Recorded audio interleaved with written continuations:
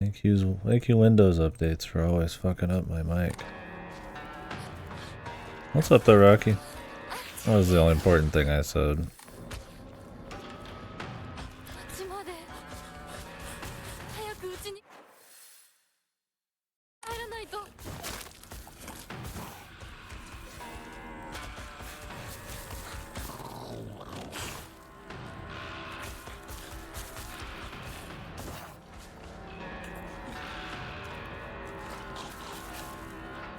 Yeah, for context, we're doing New Game Plus right now. Adds a lot of dialogue, lore you can find. It lets you access 2 more endings, which we're going to do one of and watch the other. And then after this, it'll unlock the 4th ending. I've done the UFO ending already. That's just kind of a goofy one on the side. Place runs like shit.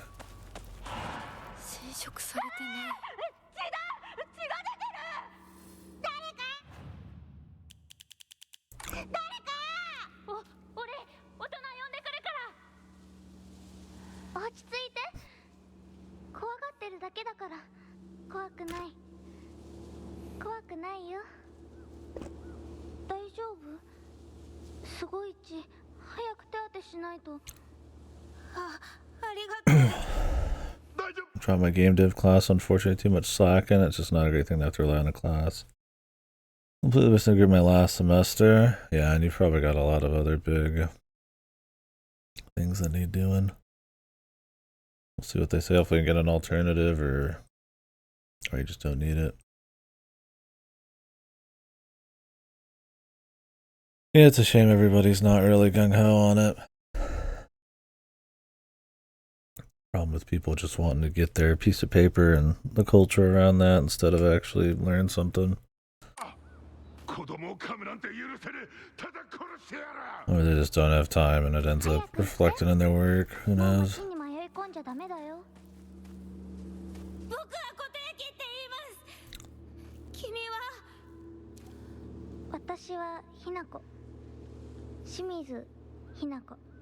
Oh, you finished Crow Country? Nice.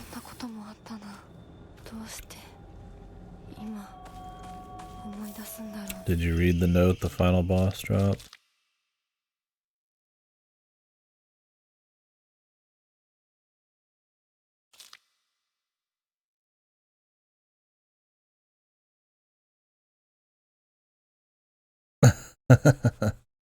It kind of contextualizes the entire story. I'd give it a Google real quick.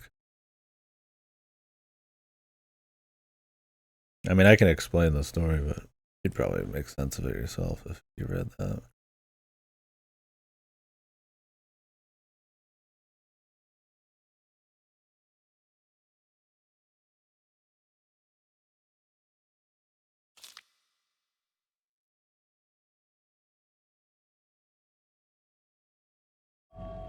The Fox Possession.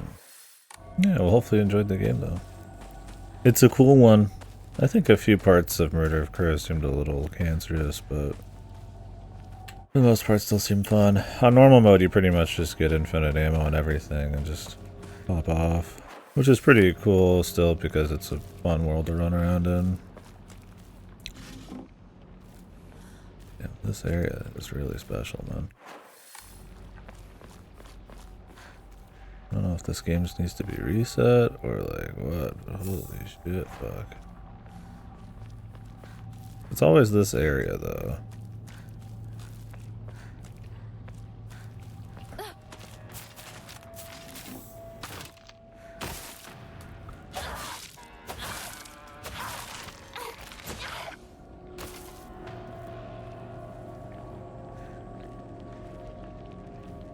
Yeah, the movement thing's all in Murder of Crows. Because of the aggression of the enemies, where they instantly start attacking you, you get hit a lot more, so you end up moving slower. It's probably a little overtuned, but it's still fun. The environmental stuff is cute. The alternate colored pickups are a little rude, but you get used to them, I guess. Man, this game, the performance is awesome in town. I think it's trying to like load parts of town and it just eats shit, dude.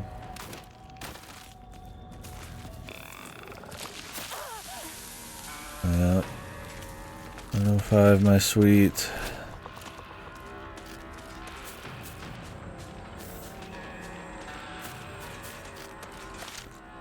Yeah, this playthrough I'm looking for any hidden shit I can get just for lore or whatever else like this. The next playthrough, I'm not sure if they'll change much. We'll see, maybe. Like I said, we'll Google the other second ending. I'm just gonna. You have to do one of the two second playthrough endings to get to the third. I don't think the New Game Plus in this is crazy good. It's not like a continuation like Nier or like a really big rework like Armored Core 6. But it's interesting enough if you pop the difficulty down. Problem is we're about to get into the non-stop combat bits. Those are a slog. We'll see how much. I mean, they won't be released to be like as annoying on this difficulty, but the combat's just not good enough for it. And we're really only in it for the story. Alright, what is this?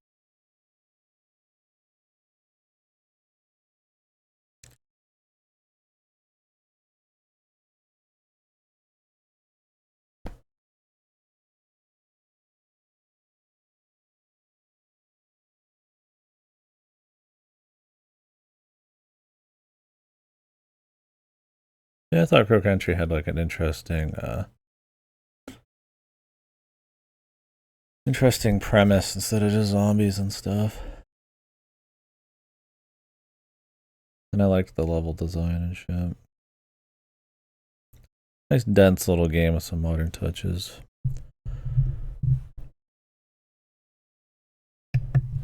Although I guess I'd probably recommend normal mode for people in the future.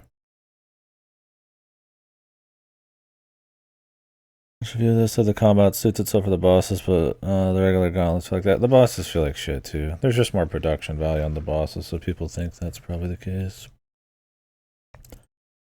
I mean, I agree that the normal enemy stuff is worse, but it's only worse because there's just so many fights. The frequency, the health pools.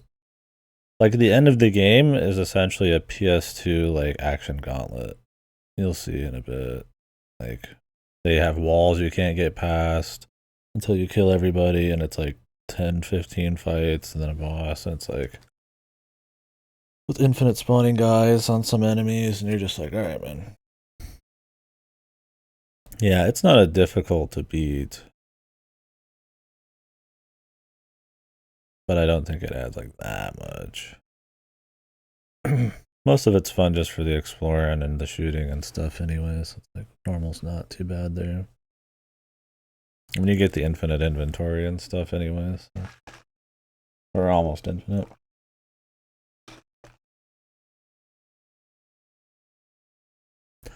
I think with Murder of Crows, they just tried jacking it up a bit because they had criticisms that normal was too easy, but...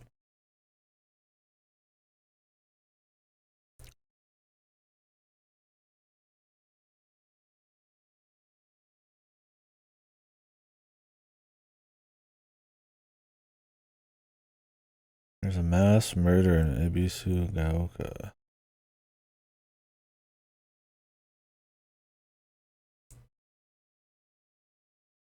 Is this just Higurashi, bro? Wasn't there a murder thing relating to the dam in Higurashi? Yeah, you pretty much always have to go for the roulette to make sure you have heals in every jar. There's a lot hidden in plain sight that, like, sometimes it's hard to catch. So I feel like if you slow down, you notice a lot more heals lying around than you'd think, but...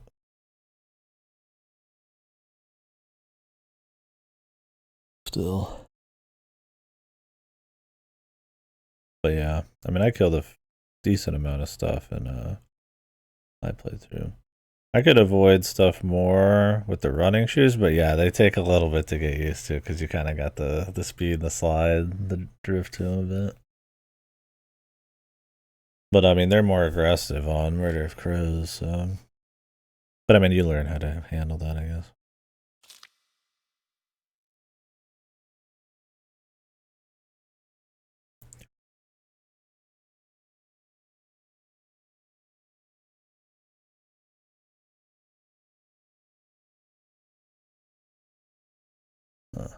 Interesting. I actually wonder, so there's been missing girls in this game on a couple news bulletins and stuff, and they kind of just treat it like some sort of like, hey, that's just what the Fox does, whatever. We did find a hut in the middle of the woods with a bunch of bodies and stuff like that. I actually wonder if anything happens with her related to that.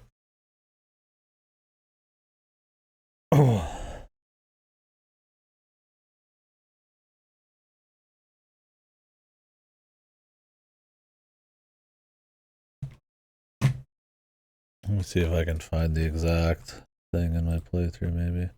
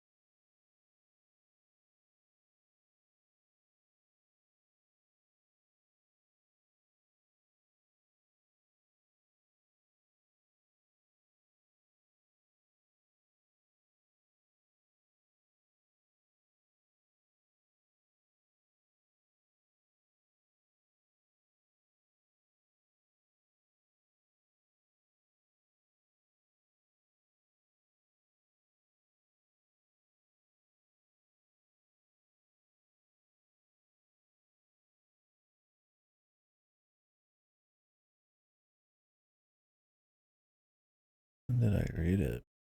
The middle of the fight? The end of the fight?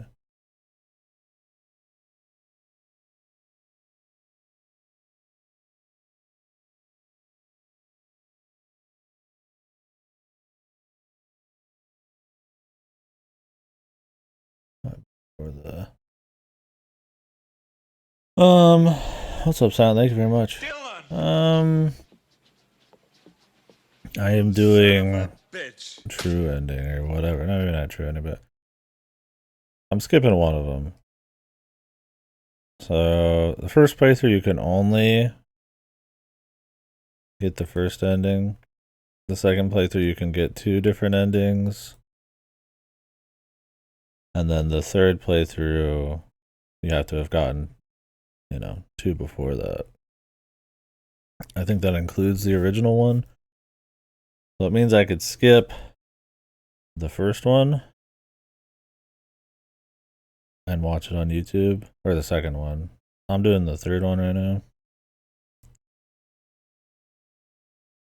And then we'll do the fourth one after this. At least that's what I've gathered. So.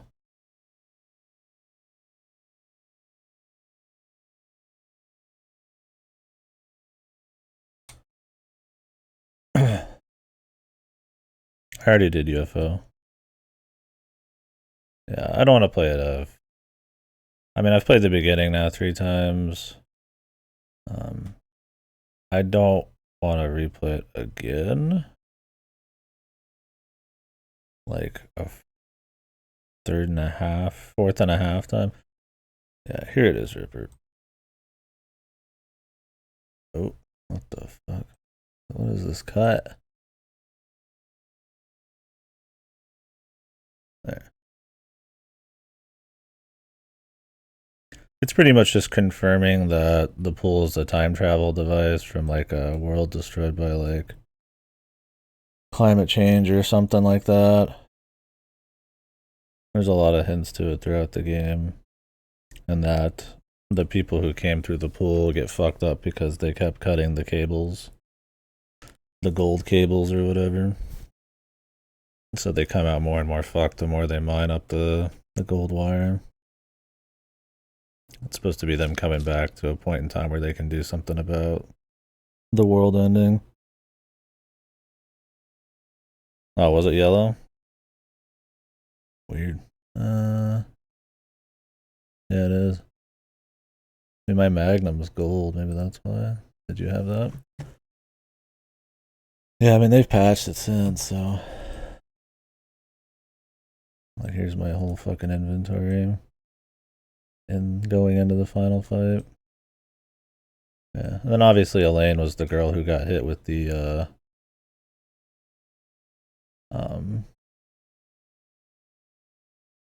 what's the girl who got hit by one of the first time traveler dudes? Just pretending to be a cop. Because her fucking, the hair dye washes out and all that shit at the end.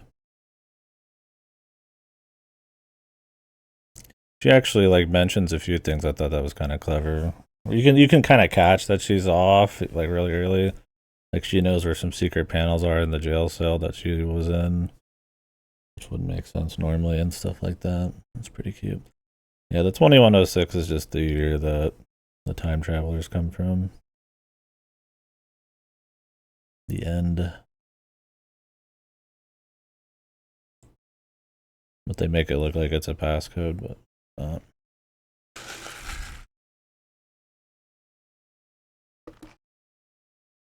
It's a cute mix up from just being and the virus is just supposed to be like germs from the future kind of thing. I don't even think it's like deadly. It just makes you like kick a sick.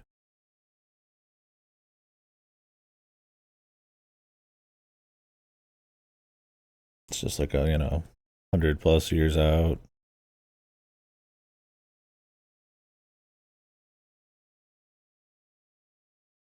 Yeah, I have the Evergreen lightsaber, but it's like it only gets better the more endings you have. So I'm using this katana right now.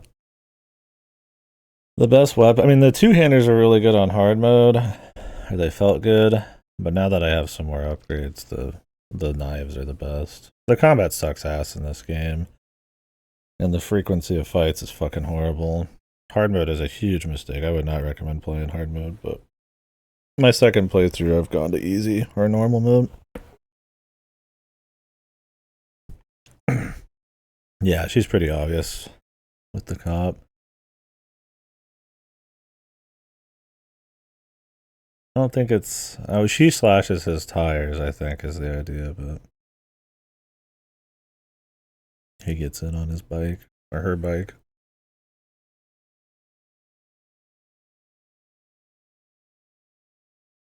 I don't know how she knew how to shoot, though. And one-handed shotgun, but we'll not think about that.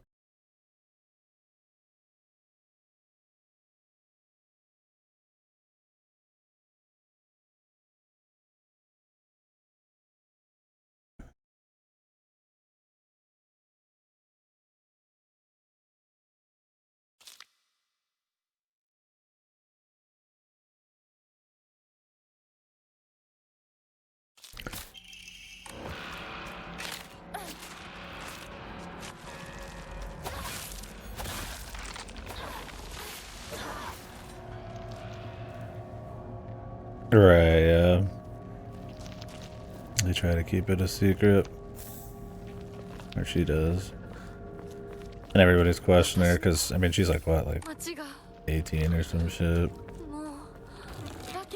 That one guy asked what kind of gun she has, and she has like no fucking idea.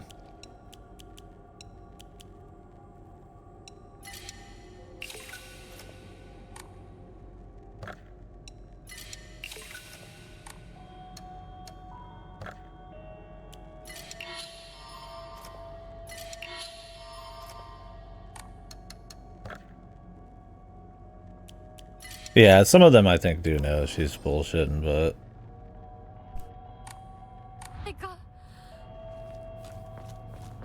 I think the big lady maybe... I don't remember if Crow's daughter would. Obviously the engineer guy knows. The dude with the...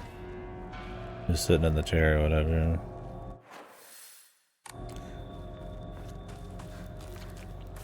All the bad guys know. The guys who work with Crow. Crow.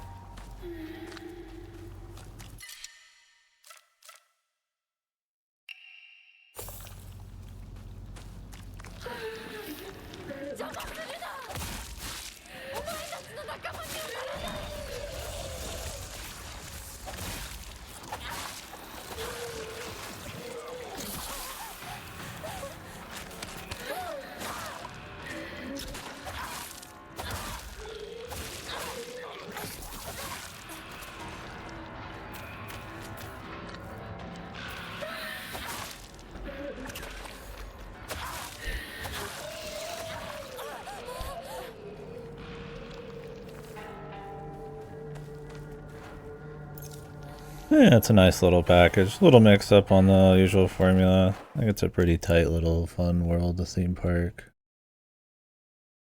It's different enough with the visual style and all that. There's so many survival horror indies nowadays, you know.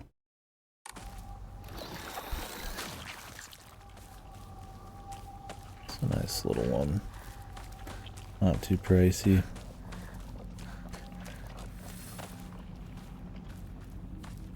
Yeah. I think the worst thing in the game is probably the fucking mushroom puzzle, though. That shit just sucks.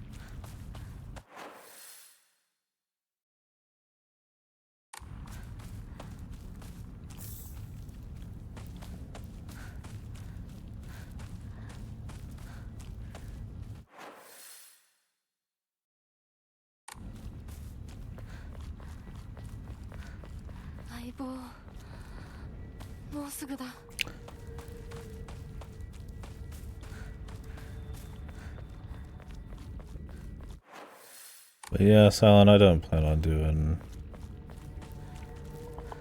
all 5 myself just to do them. Honestly, by the end of this, I'm gonna wonder if it was even worth replaying it just to get what there is in it. I don't think it's a great game, but it's got cool elements to it, and Now that I can ignore the combat a little bit more, I can at least try to piece together the mystery. I don't think it has like the atmosphere that I like in the old ones, and they thought they were really cooking with the combat, despite it being kind of just dog shit.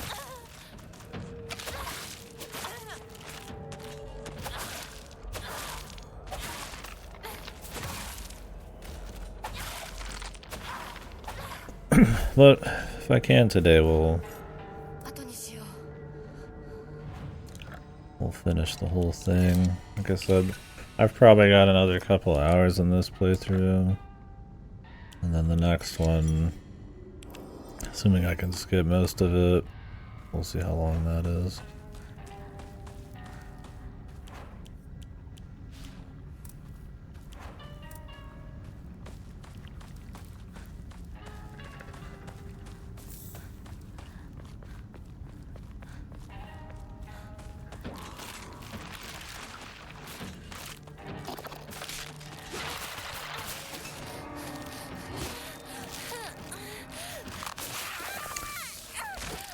These grabs take entirely too long to get in and out of.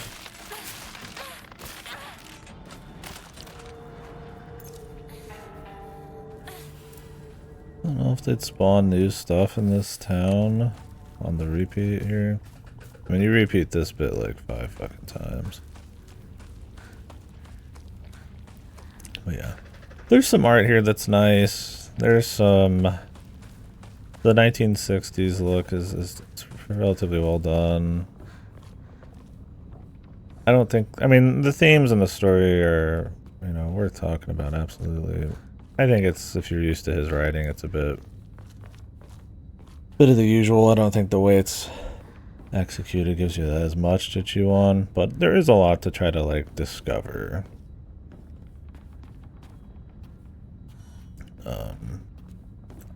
Like the details of. That's kind of what I've been interested in the most in New Game Plus. Is like figuring out the details, figuring out how actual Silent Hill like lore or like some kind of more malevolent force has to do with everything. Stuff like that. So that's been kind of cute to play around with.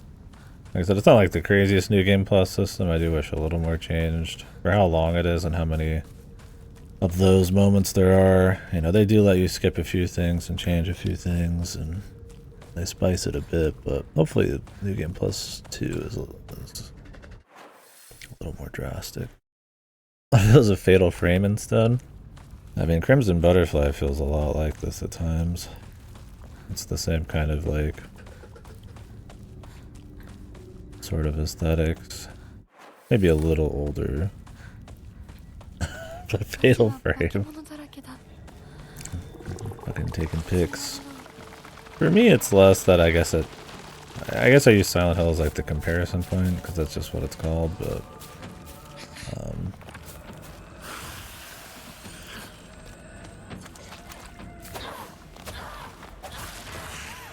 it's more that I don't know if the atmosphere really just does anything for me. It's like fine, but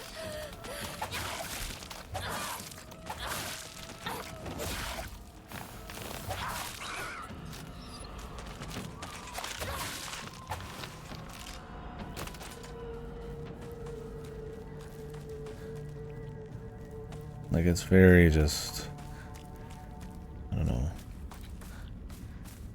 Maybe I've just played too many games with these settings or something. There's a blandness to it. I don't want to say bland, but I don't know. There's just something that doesn't just like grab me. I definitely feel like the music being a little bit more kind of ignorable at times doesn't help. I don't know. Like I said, I'm probably enjoying the New Game Plus run through a bit more than I enjoyed like the back half of the first playthrough.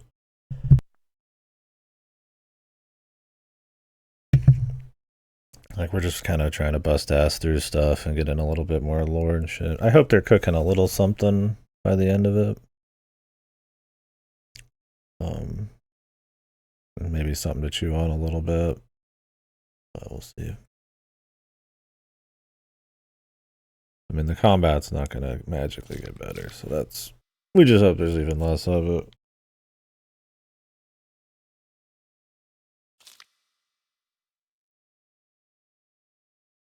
I mean, Rikishio-san's not a bad writer. This isn't his usual wheelhouse. I think if you're not used to some of his usual stuff, some of this probably comes out a little more fresh. And I do wonder if they're going to make her, like, completely sympathetic, or if they're going to throw a little something in there, because she does go on, like, the murder rampage. Like I said, hopefully you can kind of... I mean, Rikishi usually likes the blunt force, hyper, in-your-face kind of, like, descriptions of stuff, but I'm kind of curious how they'll handle, like... I don't know, we just gotta see other endings. Right now I'm most interested in piecing together the details of, like, the mystery and trying to predict where some of the endings might go. Like, I definitely sympathize with her, like, story. And I don't know who's meddling with her or what's meddling with her. Yeah. Well, I sympathize it's more in, like, the themes than really, like, the character that much. There's not, like, a connection there for me. I don't really feel a whole lot about it. It's definitely, I feel like, I mean, it hits you with those Rikishi moments where it's like a bunch of people screaming at each other and stuff, and, you know, those can get you a little pissed at certain characters, but other than just being kind of annoyed at characters, it's like, I don't know. I mean, did I really feel anything about James until, like, the end? I guess not, but like I said, there's, like, an atmosphere, a dreaminess, a surrealism that kind of is what gets you interested for a long time. And last scenes where he talks, but when he does, it's kind of like, just kind of wonder what's going on, I guess. Unless they talk a lot more, and you are trying to wonder the details of what's going on, but the gist feels a bit more knowable.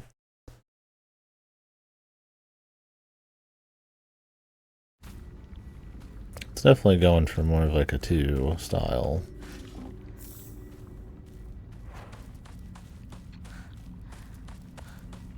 Or it's a lot more like psychological and symbolic and stuff. I don't know. We'll see by the end. I'm just trying to kind of say what I'm feeling right now, just to just fill the airwaves and discuss it a bit. I don't dislike the game, for the record. I don't think it, you know, is godly either. I think it's got some problems, and I don't know if the strengths really are going to be enough to carry it, right? I mean, I've played some games I think are shit that in some ways that still own their strength so well that it's fine, but I don't know if this is that one, man. I just don't think the strengths of this have been, like, strong enough, really, so far.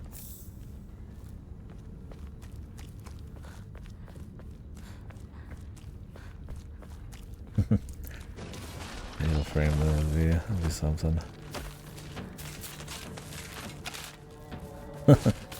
I mean, I guess you would, if you compared this, if you were thinking of it as like as a comparison points, like, you know, to the general rest of the quality, maybe you'd look on this more favorably. But the thing is, like, Silent Hill has worse games than Fatal Frame by a lot, but it also has better games. Like, Fatal Frame 2 is supposed to be the high point, and I thought that one was good. I enjoyed it. But, I haven't played the others. Klitsu, do you remember in Higurashi, was there a mass murder that was related to the dam in that?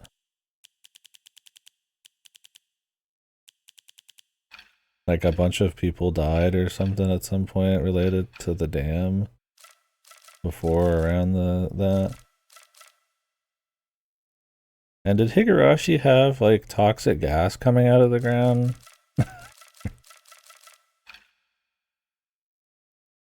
Okay, he's doing that again. Those are like plot points in the lore in this. I was like, is this just a cheeky reference? Or like, is he actually playing the hits, dude? I just read something about murders related to the dam that was built in this town. This is like an old mining town that they made a dam in. Yeah, the bog wire. That's what I thought when we were joking about it. And they talk about underneath the earth is some kind of malevolent force that the gods essentially are fighting, maybe, and people are changing their. They have a mixed mash of faith and all that stuff, and it's probably some kind of Silent Hill thing. And it's supposed to be like toxic gas that comes out of the ground and is starting to fuck with people and messes with them and stuff. And I'm like, I mean, they haven't like said it outright, but I'm like, he's really playing the hits, brother. like, like, brother, this is like, is he like winking at us if you played his shit? Like some of these notes, they just fucking. I'm like, I could have swore to God this is like a Higurashi plot point, beat for beat, man. But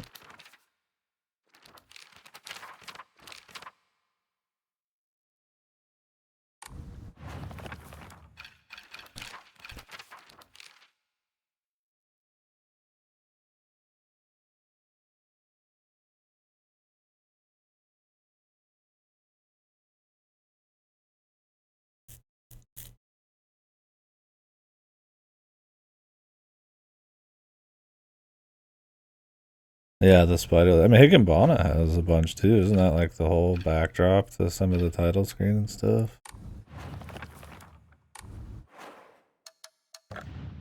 I mean, I could see why they would pick spider lilies because they fuse them with gore usually.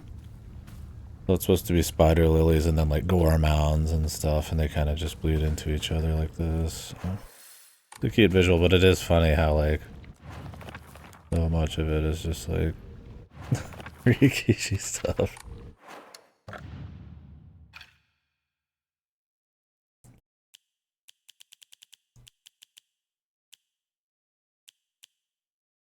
I wish I could see these in order. I want to read the one about the dam and all that stuff.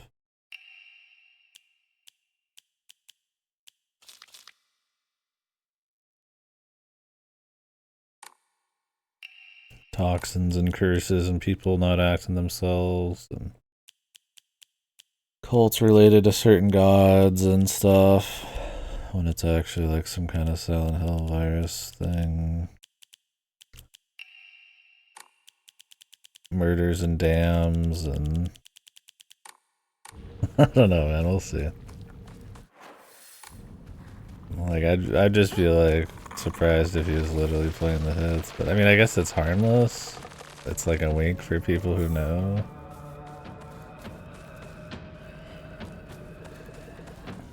But it does help from keep it feeling like at times terribly fresh.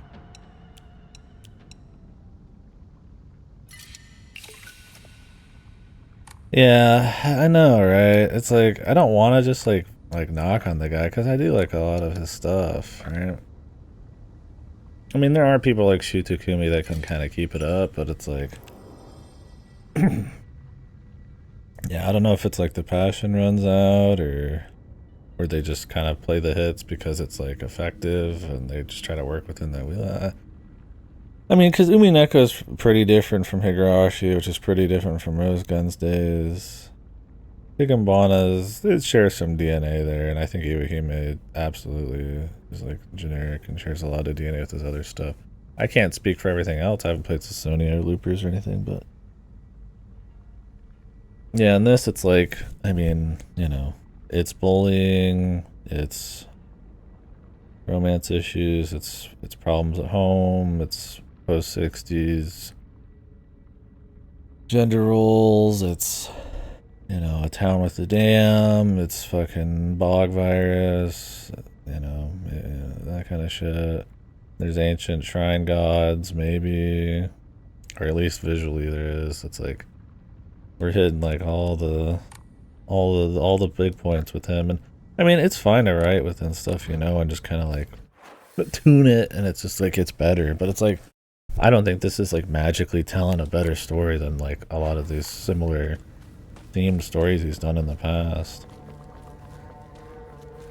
You know, I think a lot of people are going to get a lot more out of this story than me because of like that lack of exposure, which is not a problem.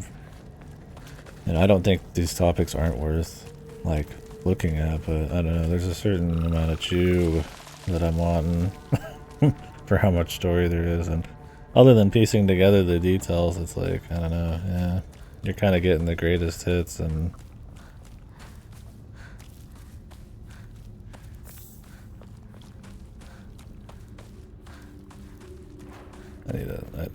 I want to keep like exploring to find any hidden lore, but man, I really need to stop picking up shit, bandages I don't need.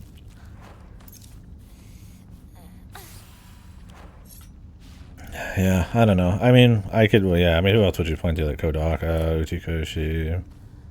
Kodaka absolutely does a lot of the same shit. I mean, Uchikoshi's...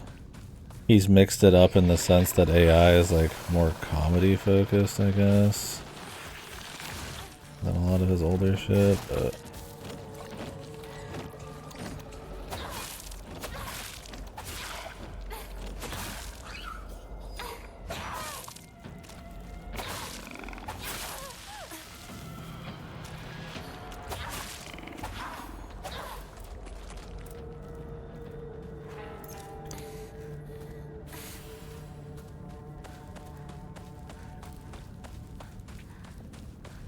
And I mean, I get it, you know, it's like, people will be like, oh, the first, you know, albums from a band are their best sometimes, and maybe they just lose the passion, or maybe you just get used to their style, or...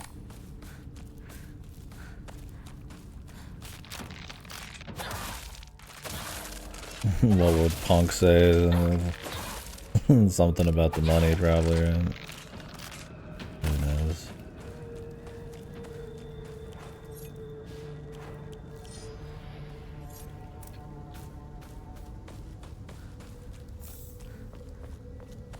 Not to say Ryukishi's like washed, but I mean, his early shit's absolutely like stronger. I think this is like competently written for sure. I mean, it's interesting enough I'm even doing New Game Plus despite the shitty gameplay.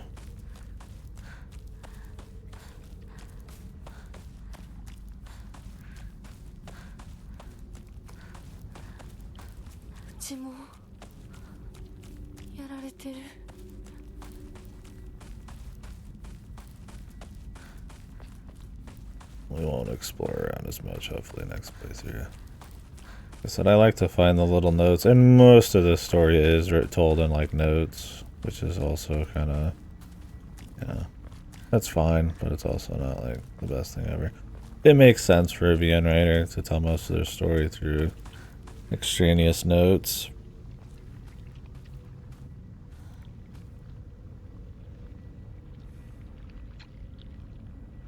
So...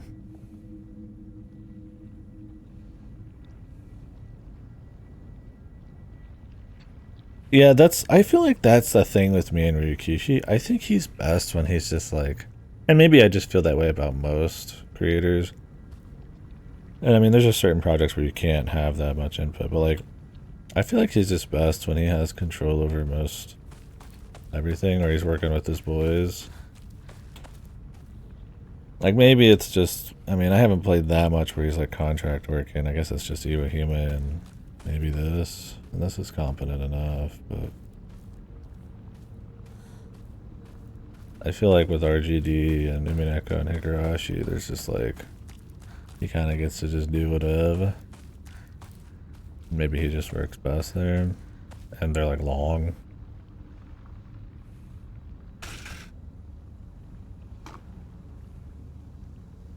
Yeah, I mean, you'd have to imagine that Konami's not giving him like free reign. I mean, they have to set up the acting for everything. They have to set up the scenarios and the cutscenes, and you can't just go back to the drawing board and redo it all, right? There's a lot of budget in this kind of deal, so I mean, there's probably maybe tried and true things he kind of sticks to at the start and doesn't do anything too wild, but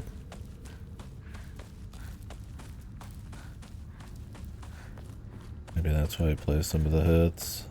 Who knows? Like I said, it's not a bad story. It's just, I guess, figuring out the mystery is fun because it is told through so many like little lore pieces and what all the symbolism stands for. I think 90% of it's pretty in your face unless he's got something to surprise us with. But I just don't feel like anything like deeper than that, which is a shame. And I feel like it's not even his fault, essentially. I mean, the Yamaoka music ain't doing anything for me in this one. I think the other world's really boring. The dungeons are pretty lame. Like, the town looks nice. It's like a, you know, it's not spooky. They don't try to do anything creative, but I mean, it looks nice. But it's not, like, evocative. So it's like, I mean, maybe that's a lot of it, right? It is a game. It's more than just the words on the screen.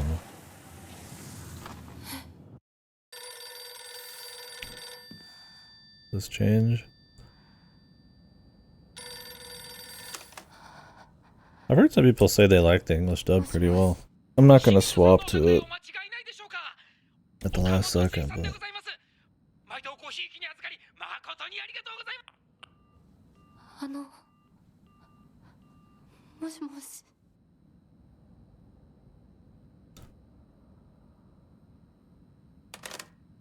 Yeah, I don't want to be like a Giga Downer where it's like, oh, when people work for too long, they've been working for a long time, maybe the soul disappears or something. I don't want to be like that. Like, you know, all people's first works are the best, but I mean, there is probably a little something to that. Yuffie? Yeah, that's what I heard.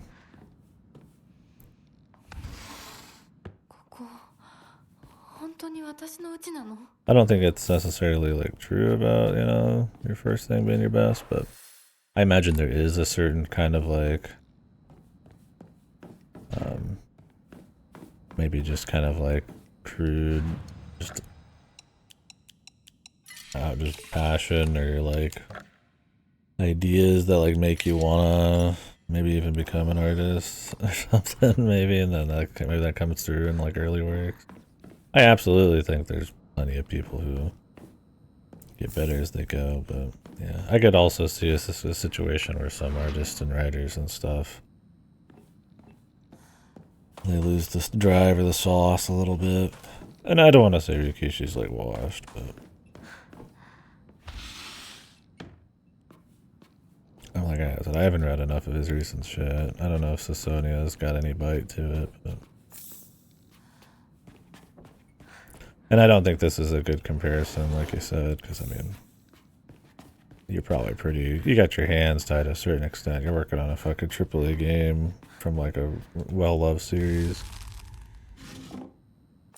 I'm surprised they even let him do a fucking New Game Plus thing. That feels like something he would push. I mean, I guess there are Silent Hills where New Game Plus has exclusive endings, but that this is like a 3+ thing to even get the full story is a little ballsy.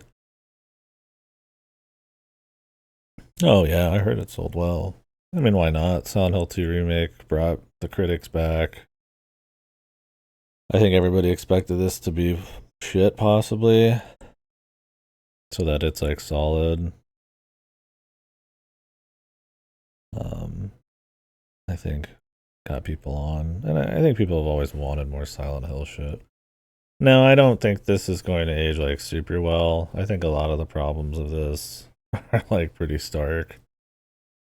But I mean, it's better than most of the Western ones. Maybe all of them. But it's not. I mean, like, there's a huge power gap between like 1 through 4 in the Western ones. And this is like somewhere in between that, I'd say. Maybe closer to 4, but 4 at least felt a little... He was trying to do a little something. It was just also had kind of shitty gameplay. No, it's not. I mean, so this is what's different in New Game Plus. These are new notes you'll just find lying around, and they tend to reveal a little bit more specific things about the story. You can access different endings, so I can collect certain key items in the story, like your father's knife, and put those in Jizo shrines.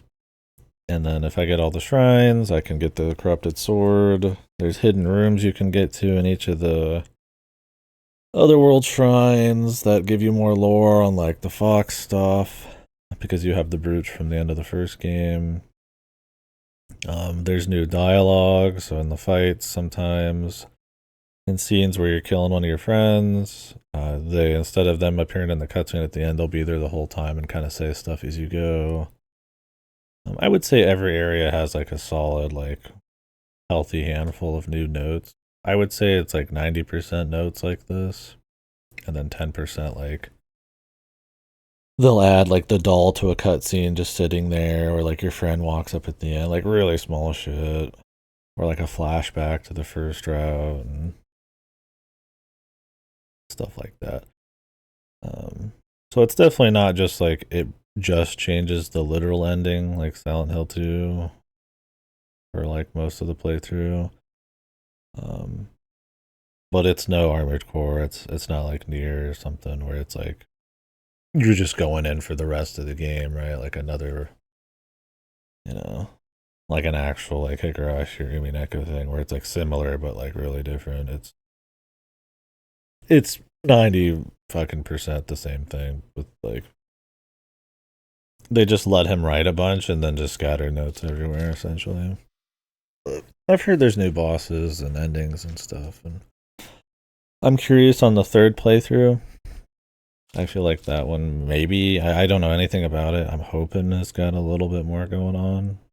Like this is maybe you getting the answers, and then maybe the third playthrough's doing something about it. I don't know.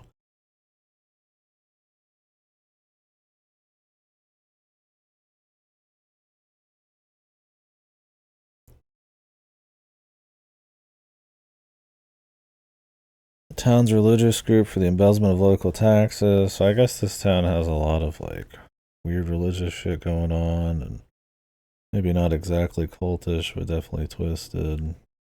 None of this is in the story, right? Like maybe the arranged marriage being like some kind of cult ritual is on the table and not just some like economic thing for her dad. Like something to placate like gods or some kind of Silent Hill thing. um,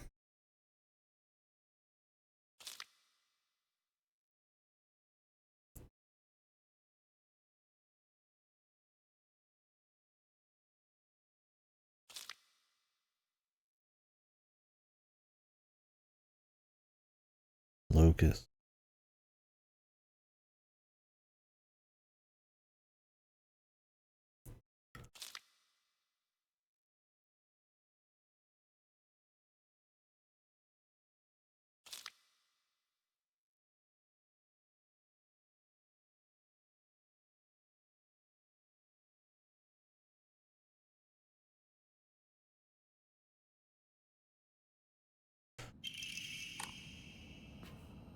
So yeah. I put answer arcs because I thought it would be funny, but it's not like those. I kind of wish it was more like that, where it's like, hey, do you remember what happened here? And then it just starts getting a little different, maybe a little weird. Oh, they changed the puzzle on me. Interesting.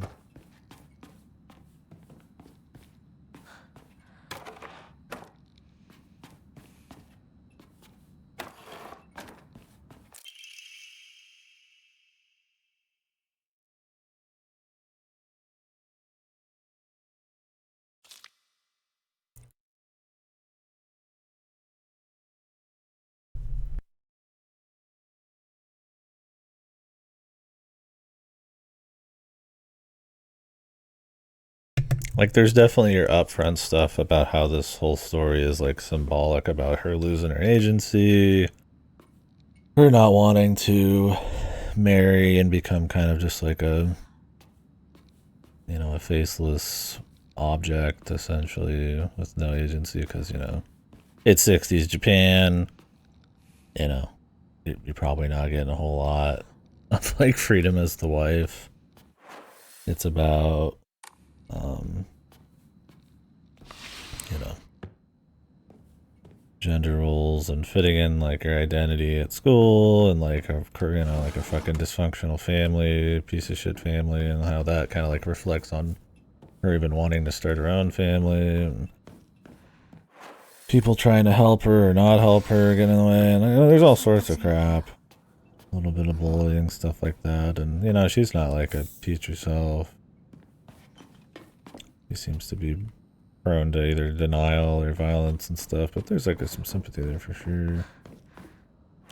But I mean, the bigger questions are just kind of like,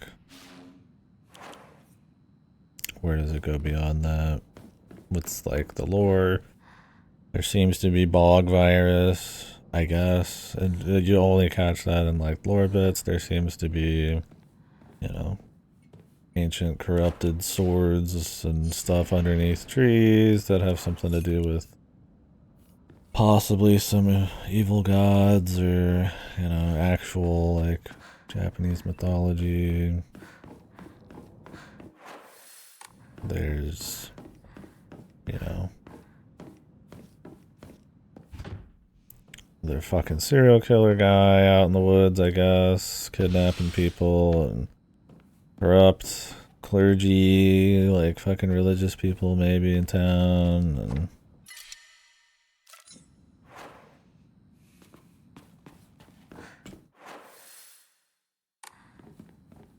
all sorts of stuff like that, but you know, who's to say, I guess. What's all actually happening? A lot of that I don't think is ever gonna get touched either.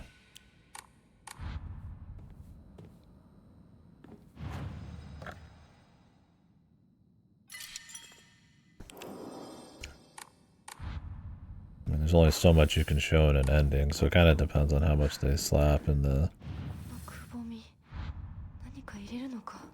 larger parts.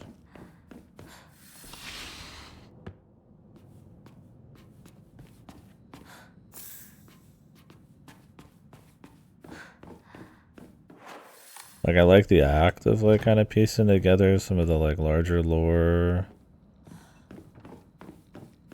Tell that to Kuchiwa. Yeah, maybe this is actually gonna have a sicko, like, 5 to 6 hour long ending. With, you know, playable walking sim moments. But it's cool to kind of like piece a little bit of that together. Mostly like the larger stuff, like, you know, they're talking about the arranged marriage and like history having something to do with like people who have divine god blood, you know, that's kind of like an Iwahime thing. Or there's like a seal on the thing that's like underneath the tree, which sounds like maybe it's a seal to some kind of like Silent Hill being, right?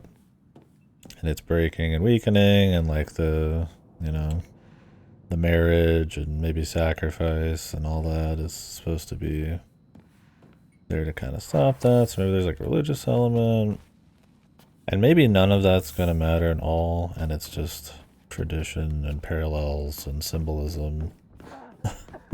It's like completely separate.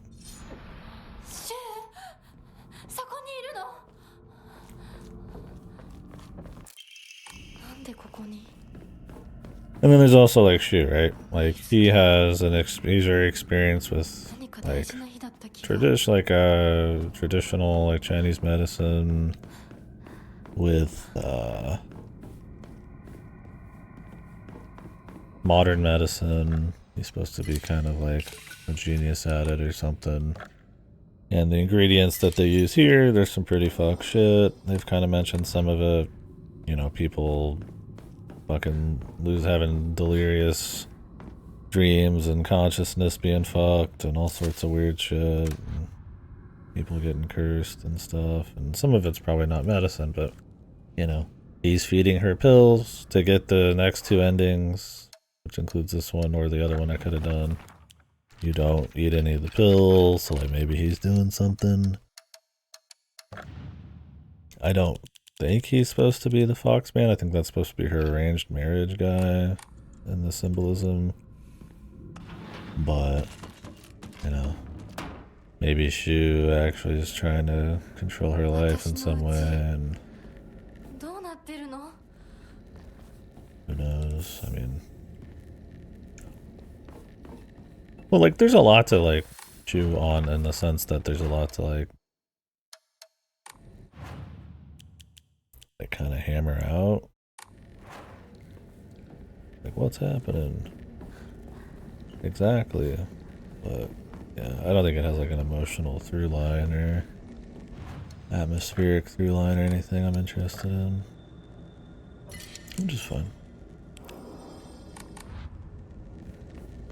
Some of it's also cope. Like, will any of that actually matter or be interesting?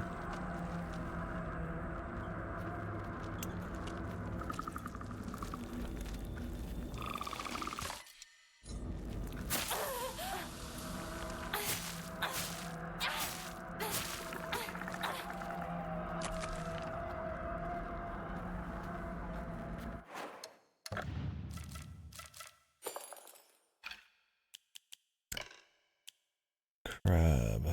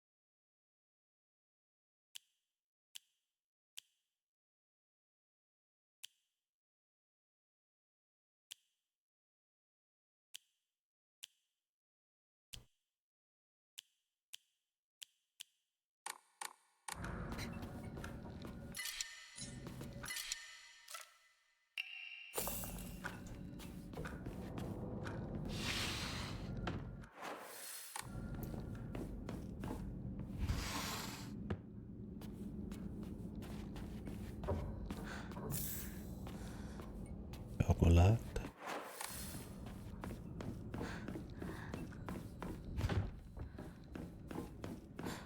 Yeah, this section has a lot of rooms and I want to check them all because it's her house, so you're probably going to get a lot of hidden information, I would imagine.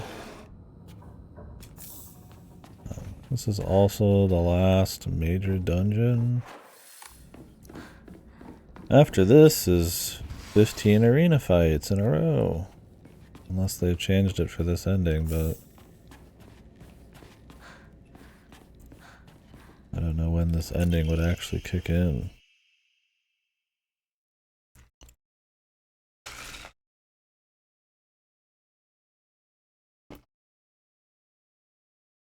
Washing machine flyer.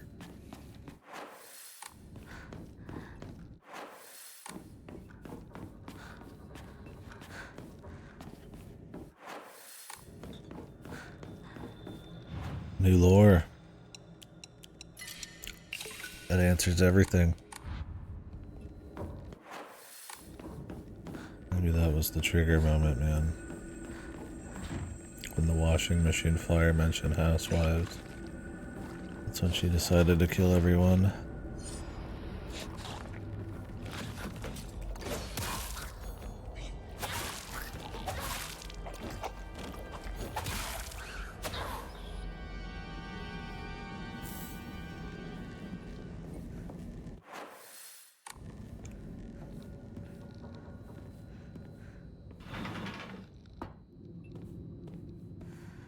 I have something on right now that when I'm focusing, it doesn't remove their ability. And the thing is with this weapon, the focus just stays on and auto blocks. And I do more damage when I have high durability. This weapon also like heals its own durability back. So this actually is refreshingly has a pretty OP combo with the perks. I think a lot of the perks don't feel impactful or even noticeable in like any way, but with the right setup, a few of them can be comboed to be pretty cool, it seems like.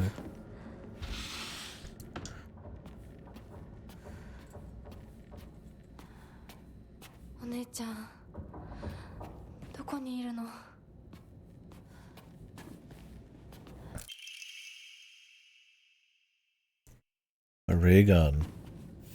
Yeah, I want a fucking ray gun too, bro.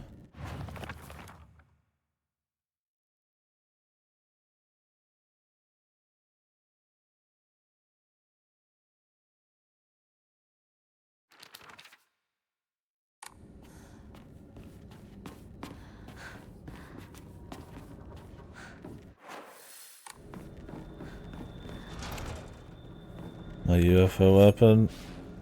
This is the best I got. I got like a little micro penis weapon.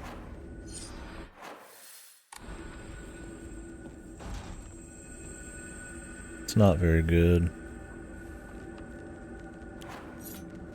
I mean, you can power it up to make it like red, and then I think there's some kind of like something that you can do after that even. But it's so small, I don't. And you have to repair it, that I don't really fuck with it. Oh yeah, I don't know about that.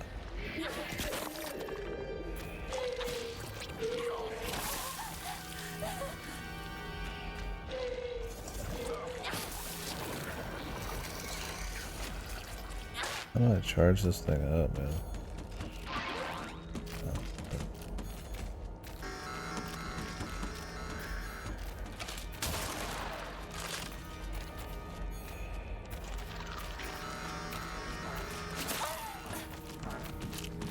Oh, yeah.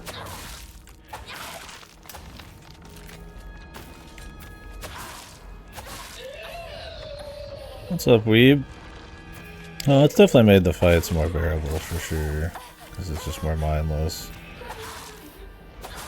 We're getting into the worst parts though, where it's just constant fighting. I mean, the combat's still shit. I mean, that's never gonna change. I just hopefully don't have to think about it more. I don't know who the genius was that thought this game needed wall bounces, but...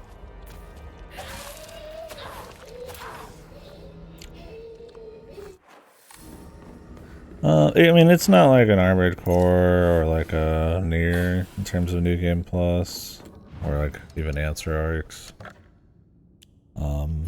But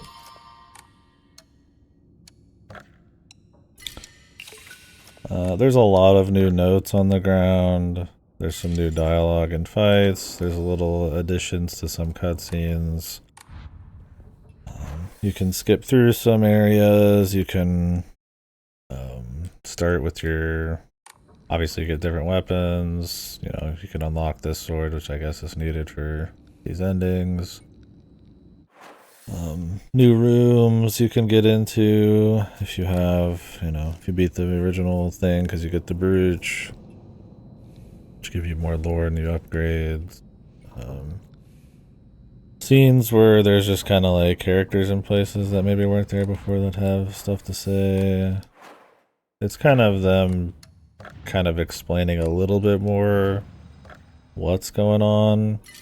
Less exactly what's happened with her, and more that the possibilities of like some kind of external supernatural force. Him copying Higurashi nonstop. We've got the dam with the murders. We've got bog syndrome, toxic gas coming out of the ground. We've got all the hits, baby. Everybody's here. We'll see how that all pans out.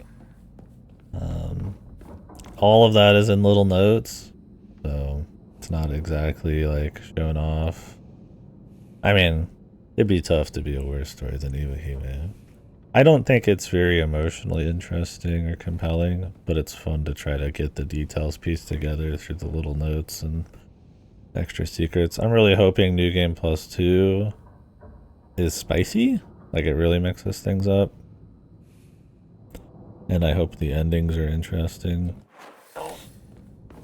Because while it's kind of fun to just mindlessly run through the game, there's a lot of game out there.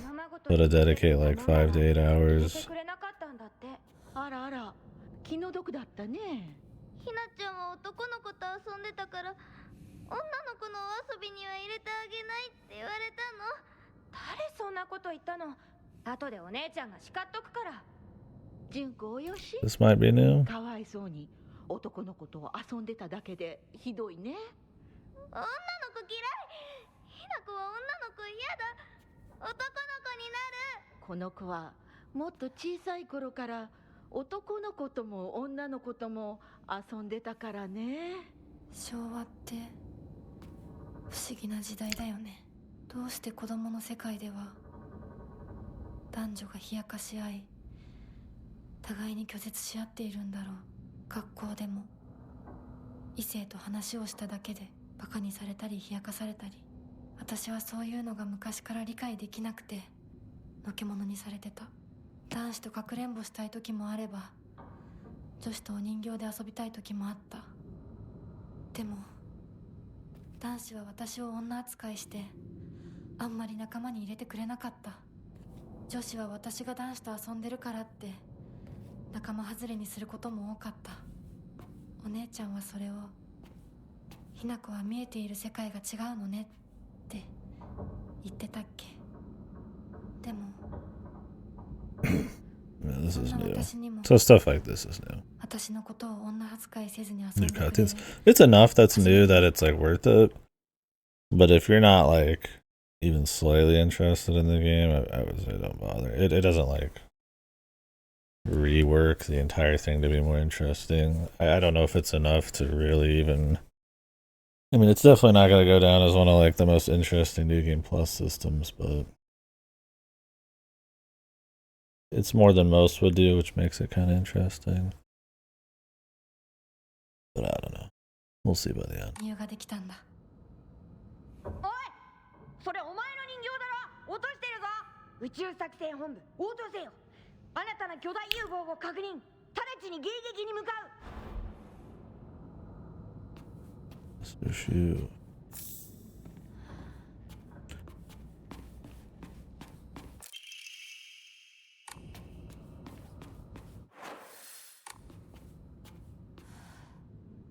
You never know. I mean, Iwahime was once again like just a boringly competent kind of story. It felt like just, you know, he knows how to write enough to like do a story for hire, and just kind of he threw in a couple. I feel like the only scenes that felt like he had any passion in were the ones where people were getting ripped apart or tortured, which was kind of fucked. Otherwise, it was just kind of like, you know, it just kind of existed. 昔これで遊んでた。 Yeah, well, I mean, when I say competent, I mean like it's not like incomprehensibly falling at like this apart at the seams. Like it clearly introduces these chicks. There's a romance. It's not good. It's not interesting, but like it's there. There's like a reason everything's happening. It's like, you know, the ancient curse. They solved the curse. Everybody's hunky dory. I guess maybe competent's not the right word. I mean, I've just played a lot of dog shit that barely is even like I'm not asking myself during Iwahime, like, what the fuck is going, like, what does the writer think? And this is like nonsensical, right?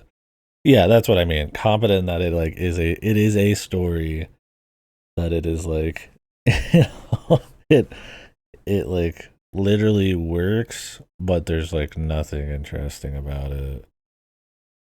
There's, you know, well, I mean, I would say there's nothing interesting about it. That's overkill. But, you know, it doesn't have any bite, any soul. doesn't really like, you know, flesh out the characters or hit you with anything super great. It's just like it is a story you can follow that isn't mind-numbingly boring, but it is like, you know, bland serial for the most part. Like I said, it feels like contract work, right? It has big epic moments that they solve everything and they feel like very by the numbers, right? Like it feels like a story that like if you don't read a lot or it's like your first fucking story ever, like it's a Boss Baby thing, like it would be impressive maybe because it does have just like your typical beats. But like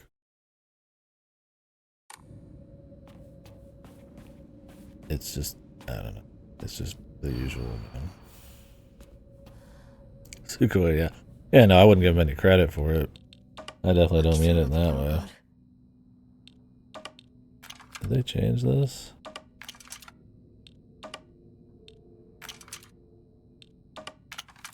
They must have.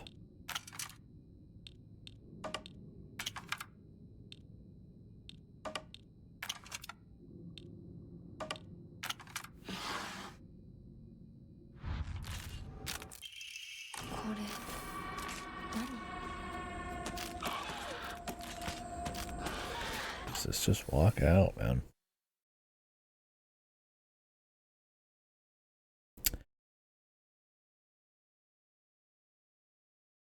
Right, yeah. I definitely think he works best when he's just kind of. I mean, that probably goes for a lot of people, but not all people. But when he can just kind of be let off the chain and just kind of go at it.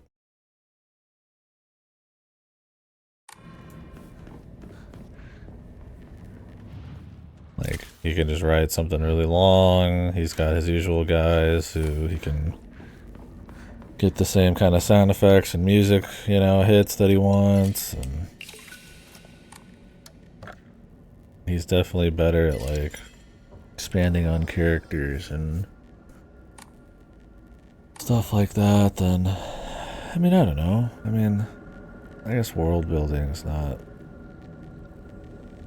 super interested with them. I don't know. I mean, Higurashi, I guess, has some world building. I mean, he sometimes has like novel ideas. Like Higurashi and Umineko are pretty unique in what they're trying to do. Right? I would say RGD is one of his most like traditional like kinds of stories, right? But it's really good until it's not. Like I said, RGD feels more just like some fucking HBO show or something, right? That kind of style. Where it's like a good written world with like tight thriller stuff. And so it's like, I don't know. It's like, you know, I'll say like, hey, Ryukishi's good at this, but then like he does RGD, which feels like, you know, very different in some ways from like Umineko and Higurashi. I mean, it's still very character focused, but I mean, VNs tend to just be anyways. Because of the like more stage play style to them, right? There's not a whole like a lot of third person narrative and all that stuff. It's gonna be him, yeah. They showed the fox mask without his mask just ever so slightly once, man. It was totally Leo. The white hair was just, it's a wig.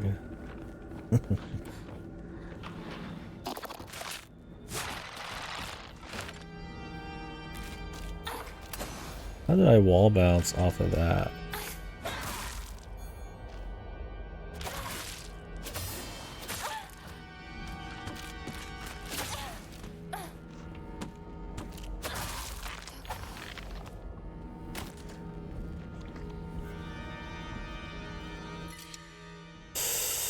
It was post-war. He was in a detainment camp for 10 years, so probably closer to 60. Wait. When the fuck did World War II? Was it 40s? Okay. Yeah, because I don't remember when the alternate timeline for that game is.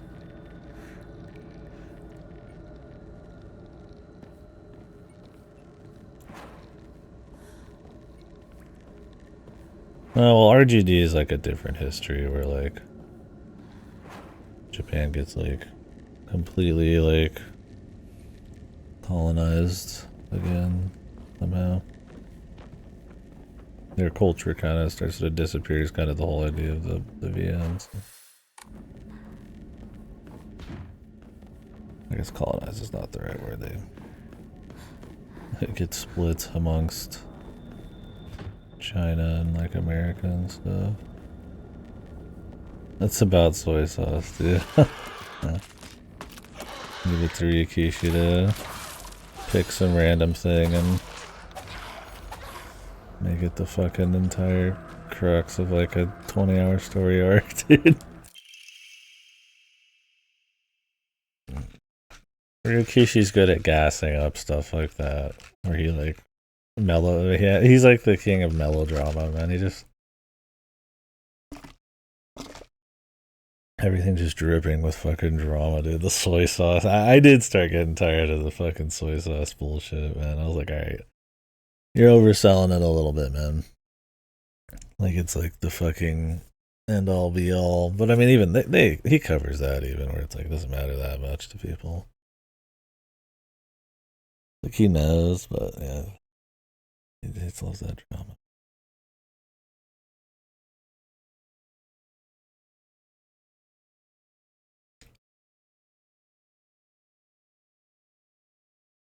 Does she have like two personalities, man? Like actually? Because she just like literally said we. これって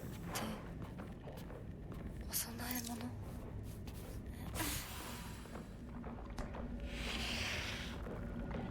I don't think that's what they're going for.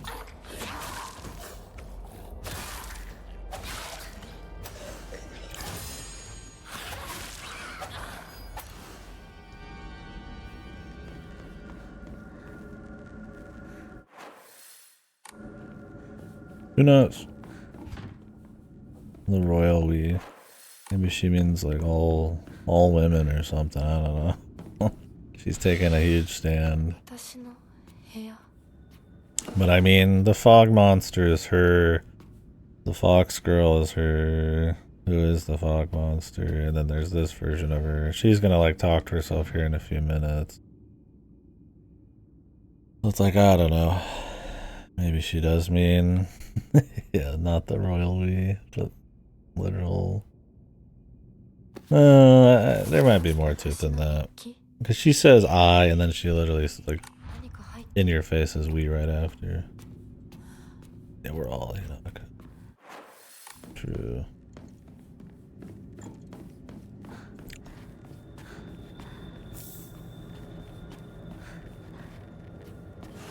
And in the story, she like kills herself. Like not unalives that style, but like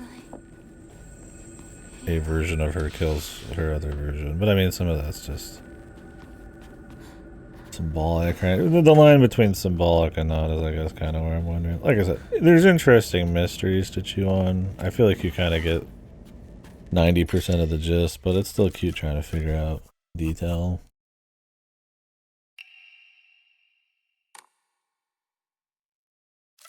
Yeah, I have too many tools.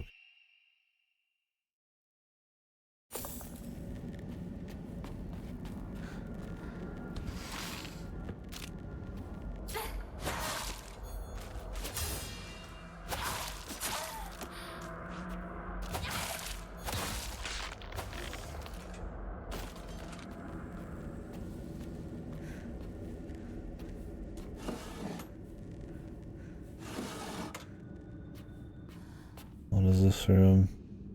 Parents' bedroom? It's the room she's supposed to make shit happen on the night of the wedding, kind of one of those types of moments, or what?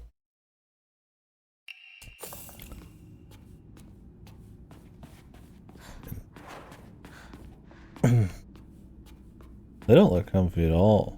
But then again, maybe they are comfy. I've slept on some, but I don't remember. It's been a long time. I mean, maybe they're better for your back, right? It's not like a fucking mattress needs to be like 20 feet off the ground. Be comfortable. Like, yeah, it's easier to get into, but it also probably like better for your joints to actually fucking have to get up and down and shit. I don't know. Maybe you just have a better back if you're sleeping on them for a long time. Like there's just enough cushion. Yeah. I mean that's the thing. It's like when do you need some actual support, right? Like I mean I could say, oh, it's better for your back, but like sleeping on fucking hardwood floor like a rock, like the best call. Like that might actually be bad for your back, right?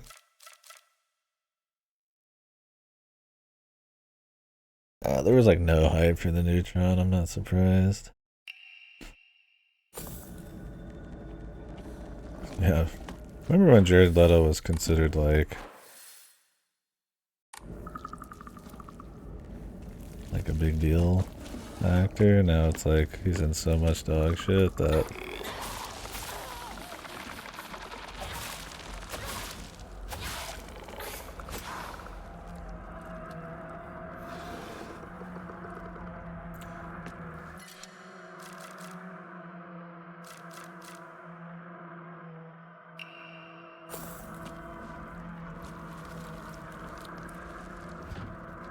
he just is like the stamp of like dog shit.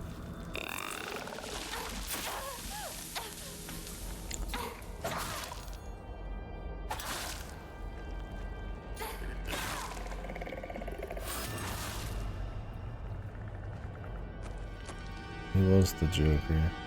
I'm the Joker, baby. Yeah, he was fine in 49 or whatever. Yeah, Blade Runner. He was just like the evil corporate overlord guy, kind of.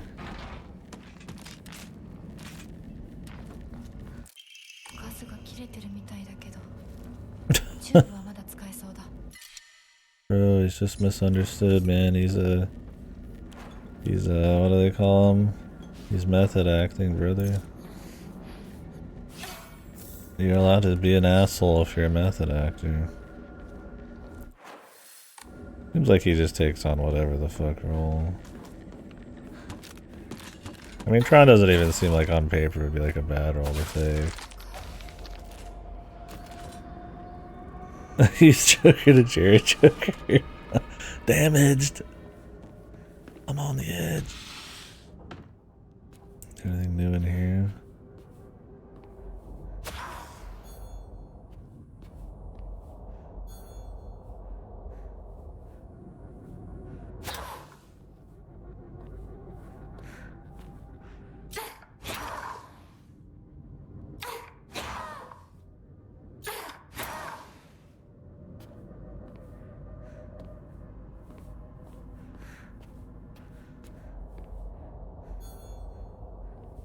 A few rooms where there's like anything different going on.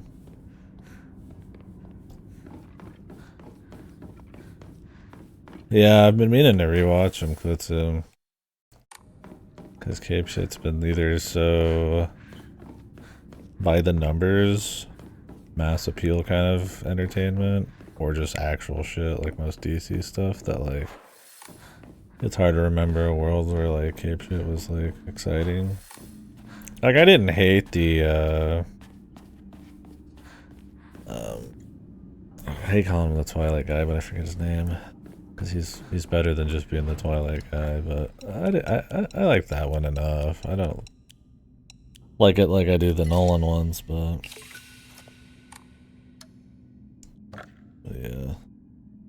yeah, Robert Pattinson. I mean, it's definitely dipping weeb. I mean, this has not been a great arc for Marvel stuff and DC. I mean, I think Superman did alright. Thing is, there's such a huge machine behind it and so much advertising and money that, like, if people don't care to dig any deeper and check out other stuff, I mean, you're still gonna get probably a lot of people to come in for him. It's gonna take a lot longer for it to croak, but yeah, I mean, I didn't watch it. I'm not interested really. More James Gunn stuff. He's fine, but I just don't care, man. I don't know. I think you need alternatives, right? I think the big thing that would like hurt them is at this point not other movies, it's probably just other media, right? Like more people going to TV or video games or watching like streams and shit. I mean, that's why, you know, theaters in Hollywood are supposed to be hurting a little bit more than usual. I mean, they obviously still make a shitload of money, but I don't know. I mean, I guess if people really stopped getting interested in those types of movies, you'd think new types of movies would come out, but I feel like we live in different times. Like during the old Roadshow Epics days, it's like those would be like big budget and everybody would go see them, and then they just kind of ran those into the ground. And then it kind of like, there's more of an upset, and then you got more like auteurs and spicy stuff coming out after that in Hollywood. I don't know. I feel like the machine is so big nowadays that you can almost like force a hit with just raw advertising and like a more calculated approach to movie making. It's like a Sony game, right? It's like, you know, would you say a lot of your like big Sony games feel like these really like soulful things that are pushing the genre? Not, or the mediums, like not exactly, but they are like calculated to be at least like considered just a good. Just the amount of money and like the kinds of talent, the people you get in there. It's like, and I feel like that's kind of like your Marvel movies and shit. Like they're just like entertaining, but like they feel like they have like no cultural bite to them at all. It's just like comfort food stuff, and it's like the machine's so big and like you can advertise so much, you can put it into 10,000 other mixed media that like it has to be like a massively shit movie, I feel like, to truly fail. And I do think that like your Marvel shit has kind of dipped into being more ass, but they're not like probably that fucked, right? Where it's like people just literally having their walkout of the fucking movie theater moment yet. And studios pivot, right? Because I mean, studios aren't about taking chances until they have to. It's the same with games. But with games, you have a like a competitive indie market. With movies, you absolutely have indie movies and stuff. And I mean, I'm not like as jacked into the industry as I am with games, so it's like maybe I don't see a lot of that, but you know, things like Silk Song can be advertised, something made by 3 people, and like big, you know, and that can be a big moment for a lot of people who play games where it's like, I don't know, what's the smallest indie movie you can think of? Is A24 even considered indie? Like something smaller? Like I said, I just feel like there's more of a vice grip on control over like what you even get to really see in movies, unless you're like really into the scene.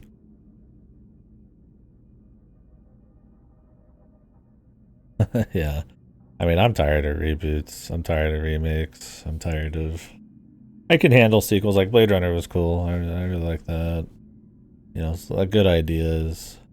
The pseudo reboots or sequels like the Jurassic Park stuff is fucking horrible, but especially when they bring back old actors. But I don't know. Who knows? We'll see whatever happens.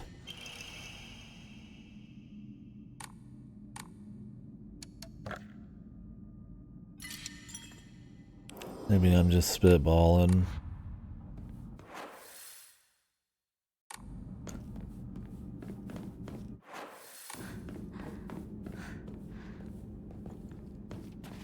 It's also not like giga cheap to go to the theaters all the time. And people can just kind of watch movies and TV at home. And I definitely think TV and streaming has probably taken a hit out of movies a bit and theater stuff. But who knows? Exactly. I'm not like that jacked in, like I said, to the industry really say anything certain. I just think there's some parallels with what you see in games and shit.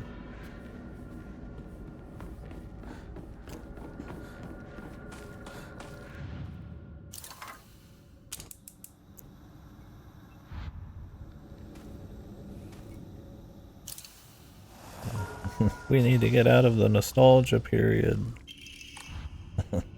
What does it? Where the games or movies are more jacked into nostalgia? It's hard to say. Yeah, streamers get more expensive and streaming services suck more. Who knows, maybe you'd see a dip back into people wanting like set things that are like well made, and you know, Hollywood might benefit from that, who knows.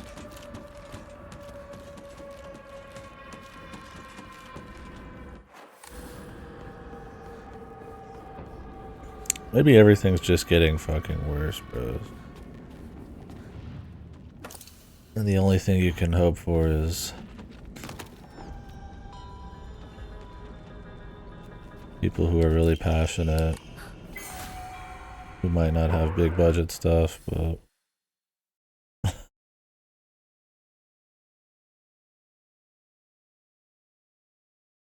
I'm missing a crust. Great.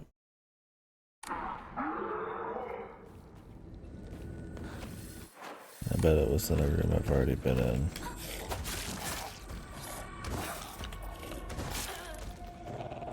My man just spamming the same attack over and over. We love to see it.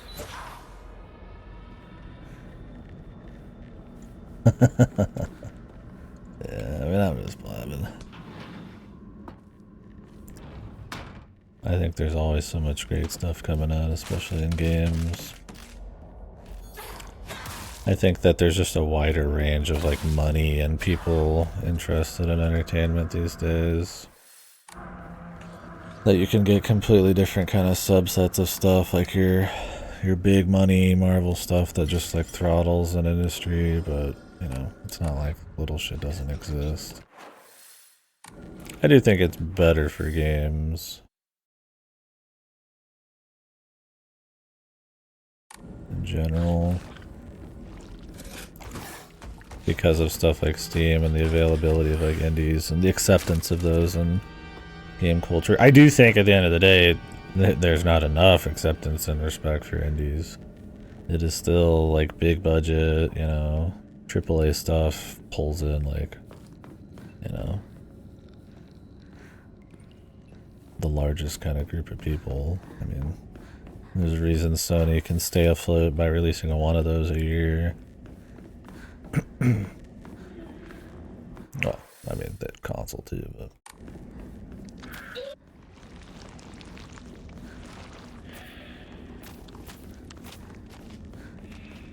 I want a world where even the average Joe wants to play really passionate video games.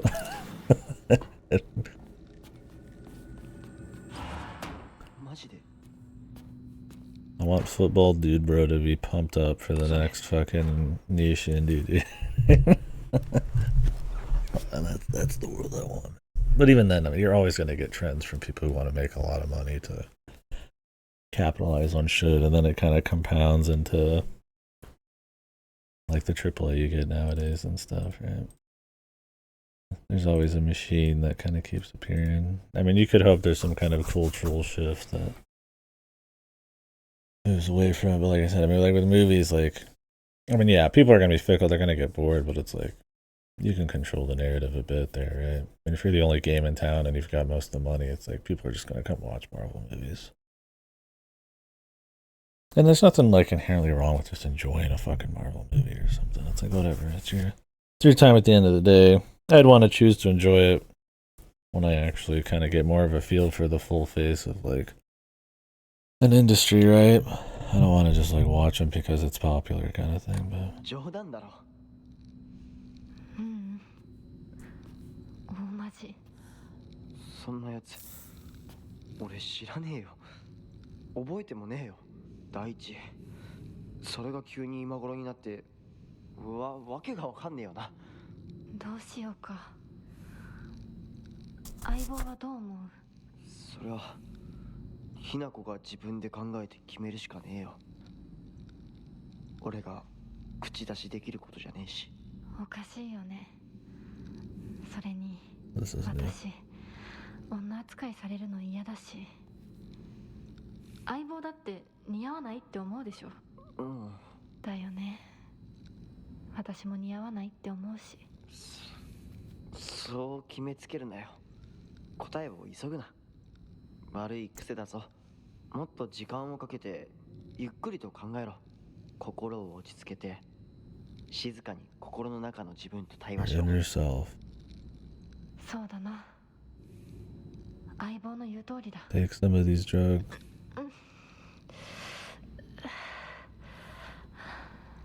大丈夫か？また頭痛か？お前は悩み込むとすぐ頭痛に出るな。我慢せずに薬飲めよ。ひどくなってからじゃ遅いんだからな。買ったやつ全然効かないんだ。そうか。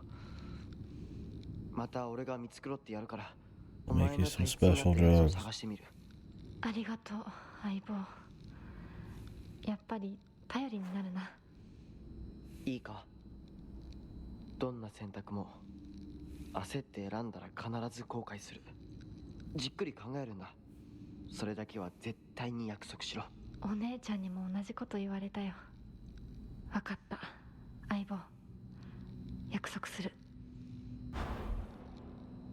Alright.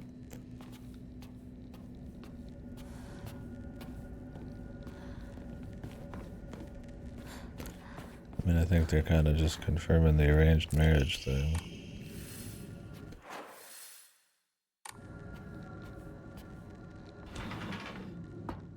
Her indecision, his thoughts a little bit on it when he starts giving her the drugs.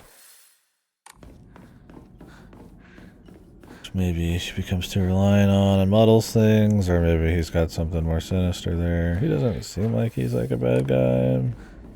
But I mean, hey, maybe they got something for you to chew on. Maybe it's, you know, toxic positivity or some shit. Or he's helping, but it's like a, it does the opposite kind of thing.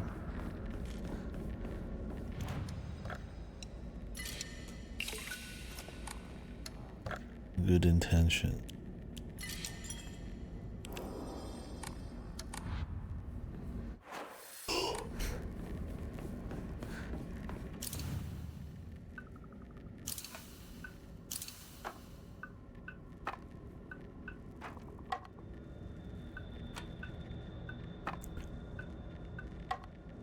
Did they change this on me, bro?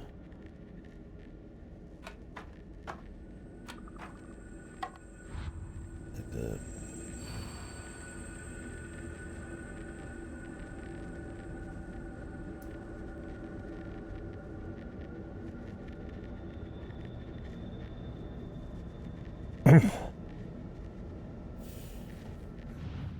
Wait,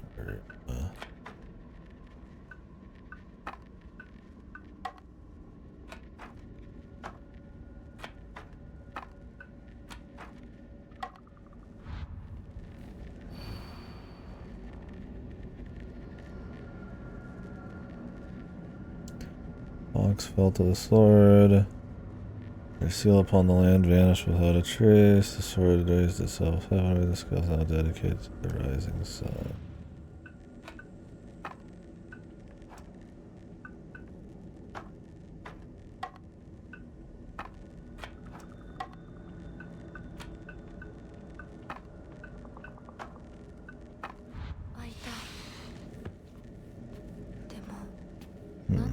You might be telling a story about the land a little bit there, maybe.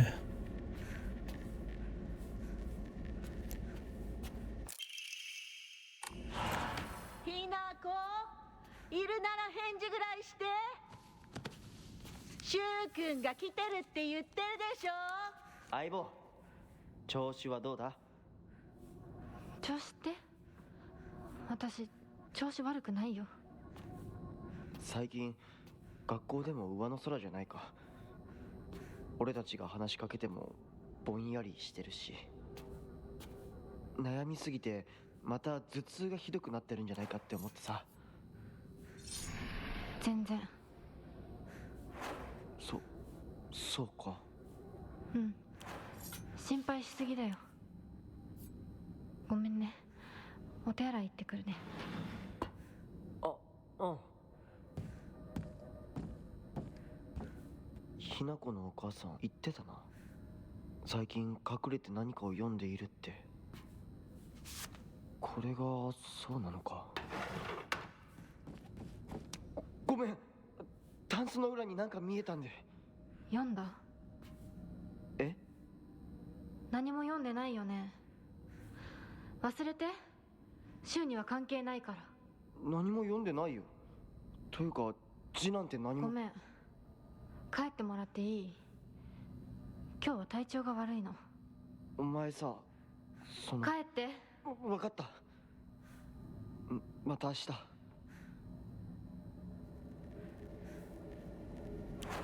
Getting a little more of an asshole here.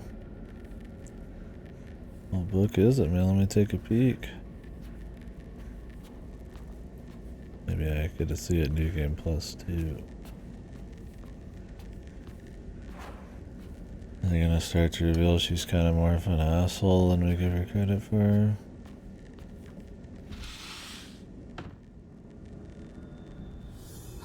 Or yeah. 私おかしいのかな。心がね。 It's how to murder a bunch of people with the steel 不安 pipe になるく manual. らいにすごく大きく早くおかしくなっていくの。サクコに聞いたらそれは恋なんじゃないかって言うんだけれど、本当にそうなのかな。私が想像していた恋っていうのはもっともっとじっくり温かで酸っぱいんだけれど、ほんのり甘くてくすぐったくて、そういうものだと思ってた。でもね。 Rikishi writing about someone who doesn't know what love feels like. Thank you. 今の私はそれとは全然違う。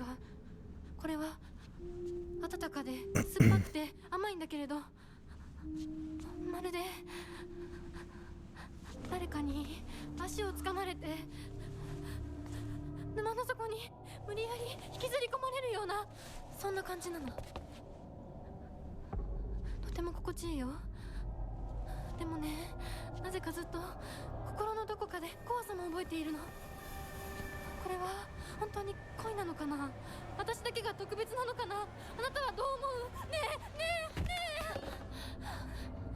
え。いや、わからない。でも一つだけわかるよ。あなたのその気持ちは多分週に感じたものとは全く別の、全く異形の何か。 Getting the feelings out there a bit more in detail. 私とあなた Yeah. どちらもひな子だけれど、きっとどちらかが間違っている。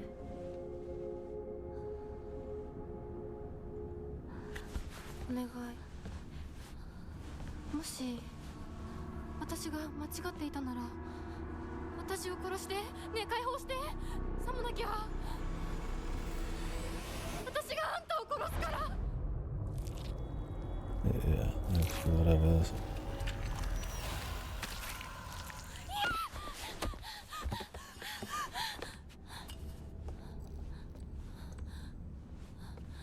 When they do the really loud noises and then take their time with it after that, they've done it with some of the other scenes. I feel like it kind of hurts the spooky factor. It feels like it's playing its hand a little too bluntly. Whoa!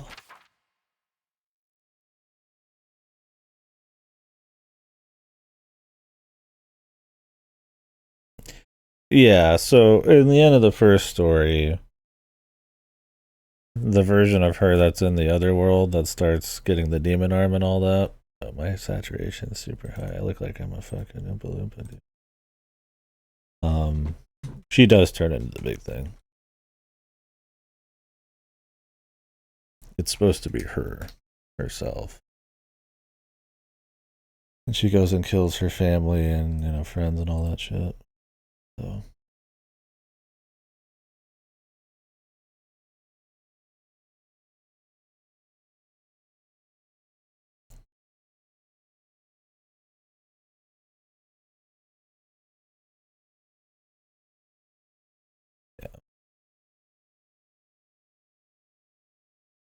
So it is her, yeah.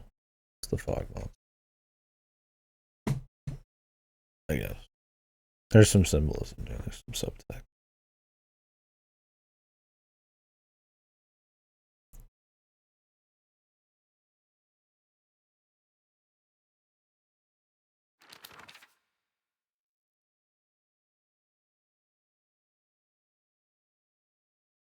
She wants to be a romantic partner as a girl. She wants to be a girl tissue, but also he wants to be able to kind of the freedom to do whatever and not just fall in line to a role or society.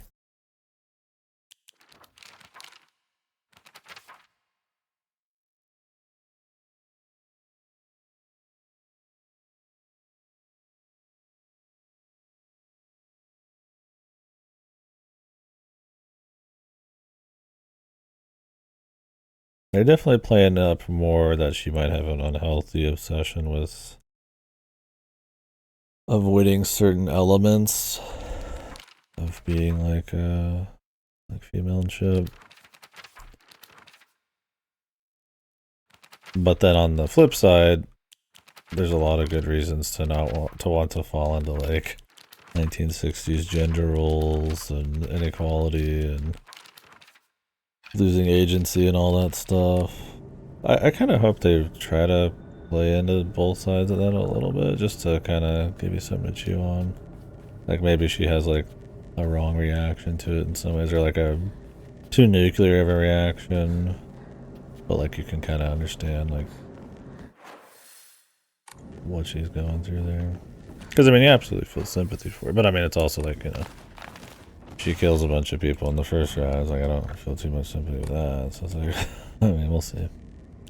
Hopefully they can kind of, it's more than just like shock factor or stuff that just plays with themes and actually gets into stuff.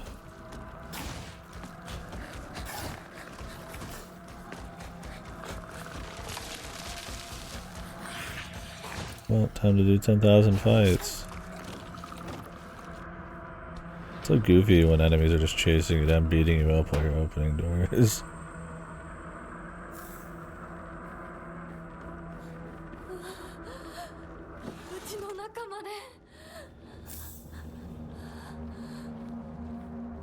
But we're starting to get more of her legitimate reactions and thoughts on certain characters that I think she's like afraid to admit.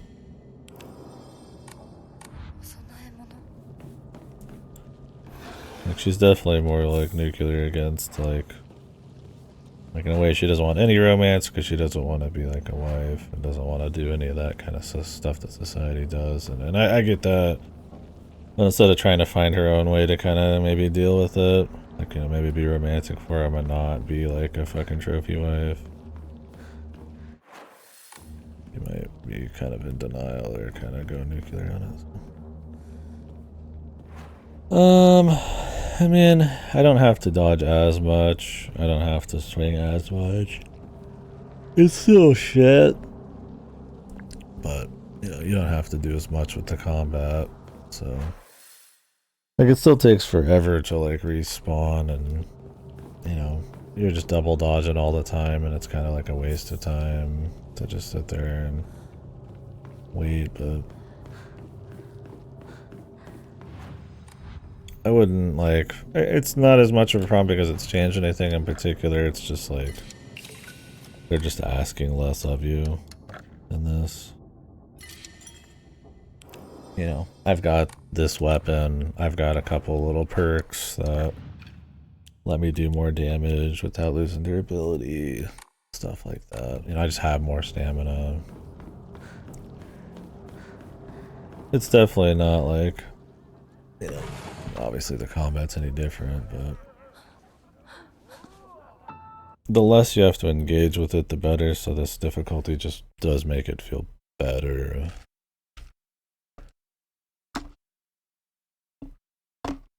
Because you just don't have to think about it as much.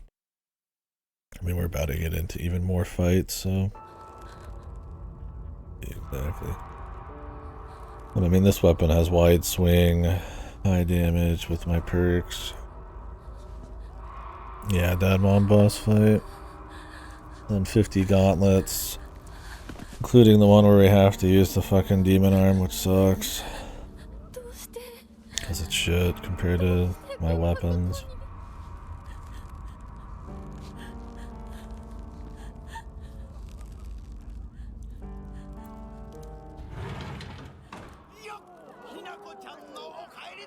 Right, apparently this is the same cutscene.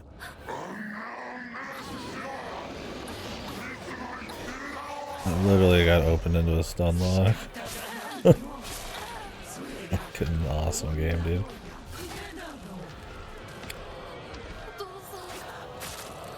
I'm all about it, man.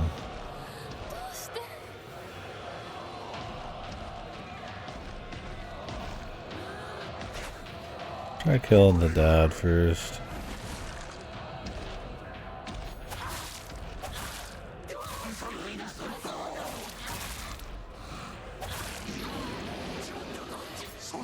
Yeah, the bottom right tells you if you're about to skip a new cutscene or not.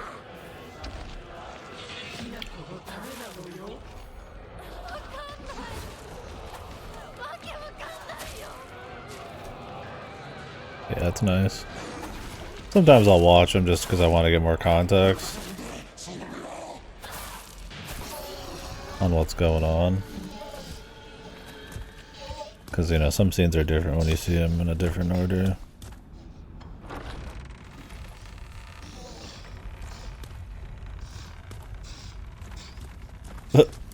That's funny. If you... This fight, you don't have to kill her at all. You can just kill the dad and then it just ends. That's probably some meaning there.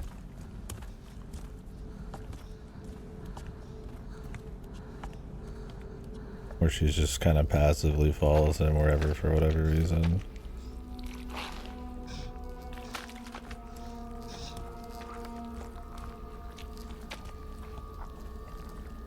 No real will of her own, necessarily. Or at least our character. I feel like right now just hold the skip, so you can just skip it.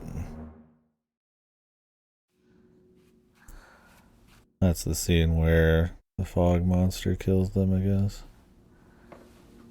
See, this one says hold skip new cutscene. Sometimes there's nothing new, really.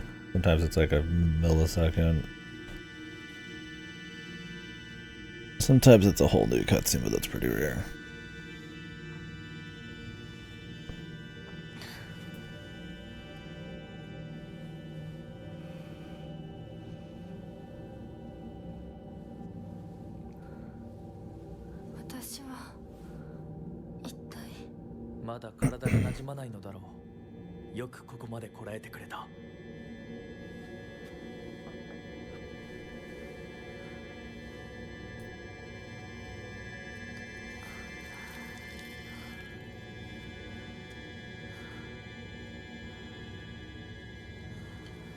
I think the fox dude's supposed to be a stand-in for her arranged marriage. So, in return for comfort and just slipping into society and all that, you know, she loses her agency, her body, her face. Not herself anymore, and he's pretty much the one who just leads her on the path, and, you know, there's all sorts of rituals and, you know, celebrations and stuff. They even do the rings at the end of the storyline. But it's supposed to be about what she loses for going along with like some arranged marriage. Yeah. So, I mean, the idea of the story is like, you know, as you meet him, you cut off your friends by killing them, you cut off your family by killing them. In this world, you mutilate yourself, you remove your face, and just become another kind of trophy or drone for this dude or whatever. And it's not looked at like he's like evil necessarily. I mean, you do get a little bit more when you start like reading random notes, but it's more that like, yeah, symbolic.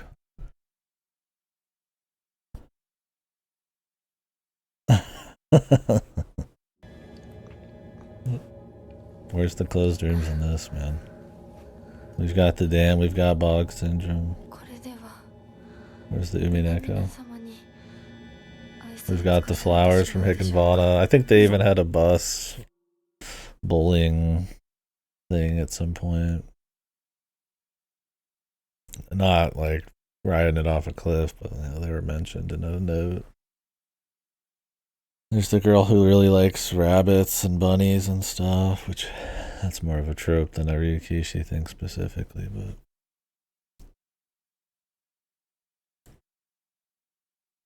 where's the Umineko?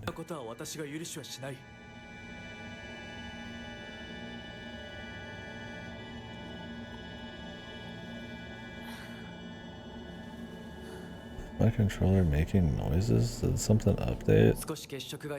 Kind of like somebody gulping. I hate the controller noises, bro. I always turn that shit off.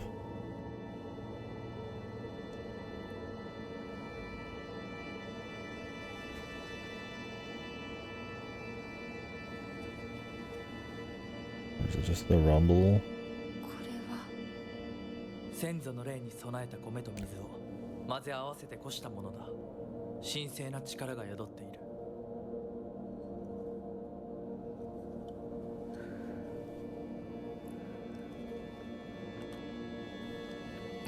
There's rumble. For it going down her throat.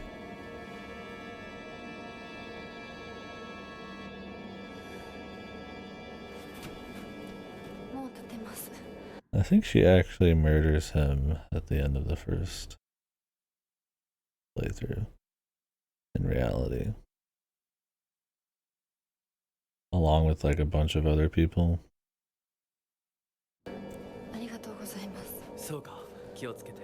I mean, not the actual wolf guy, the fox guy, but the real world version. I mean, she gets picked up by the police at the end of that, so.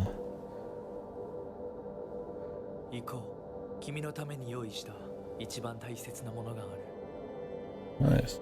Congrats, ride those.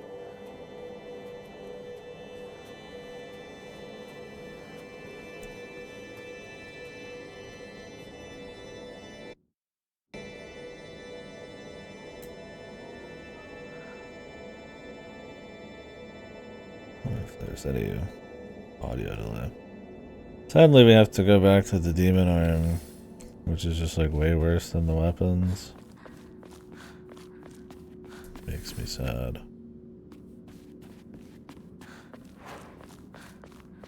Slog. Yeah, that cutscene seemed pretty much the same. Maybe a few things are like removed. They skipped the process of you actually having to get your demon outfit and stuff because they start you with it halfway through the game. I don't know if some of these are just like different from like some really subtle way or because your demon earlier. Who fucking knows? Yeah, that's kind of what I mean. Sometimes there's nothing new. I mean, it gives you an opportunity to rewatch some of these with a different context, but sometimes there's not. They're kind of just what they are on the surface. So.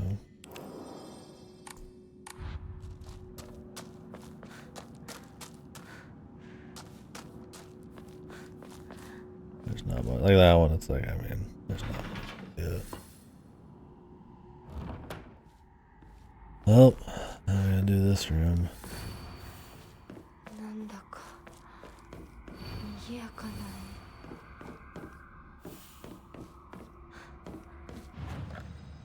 I'm gonna take a quick piss, then we'll continue.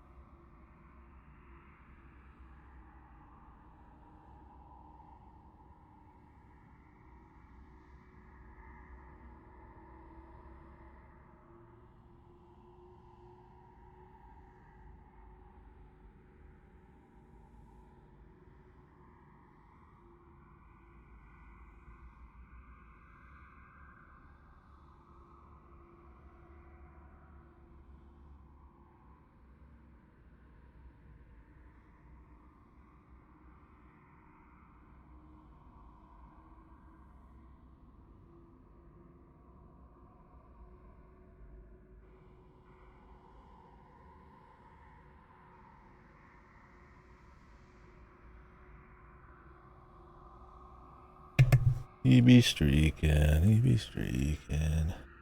What's the date today? Oh, I see when stuff's coming out. One sec.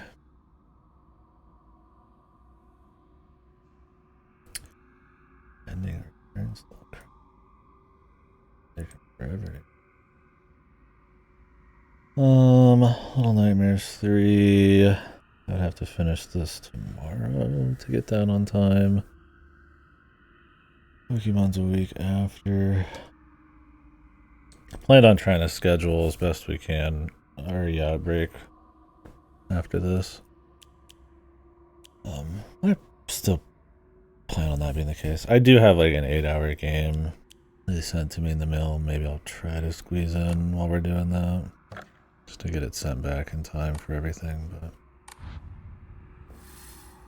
it'd be fun.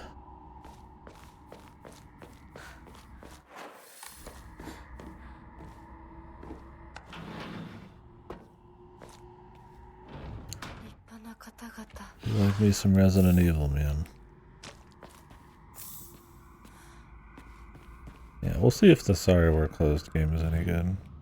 It's supposed to be, from what I hear, like a fun, like survival horror gameplay thing. We'll see on the story and stuff. Maybe it looks like it could be a little corny, but I don't know if it'll be very scary.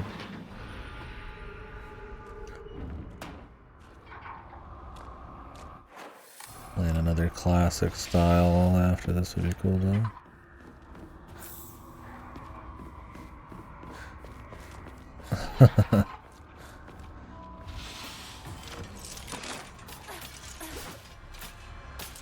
Sounds fucked.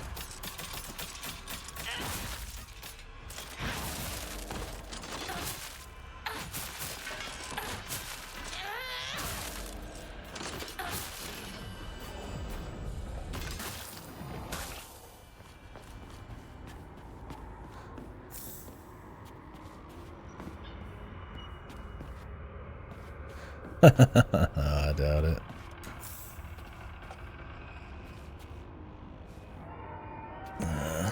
I mean, is it like one of those, like a big HP bar? No lucky breaks if it's a long fight. You gotta be consistent.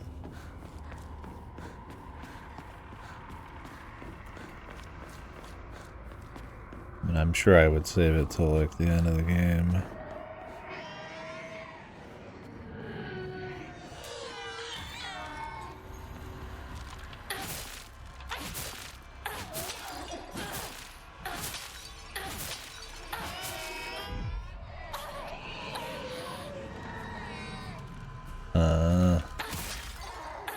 So you gotta get back into the swing of things 4 times. That sucks.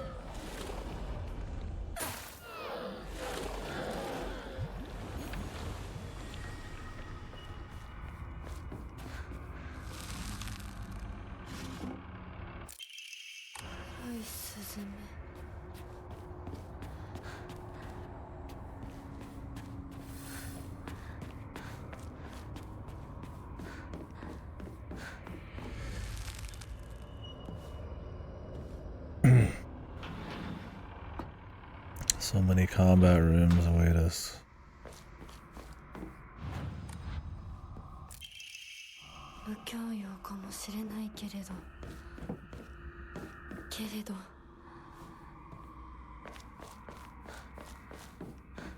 What is culture, man? What is being cultured?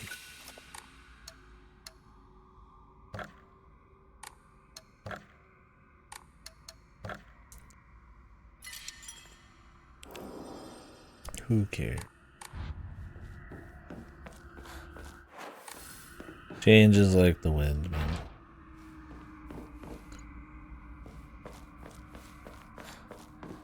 Won't mean a goddamn thing. 宴は終わりましたでしょうか。やはり皆様ももう少し楽しんでいたいですよね。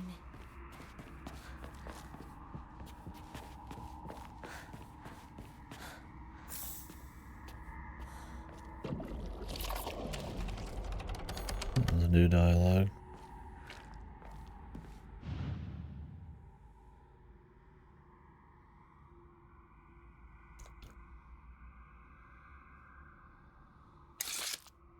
This is a new room too. But they might just randomly give you rooms.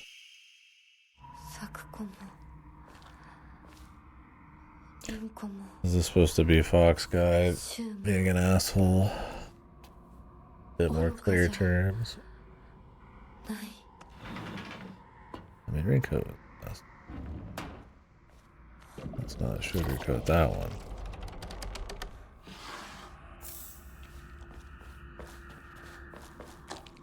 Even say she's a giga asshole.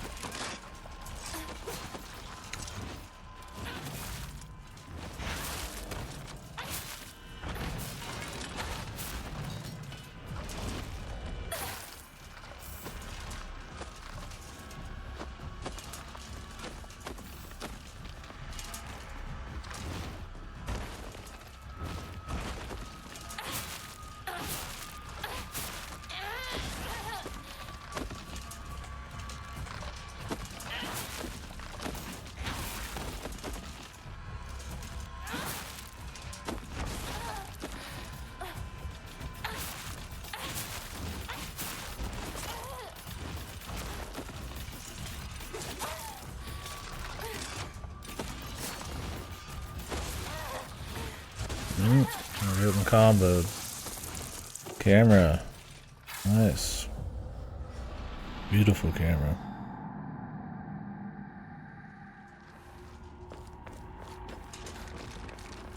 Yeah, I don't think they touched the health values.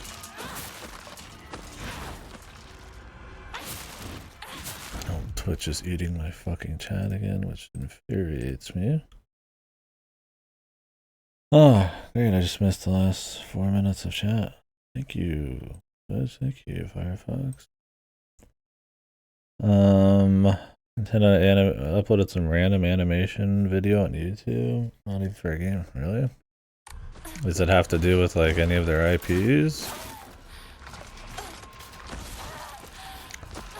God, I love just getting stumbled everywhere.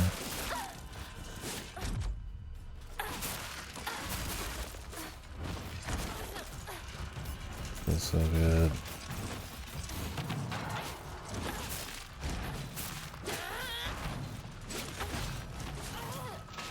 Maybe they're trying their hand at some shit.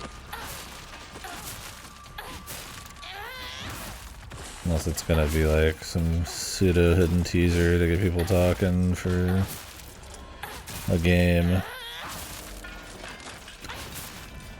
Or they're just really likening themselves to yeah, some kind of Pixar fucking moment. They're trying to branch into that kind of crap. I mean, they just use illumination. It's not in-house, right? Although maybe they don't want to have to use them.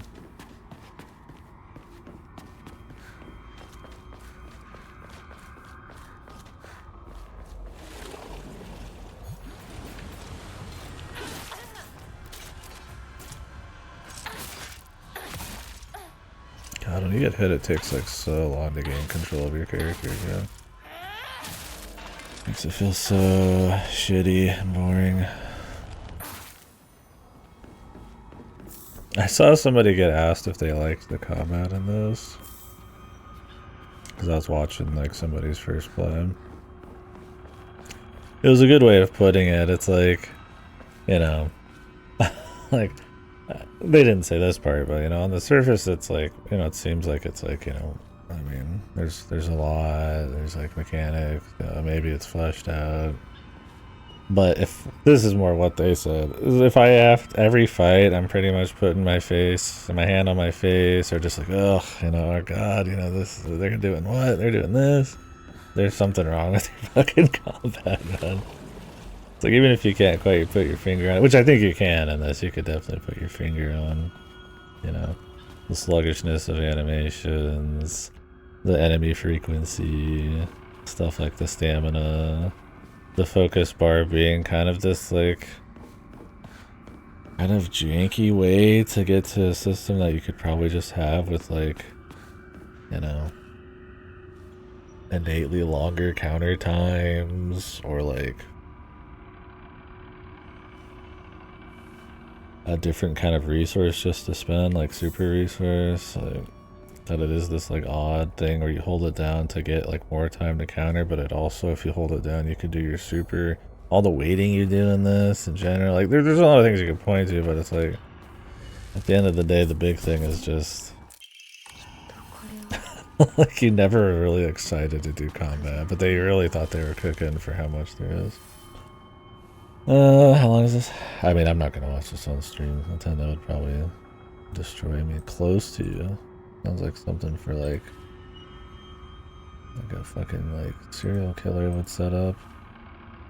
Take me out, man. Like a horror thing. Is it like good? Is it like cute? What even is this?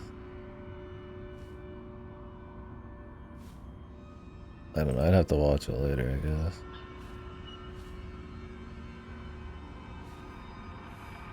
Is it them just trying shit? Comments are turned off. Thanks, dude. Thanks, thanks, Nintendo.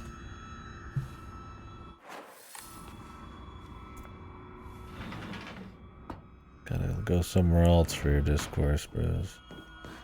I mean, YouTube sucks ass for that, anyways. 清水の名字もひな子って名前も卑しくなんかない。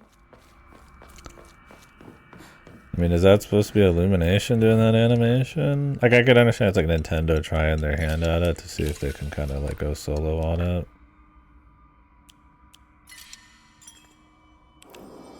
Maybe they just made something together to try to like...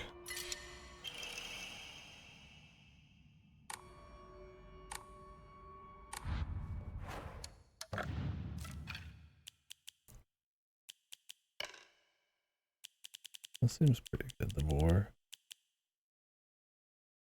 Increases stamina, recovery speed, and greatly shortens out of breath duration.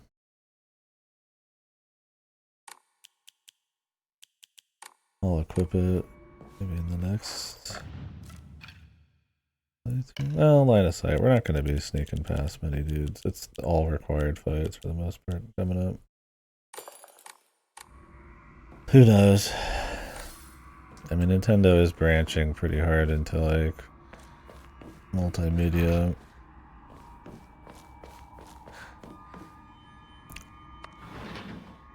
Pikmin really? I mean, everybody's gonna say something. I don't see anything off the bat there.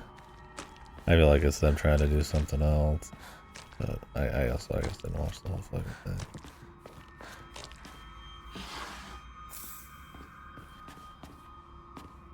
Yeah, that's definitely a cope. I mean, could there be more Pikmin? Maybe, but I don't know. I thought Pikmin 3 was great, but I mean... Or Pikmin 4 was great. God, I forgot. Dude, even as a Pikmin fan, I even forgot how many there were. I don't think there's a lot of, like, desire for more Pikmin. I mean, maybe they don't need a lot of money to make another one. And I would like to live in that kind of world where people might make a game that's good and that doesn't have to make, like, you know, $500 million. But... 私はどうしてここに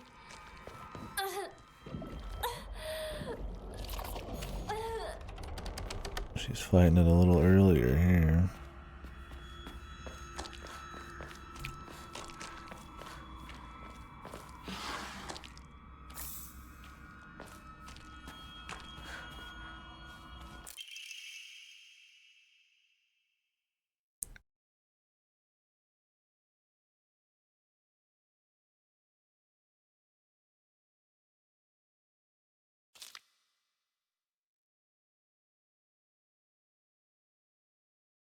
Strict mother.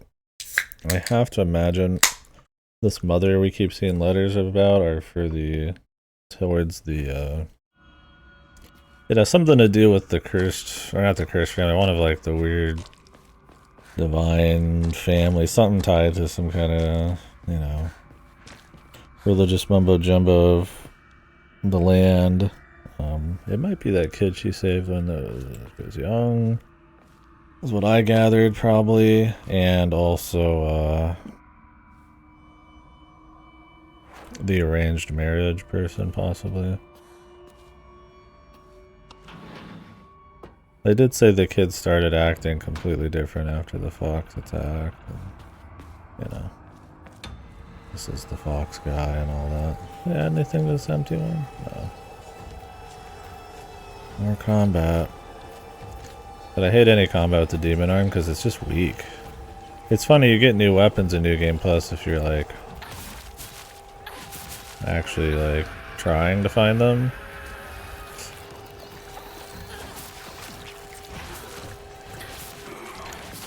And like there's more like perk combinations that actually end up pretty good.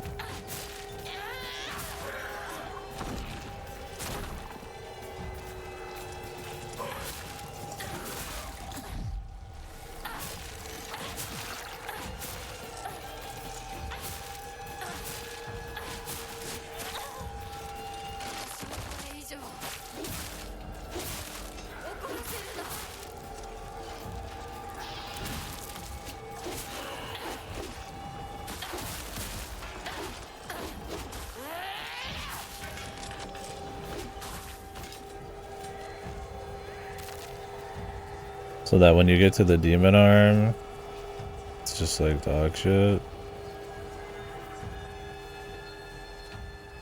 I mean, the demon arm never felt powerful, only the super mode did. It's essentially just a medium speed weapon that's an arm. All the special shit with the arm is just if you have your super form out, which is like, you get to do it like once, maybe twice a zone. It takes so long to build up. I mean, they changed it so that like I think you can counter out of everything now in New Game Plus, maybe, but countering's already so infrequent because of the timing and the RNG on like whether or not the fucking enemy's even capable of being there, doing the right attack. And they changed it so that when you restore your sanity, you also get super bar. But I mean, those are just certain consumables, and consumables you use to like buy things. It's like, I don't know, new scenes. Will there be? ひなことほんの少しだけ話がしたいのだけれど、よろしいかしら。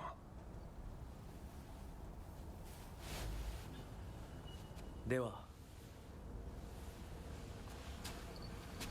お姉ちゃん、まだ生きてるのね。うん。しっかりなさい。しっかりって。未練は拙速では立てない。そう思い時間を与えたけれど、生きていてもいいなんて考えてないわよね。そんな甘えは許さない。殺せ。必ず。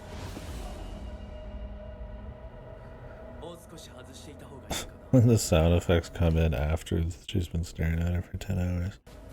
This looks kind of goofy. Or maybe my sound is like super desynced. But...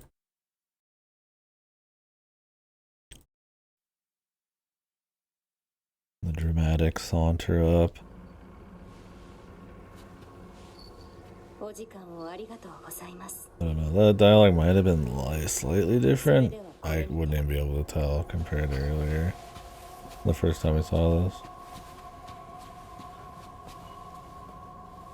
姉妹で語り合えたかね。はい。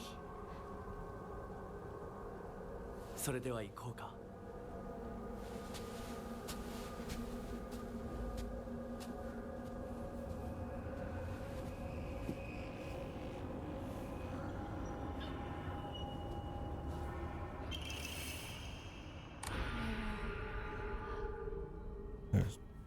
pretty much barely any difference there. There might have been some noise at the end there that was like somebody yelling to her.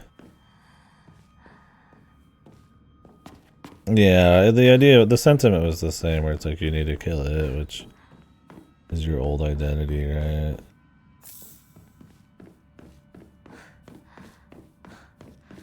Your ties to the current world. You need to become wife mode.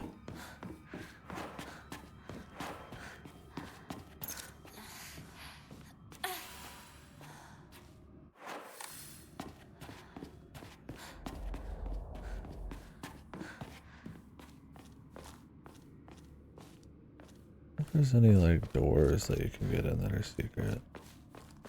Unless to get you another plot.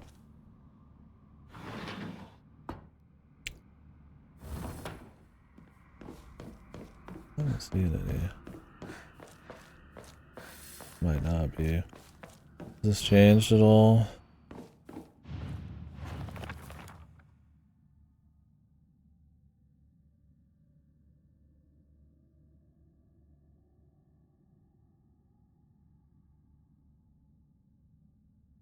This is different.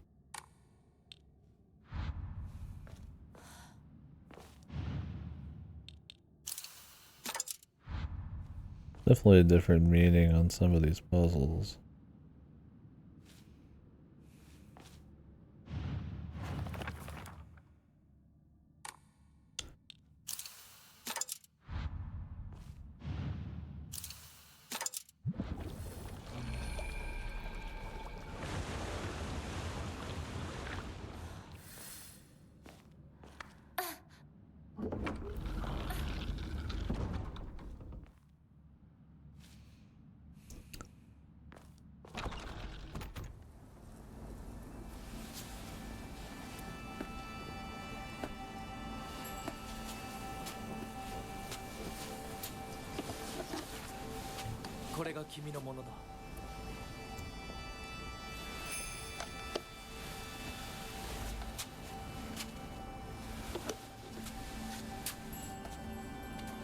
The first one was him not noticing the two sides of her bickering. This one is the two escaping from him or moving away, and it's too late for him to do anything about it. I don't know if I'm locked into the final or the end, my current ending right now, or if that's later. I don't know when the point would be.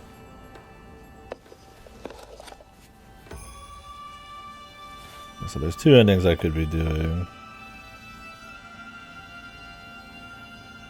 24 hours remaining? Holy. My little wireless headphones I use for work are horrible. And they constantly, every 10 seconds, interrupt what I'm listening to. And it doesn't pause it, it actually like full interrupts it. To tell me the battery's low. And it's like, you could just tell me once and it's like, what am I going to do about it right then? So it keeps reminding you. It's like, then it just dies like 5 minutes later. It's like, cool, dude. I'm gonna enjoy the last 5 minutes of it.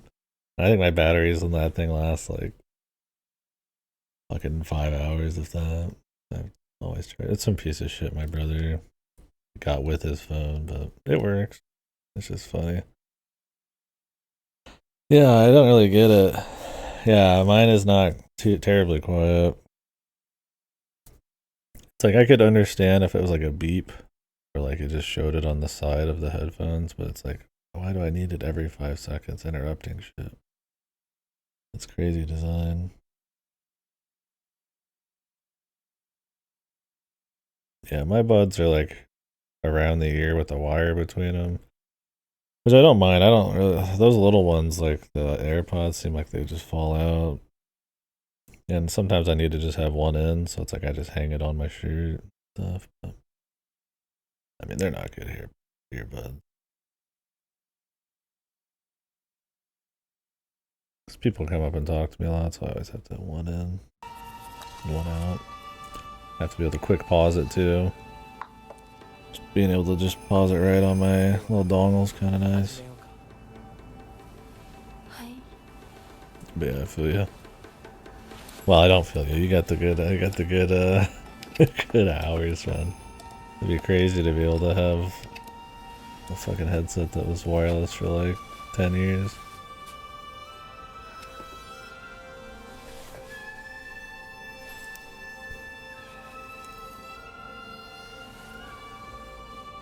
Oh, okay.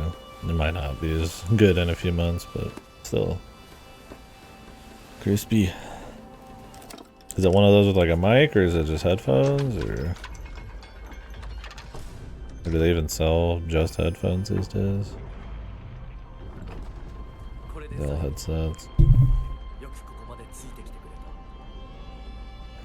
You have done well to come this far. ここまで来られました。もうわずかの辛抱だ。はい。 Ah, shit, yeah. 最後まで。 My Sennheiser 598s or whatever are still good. I treat them pretty carefully, but they'll go eventually. I mean, you know, I take them off enough. Sometimes shit happens and they fall alright. I would just get the same thing again, but... Yo! Mommy! Was there a new cutscene in there? I didn't see shit, dude. G733. How do you like it? I would always have a separate mic just for streaming. Time for combat. 全部お前たちのせいだ。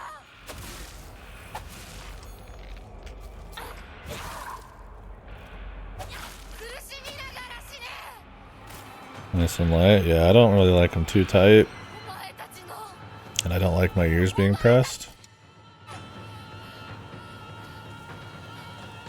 Are they cans, or are they like the kind that's set on your ears?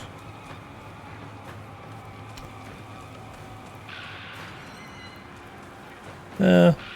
Sometimes I feel like I should have more noise cancellation, but then I'm also like, I like being able to hear what's going on around me. Maybe it's just kind of like a safety feel. But it's like, do I really need that? I could just have noise cancellation, then not have to hear my neighbor scream.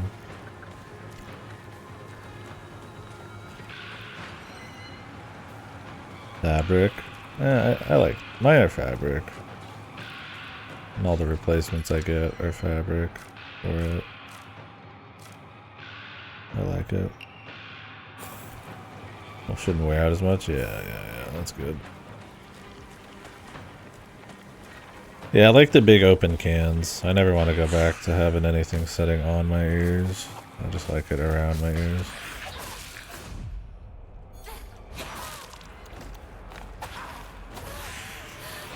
I just did 2 grabs in a row, man. My man is command grab spamming, dude.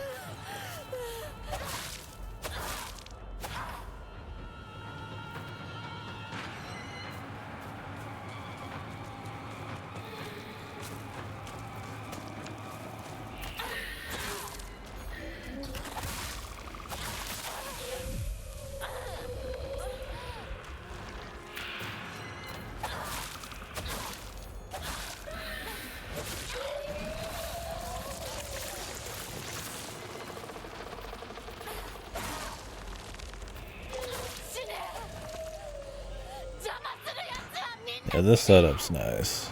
It speeds everything up pretty well.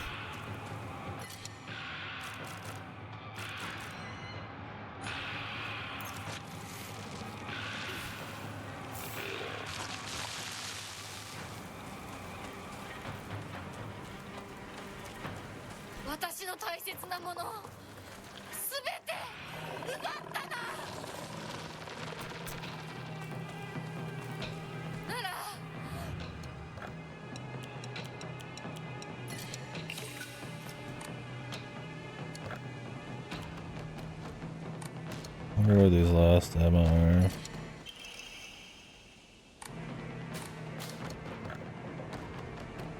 Unless some of them are New Game Plus 3. I mean, I've probably missed some stuff.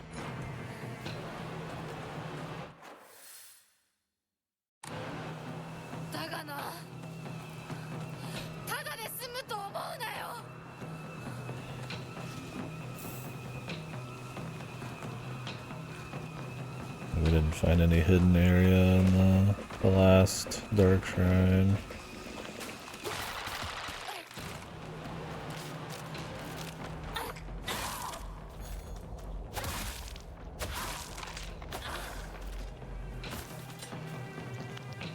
Yeah, this combo feels like it's almost an oversight. Works for me, man. Skip your shitty ass combo. Easier.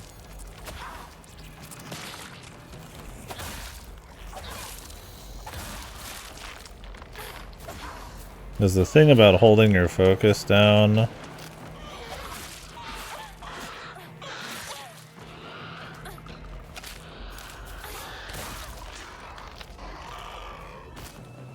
Before was that you could only do one attack for like focus hold, but with this it lets you constantly hold your focus down. So weapon durability not decreasing while using focus, and then dealing additional damage with high durability goes together. This lowers your durability consumption on light attacks, but I don't even know why I need to bother. I might just get more focus or something. More stamina consumed.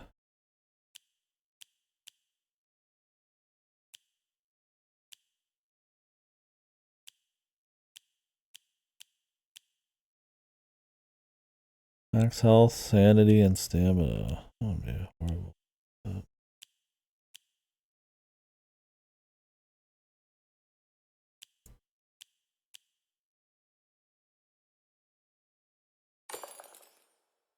Ow. Reduce sanity to consumption while using focus. If you want to do the guard constantly, you could do the hawk, I guess.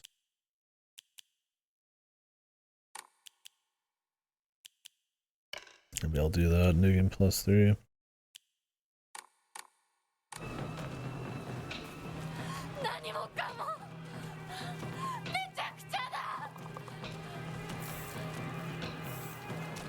I've got like 10,000 toolkits.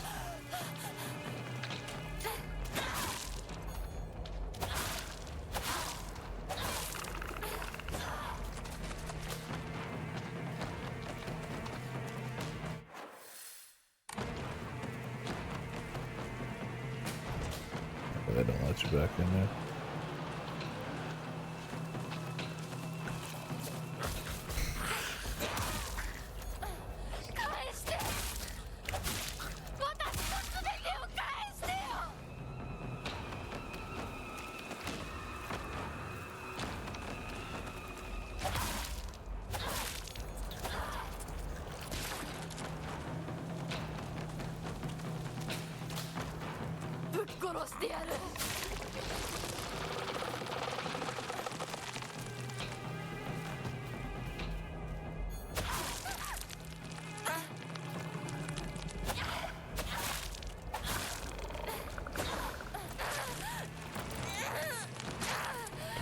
Stupid tentacle shit.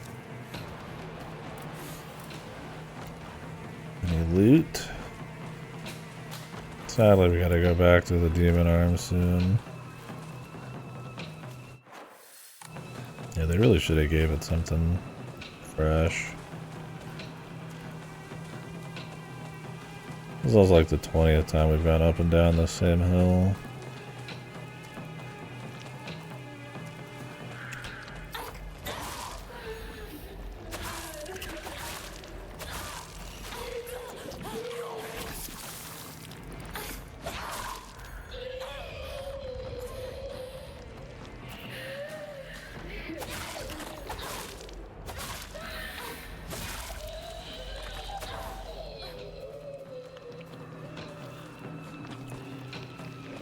I don't know if they touch the health values too much.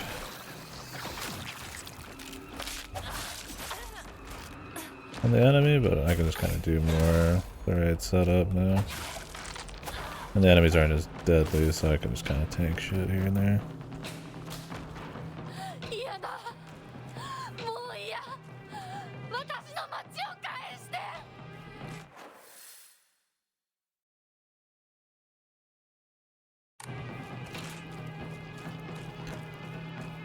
Keep going.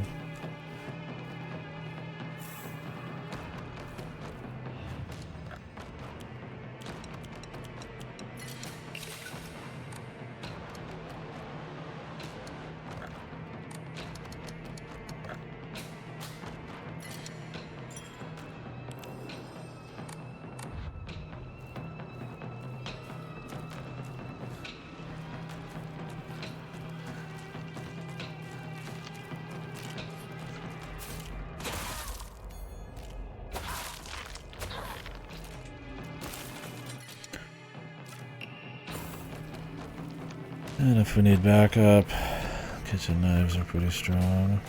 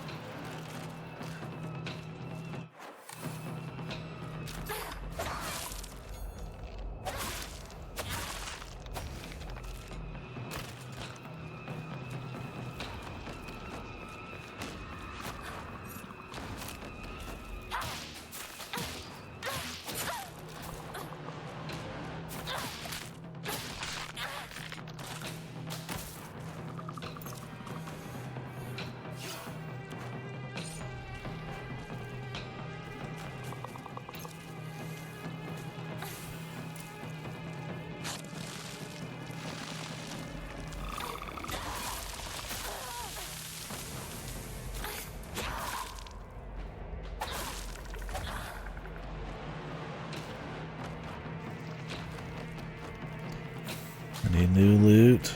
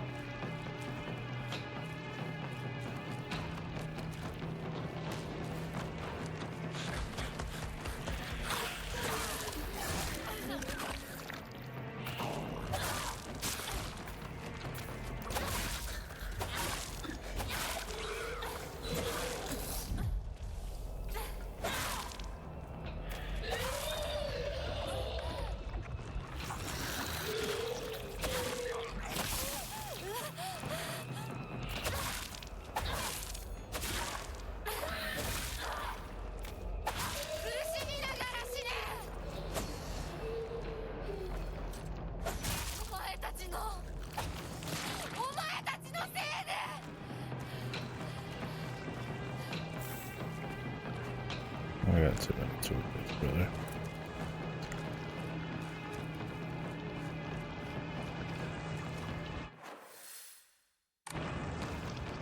Not the direction they want me to go.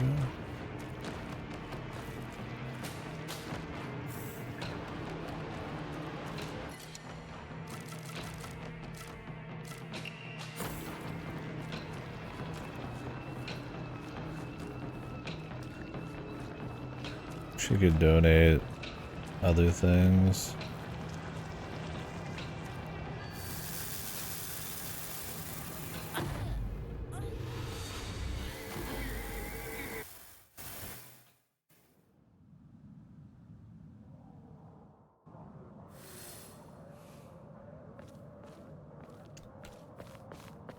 Back to the fun house.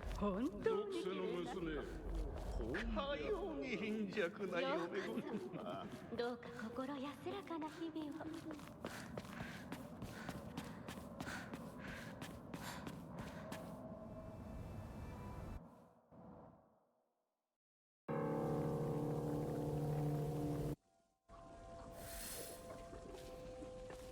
He's dead. Now she is Demon Girl in the real world. Well, not terribly.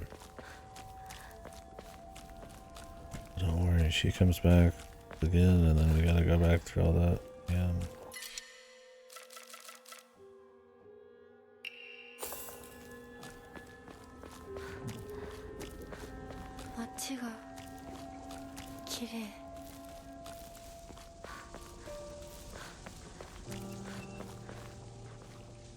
Combat time.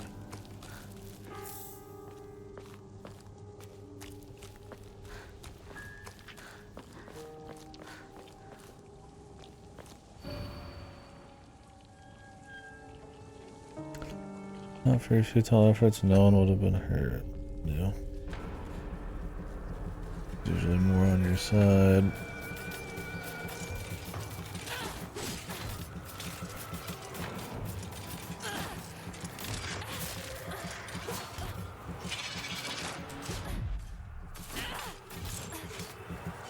This fucking arm sucks so much shit, dude. Grab spammers.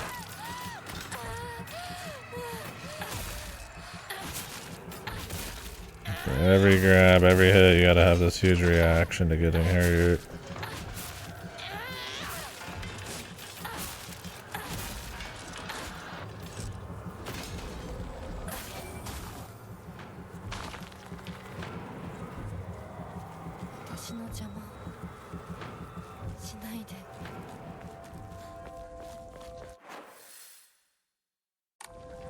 There's this one.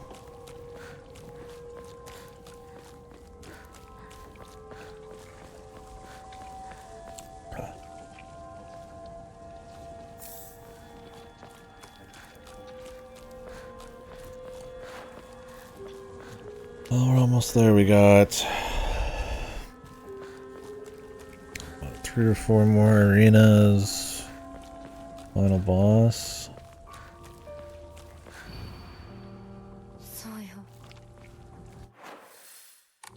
At least. There might be more arenas I'm forgetting about.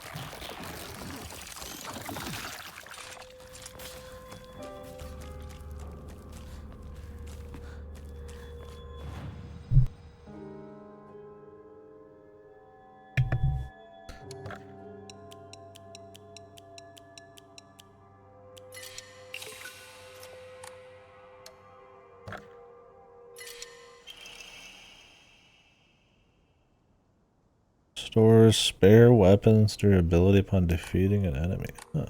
Pretty good. But, I mean, with the sword, I don't really need it. And the focus thing, I mean, if I don't have the sword, then we should have a look. I'll put that on instead.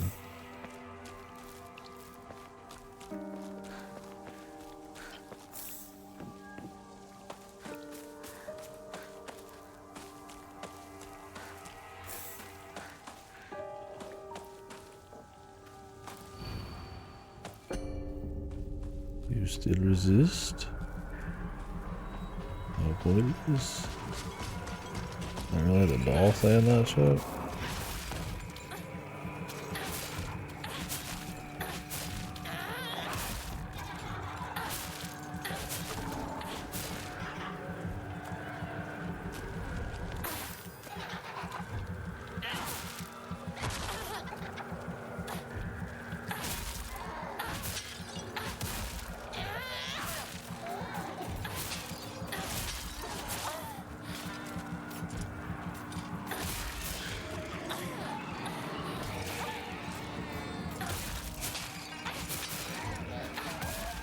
Spamming R1, man. It's like, sure, on hardwood you might do a little more, but it's not like it's much more interesting. It's just more irritating. It's a very irritating combat system is what it is. And when it's at its best is when you don't have to engage with any of it, which is in itself a problem because it's, you know, fucking boring.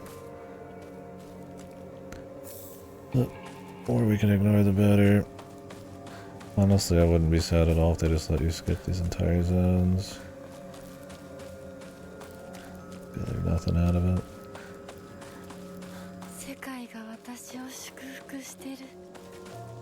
It's like the hope is that there's like little bits of lore hiding around, but I feel like these fighting areas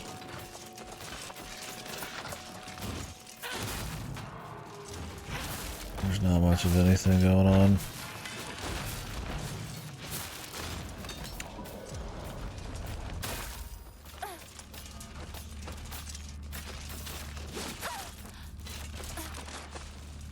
I think we had to fight this guy.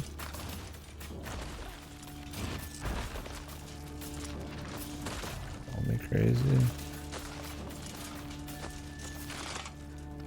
Got a few dudes we could just skip.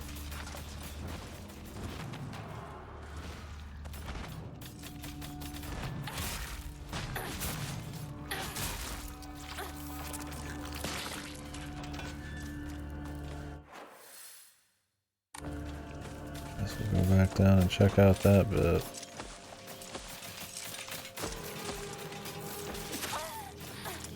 That was all there was.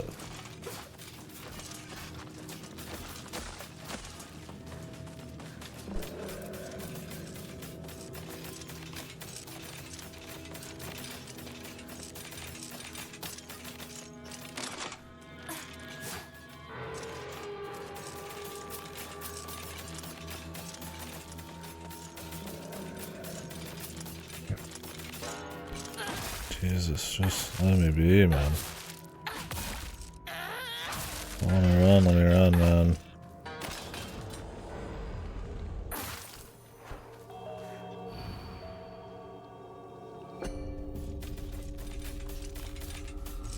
Oh, I see what's going on.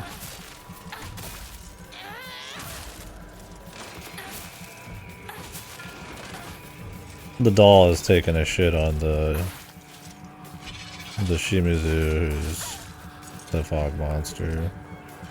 Who's the one who's given in to the arranged marriage and shit. That's why she's so antagonistic here.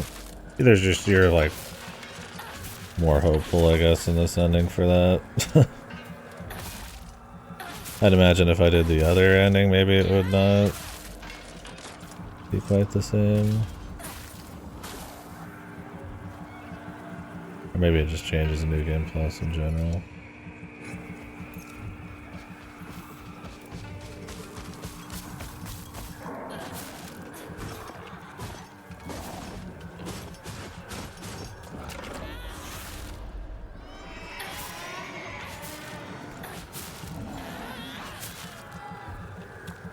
Cry baby.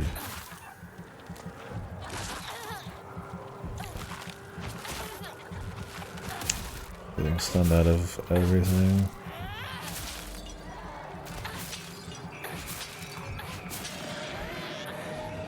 Ugh, it's like you don't want to knock these guys down because they do this like 10-hour long fucking scream. Even if they're right about dead.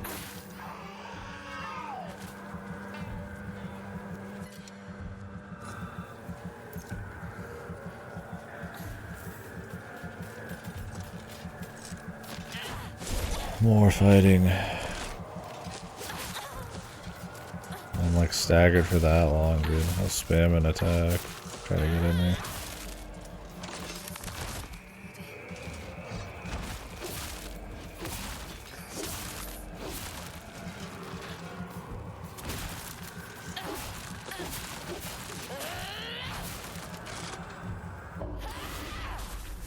Nice counter. I just whiffed. It's crazy that counters can even whiff at all.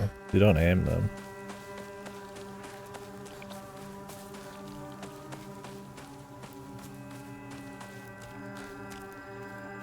Be cute that if you like, well, not many games do this, but if you like purposefully lost or had a moment where you could choose to lose, as one of them, you could kind of align it, but it's more about getting key items and shit.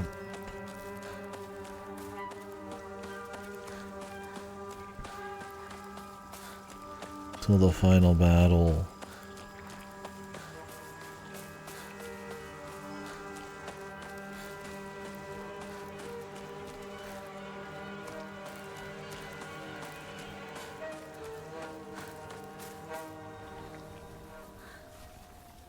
Now she kills them as the fog monster. The other Shimizu, fog Shimizu wakes up. Or like the real world one, I guess you could say. Wakes up in the dark shrine.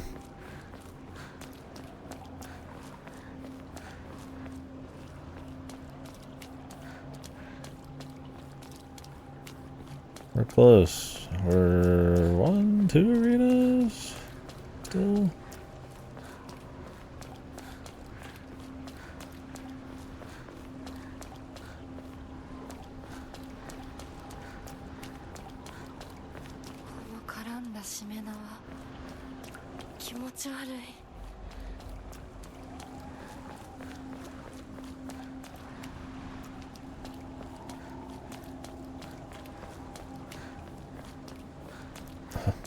I don't care for that dialogue.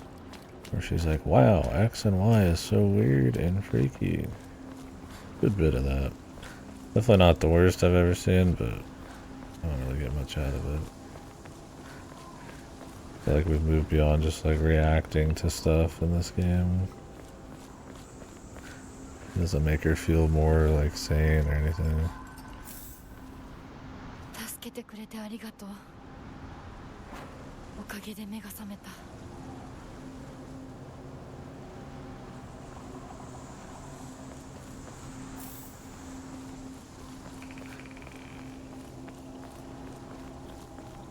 Because of the doll? Or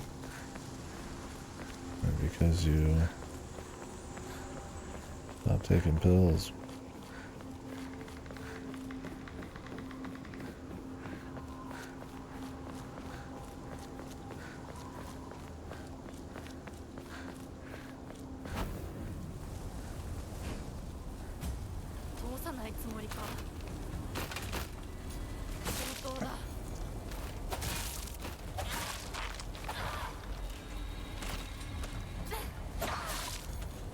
I like that gap close too, man. It's really good to get you set up, man.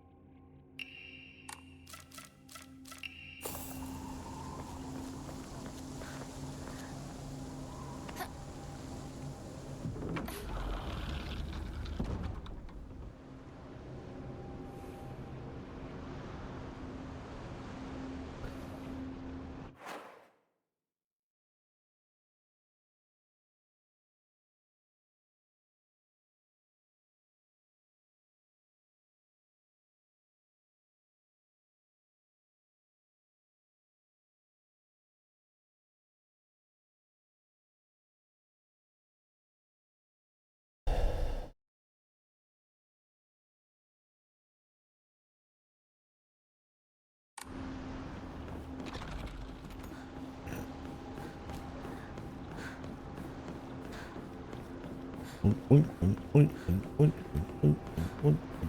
悪いけど、もう決めたんだ。私は止 I めら think れない。 this is the last of the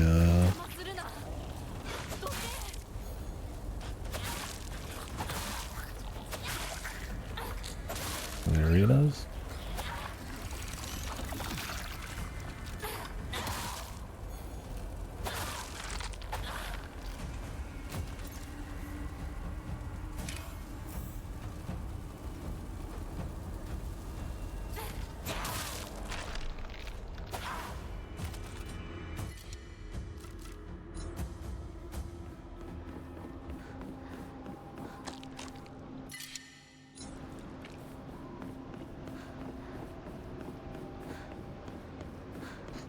The sword's so much better, man.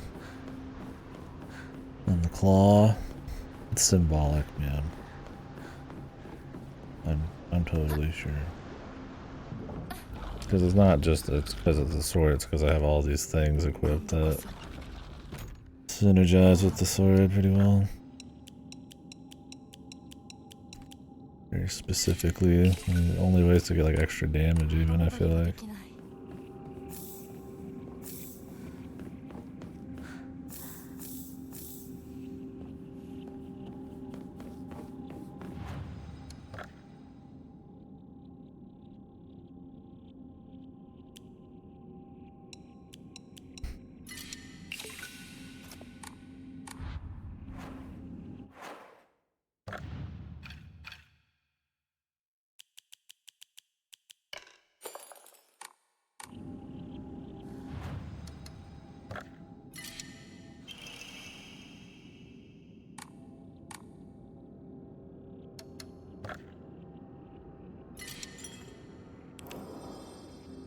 I should save that actually since we're so close to the end. They'll make me buy another charm that's gonna take like forever. Seems like I'm missing 1 to 3 emas. Gotta be 1 for the last charm slot. There's obviously 1 for 1700. I don't remember if there's a 2000 cost though. Those all could be New Game Plus too also, so. Who knows? If they're not about to pop up.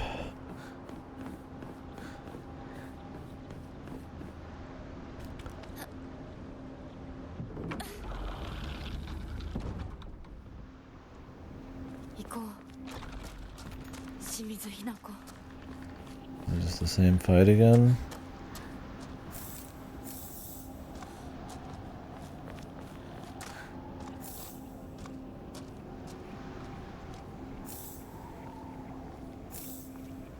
Divorce him. Ow.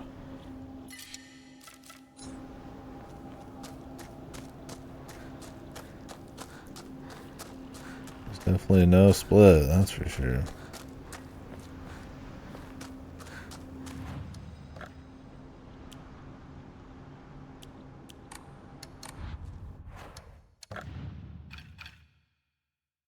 It must be just an actual different ending and then just obviously all the flavoring and shit that's changed.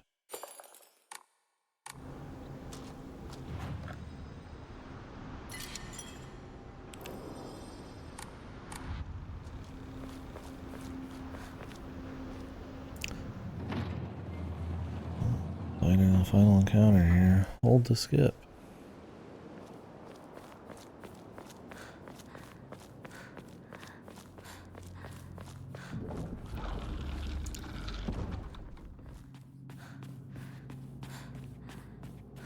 Really, there's a new cutscene here. Are we gonna fight Sister Dearest? I mean, she was here in the last version of this cutscene. あなたには未練があるの。私であって何が悪いの？私はまだ、いえ、いつまでも私でいたいのに。あなたの気持ちもわかる。Why is she so exhausted all of a sudden when we were just fine 2 seconds ago? でもそれは乗り越えられるものなのよ。乗り越えるかどうかは私が決めること。誰にも勝手に決めさせたくない。もう遅すぎるの。あまりに遅すぎる。これは。これは。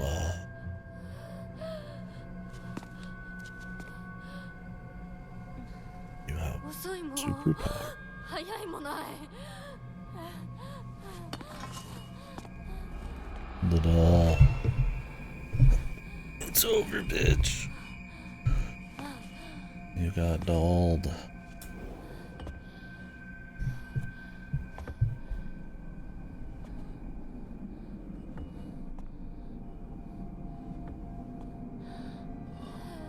You making her own choice though if the doll's leading her to do everything?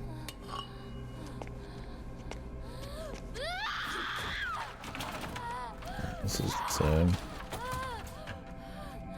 Little freak out. 10 more seconds of beating this shit. 決断した。それが大事。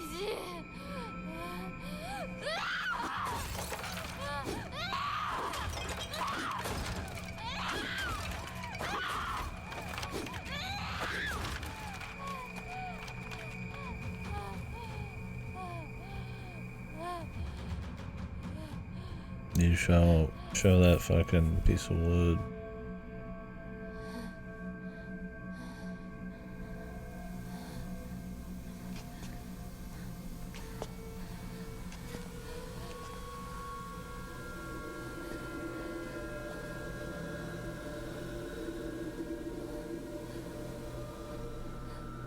お前殺したはずなのに今さら私を惑わせるな。もう遅い。遅いも早いもない。これは決断。清水ひな子の決断なの。決断は私がした。私が求めるものは新しい性。お前は消えろ。決断は私がした。お前が消えろ。清水ひな子に戻れ。 Go back to being?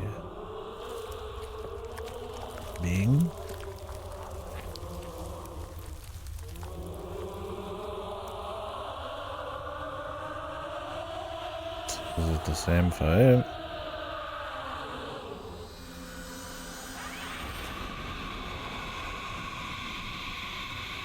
Okay.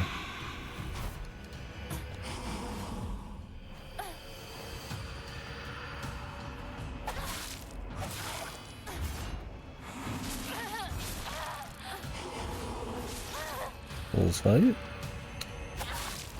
The return of the Souls fight. I spam R1.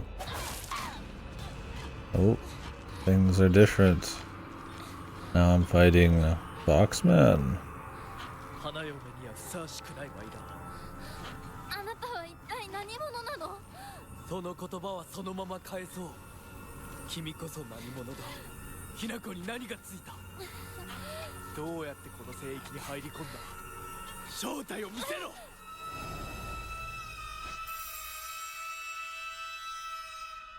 ひなこ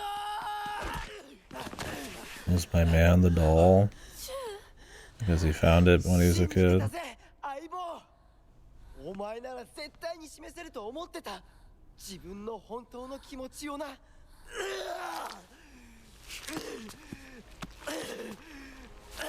Is the third ending gonna be like she wants something in between? It'd be interesting if it was that she just never could be happy. Like something more personal, your problem. Maybe it's gonna be more of like a Silent Hill lore thing instead.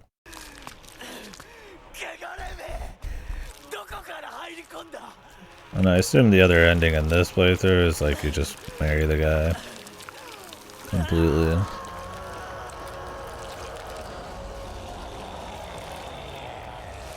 Give in 100% instead of indecision. Well, first playthrough's indecision, second playthrough maybe is one of two major decisions, and what, maybe third's gonna be something in between, but with a clear mind. Or some lore, we'll see. Oh shit. Night Rain boss just dropped, bro.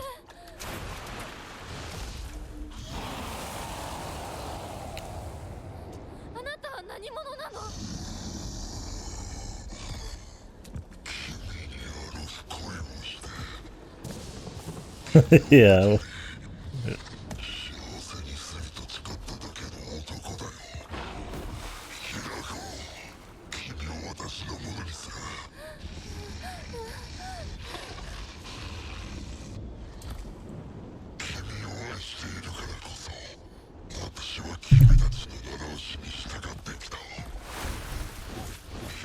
But now it's the jungle.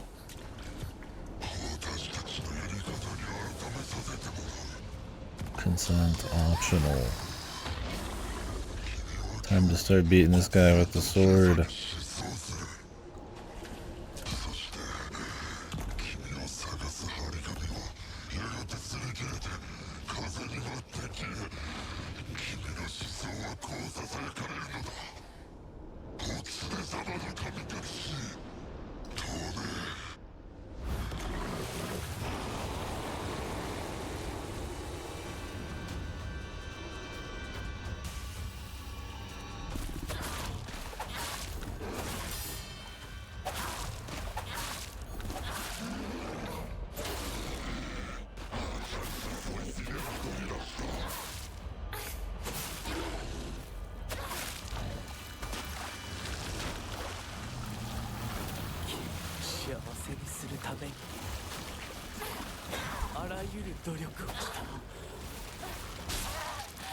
その世を学び、作法を学び、学問を学び、全てを収め、富も家も名声も、君が人の世で一切の苦 Oh, 労 bro. 全てを揃えた。 Did you ever think about her feelings?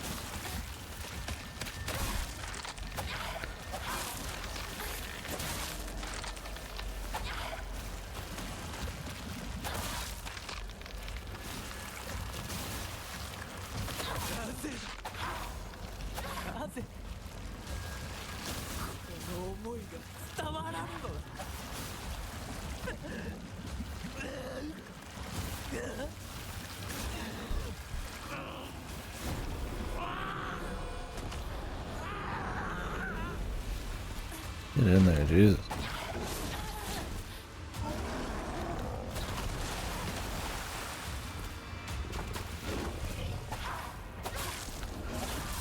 I R1 spam. This is who I am.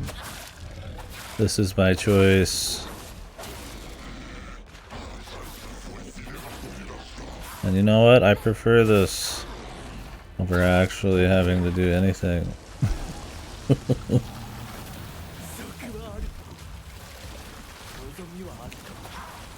God, I'm gonna be ad physio.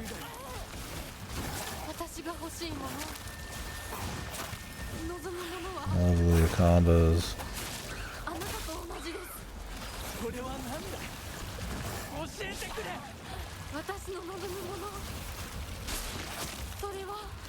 Am I ever gonna get a single fucking set?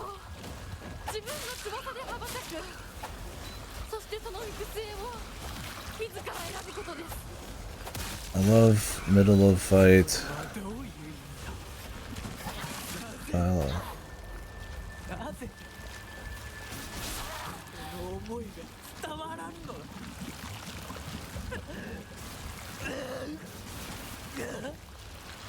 Boo-hoo. This guy is fucking... It's an asshole.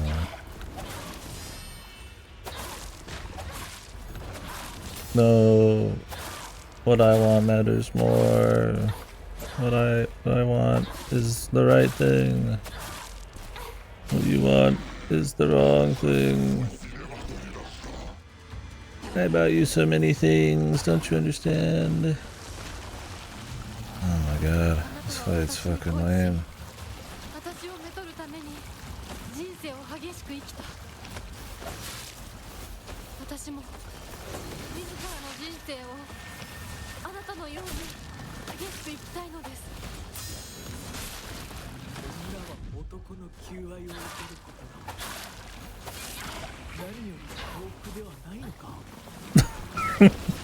The third ending has to be something a bit more nuanced. This guy's just like hyper sexist. I wonder if they like Yukishi's playing that like really blatantly on purpose to kind of.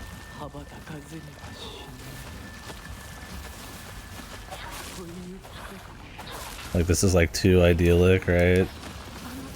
It's like the super good end where everything's all good and he realizes he's a huge piece of shit.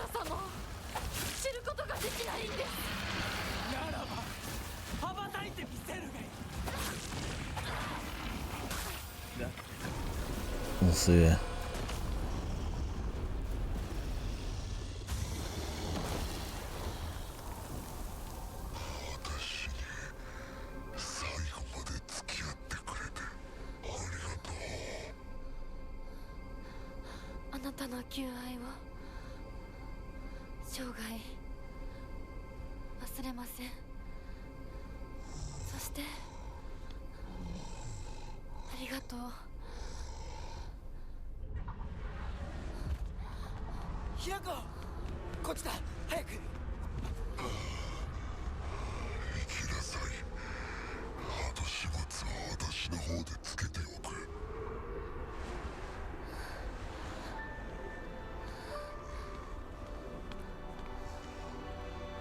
宇宙戦争ごっこで遊んだことを思い出した。だからお前は俺とヒナコの戦友だ。早く行くといい。私が宇宙人の役になって君を食べてしまうこともできるのだからね。また会おう、戦友。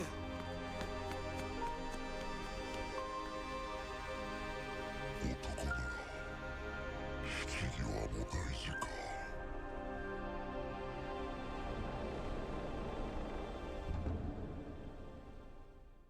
Like this ending feels way too hunky dory.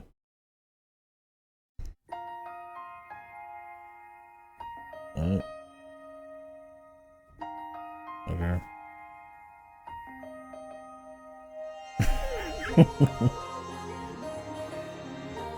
Oh, is this some Daizaki shit? Did they get one of the ending songs? What's going on? This sounds more like, this sounds like some Dai shit. I never heard a Yamaoka song like this one.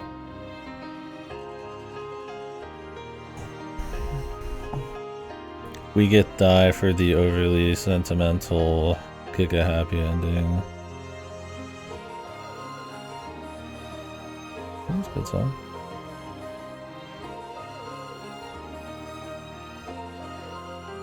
Oof.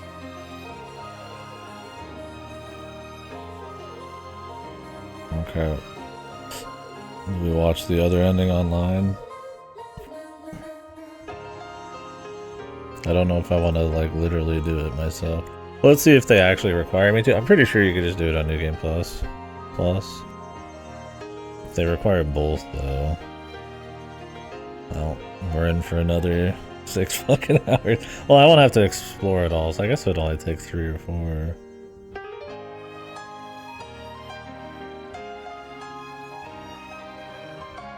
But I mean, 3 or 4 or 5 hours, or just watch it on YouTube, right?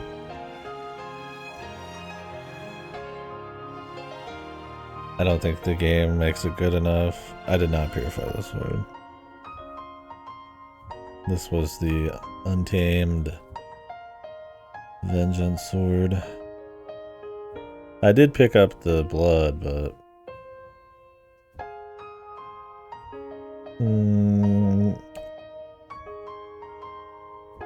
yeah, I don't know the names.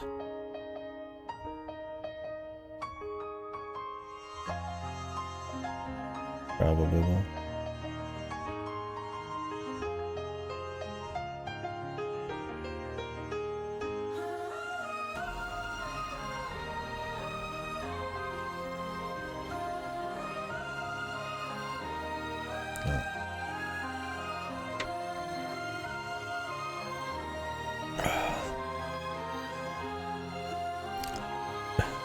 Yeah, really.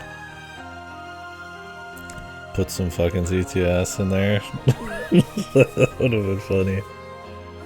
It's a shame there's like so little Yamaoka DNA in this. It's definitely trying to just kind of fit into the background with the occasional Silent Hill kind of illusion. Like they'll allude to a little bit of the music here, there, a little motif blast. I don't know what you'd call it. But most of it's like, especially the Dark Shrine stuff, is just very dull, very generic. Like, sure, it fits the location, but like, yeah.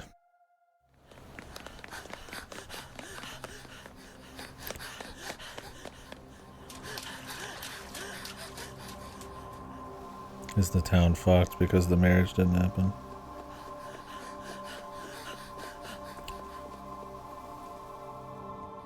Oh, gotcha, Goda.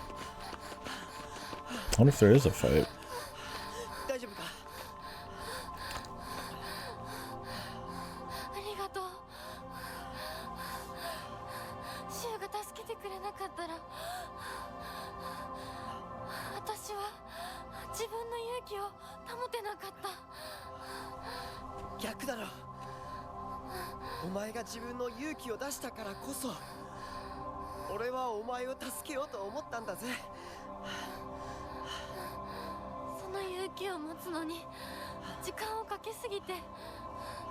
大勢に迷惑をかけた。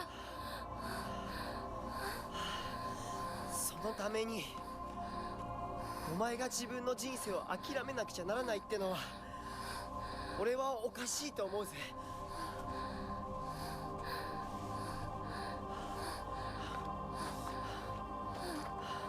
ありがとう相棒。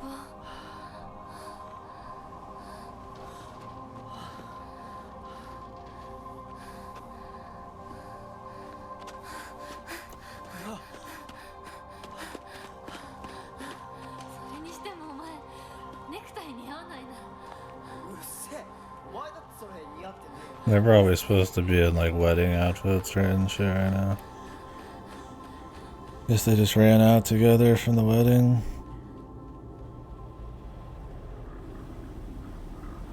But I do think there's supposed to be some kind of reason beyond all of that to get wed that has to do with the lore. Oh, the geysers, the bog virus. Oh. They already mentioned the dam murders in a note. We got the bog virus. It's Higurashi.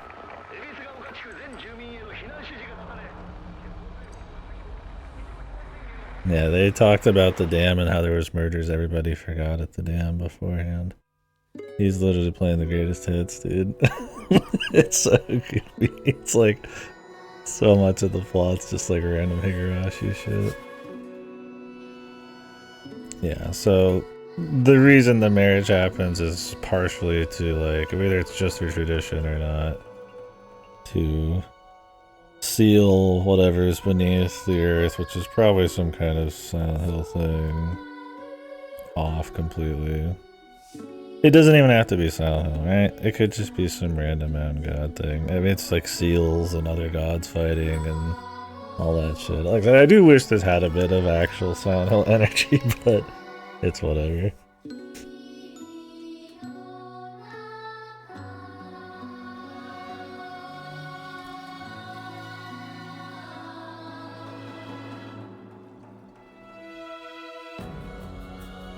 So maybe the third ending is like them actually dealing with the root of everything and more of the lore. I'm sure it has something to do with like her choice still. Like this one's the hunky-dory, she just gets to choose and she goes back to going for more freedom. Not everybody's happy, but she is at least, and I guess Buddy Boy. We've seen this credit sequence.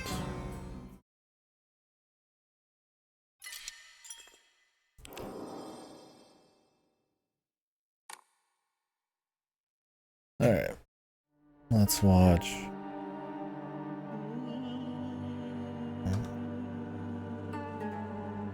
Oh.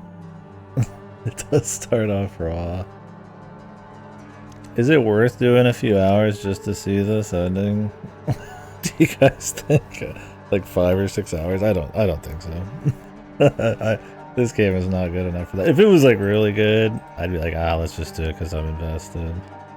But hell no, bro. Alright, so this is the other ending, which can be got in the same playthrough, so everything up to this probably identical. Maybe some cutscenes before this, because you're going more for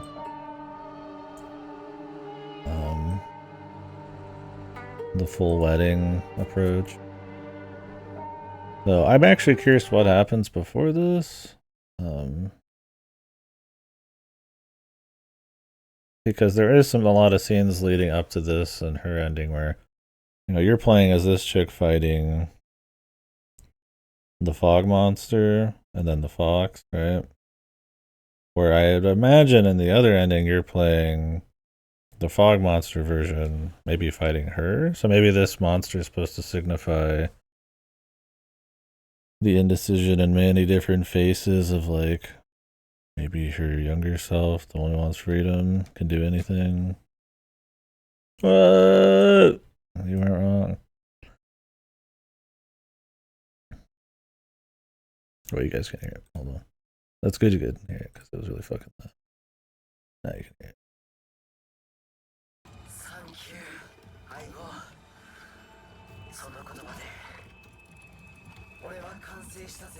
Oh, you're fighting him. I mean, he is like super tied to her younger self. Oh, you are the fog monster too. It makes sense. That's what it would be, right? You're the demon girl. Guess he just wanted her to make a choice or something. It's good there's a different boss every time. I mean, they're not really good, but cool there is.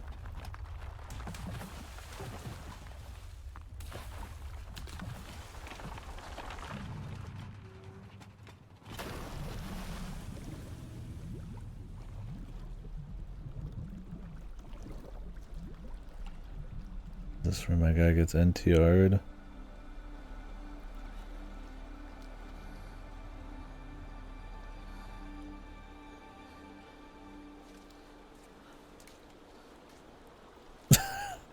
No. Bro. 俺の相棒あんたにしばらく預けるぜ。しばらくのつもりはないのだが。俺のひな子を不幸にしたら100発殴ってやるからな。ひな子は私のものだ。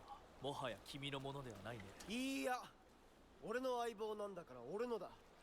貸してるだけだ。人を物扱いするな。私と君は世界で最も彼女のことを理解し大切にしようと思う。 This definitely makes you seem more like an asshole. 良い友人になると思うのだが。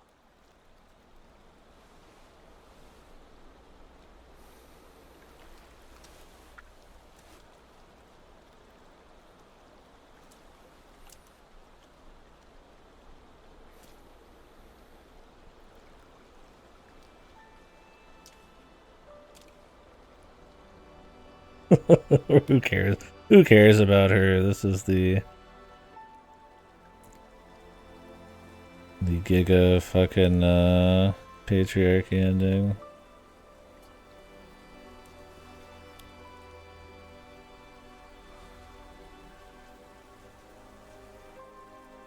It's like, yeah, okay, you're there. Who cares about your choice?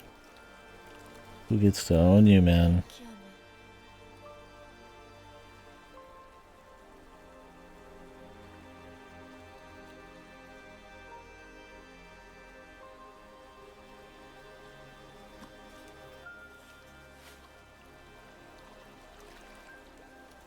Mr. Guy. He's not Leo, what the?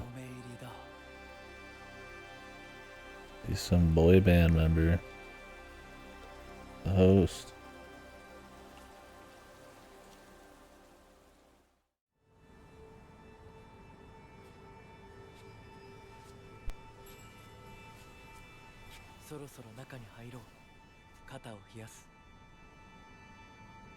Hi.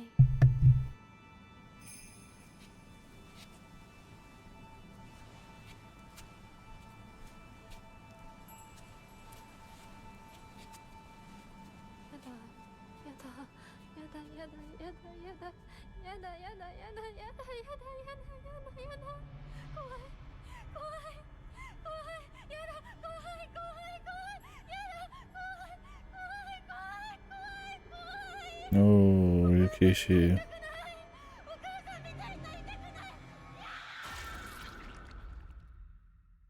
The chick who yells the same thing over and over. Bad end. You've become a wife with no choice. You become an object.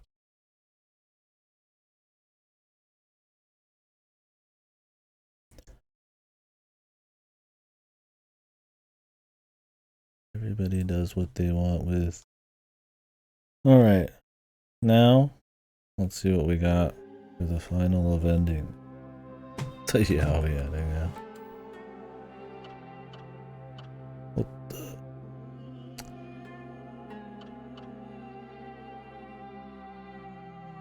Offered the brooch. Offered.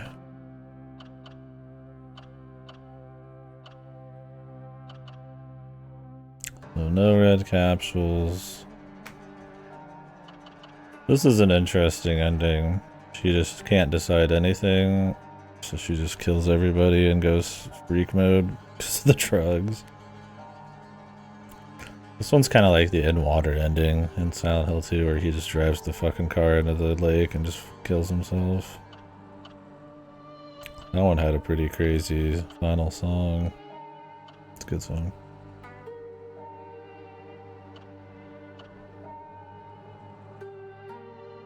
Alright, maybe this will be the lore ending. The hell of your own choosing, nothing else matters now? Yeah, because I mean, she gets to choose this, but then everything eats shit.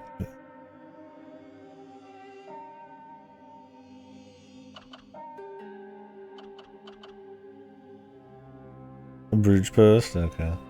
So, the thing is, like, there is another serial killer in this. We found his, like, home in the mountains, and he kills women, and then, like, there's missing posters and shit. I don't know exactly who he is or what he is, if he's, like, some guy tied to, like, a different thing. There was, like, old stories about, like, people who worship the tree who would, like, went on serial killings and stuff. But the implication was that the pills were found at both murder scene at the end of the first one. So she was supposed to have killed people at the wedding and then after that at another place, but I don't remember the age. Because she's like, what, how old is she? 16, 17, 18, something like that. I don't know. There might be other people killing shit. I'm not 100% sure. But the first ending definitely ends with her getting picked up by the police, suspected for murder, and everybody wondering what the fuck she's doing. Whether she did all the murders, I don't know.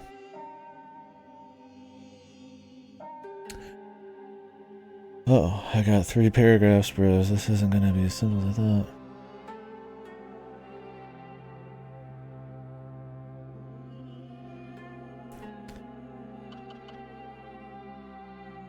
So from what I understand, the sword, I'll just get the sword pretty early. I think at Jesus statues, so... And I've already cleansed the water, so I think I just gotta take it to a place and purify it. I don't know if I need anything special for that. But the brooch, I don't know. This is the Davis ago. I can be found at the point in the game where you're making your way from Shu's house to Hinako's. Mark there no clues on anything else in the game. Play the game as normal until you reach the village playground. A little north of it, you have to kill a spawner, dispel a barricade across the northern stairs. You and I on the foliage to right, Hinako will annotate her map with a question mark, especially once you found the path. There's a couch path to the bush that leads to Jesus that you're wearing a shawl. I'm on a flat rock nearby. Oh, I've seen that one before. Kind of. I remember the shawl thing. Okay.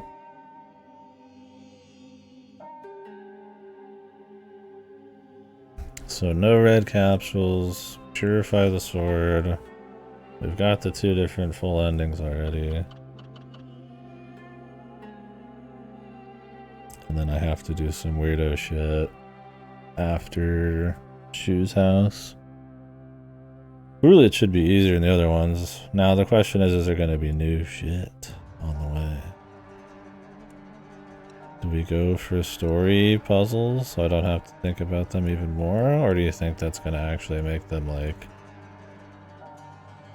different, so I'll have to actually solve them again? I don't know.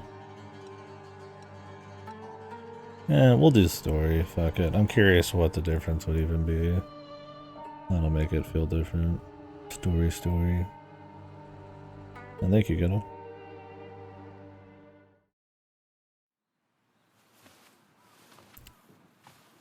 Same cutscene. I don't know if there's anything to find.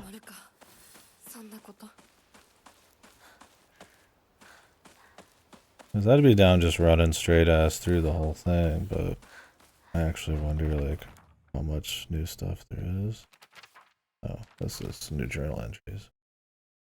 Sometime a water dragon that resided here spewed poison so people would not approach. Then an arson subdued dragon made the land hospitable in this area. Also placed in the river onsen. The water dragon could be infected for an incident where onsen water contained noxious gas. Spouted out of the ground like a geyser. Bog virus?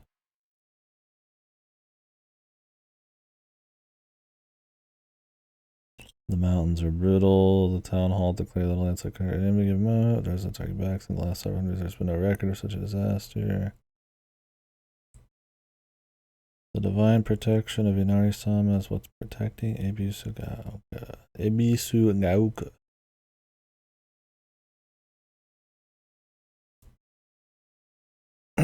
So is the idea that there's like actual yokai out there protecting them from some kind of Silent Hill shit because of an ancient seal? How much mumbo jumbo is actually going on in this, man?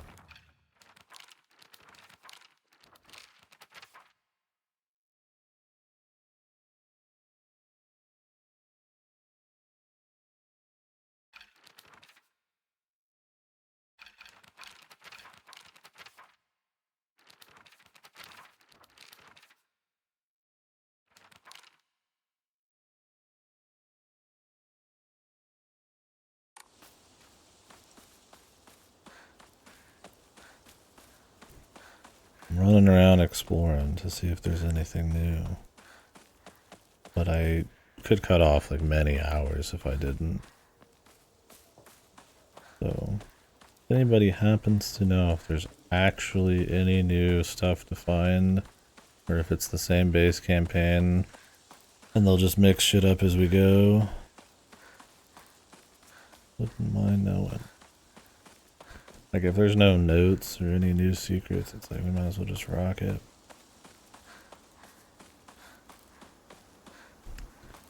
Thing is, I wonder where all the Ebas are. I'm definitely missing a few. But I don't know if they're in this playthrough or if it's like I just actually missed them. I might look up a list just to get the last charm slot. We'll see once we get down there. It's too early to tell yet.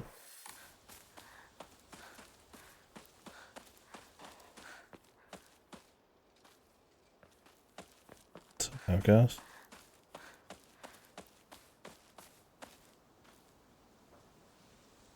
Go back in there.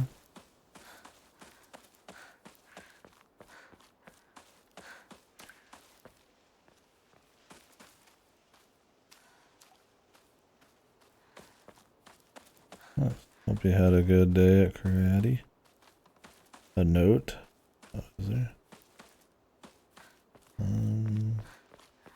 I don't see one. I already read it.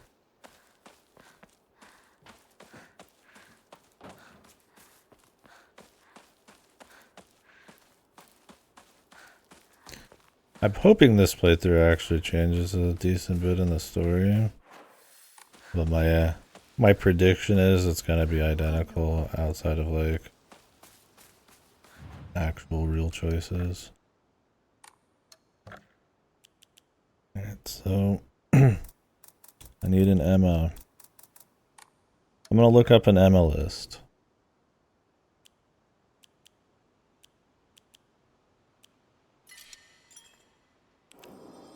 Okay, so this is just getting the ending.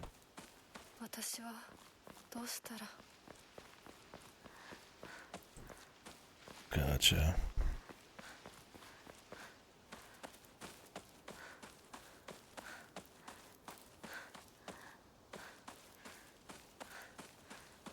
Then I'm gonna look up an Emma list. I wonder which ones I've missed. There might be one in the second shrine area I didn't grab.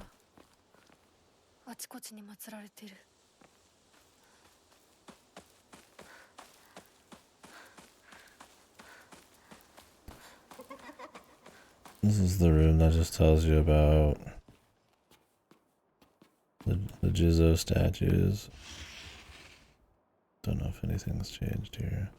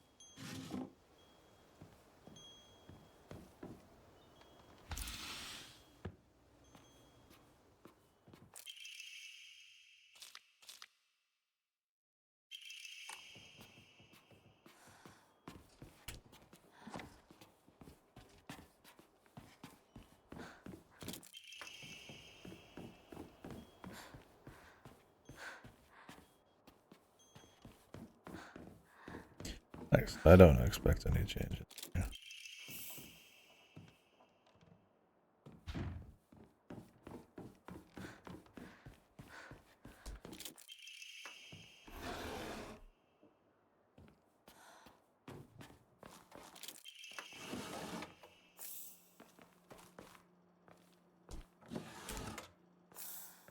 But since this was like an Negan Plus kind of area, it's worth checking out.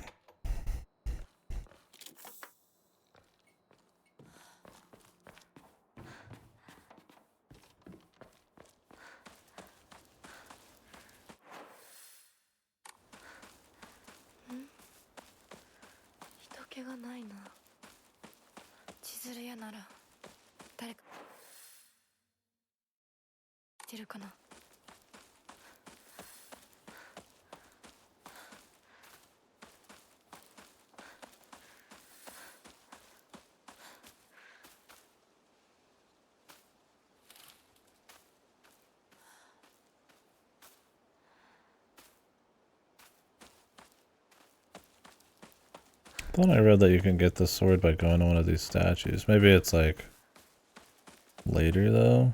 Maybe it's not this early. I mean, obviously there's the sword at the tree, but I mean,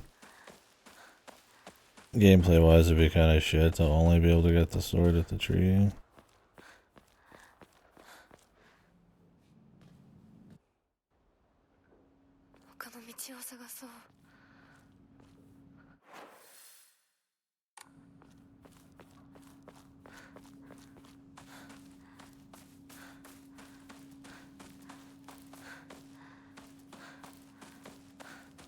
So maybe we only can get the sword at the second shrine.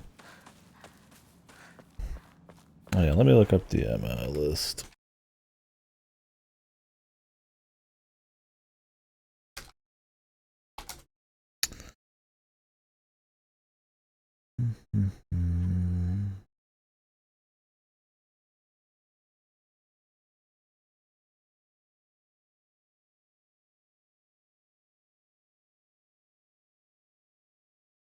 Thing is, I have no idea which ones I've got.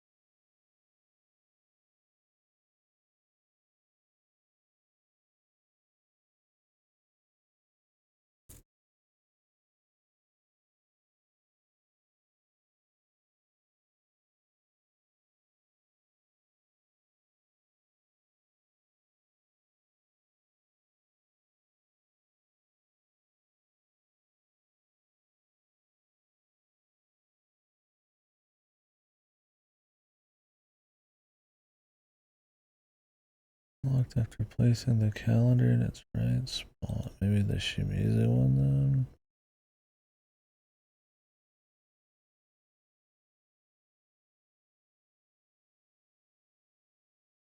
then.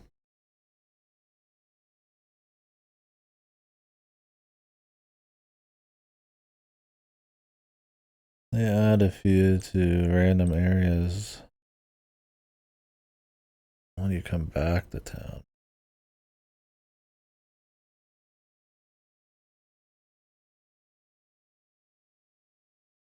Game Plus. Nice box. Southeast from the Shrine Vault. Oh, I don't think I got New Game Plus specific.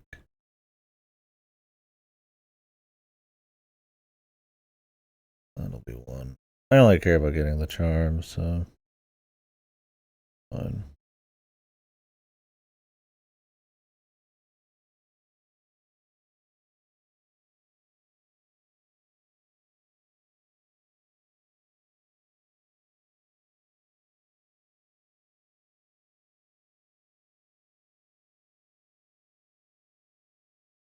On a New Game Plus specific. It's just like in a fucking house randomly.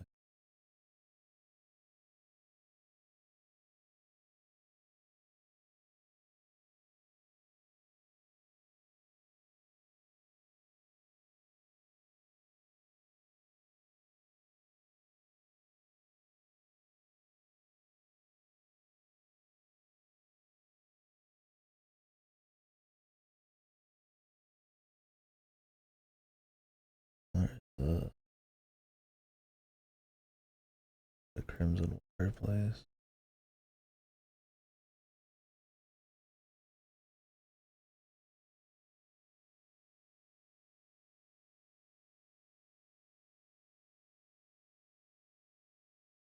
Some of these I got no idea.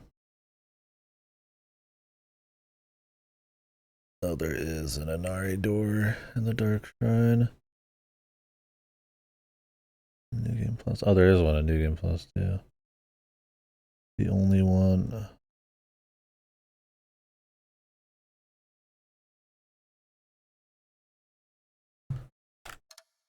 Yes, yeah.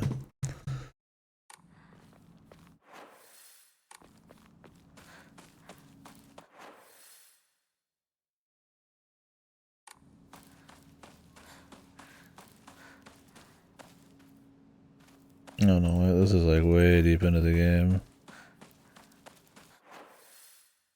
Oh, this is the shawl thing. The shawl thing is like here, I guess. They just put an Emma there. Okay.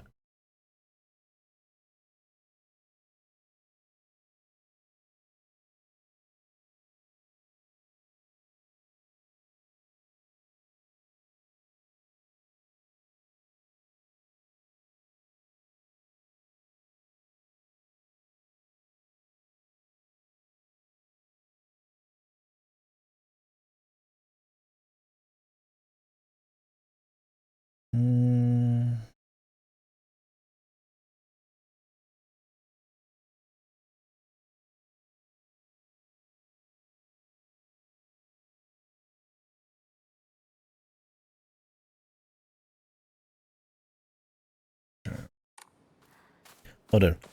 Let's just move on. It's not a big deal. It's just be cool to have like the extra equipment slot. I don't really care about literally getting them all for completionism.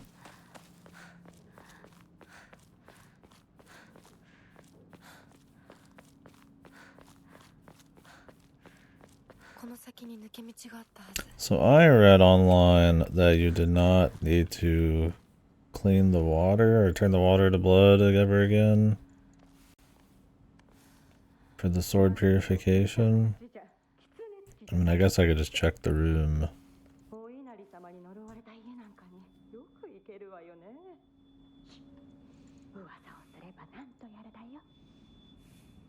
Oh, that was different.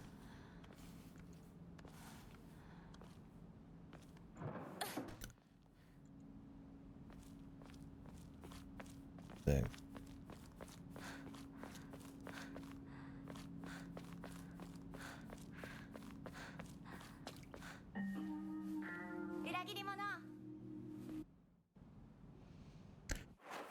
There's like just an ounce of that Silent Hill music and then it's just gone, man.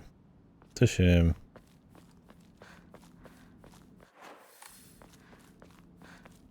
They really don't even try to.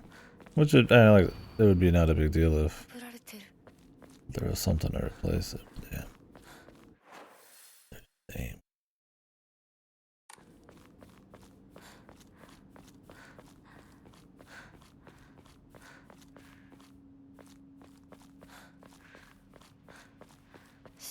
Well, should be able to skip most of the cutscenes.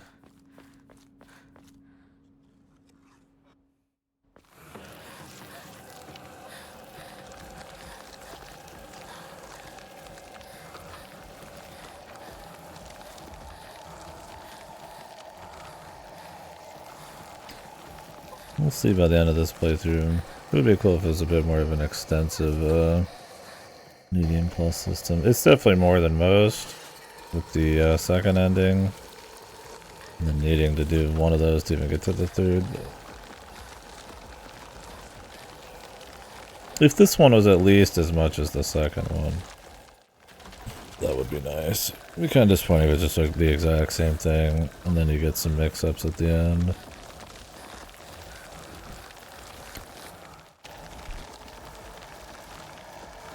It's weird chasing with all these cutscenes.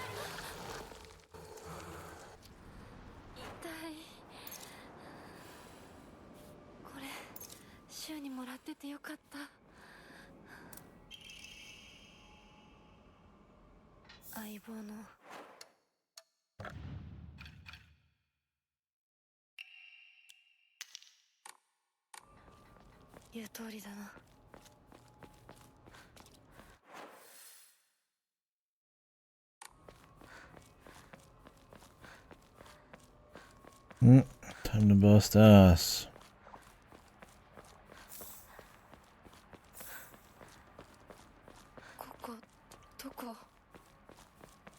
急いで咲子のとこに戻らないと。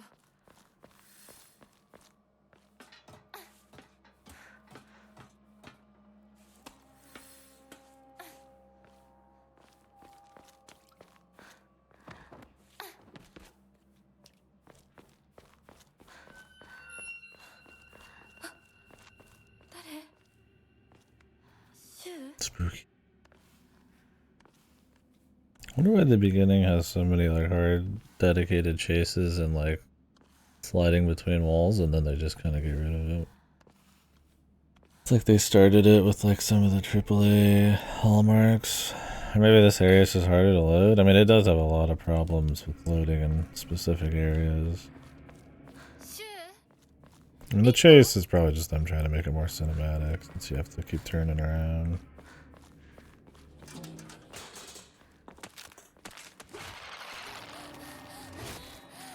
The grab.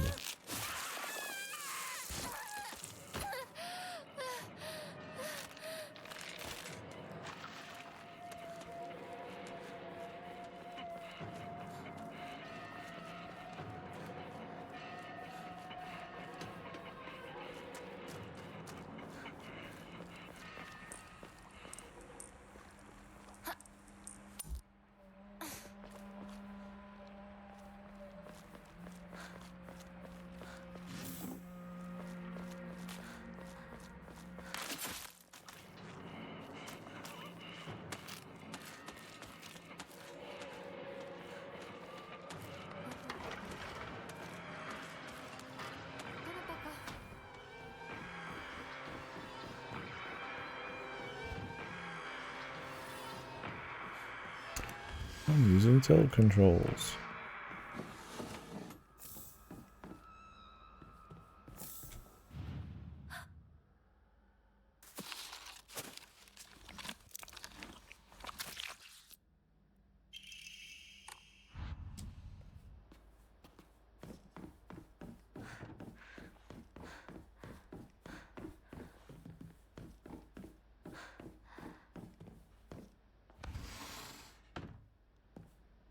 The bloody key is just for upstairs. Man, this is the back door.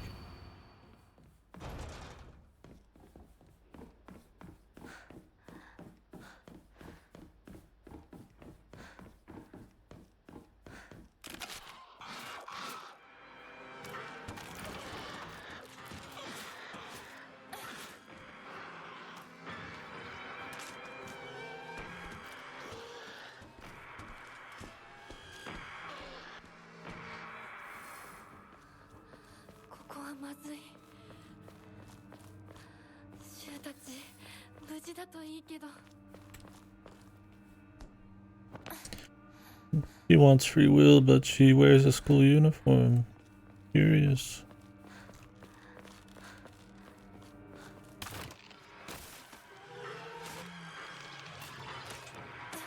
They should be giving you other costumes that would fit better.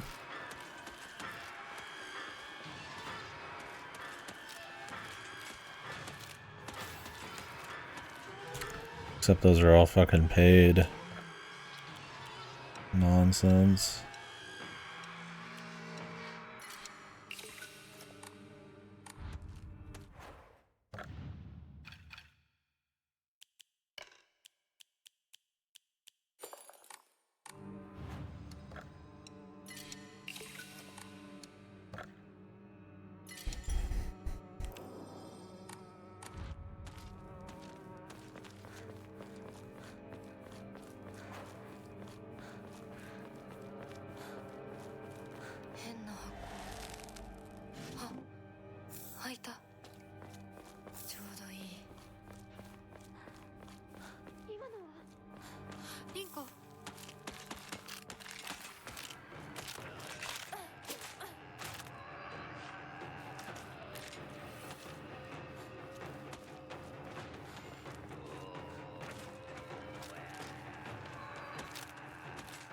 Some E3 panning.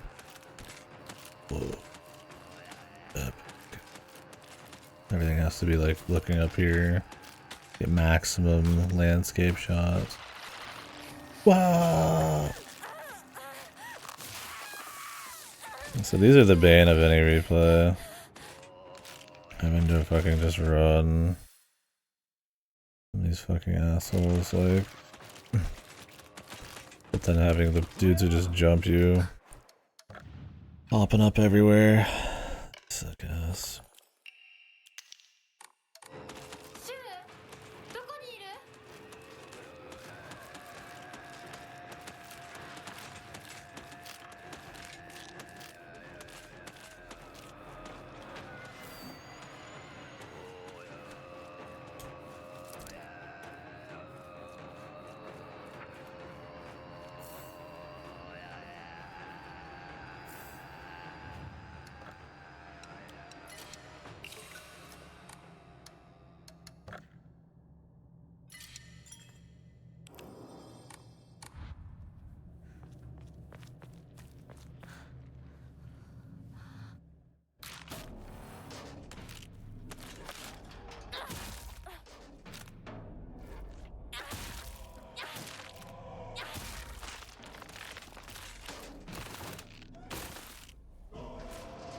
I missed my knife.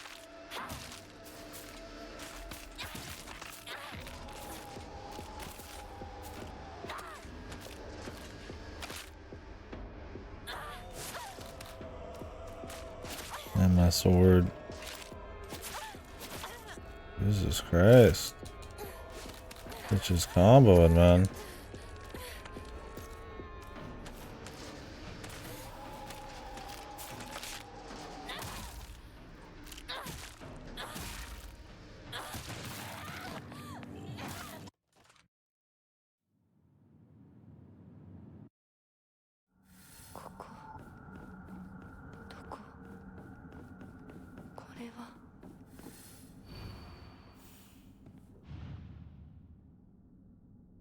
Oh, they changed all these. Are these like easier or harder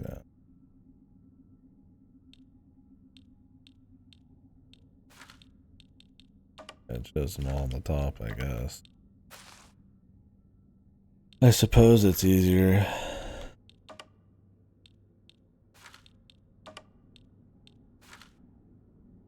Oh, these two are like almost identical.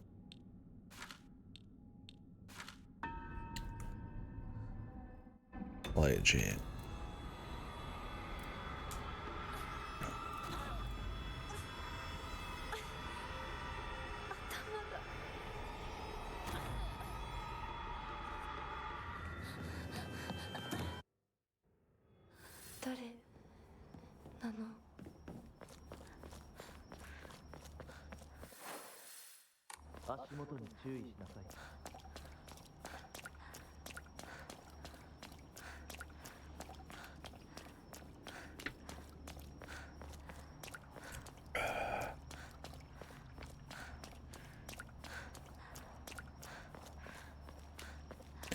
Will we be able to finish before I have to pick my brother up from work?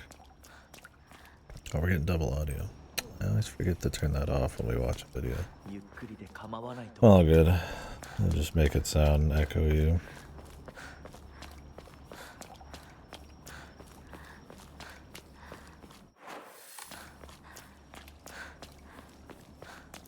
さあ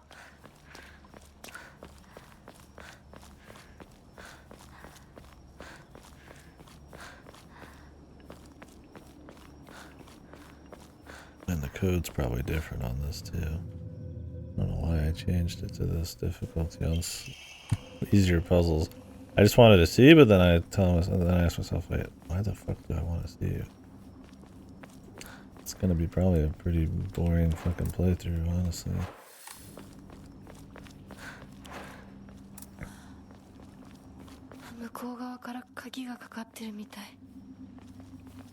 How do we get down there?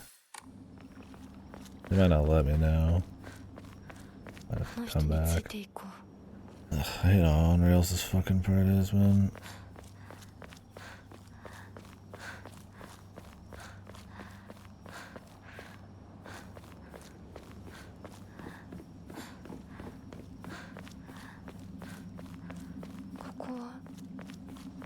Jinja.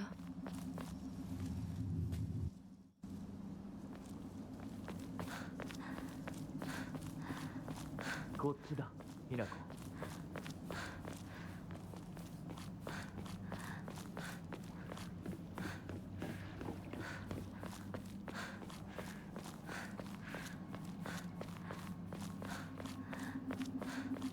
着いた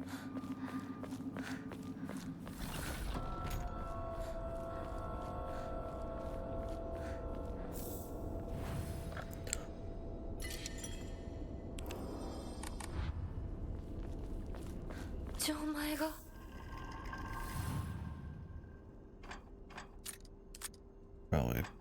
You'd think this would actually be like the same.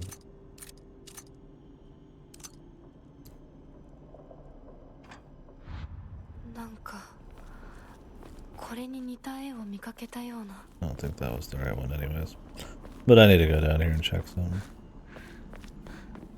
loot.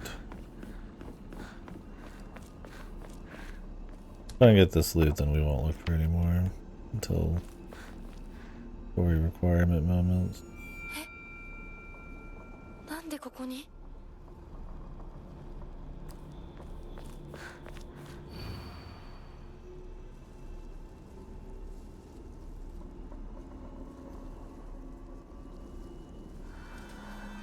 That's different, but that might be like puzzle stuff.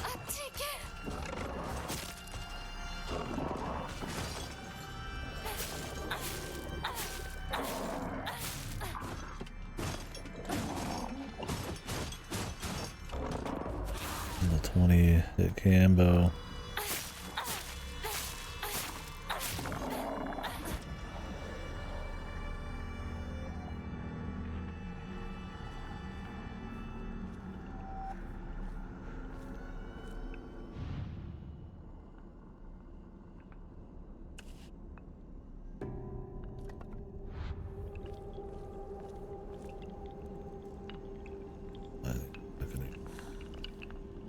Shouldn't have done it.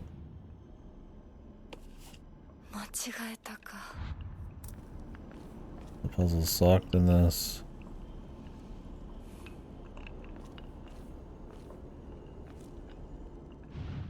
What was you thinking?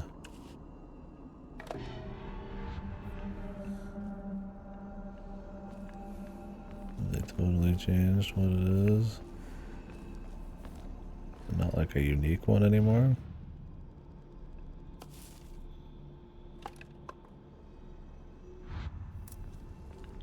Or am I just like not hitting?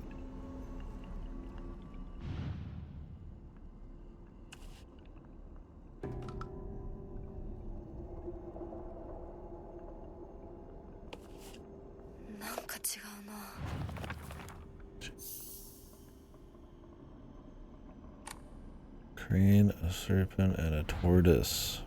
Can I change the difficulty again on these? I don't think they let you change mid-playthrough. Serpent? 多分これだ。他の絵も探さないと。I always just looked for the one that stood out in the other playthrough, but maybe there was an actual fucking answer that you're supposed to be riddling. 生き返った。不死身か。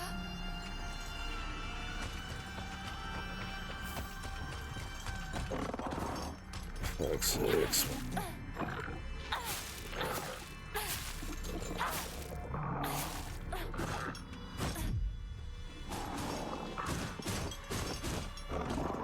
Riveting.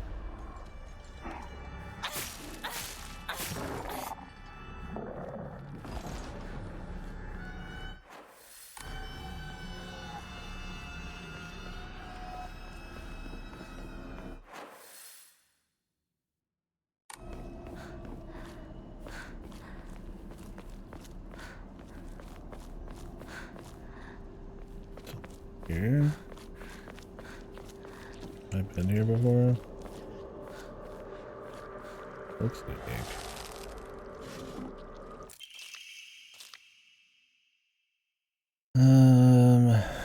Times up to divine beings undeniable on here. So the opposite, the divine beings bind themselves to a vulgar life form.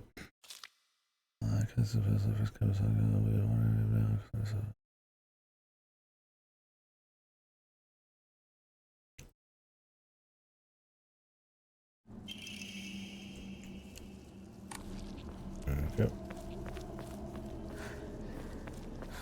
There's an Emma here. Thought there was. Or is it off somewhere in the distance? I only came here because of it. So. Be weird if like I hadn't found it.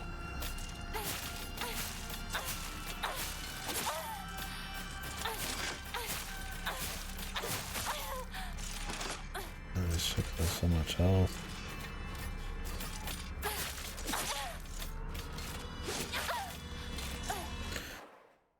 Where's this shit? Like I said, I don't.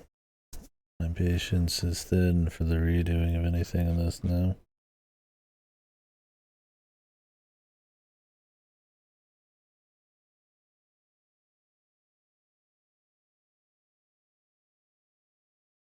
Okay. Farther up. This is totally separate. Interesting. Didn't find this before.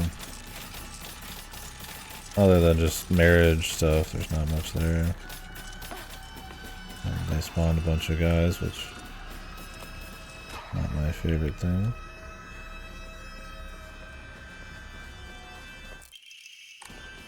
There we go.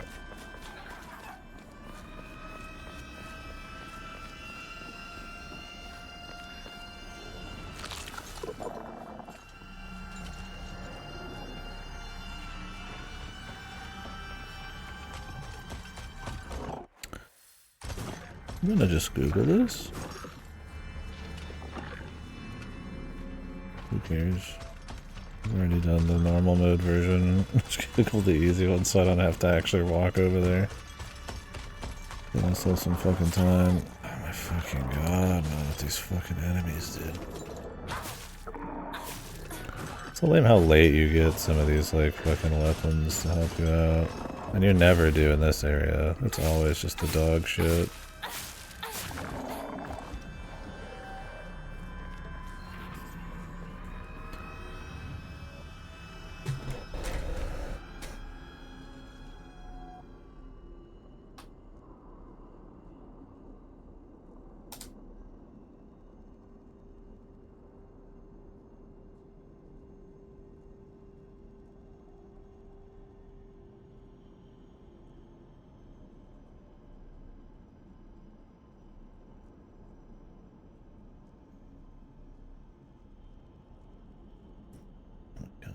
Give me the fucking...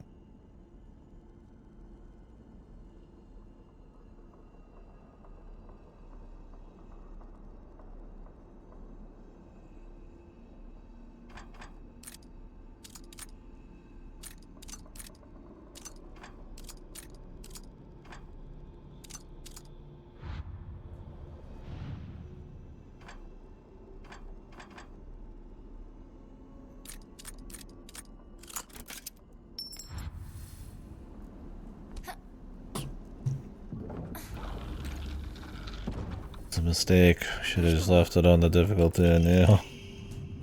And realized that like nothing would change. So now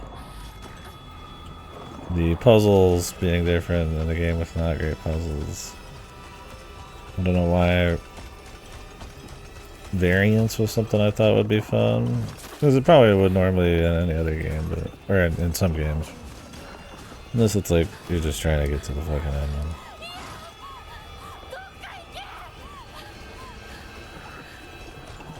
It's like I don't want to have to like resolve puzzles. Like even if they're easier, they're different, right? So it's like I could go from no effort to some effort. It's alright. We'll see the differences a little bit. A lot of them are just codes and interpretations, so that's whatever. しっかりしないと。とにかくリンクを見つけなきゃ。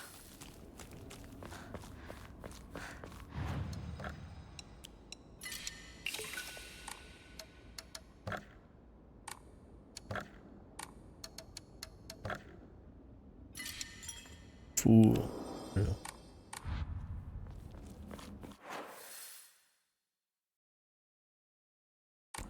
The damned.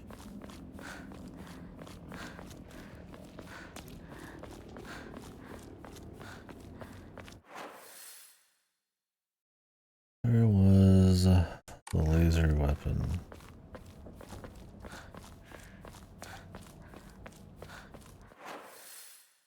Might have been farther down.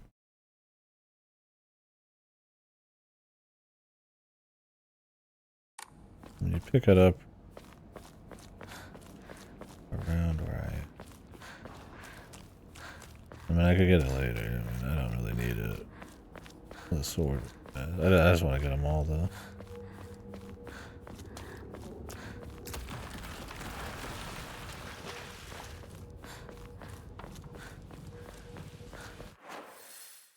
What's all the noise down here? Oh, it'll block you off. That's interesting. Just so you don't go this way. Little something there.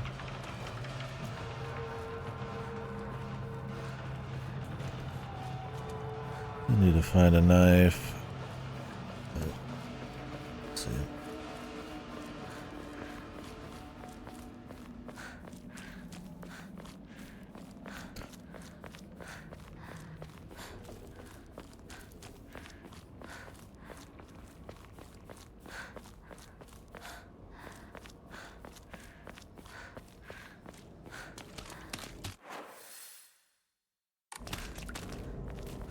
I know where it is.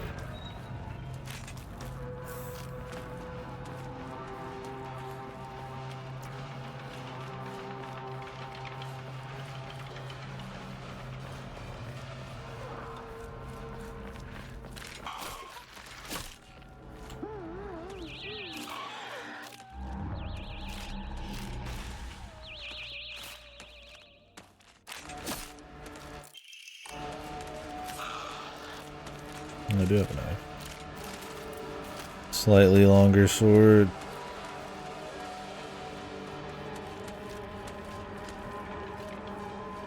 Very cool.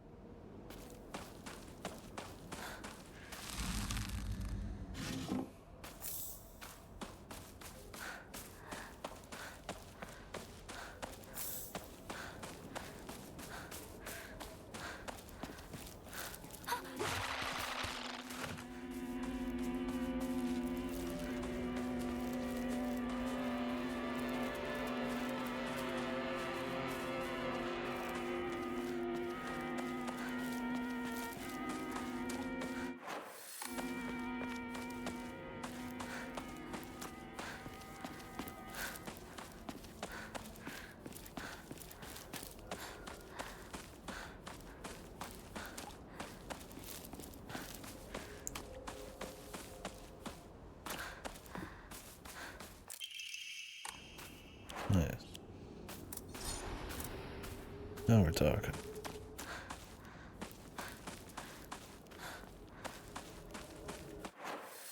Now we are gaming. So we gotta purify this, which, assuming I don't have to resolve the puzzle at the Crimson Waters and the Dark Shrine, or the other world, whatever you want to call it. Should just have to go to the area next to where I actually picked up this sword in the first place.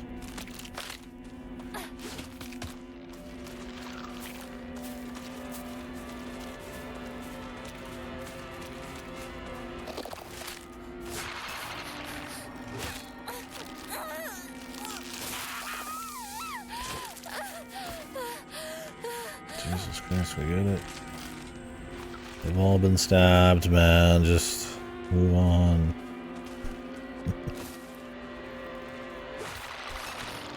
I even knew it was coming. Thing is, if you dodge, I feel like too late. Like, you could still dodge before I feel like they grab.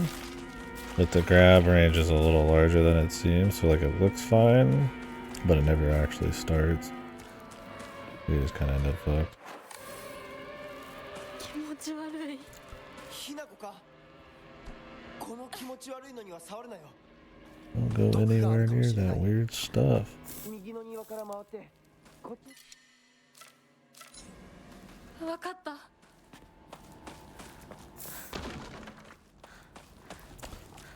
Grab some shit for the road since I'm gonna be not grabbing almost anything. This place has a few close proximity.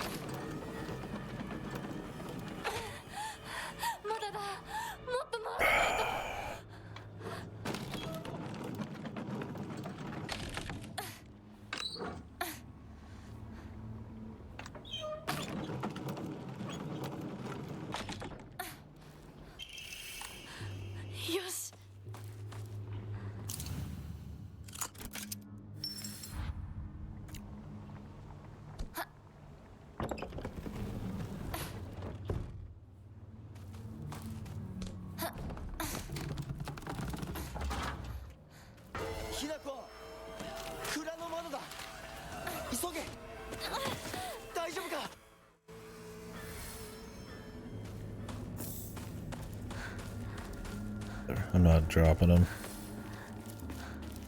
I'll have to not worry about him at some point, it's fine.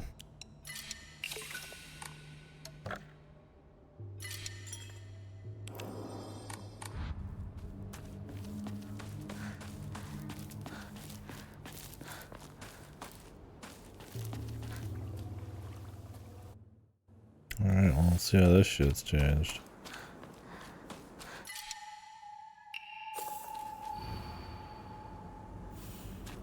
Someone who's different from everyone else.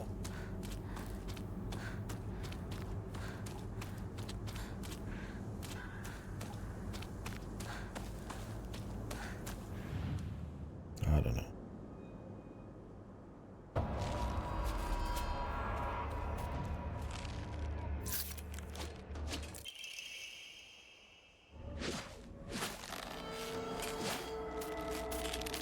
We could probably just force these.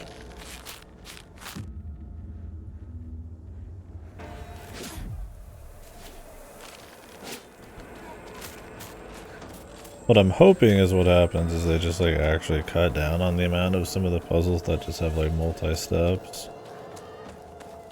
Was the partially the goal.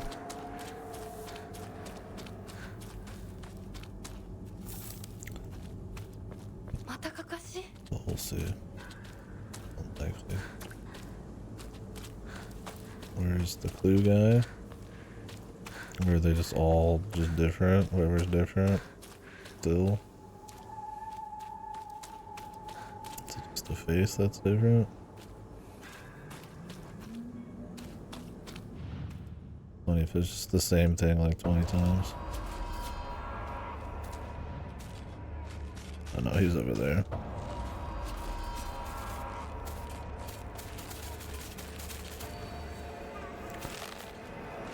You're helpless without me.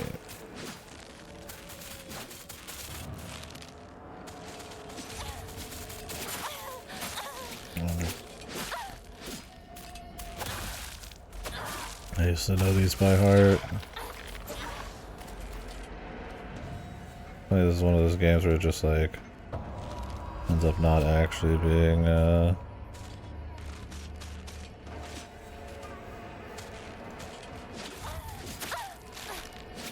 any easier at all on easy mode.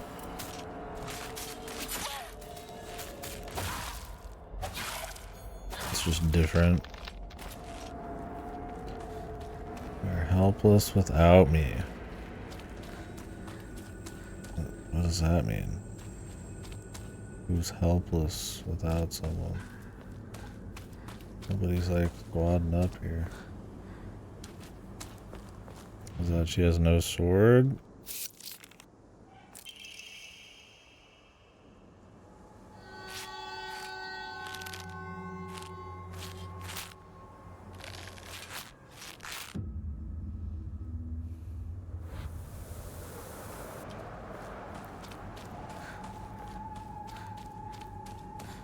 Like this puzzle should really end after like the third one. Do they add these? I think they add these to make it like easier to follow.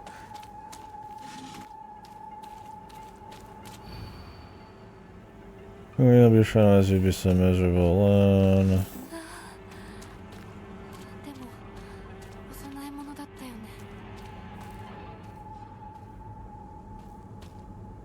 Miserable alone.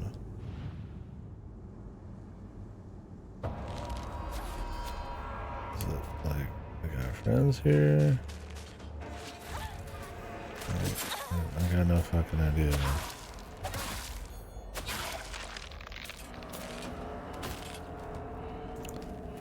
Unless it's literally the people who are miserable alone.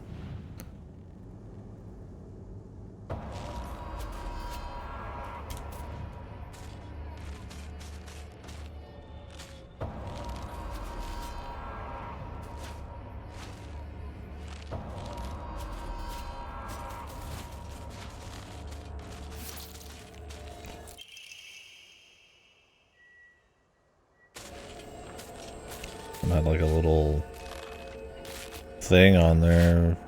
Just like a little pin. Whoa. Jeez. Easy mode story. Goes hard, man. Or easy mode puzzles. Easy, easy, easy, easy, easy.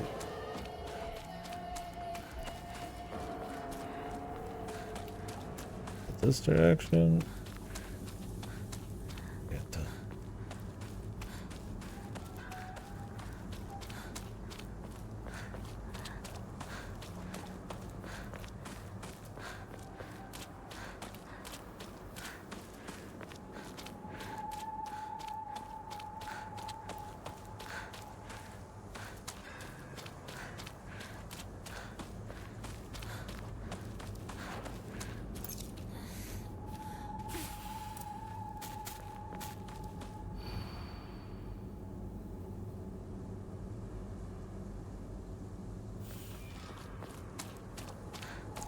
She's watching them.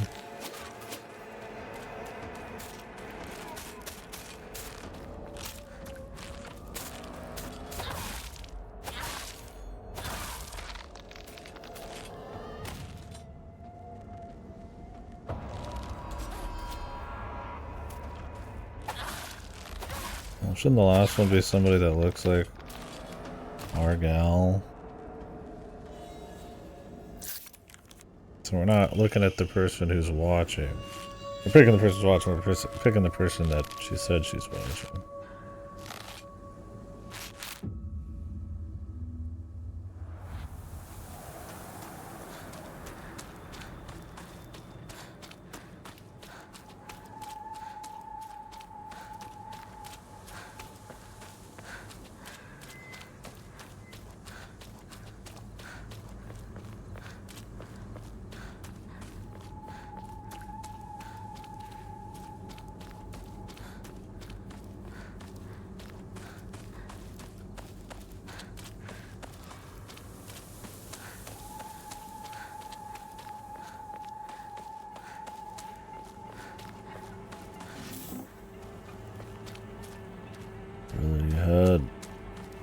some.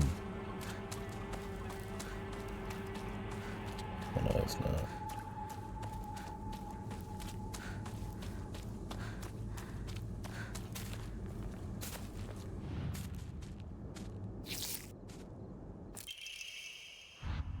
This was the right looking girl. Luckily that stayed the same.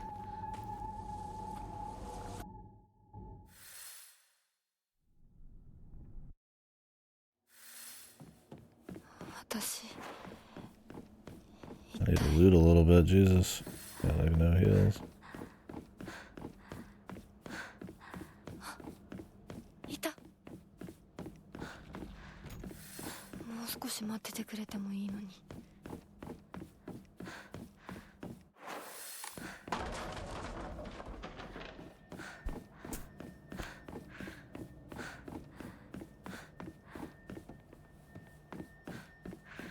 Okay, I'm turning the light on. I think my eyes are getting a little too strained.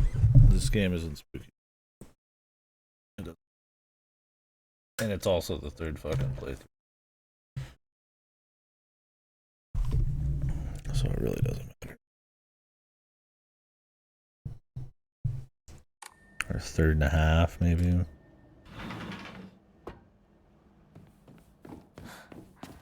Okay, now we did go to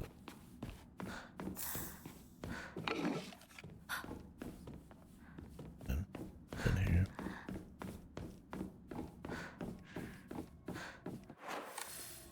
And I'll be having the lights out for most of this month anyways. So. On here. It's weird having it on again then. Like, bleh. Even though I have it on when I'm off stream. But ending stream pretty yeah,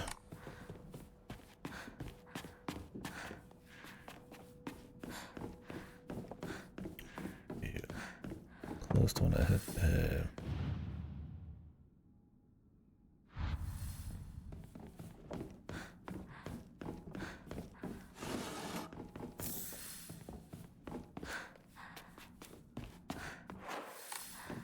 maybe you don't need to go up to that to get to this.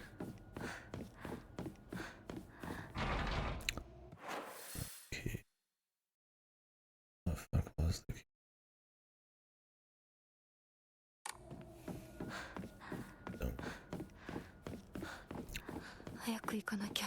This is one of those where I just kind of looted a bunch and then you just sort of get what you need.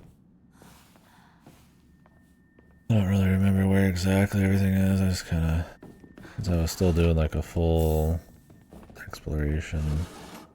It's in random featureless drawers. Then I think it's actually something that looks like that in a different room. I remember it being on some kind of end.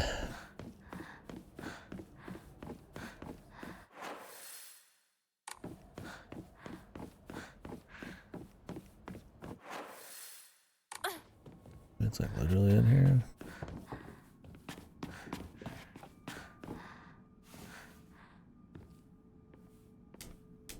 Get you to go up near the thing.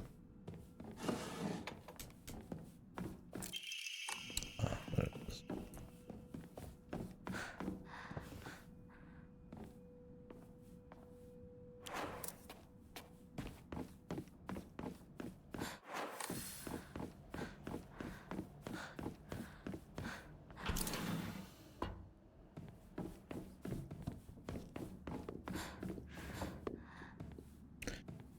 I might have to have a snacky.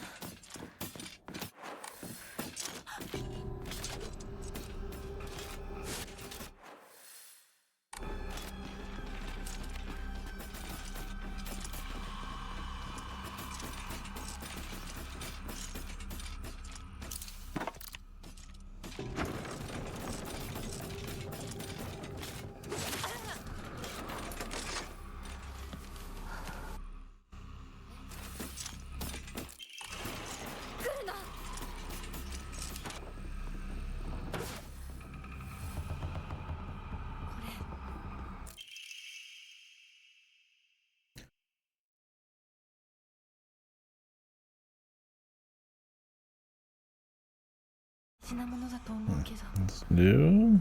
Unless that's す always いませ there. ん、お借りします。 I've read that before. Seems kind of familiar.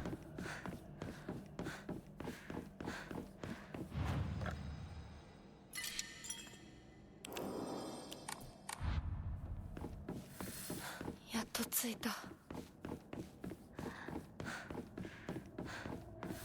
きなこ、こっちだよ。サクコ。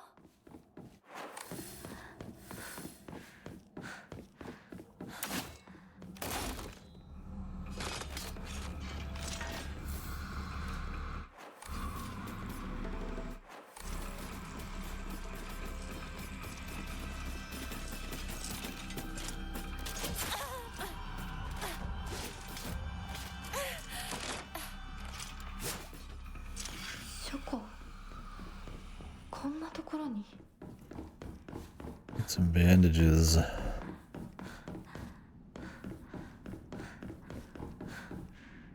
こっちこっ For the ち。 boss. こっちだよ。 I don't get any like cool gear upgrades in this place. They're not cool, but どこ？ any choice like that, you always have to just kind of use what they give you. Give it in a new game plus plus. Pretty dry. Plenty of pills. That's the thing too, is halfway through you get rid of the pills. Then they stop even putting them down. Getting there's a bit more of that.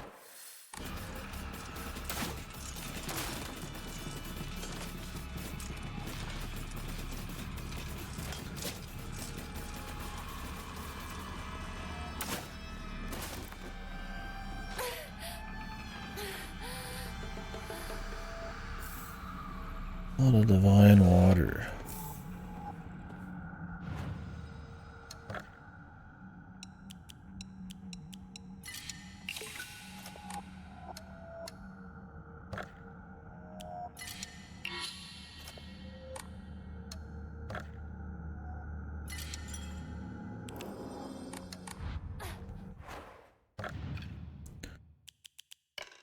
Oh.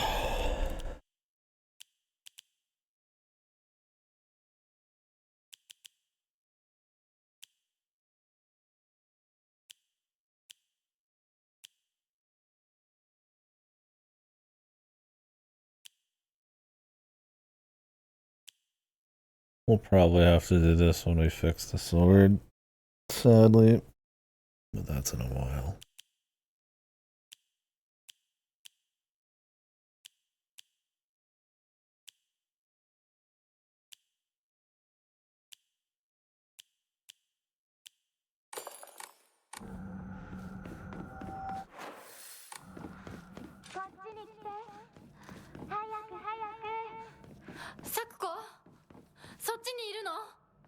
Maybe there's a better combat one. The thing is, all the damage upgrades have to do with durability, which there's none of that in this area.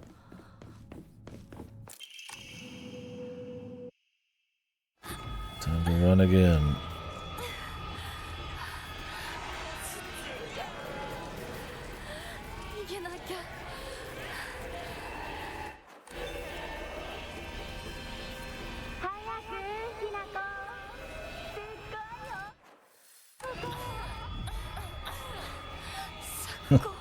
I love perfect dodging the scream and then just ending right back up in the scream. Because it's pretty much nothing you can do. Just, I guess, space it. But I mean, you're gonna hurry, I'm not gonna space it.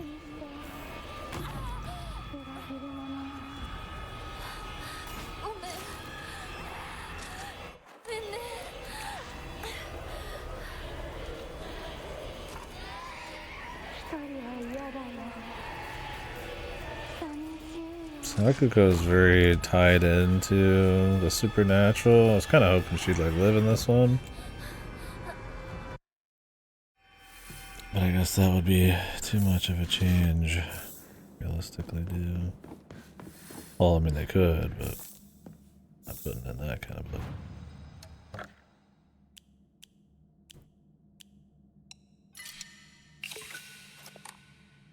I should actually use those to speed up these areas. I don't really need to save the money anymore. I mean, I could like still draw shit.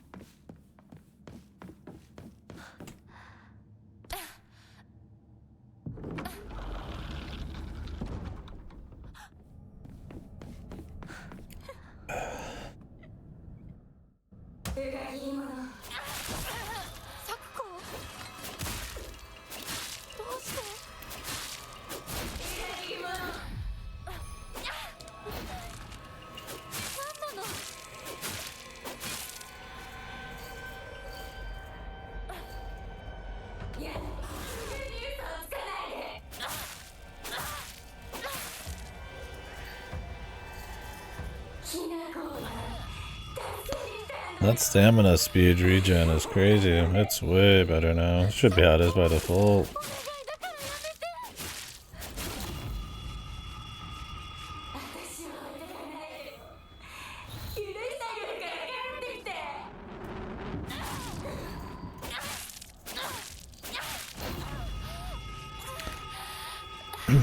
Instead you have to find the fucking charm.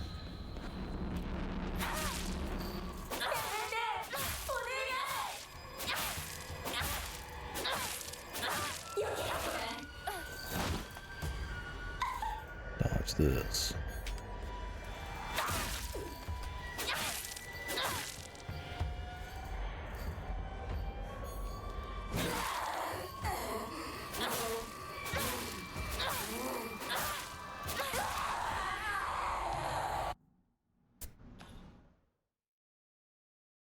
I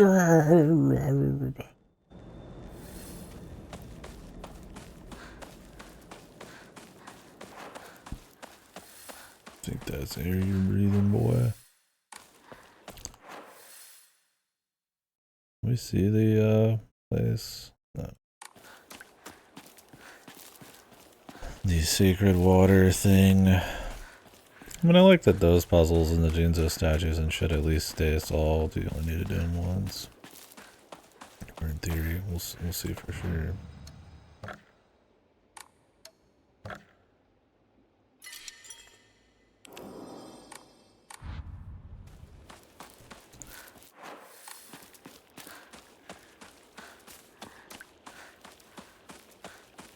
Should have gave me a costume that let me change my sprint speed or something. But I said I don't know if there's any costumes you can use. Is there? Anybody know? Is there any costumes you can get that aren't DLC? I always had costumes, man. It's kind of lame. That's the case. Not like there's that many weapons either. I mean, it's this one and the fucking lightsaber. This one's good, but I mean, if you gotta purify it and it turns to shit, then I mean, it's kind of lame.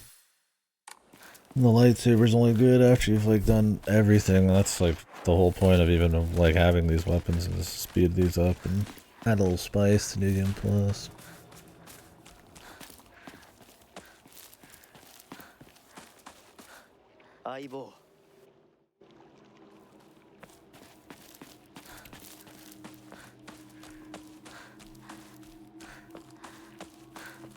Back through the canals again.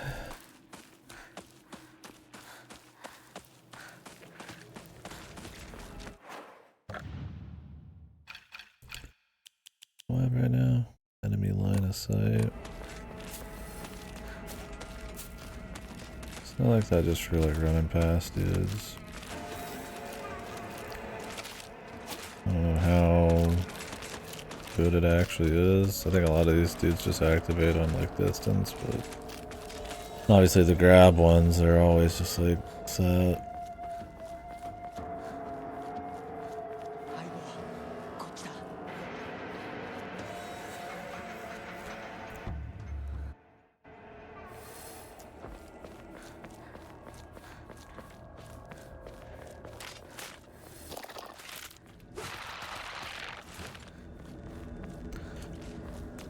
The parts in the actual Ebisugawa, I don't mind really much.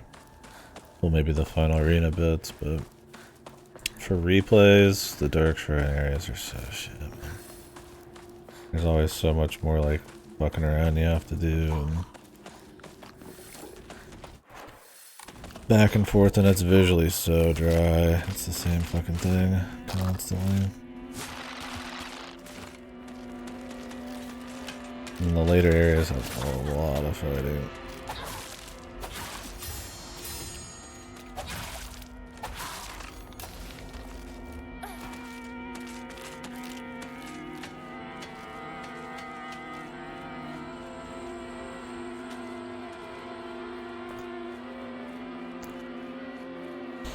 Having to do all those floors where you go back and forth with the doors and shit.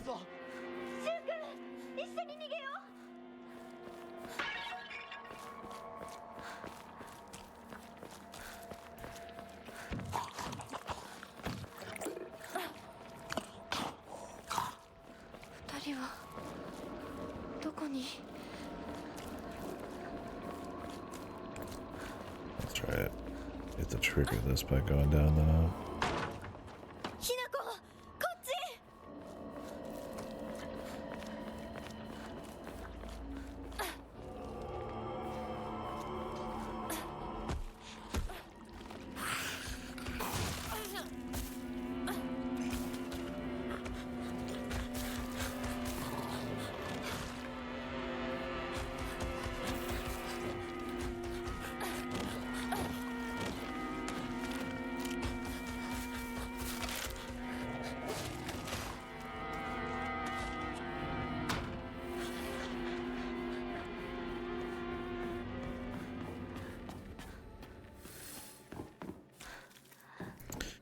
It has gotten into.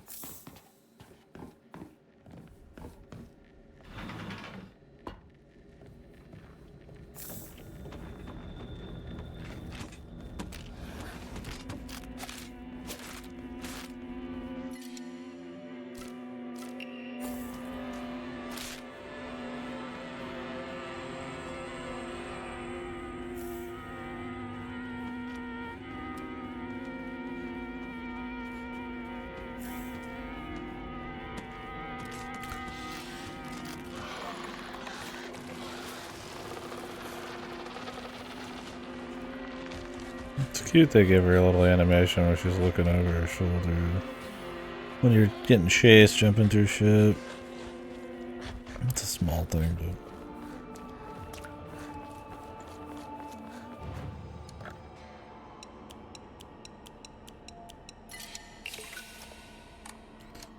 it's cool.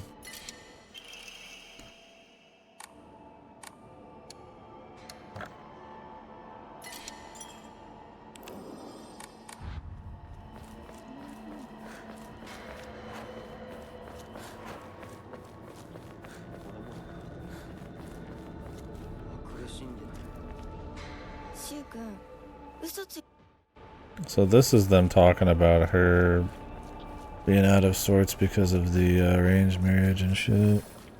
And then obviously the bitch is trying to get him not to give a fuck because she wants the man all for herself.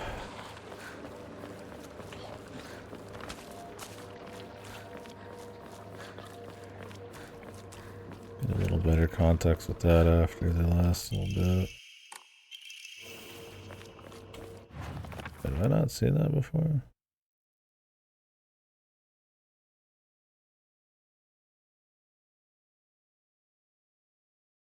Sword was far before the Inari phase. The Jesus statues are the OGs. That's why we have to give something to the Jesus statue to ward off Silent Hill nonsense. I don't even know if it's supposed to be similar entities to Silent Hill or if it's just like other gods or something of mythology. And they just write Silent Hill just to get some sales.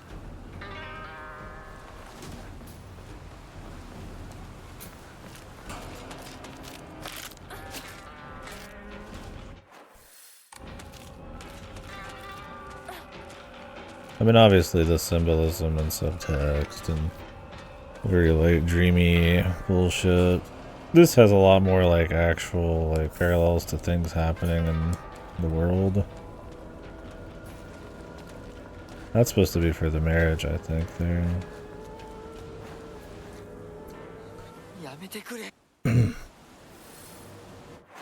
Like, I don't want to say real time, but almost kind of real time, yeah.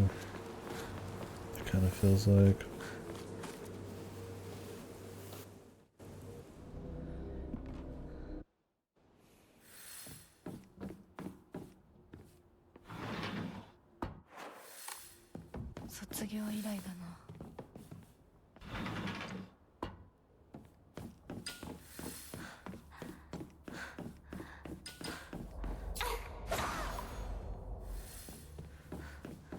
Can we just solve this immediately if we have the shit for it?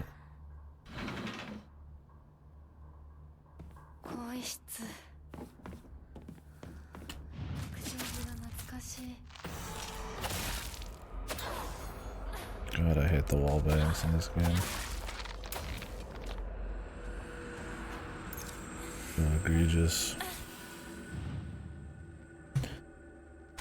Still have that page up.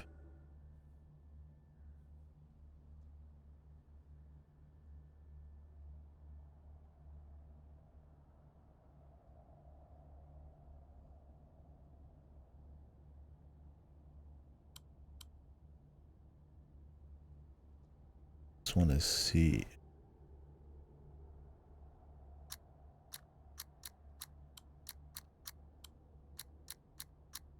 I guess they simplified it a bit, but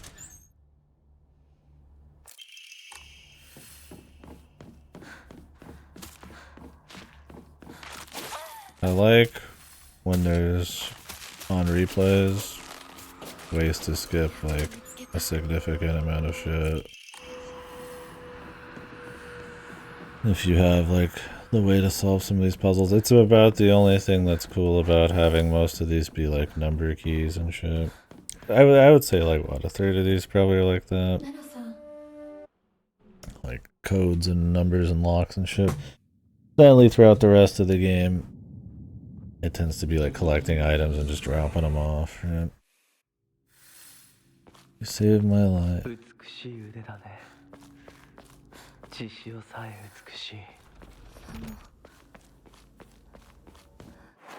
Yeah, I feel like this is supposed to be the kid from the olden days, for sure. Oh, gotta do this shit again. This is where you really wish you could skip big chunks, dude.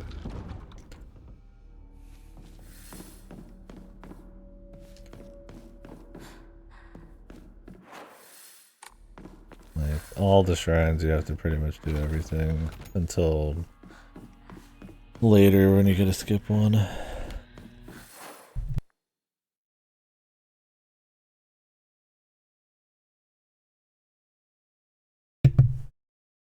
Alright.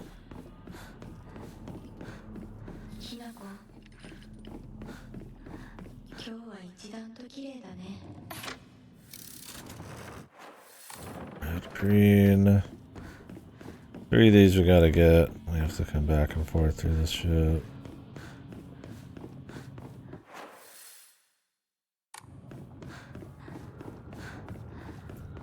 This one's probably one of the most boring. This whole zone. Very repetitive. But at least we don't have to check for lore this time. Although that was the most interesting thing about the last playthrough, was finding out more lore. Like I said, I feel like you kind of already know all the answers for the most part. But, you know, you check anyways.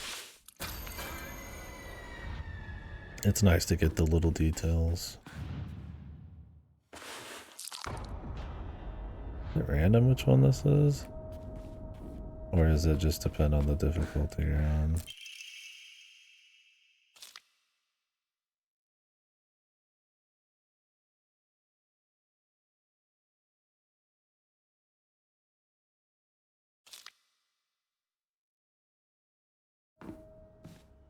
I didn't get that one last time. I just missed it, I guess. More unhinged psycho shit. That was a Ryukishi paragraph, that's for sure. Or page. 見つけた。 Saying some unhinged shit. Some chick's like obsessed with some guy. That's some fucking psycho nonsense.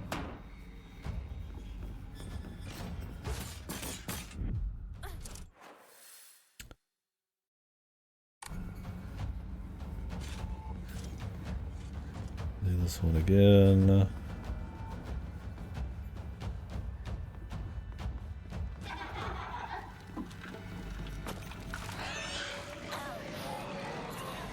My favorite enemy is the one that just makes you have to wait longer.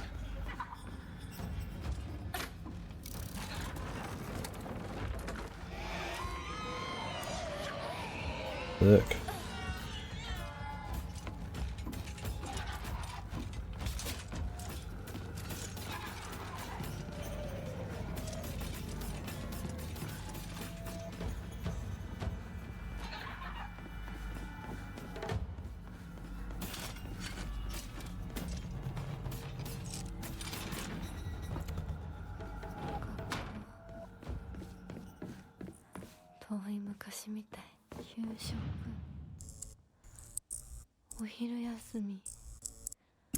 Don't mention lunch. I'm hungry, and I don't want to be angry.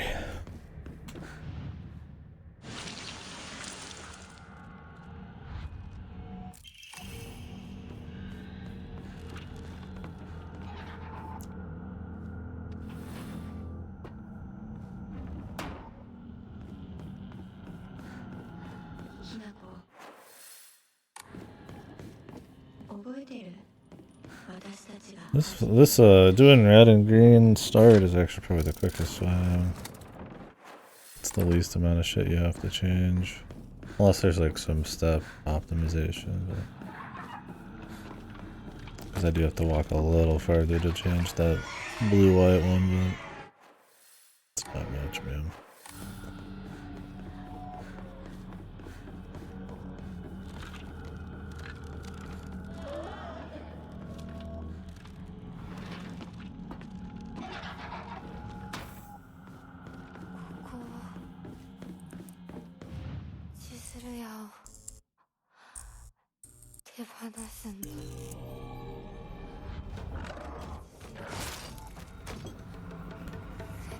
Thanks for the 10-hour stun. Appreciate that.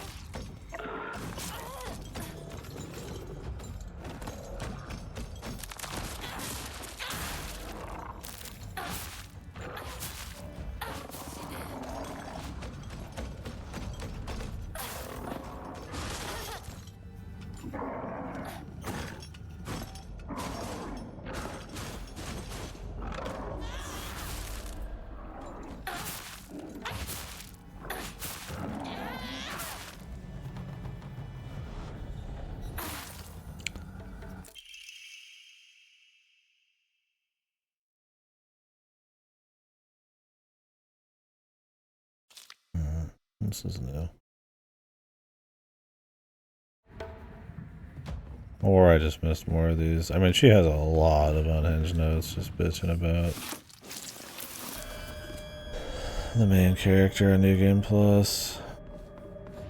And it could be that our man just... What is... These are like the most like shitty scares, but they're almost like purposely like taking the piss.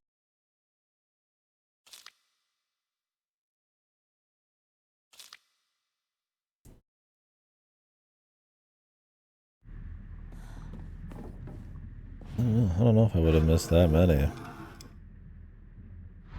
It's possible. I didn't think there was anything that changed. An unhinged chick.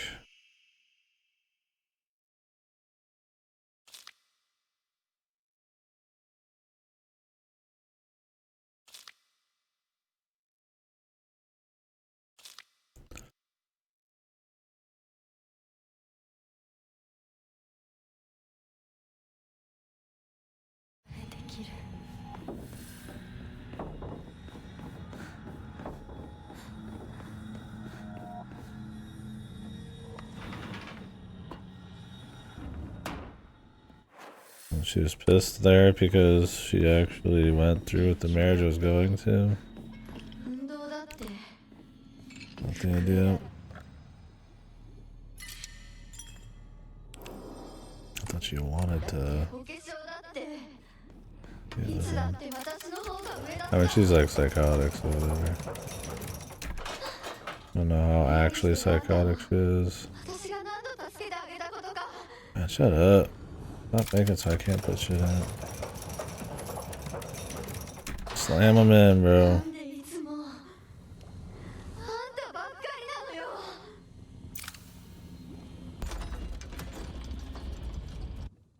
You almost want to watch it.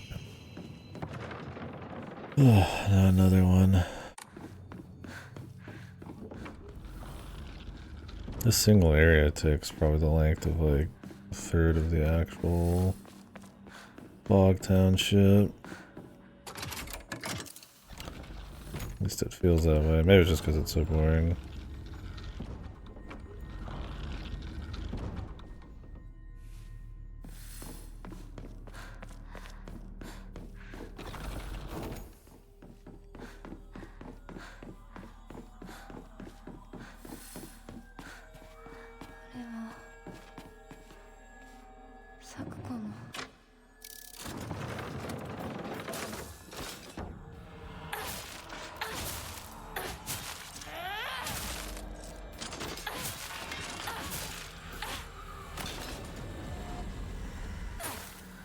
You'd think being able to suck up the dudes would like speed things up because they wouldn't come back, but it really doesn't because then you still have to fight them, you know.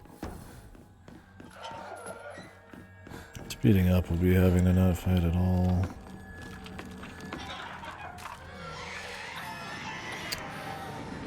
Jesus Christ, these motherfuckers, man.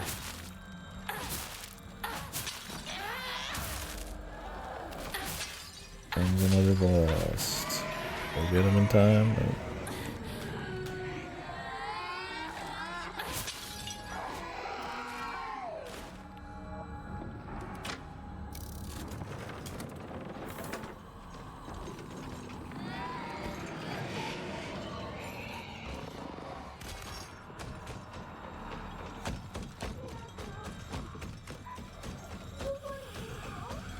Went the long way there.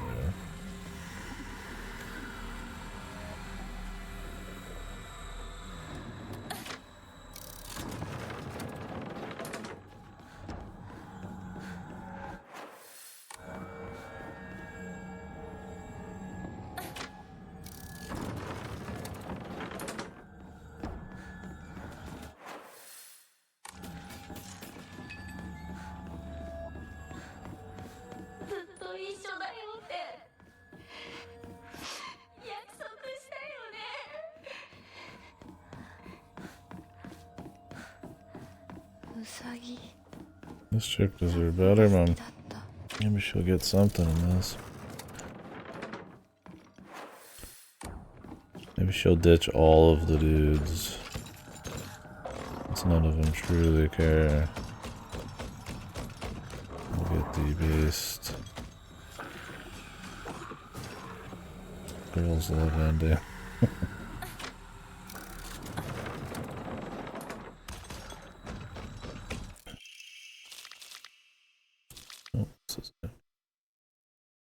God commanded her to restore the shrine. Tell me that I mustn't restore it. Opposing God.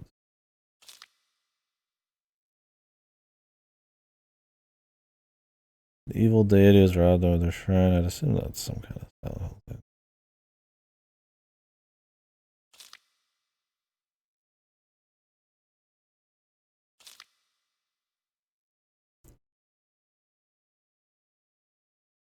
You wish to serve a malevolent God, I shall crush that empty head of you.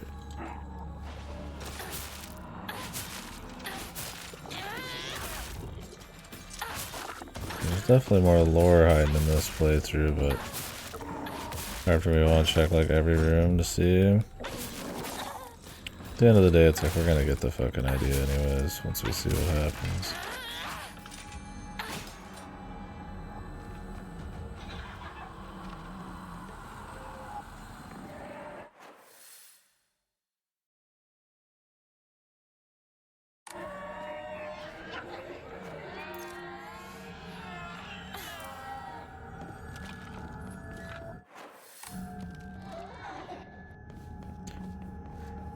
Is there any crap in here?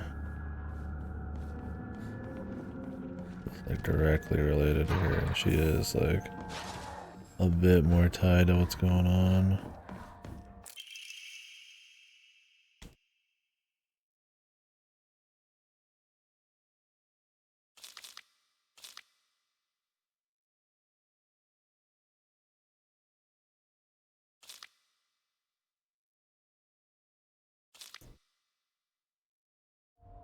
Sorry for calling you a traitor. Well, that was kind of important to see. You got left behind, just wants to live her own life. In a way, it's like somebody else tying her down. But I mean, there's also a point where it's like, I mean, she's probably someone that would be worth like slowing down for. Theoretically slowing down, yeah.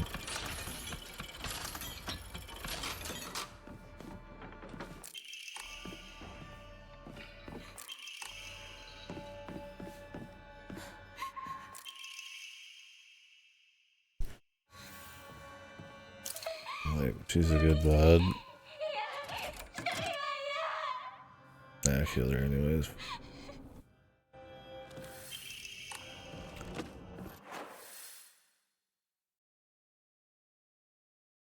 Fucking kill her anyways, man.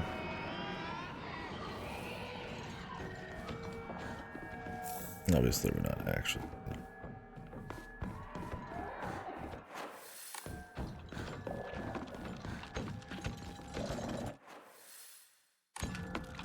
I think a quicker way around here, man.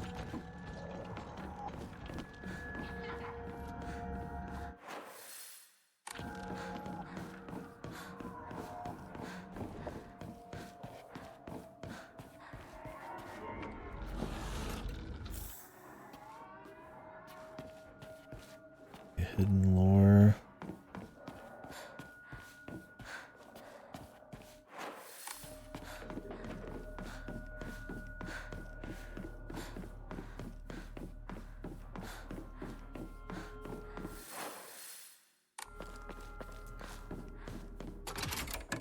Oh, finally can leave here.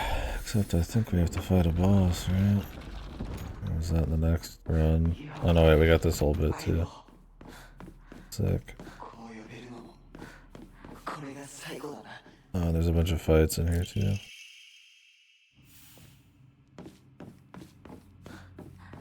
How could I forget? We'd only just be.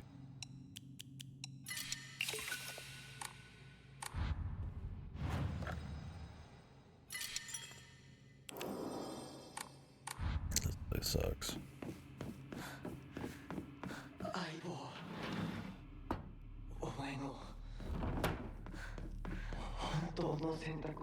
I do think New Game Plus generally works well with stuff that's got a lot of like symbolism and like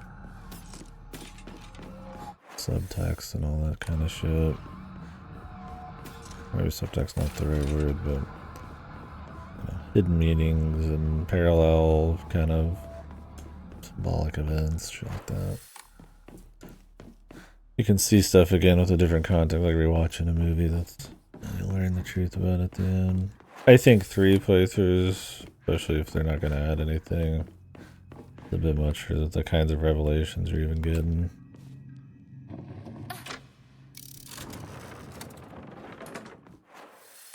I mean, not that other side has done multiple playthroughs, but I don't know if it's like worth it in the grand scheme. I mean, it's worth it for me because I'm just curious. I just want to know. But like, to just like give it an honest recommendation, like, oh yeah, you need to play all 3. We'll see by the end of this, but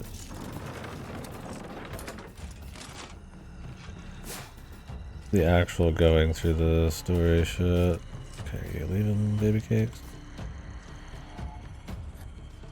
Some of these parts are pretty whatever, man.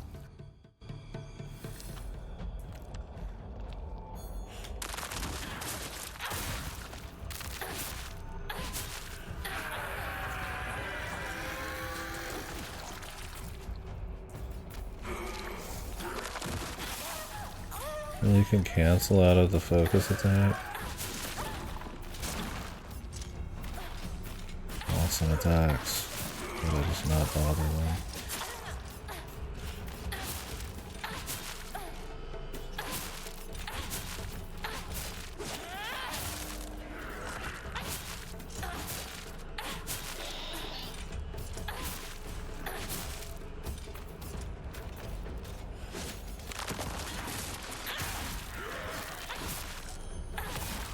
Yes, I do have the sicko mode we could be using.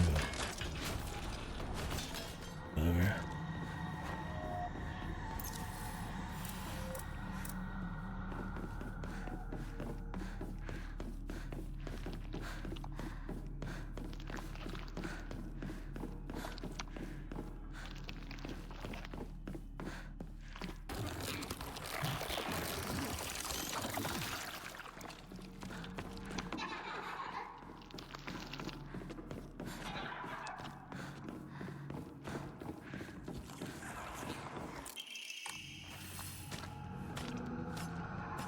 Well, they required you to get one less item in this part, but like, I don't think that cut down on almost anything. I don't know how that's considered an easier story mode, or puzzle mode. Maybe Lost in the Fog difficulty actually has like some thought you have to put into his prized possessions or something.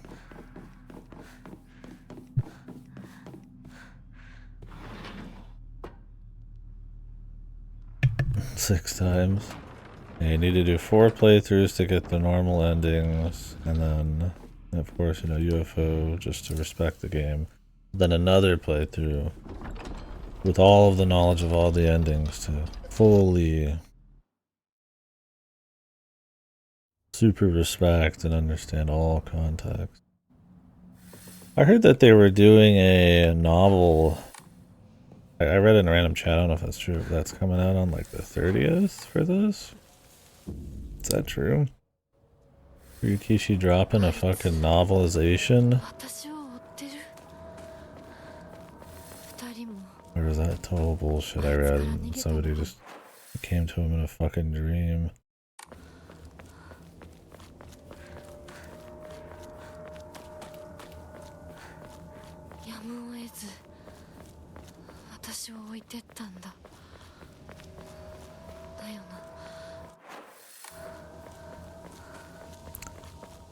Well, the amount of time I gotta use this sword's gonna be gone pretty soon.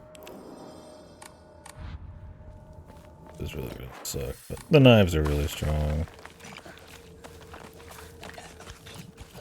So I'm not gonna be like looting as much.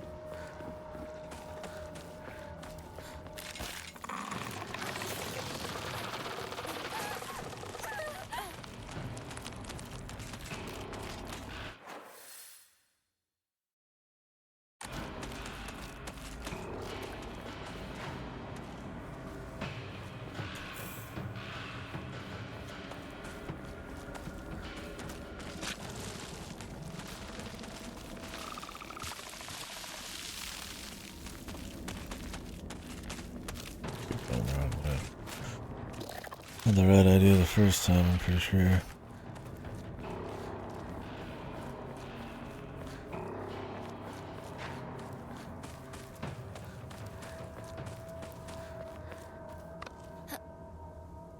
Get this early so we don't have to do this fight.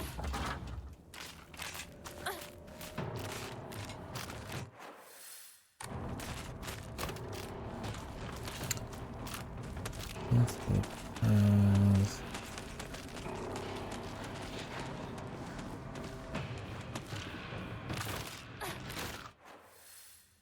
Well, they don't let you in there until you go to this fucking lock, I think. I was like, wait, isn't that pacifist found though?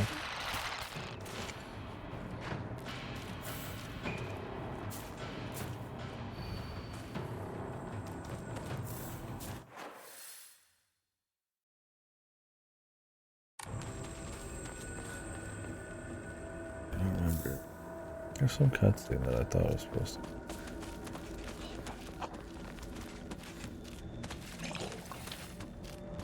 Oh no, you jumped down twice, that's what I don't like that.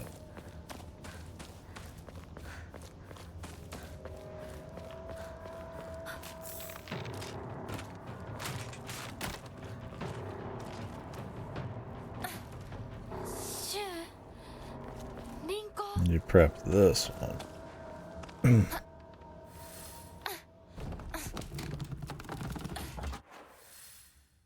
You can prep both, I guess. I don't know if you can get through on this. No.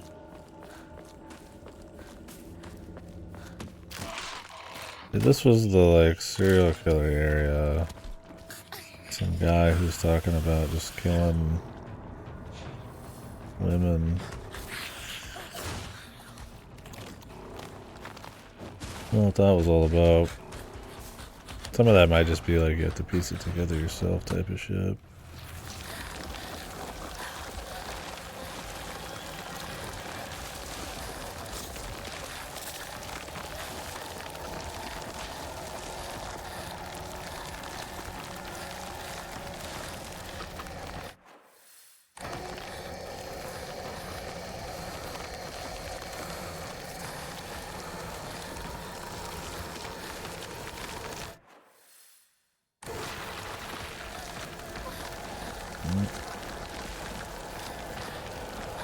Got a little too early there.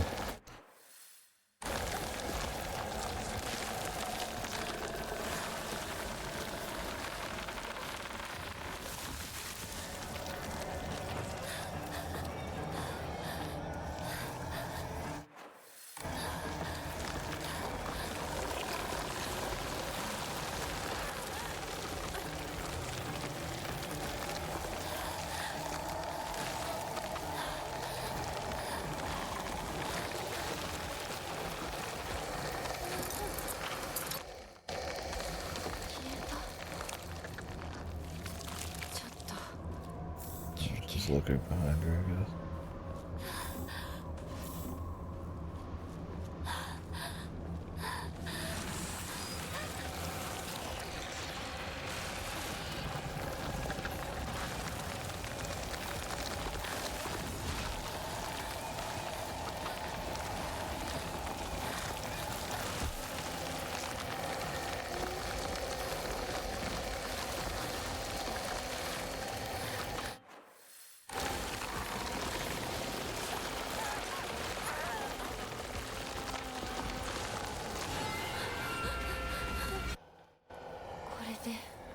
It was funny when she stops, but the hair keeps going. You start to skip the cuts.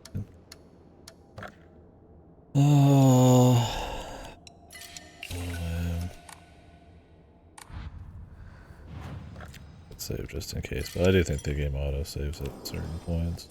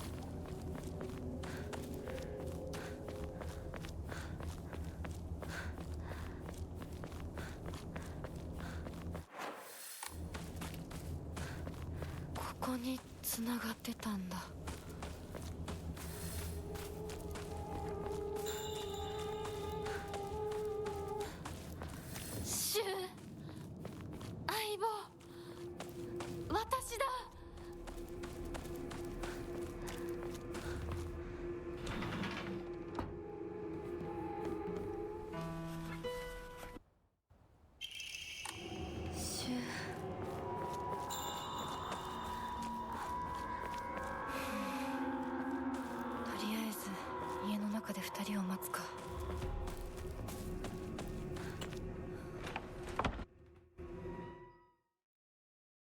Return to the funhouse. 私頑張ります。 Now this was the one that had the Crimson Water area. I'm gonna go check to see if it is actually done. Much as I'd rather not. 迷っていたんだ。 Kinda just needs to happen.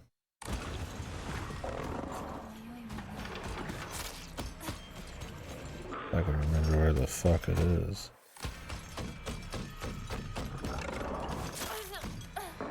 I really get tired of these shitty ass enemies, man. Get the fuck away from me.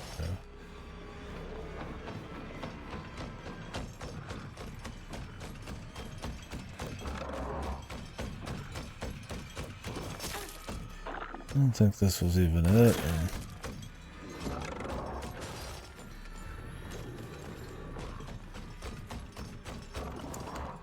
What's the guy that can hit you while you're sprinting? He's one of my favorites.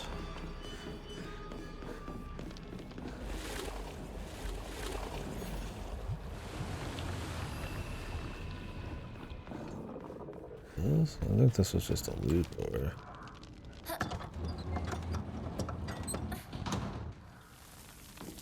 Maybe. No, this might have been. Might have been the main path.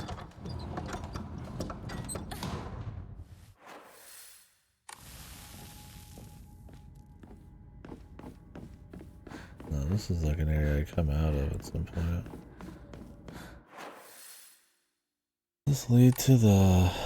This might lead to what I'm after if I go around the bend.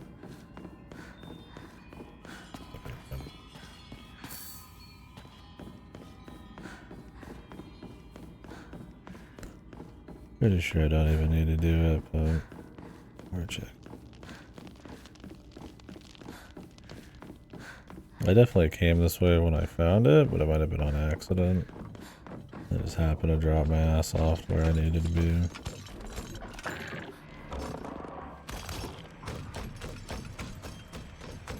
Yeah, that's what happened. Definitely do not have to.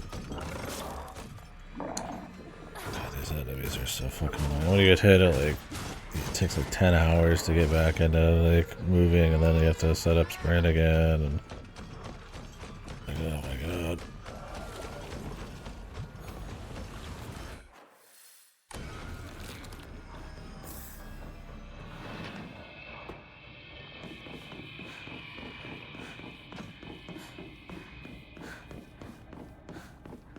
Okay, it is still bloody.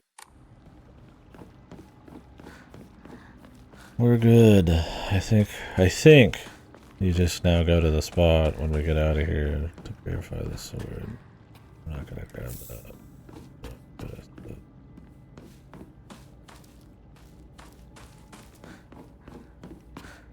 Let me double check. I'm like 90%.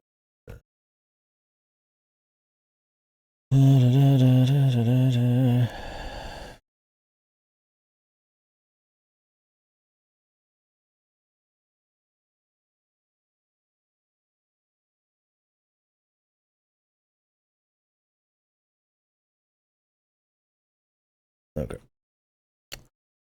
Indeedy do.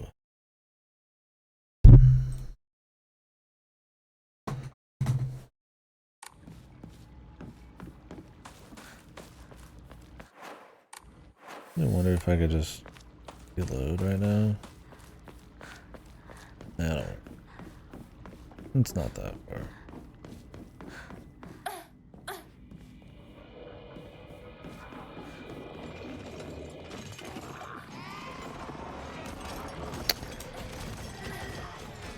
Jesus.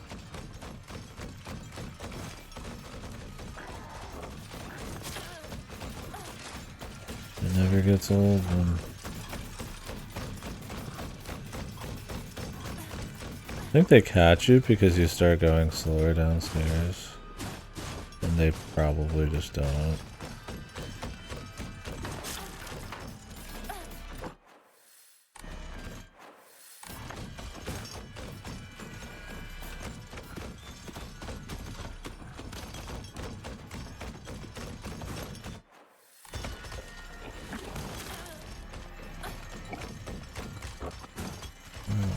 More of them for me.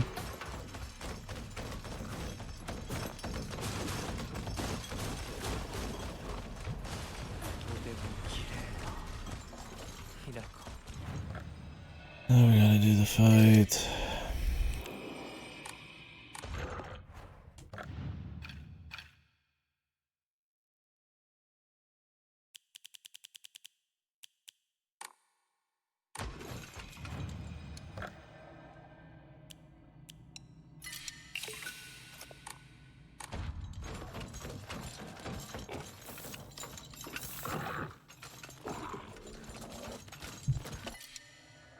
They're trying, man. Trying their damnedest.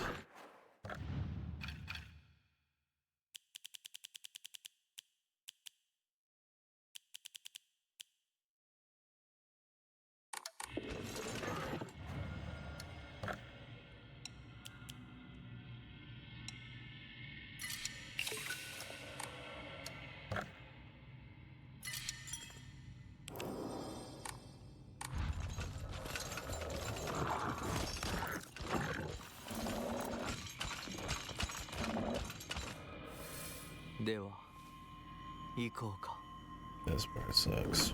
Because we have to sit here for like a solid 2 minutes and wait for this. Oh well. Be a good time to grab a snack, man. You're back. 皆が私たちを祝ってくれている。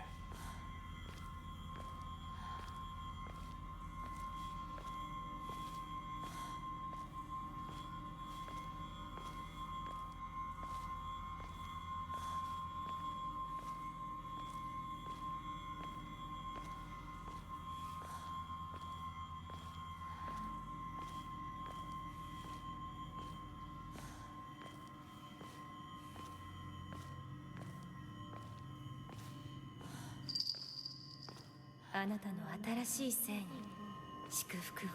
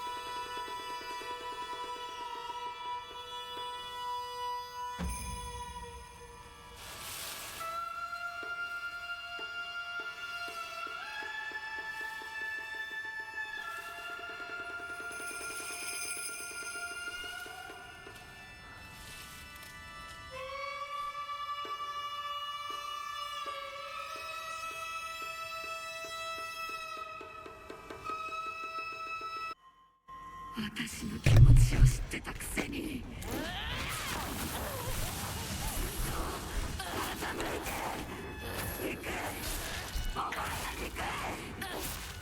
見たくなかった。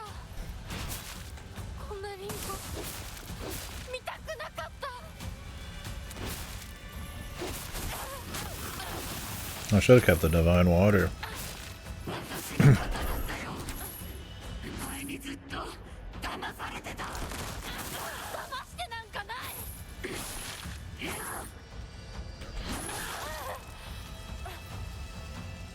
お前が憎い。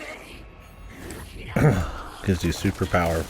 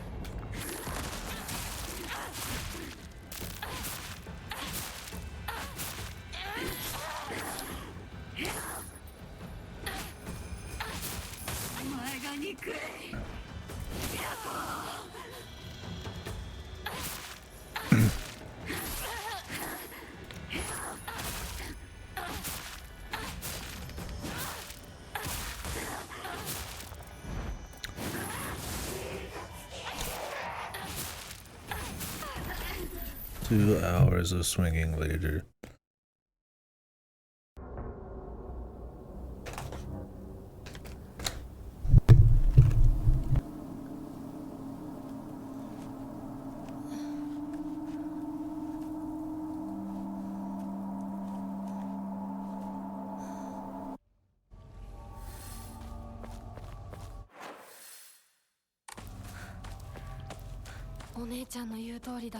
Time for shit to happen.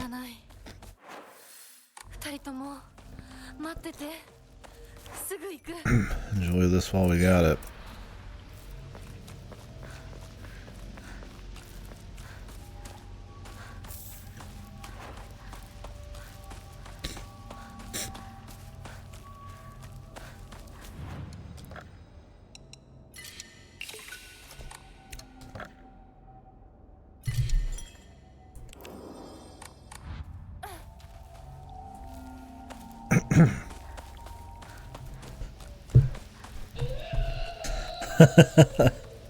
Well, shit, relatively. I'm going to go do something new. We'll be back to your regularly scheduled. Nothing here in a few minutes. It'd be weird if you purified this sword and it really did just suck. I just saw that in like a thing that's just like showing me the checklist of stuff. I hate when they show me too much crap, frankly, but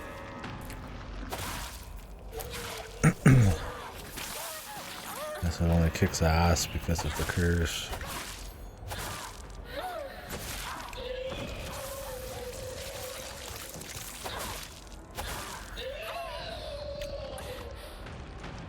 These annoying attacks, man.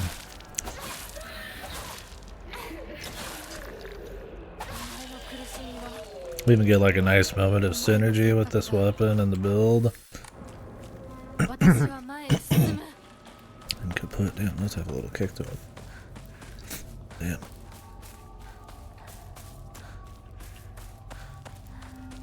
Little kicky.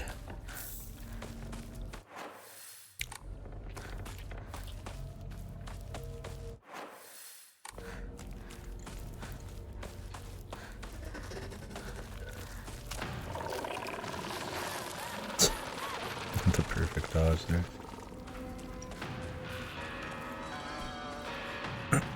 Yoinks me back.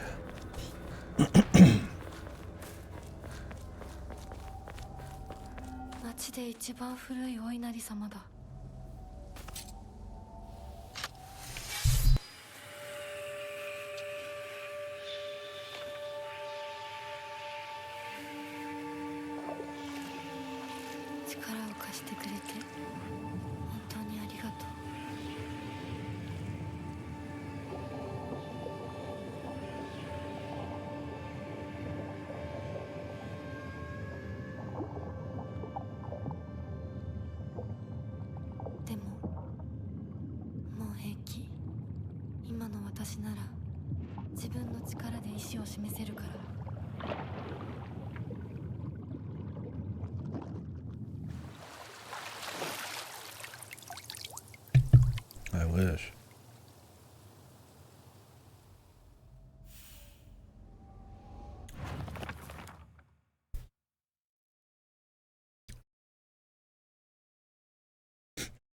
You have to use toolkits to repair it. Why even bother?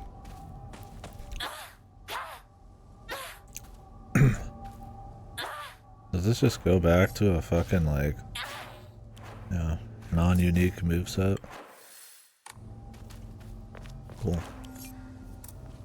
Back to this shit.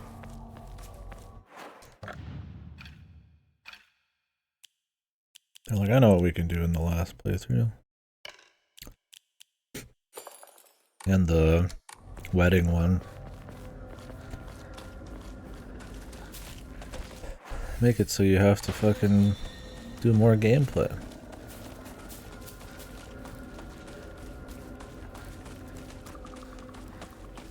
That bitch spicy. Damn.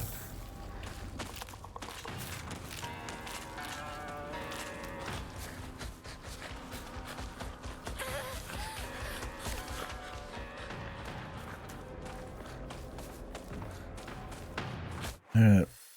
One new thing down. One to go. 街まで早くうち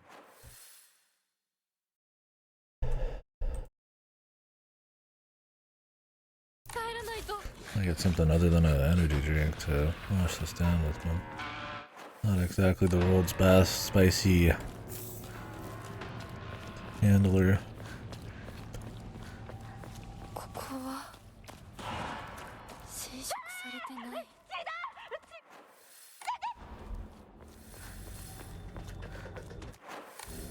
草。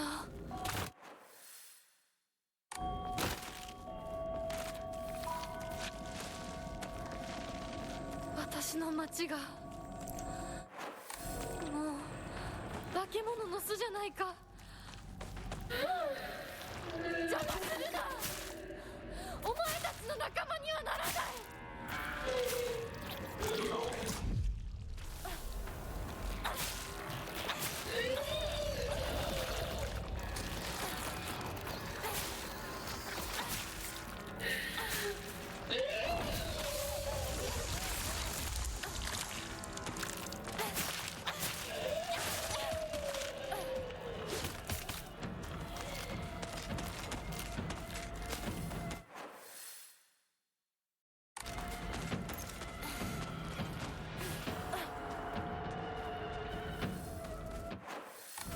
There's no durability cost if I hold the focus button, but you have to attack slow.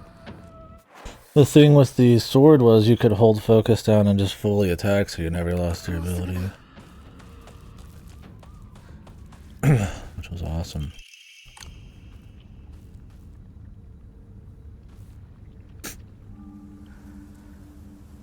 Alright, thing 2. I think that's everything, right? こんな素敵な贈り物をありがとうございます。せっかくいただいたものですが。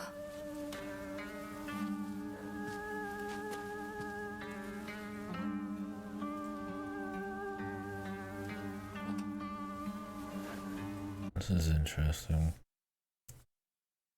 So just you giving back all the stuff of the other gods and going back to the 私がこれを受け取るのにふさわしいかどうか OG or 考 something? える時間が欲しいのです。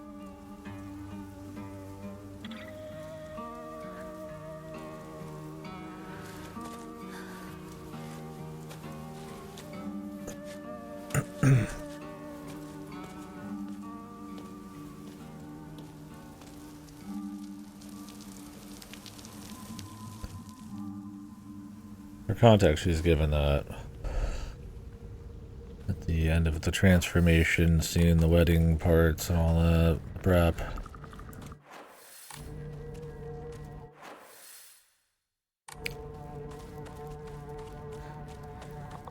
In the first playthrough from the Fox Guide, you use it to open up all sorts of places in New Game Plus. This will be the final ending for me. We watched the other one online.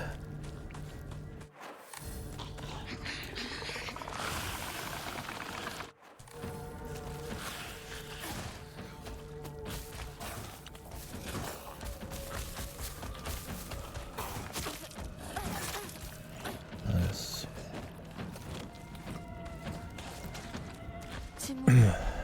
I think now we just gotta run it.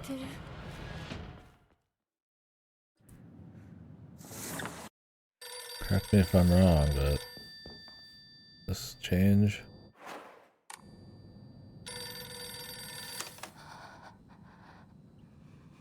もしもし。清水さんのお宅でお間違いないでしょうか。岡本水産でございます。毎度ごひいきに預かり誠にありがとうございます。もしもし。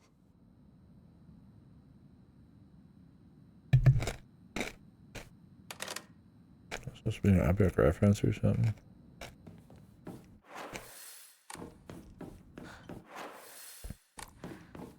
Whizman or some shit.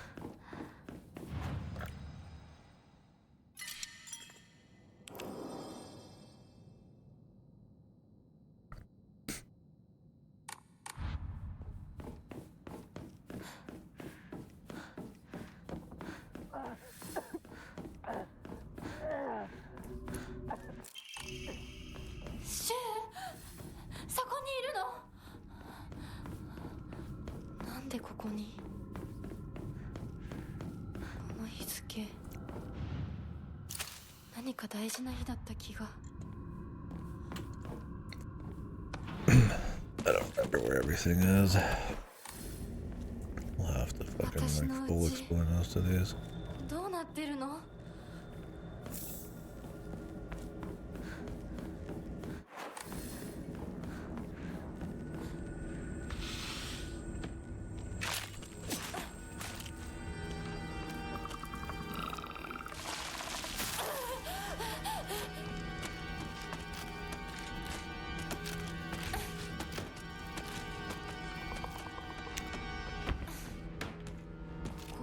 We need the tube, we need the wax.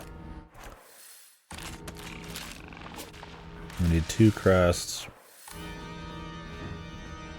And then the third we have to come back through this place to get out.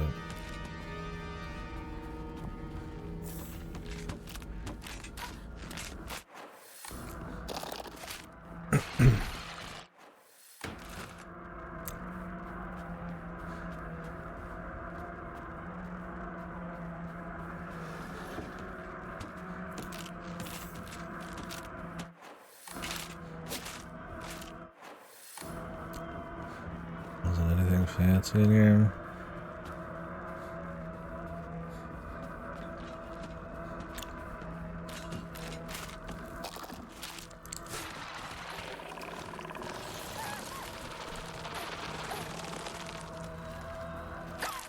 Jesus fucking Christ, man. They love to make you stop.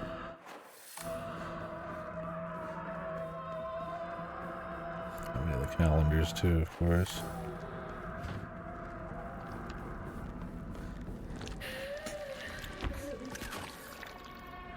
お父さんたちの部屋。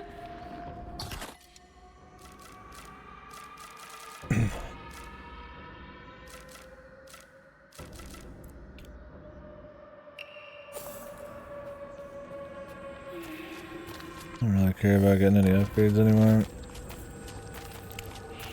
I might just walk around with the set I can have for just fighting. 昔も湧きそうなところがある。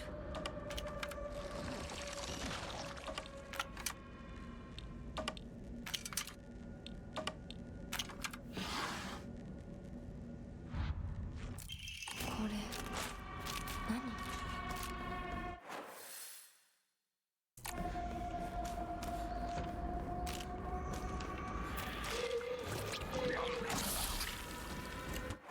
Yeah, nothing's really changed in the actual playthrough. A few more notes. 私はそういうものだと思って生きてきたから。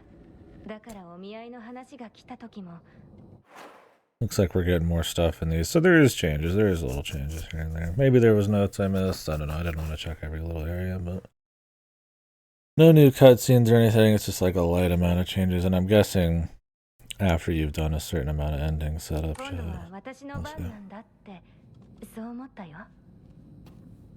お姉ちゃんはどうして知らない人と結婚できたの？親同士で話して仲人さんが入ってその上で私にふさわしい方と分かって紹介されたんだもの。出会うのは初めてでもきっと仲良くなれるって確信があったわ。恋愛結婚も素敵だと思うけれど恋は盲目。籍を入れた後に相手の嫌な面に気づいても遅いのよ。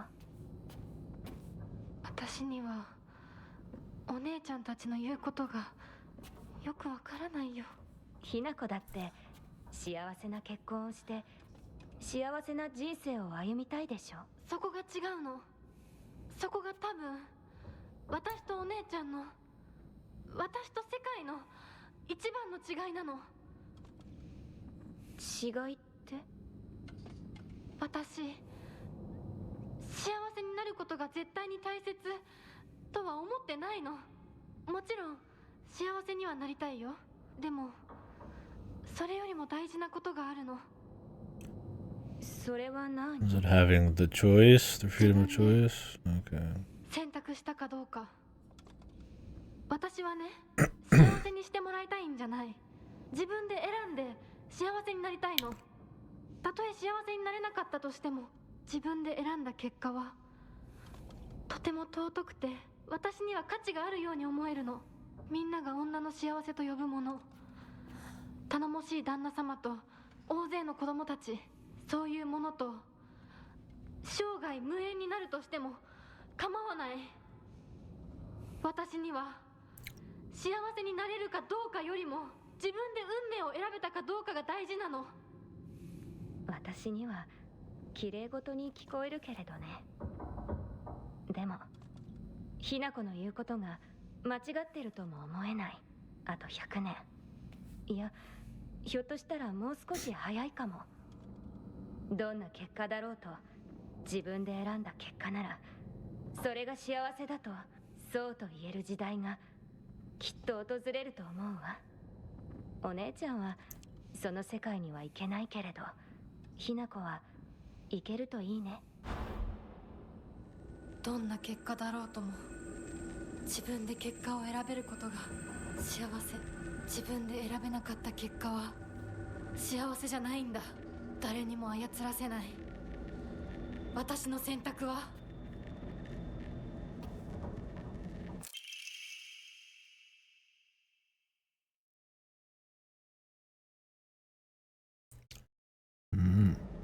Deep.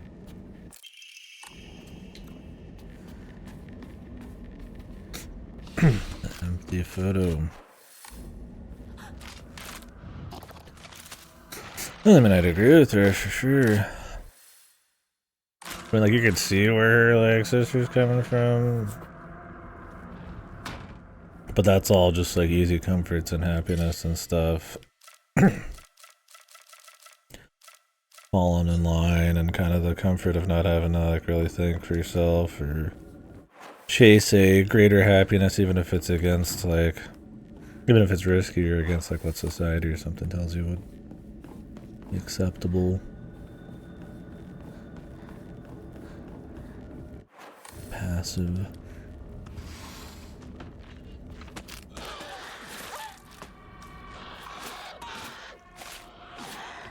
Makes sense. I think it makes sense, but I'm sure some people would disagree.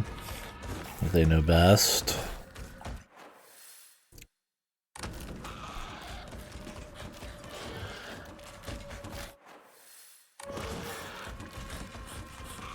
Man, I love these guys who just chase you at max speed, man. They're so fucking awesome.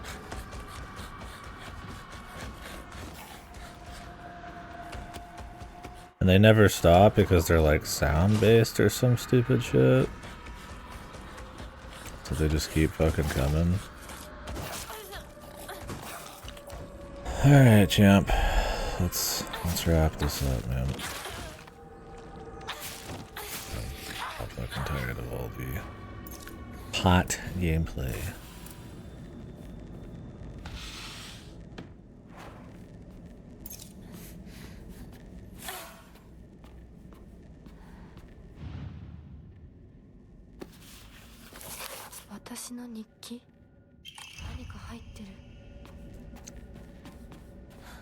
Yeah, it's nice we get a few more new things.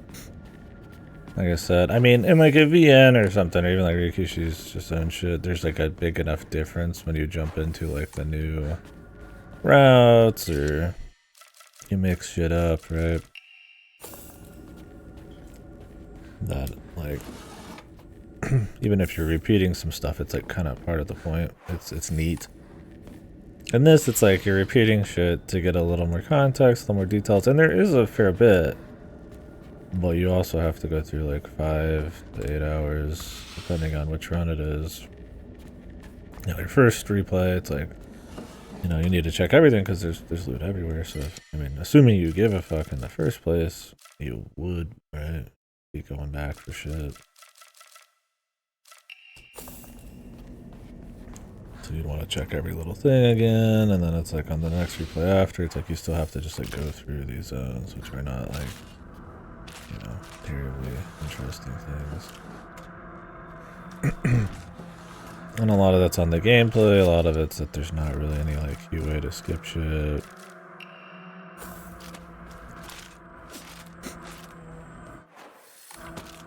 Like, it doesn't feel tailor-made for, like, New Game Plus. Like, you can avoid certain things and do things in different ways and skip over shit. Like, there's a couple spots where you can kind of mess with that. And they changed the location of this bird. Really? That's the thing I'm looking for, like, in this area, then?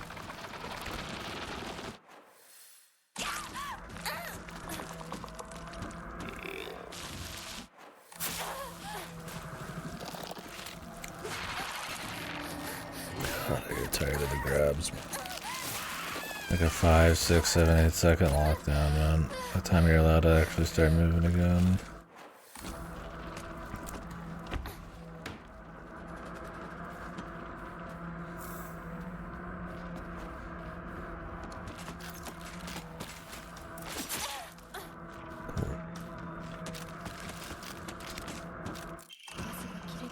Fan tube.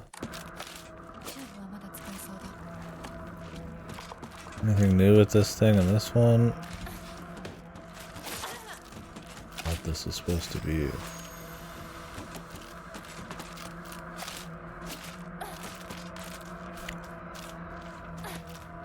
I don't know what these are. I thought they were beer cans at first, and then after that last bit, I was like, oh, no, those aren't that. Effigies.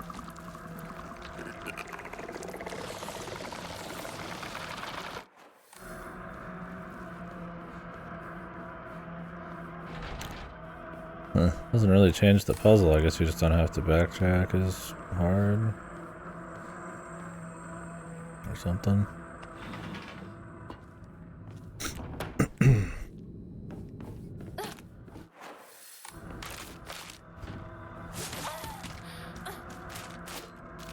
We love the combat bros. In fact, I'd say I just can't get enough, frankly.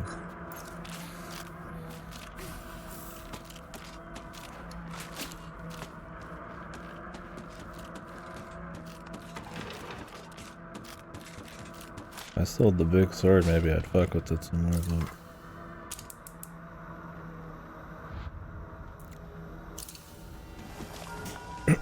Do you guys get random friend requests from fucking Discord accounts you've never seen before? Nobody's like come up and tell you that it's them or something? Is there just like that many just bots out there?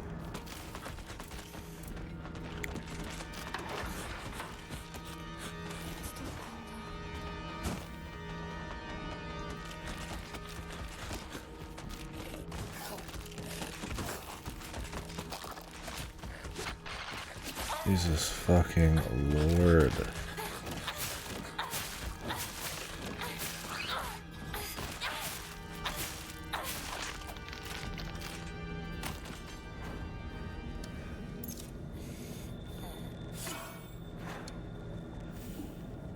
Just her. Never found the photo of her yet.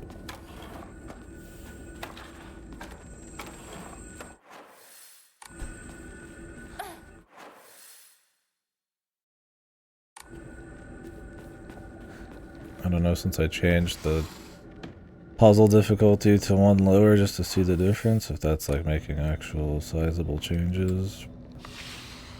I don't know if I would consider puzzle difficulty the same as like just where the layout of shit is being simpler.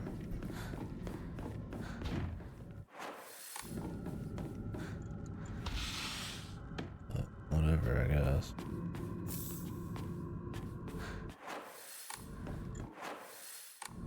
I'm gonna go turn some shit in.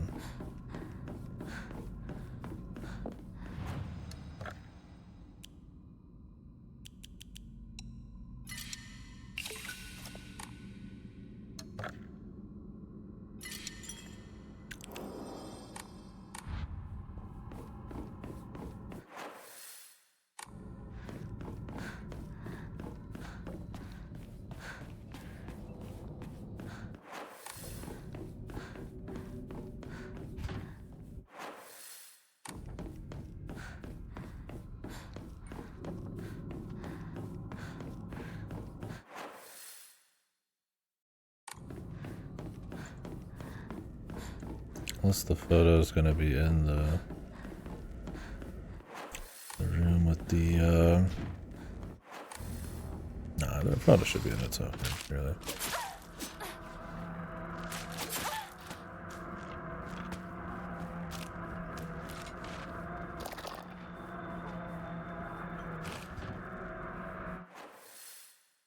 We just missed it is all, I guess.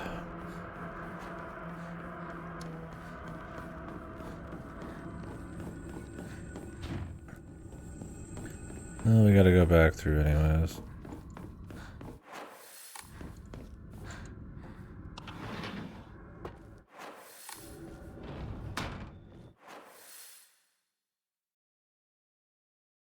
Did I just not grab it from a spot? Oh wait, there's a right side here. I didn't.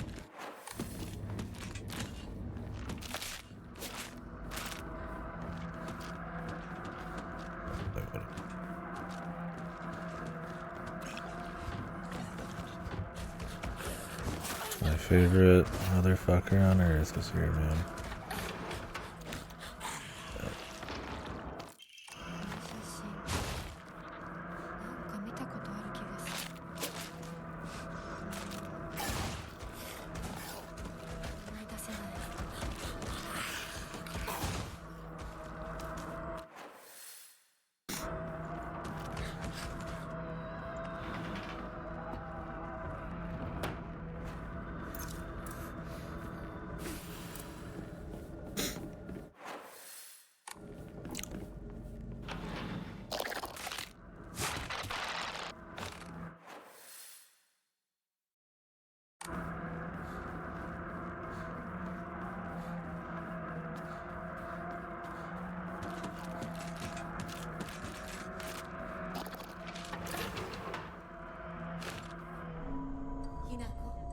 This is new. ちょっとおいでなさい。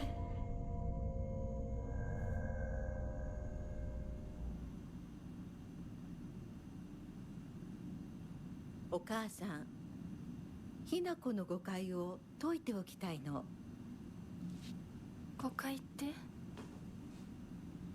ひな子はお母さんのこと、お父さんにいつもいじめられてるって思ってる？そんなこと。確かにお父さんはちょいと短気な人だけど、娘の前ではいい格好がしたいだけの照れ屋な人なんだよ。That's why he threw the 何 knife. 度なったり物を投げつけたりしてきたのに。お父さんはね、ずっと夢があったの。自分と友達で小さなお店を持ちたいって。夢？そう。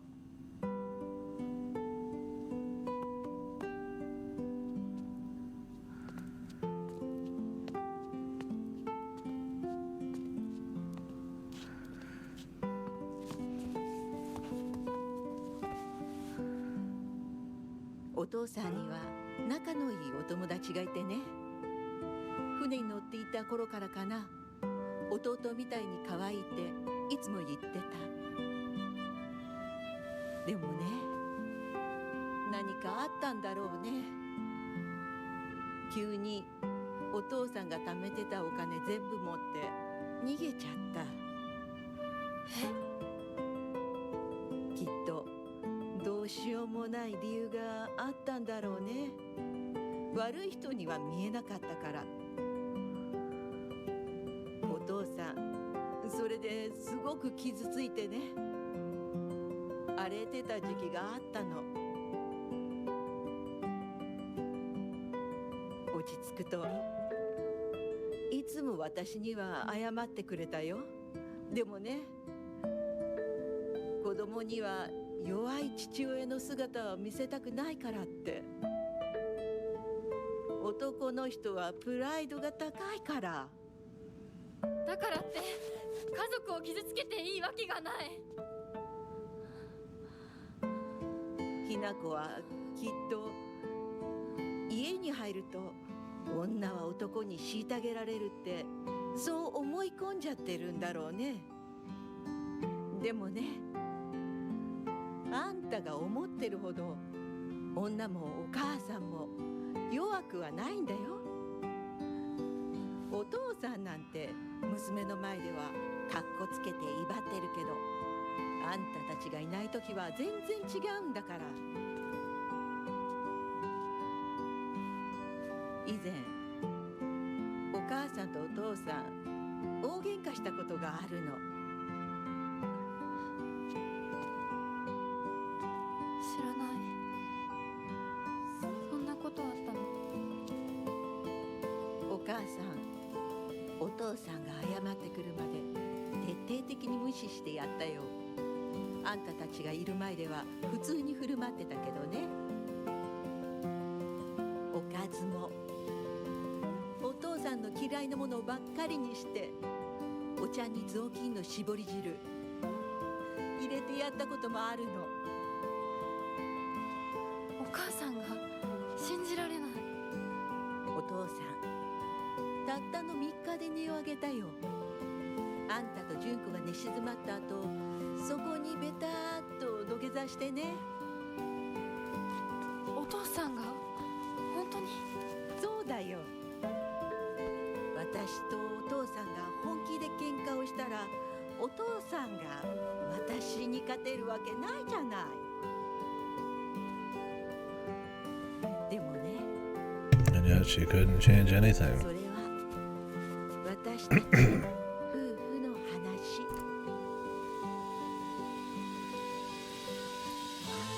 娘のお前に心配かけたのは本当に申し訳ないと思ってるよ。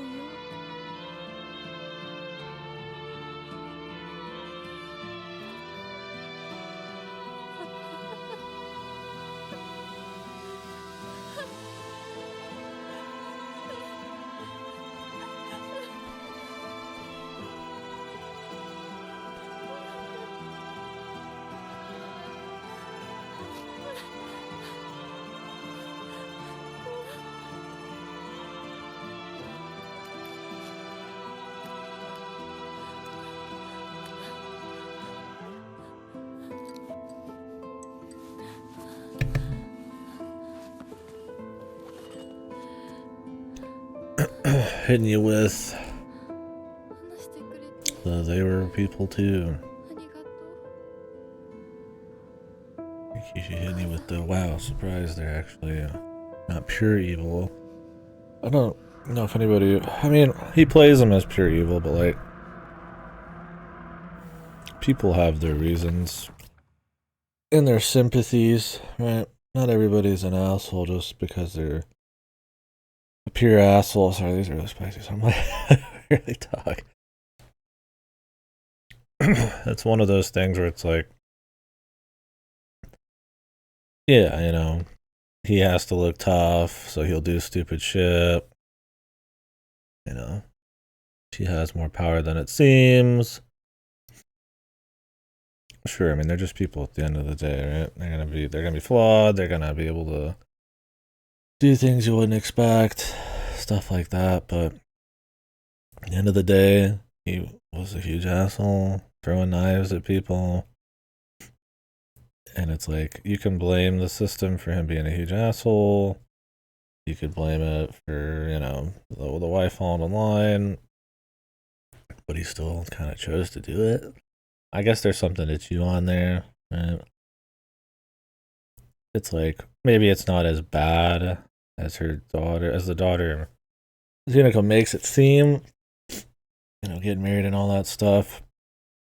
But it, like an arranged marriage, throwing shit at your kids, yelling all the fucking time, always being drunk, like stuff like that. Like, yeah, he didn't lose his money from gambling or something. He lost it because his good friend stole it. Yeah. That's not, I mean, that sucks, of course. But like, is it that's kid's fucking problem, man? Like, it might be hard to control yourself, but it's like, you don't throw a knife at your kid, man. Like, there's more to understand there, but it's like part of it is a feeling that, you know, can't get himself across. He can't say certain things that he does. Let his pride get in the way. I mean, it's a classic thing. I mean, it's a lot of families. I mean, you know, it's just one of those things where it's like,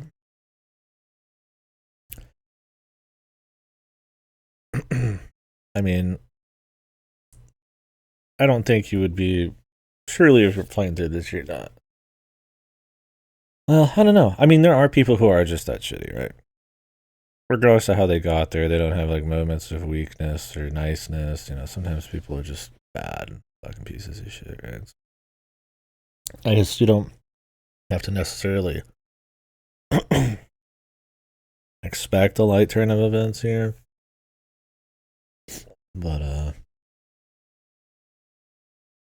yeah, it's like, why are they setting up an arranged marriage for her? I mean, that's a societal thing, I guess. Like, most people probably do want what's best for her, I guess, in a way, but the way they're doing it, and the way they're just, you know, displaying their emotions and shit is, like, horribly fucking stupid. I'm curious what the final kind of message is going to be. I mean, like I said, I feel like the most like idyllic getaway is that like she's okay with, you know, being like a woman, being, you know, some things like, you know, like having kids or something like that, that, you know, seems like a super negative thing. Maybe she's like more open to, she doesn't have to, it's like her choice. Maybe that's the idea. Your choice, but to do things that maybe before you thought weren't horrible. Because, I mean, when you do the other ending, she just wants to throw away, you know, everything to do with what's the traditional wife and all that. And I'm not saying that's wrong. I'm just saying that, you know, they're proud. Maybe where Rikishi's going is like, you know, there's elements of that, you know, like obviously having kids. There's probably a positive there if you want it. You don't have to be some subservient thing. But I mean, it's like, it's all about like that. Who knows? Looks like we missed a little something. I'm not really running around every area grabbing everything.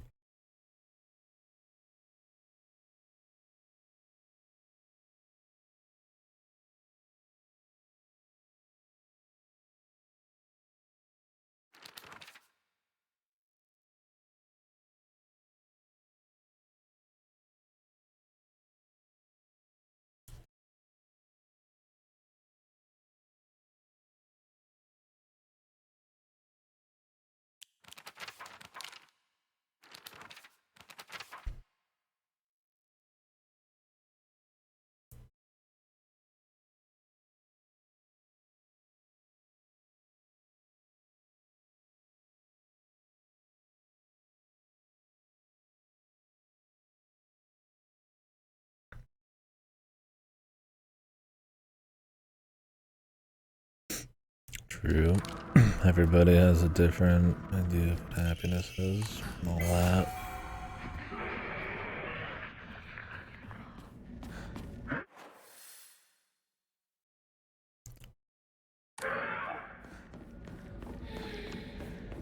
There's probably more random shit I could pick up somewhere, some more lore, but it's kind of over just like scavenging every little ounce of areas.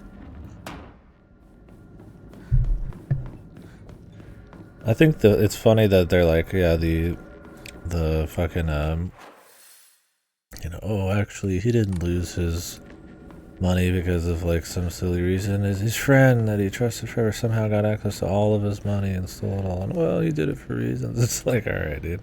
I mean, I guess they were gonna go into business together, so maybe they would have had access to each other's shit. It's one of those where it's like, the worst person you ever know, actually the most sympathetic and innocent person you've ever. Yeah, it's like, it's a little much, but for the most part, they're trying to find like a gray area there. I mean, obviously, I don't think Ryukishi thinks, you know, arranged marriages and traditional gender roles and stuff are like the call or anything like that, but Well,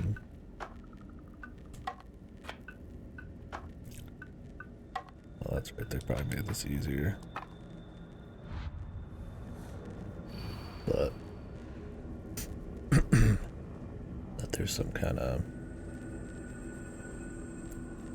I don't even know if he's saying that there's like a middle ground there. I think it's more just that it's okay to not scorched earth the entire everything about these people's lives. Because despite it being shit, there is some, some people are happy, some people have agency within that. Because they're not necessarily telling her she's like wrong, just that he has a different set of values. I mean, I agree with her. Not so black and white. I like that he's trying to do something there. Give you something a little to think about, talk about. Not crazy, and it's not like he hasn't been there before, but that's just not the last 2 minutes or some shit.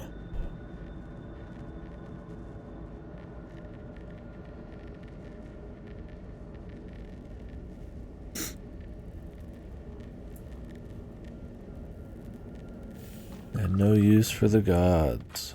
True.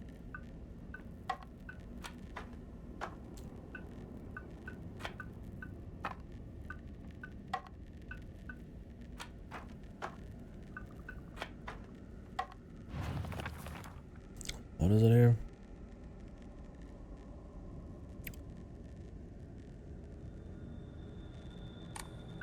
Let's just get rid of the scales.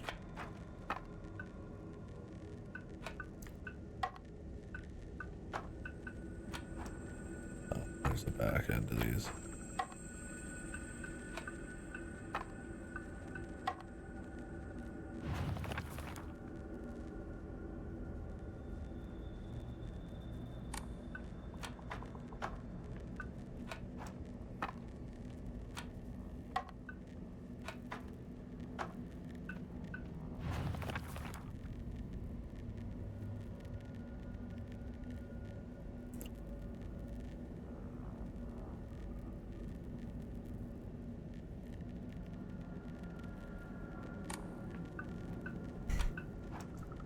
I mean, is the idea that you just want like this? Okay. Some of these are like more story changes than they are, I think, changes in the plot. Or, I mean, changes in the puzzle difference. I want to know what her book does. ひなこ、今少しいいか。なんかよ。お前に謝っておこうと思ってな。何を？俺は情けない父親だった。長い間怒鳴ったり怖がらせたりして悪かった。今頃謝ってなかったことになんかなるわけないでしょ。あれだけ長いことみんなに迷惑かけて全部チャラになるなんて本気で思ってるの？思ってない。お前の気持ちを考えれば到底許せるわけもない。それを重々分かってる。それでも俺に謝らせてくれ。許してくれなくて構わないから。はあ、あんた一人がスッキリしたいからってだけで勝手に謝ってるの？迷惑だよ。帰ってよ。今だって急に怒り出して包丁を投げつけてこないか怖くてたまらないんだから。子供に怖がられるくらいが威厳のある父親だと誤解していたんだ。本当にすまない。じゃあ勝手にこれからもそうしててよ。出てって出てってよ。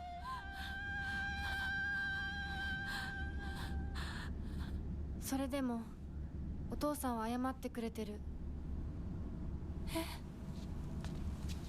許す許さないは私たちの勝手だけどお父さんの謝りたいっていう気持ちまでも無限にはできないよ。お父さんの都合なんか知らないよ。家族だよ。それでもお母さんに聞いたでしょ。お父さんが裏切られて辛い目にあったって。辛い理由があったから乱暴も許せっていうの？そんなのまかり通らない。そう、まかり通らない。許す必要もない。縁を切り言い訳も謝罪も聞いてやる義理は確かにない。でもね、家族の縁は切れないんだよ。だから許さなくてもいいけれど聞いてあげなくちゃ。お父さんの気持ちだけは受け止めてあげて。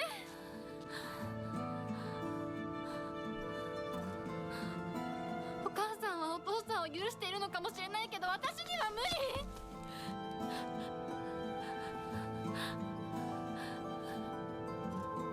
知ってる？私たちとお父さんは血がつながっているけど、お父さんとお母さんは血なんかつながってないんだよ。結婚したってだけの赤の他人のお母さんがお父さんの話を聞いて許せたんだよ。 The ties of どうして blood. 血のつながりのある私たちが話も聞いてあげられないの？ There's some kind of spiritual power behind that. I mean, I get where he's going with it, but I get the sentiment here. I just think it's kind of an odd thing to appeal to. I think family's super important. But I mean, there's people with found families and stuff. Appealing to like blood above everything is kind of shitting on like adopted people and how horrible sometimes, you know, blood family can be. I think it's meaningless. I think it's all about, I mean, that might be where you start. That might be a huge fire starter, but it's all about what happens after him. 今も怖いと思う。許せないと思うし、顔も見たくない気持ちもわかる。それでも話だけは聞いてあげて。許さなくてもいいからお父さんの気持ちだけは受け止めてあげて。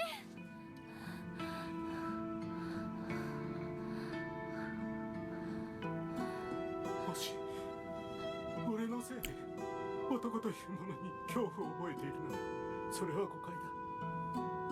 俺はろくでなしだが他の父親たちは違う。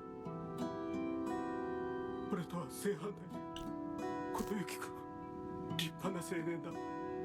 彼なら絶対にお前を幸せにしてくれる。付き合いの長い柊君立派な男だけどな。あいつならお前をやれるとずっと思っている。しかしそんなのは俺の勝手な決めつけで結婚するもしないもお前が自分で決めて構わない。It's got a huge turn leaf turn here. I mean, people can't change, just give them the chance, I guess, man. Well, I just kind of perpetuate more bullshit, but...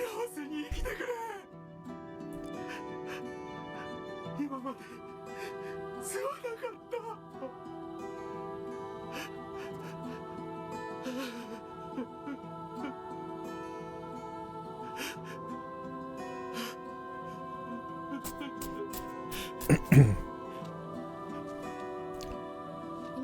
I mean, he's pretty much bucking society at that point, though. I mean, he's gone against the grain, even. So, you definitely could listen to that, right? But the mom, I mean, she made some good points, too, but it's definitely not like the end goal, but there's something to be respected there. 許せるかどうかわからないけど、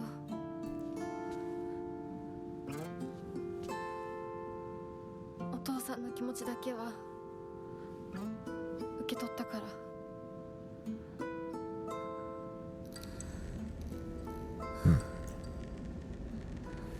Do we still have to fight them? It feels like it'd be really stupid to have to, like, tussle with them.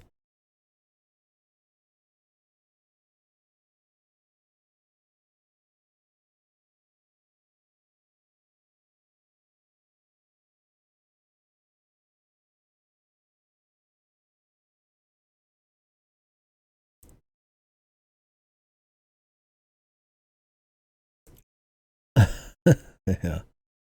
That is still a huge thing nowadays. The breadwinner having to be the big man of the fucking house. The strength and all that. I think that shit is meaningless. I mean, the responsibility of like taking care of your family and stuff. I mean, that's a shared thing. That's important, but that there's some kind of status symbol, kind of pride that you would like upset the very family that you're trying to like uplift is a huge fucking mistake. That's super. That's letting pride in what people outside of the family think, and a bunch of vain thoughts get in and kind of wreck the entire point of it. So.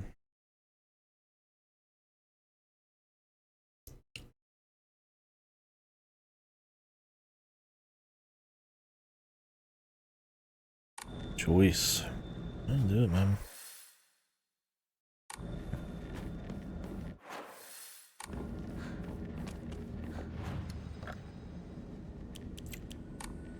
I think Kishi's trying to cook. There.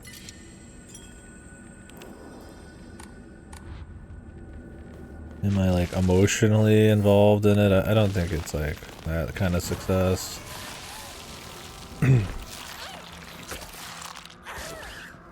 Like how it cut the cutscene part out and everything because we got like double hit. But she's trying to do a little something. I can at least talk about it. Because, you know, more than some stories. Alright, I don't know what's all here.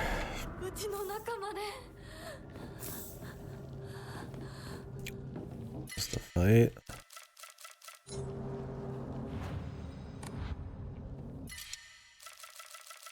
So goofy that the first aid kits.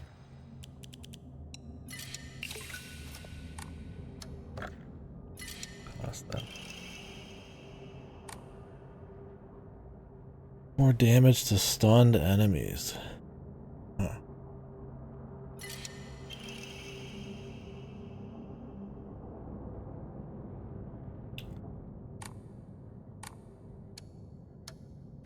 Max sanity consumed by charge attack. Not bad either. I'm not thinking about anything right now though. I'm rocking. New cutscene.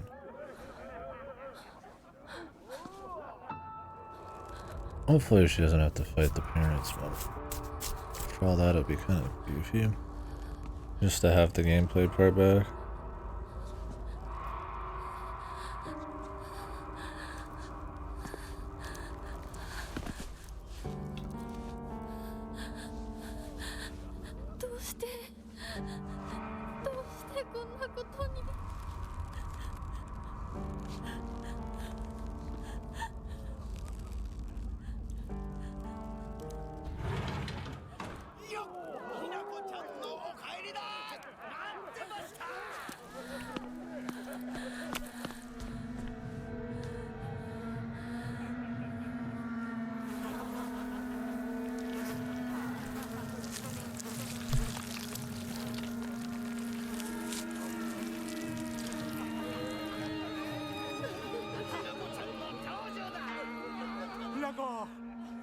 遅かったな。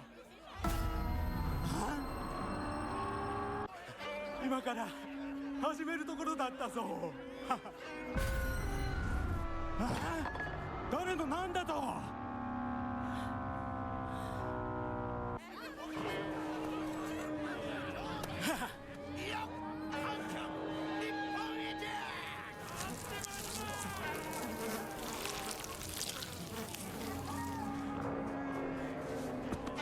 それではご一同様。 Like I said, kind of weird to have those scenes and then go into this. Maybe something's gonna happen.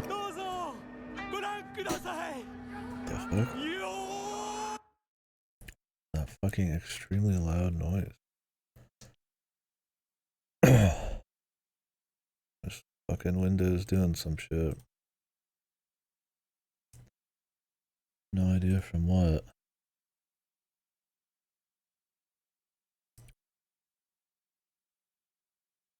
Hello? What was that? Yeah, I don't think you guys could hear it. It was just like a really loud ba-doing.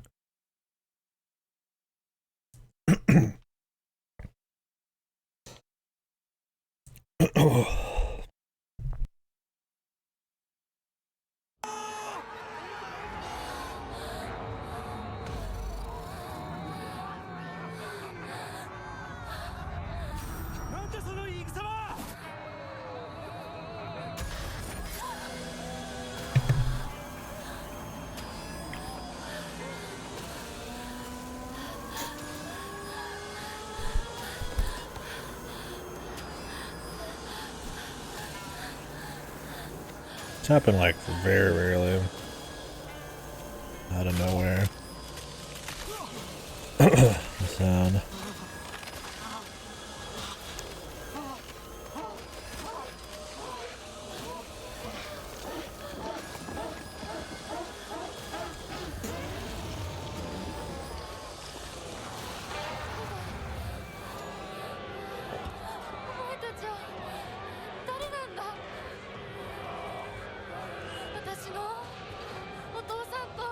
Oh, okay. She's like telling her not to touch her parents.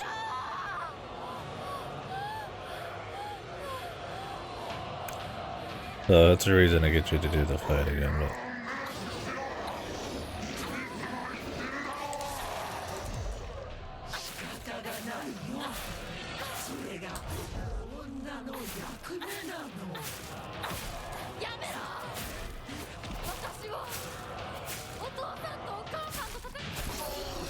I didn't get to see all the dialogue.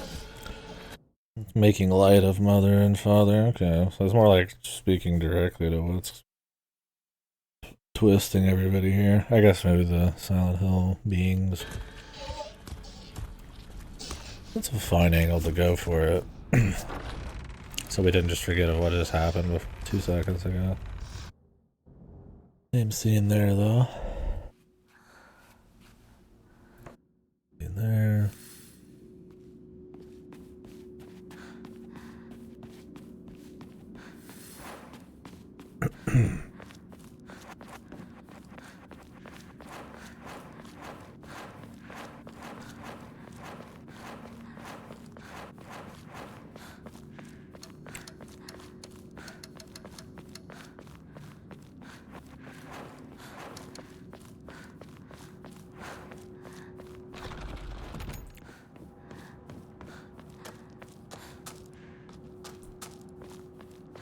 Going backwards.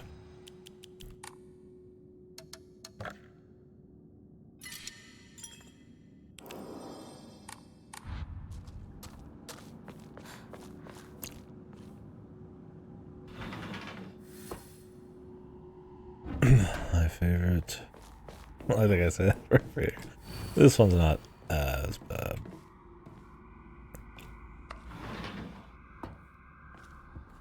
But it's still not good.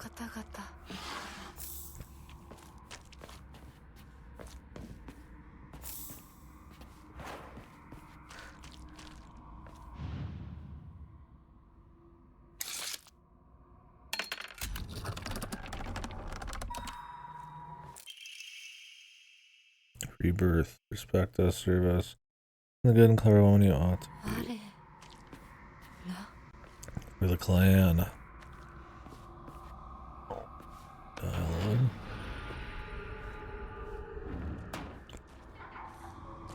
I don't know if it is supposed to be like a Silent Hill being. Or just some evil god. Like, that's what I'm saying. It could easily just be some, like, god of evil kind of thing. I mean, I guess, is it that different? I mean, there's this particular blend of ambiguity.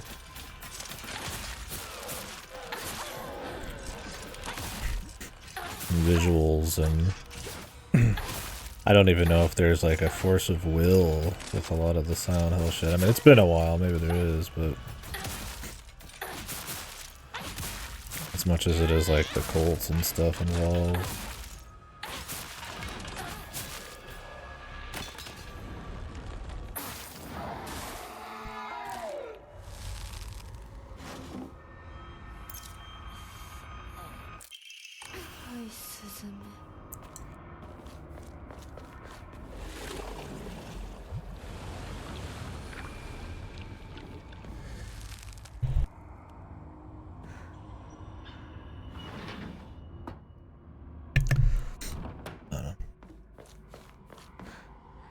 See. 感謝は命じられるものじゃ。 It isn't something you demand.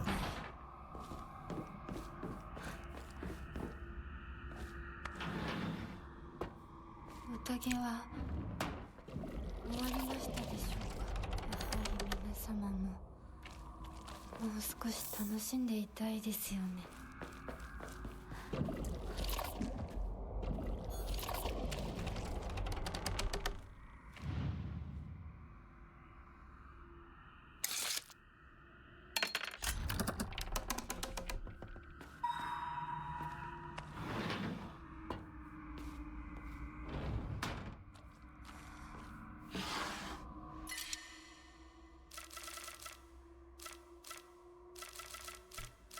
The tea is a one-time thing.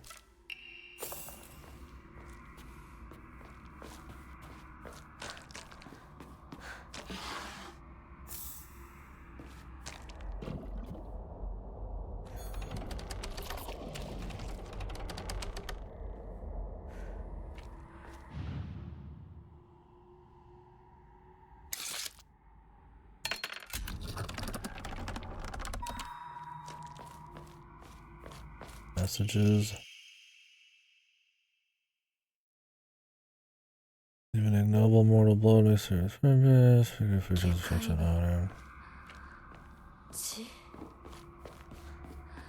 So this is directly some gods and god things kind of talking right here, I guess. Yeah, it's anything to do with Silent Hill.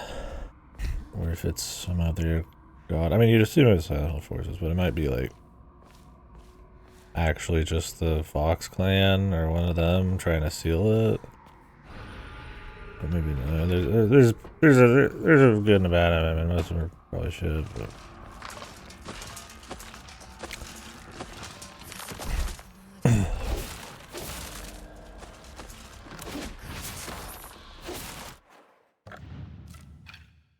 Actually, the greater damage to stunned targets.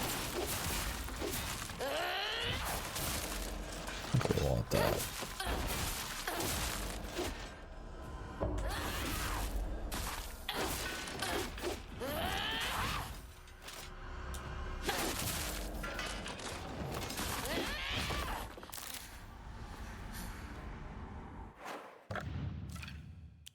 I don't know if we're running past a lot of dudes anymore.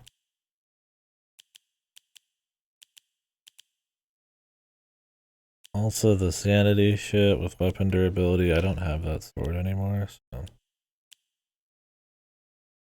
Stores weapon durability on defeating an enemy.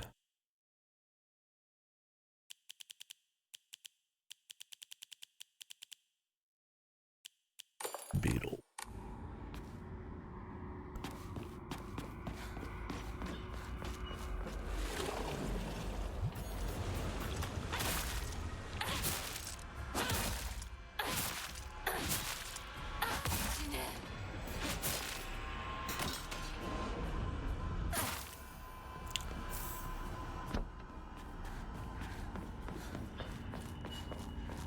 Am I allowed to leave now? これは無垢で怯えた。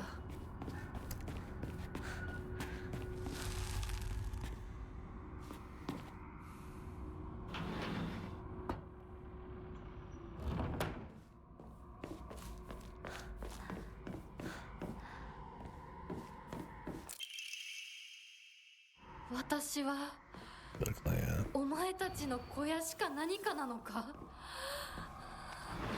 バカにするな。 So yos. Oh. Funny enough, I didn't go into this in the last playthrough, but since I've given the crest, this is like the first one. This is specifically, I can't get into this. Oh well, there's just probably some lore in there from the last playthrough and one of the collectibles. It was actually the last one too.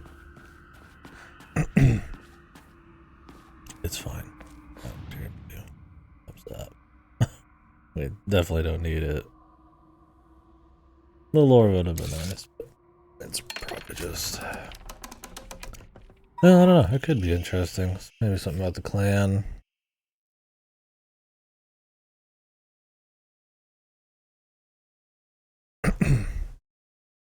Women must submit to men, create two keys with a fledgling. Common, we shall treat you as we see fit. Let's look into my eye. Trying to mind fuck her. We have two keys, a pawn.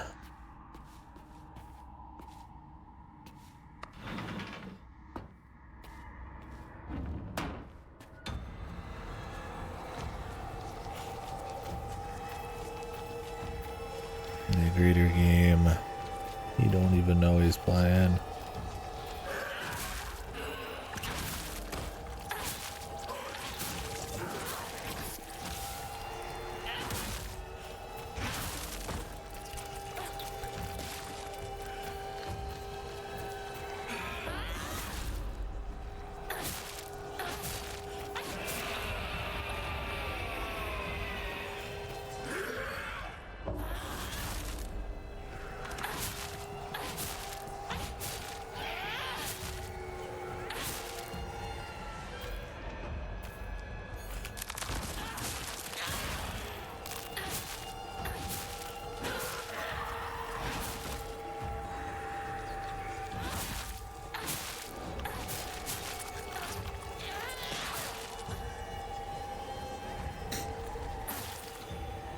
Witches are arranged. Osmondo. Hold the skip. What does her sister have nothing new to say in this version? I guess we already saw her sister's thoughts. It just felt like it could be a spicy moment to kind of mix that up.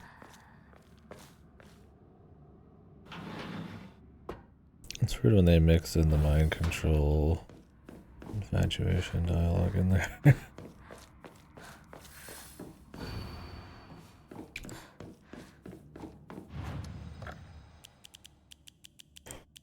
All right.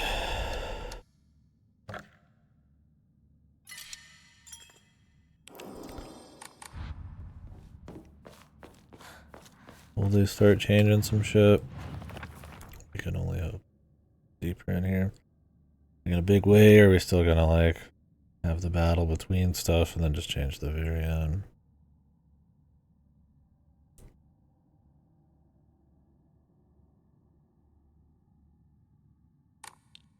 Yeah, this puzzle definitely changes depending on what point of the story you're in.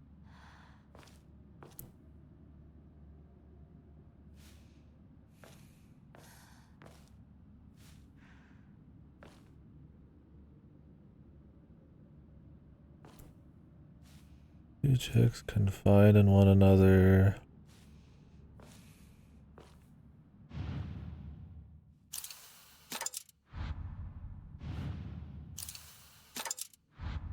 One watches with his lantern.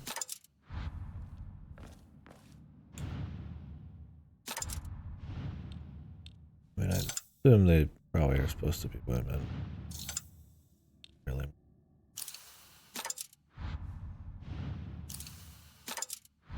They don't look like they're fighting or something, but...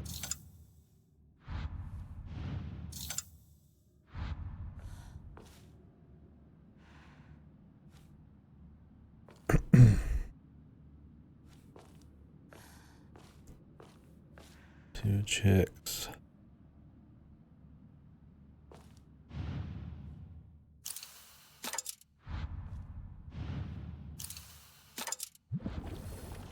Guess they're both supposed to be in there.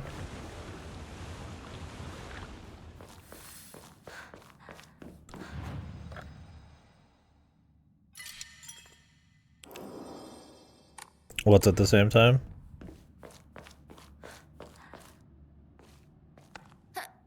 Some kind of context with the puzzle, I guess, yeah. But it worked out. Eventually. Whoa. Quick flashbang. Oh, this is a new cutscene. Oh, okay. I'm on Cauldron.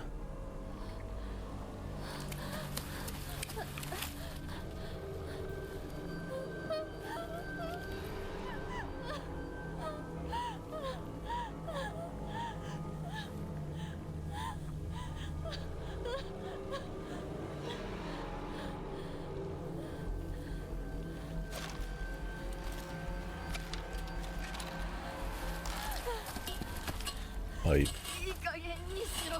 Haven't touched a pipe in 私をどれだけ 3 or 4 hours, man.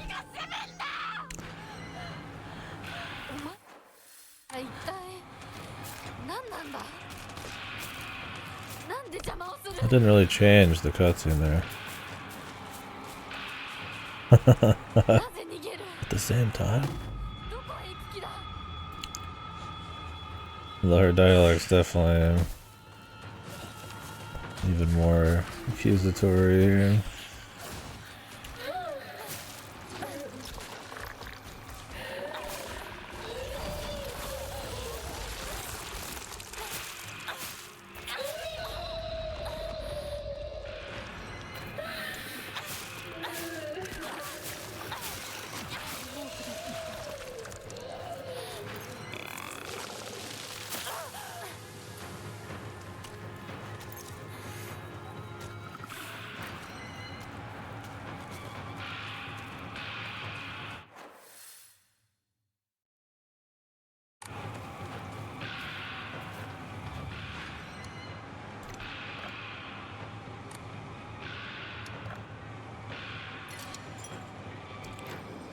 Now if they let me go this way, that'd be awesome though. It's closed. Need more toolkits, man.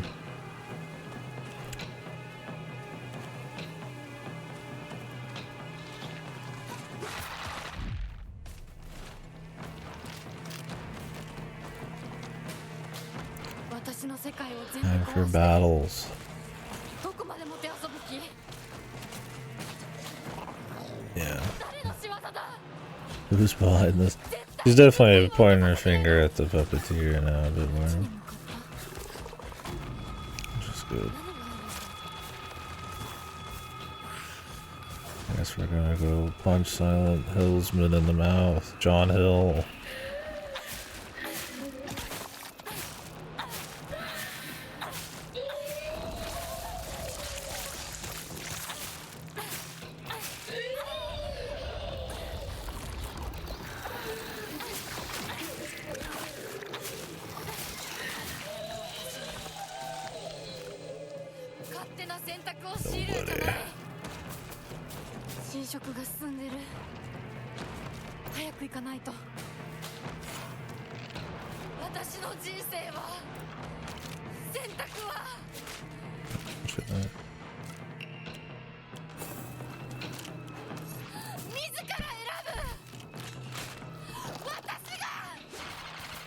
Oh yeah, I put on the kill thing.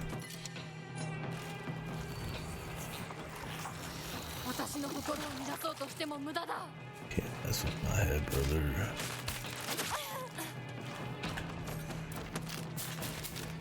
Very nice, very nice. 全てはあそこから始まった。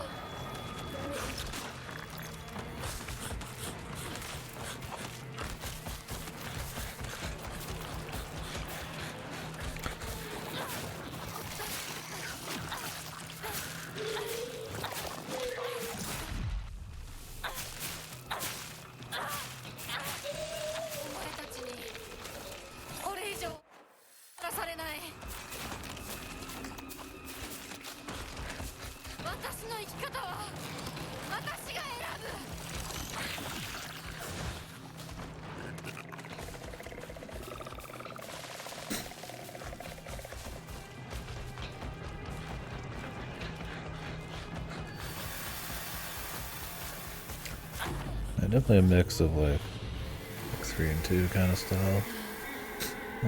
Nice. New cutscene.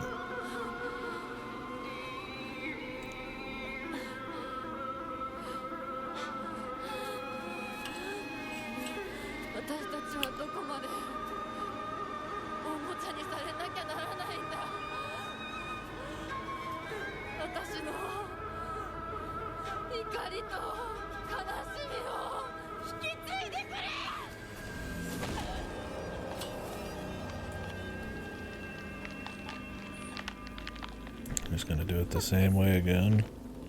I guess we gotta see all the scenes again. Does it have to be contextualized?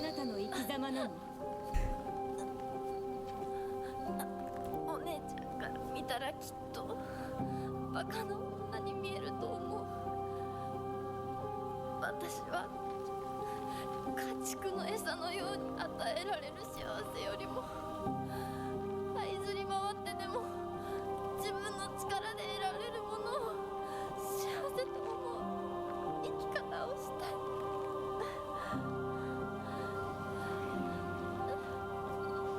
後悔はしませんね。その選択の結果を決して誰のせいにもしないと誓えますね。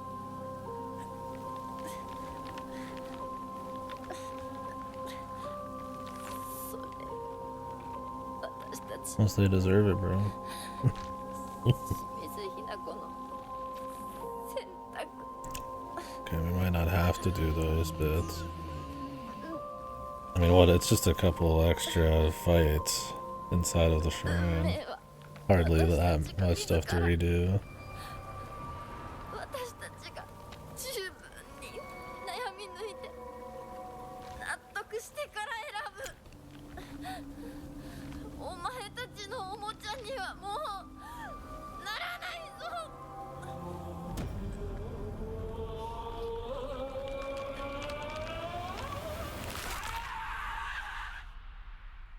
Never mind, I guess we're doing it anyways.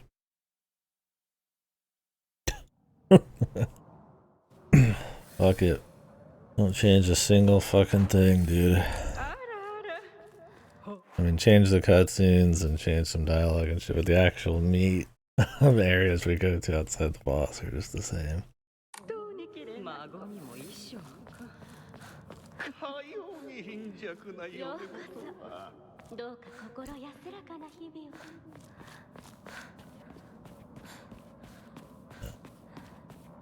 I mean, obviously it's gonna be a little different, but...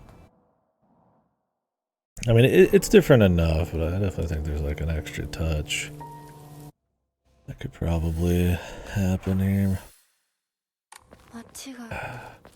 Oh, I forgot we have to do this part too. Never mind, there's a lot of fighting left. Jeez. I thought it was just the shrine.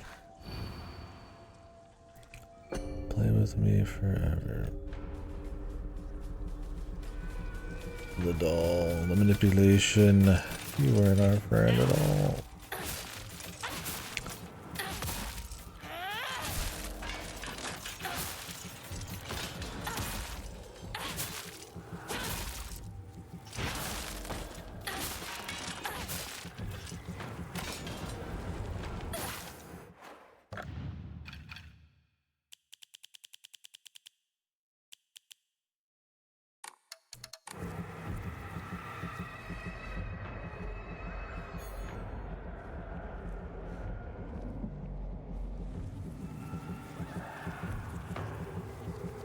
Hey, brother.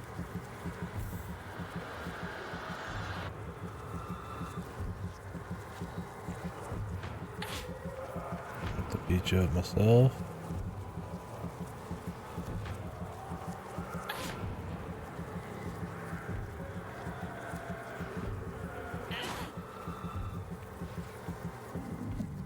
Uh-oh. What? I thought the soul siphon was AoE. What the fuck? Alright. 私の邪魔しないで。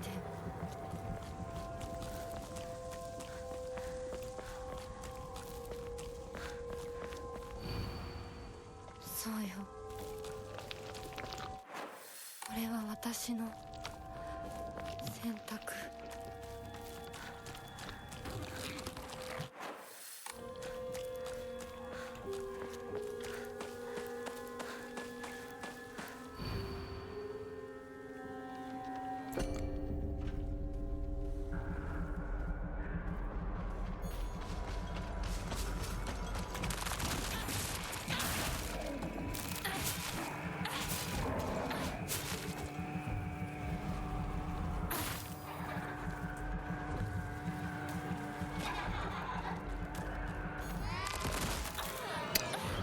Everything has to get canceled, man.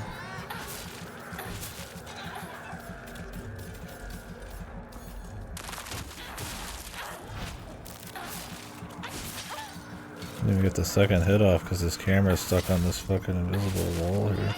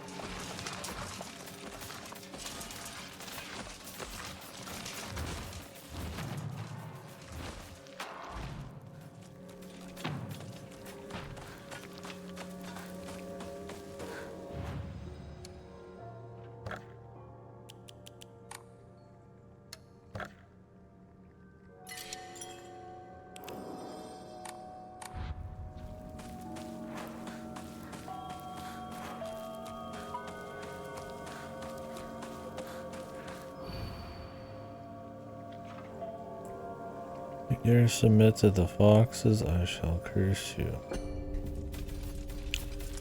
The doll just always been a messenger for the Wawa gods. That's if she doesn't submit to the foxes. That is stupid. I'm just gonna go ahead with the arranged marriage after all. Imagine that would not be the choice. That she'll deal with the fallout herself.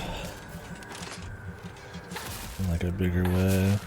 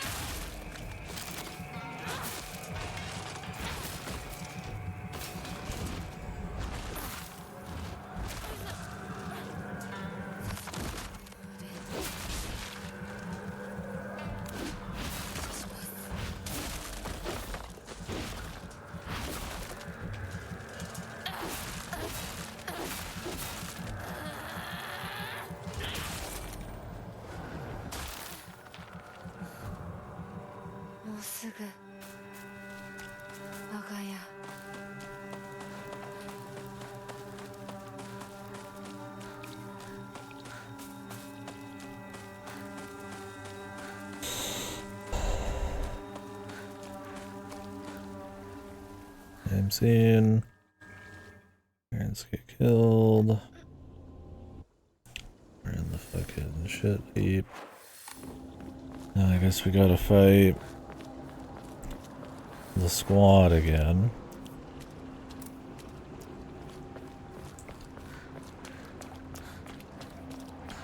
Another not huge arena.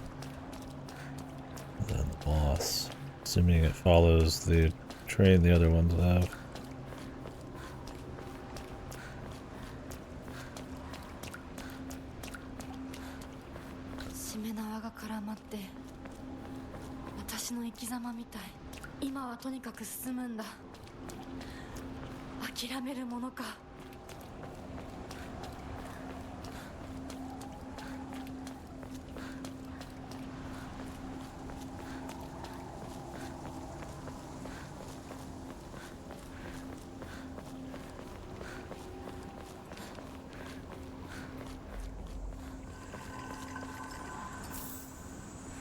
あなたは誰？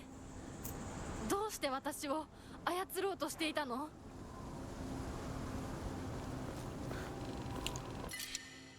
They controlling me, bro.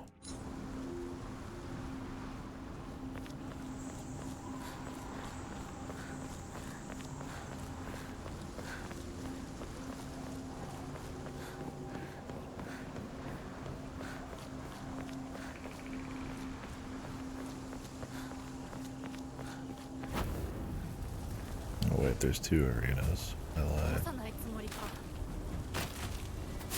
上等だ。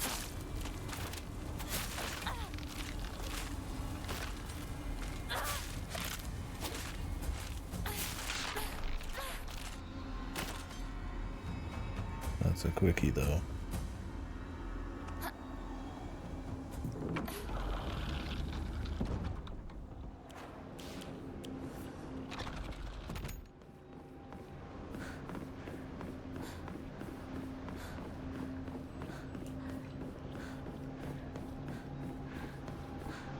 お前らの思い通りにはならないぞ。私はもう自分の望むものが何なのか分かってるから。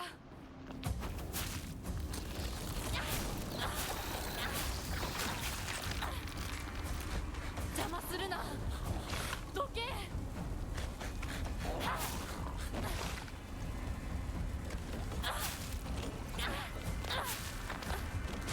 God, that takes so long. He waves his arms for like 10 hours. Oh, chop chop, man. Yeah, I got fucking all day, man.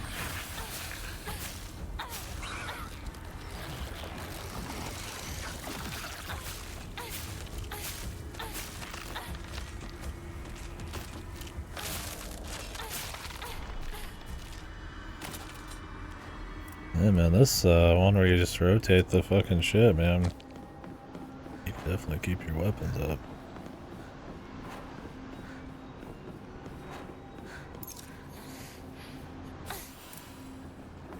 I think that's the last arena, unless they're gonna throw some extra fun new ones on me. Be cool if this last boss was like an actual, like, straight out old Silent Hill thing. Full mask off type of deal.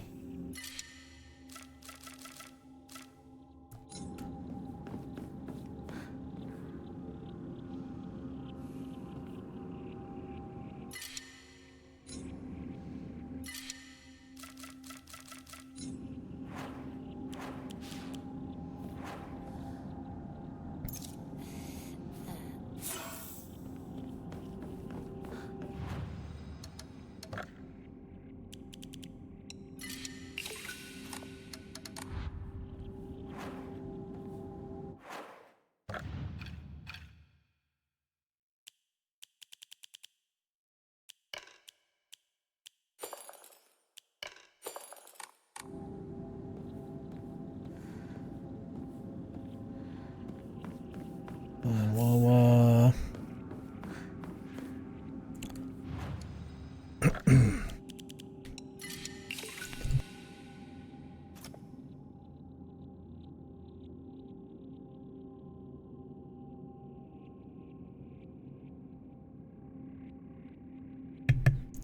The first real-time book, good story about a few jarring turns and plot, I guess you could say.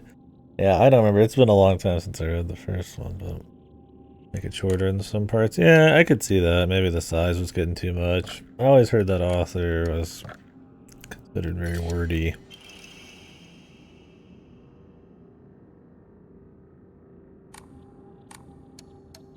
That's possible, yeah. Or maybe they're just getting their feel together. Maybe the other books start to get a little bit more cleaner about it.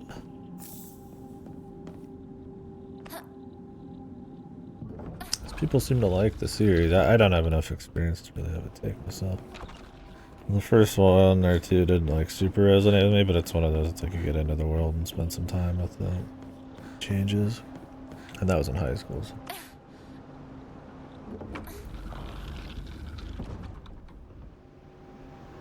I forgot to do 2 save points in a row for some reason. Couldn't tell you why.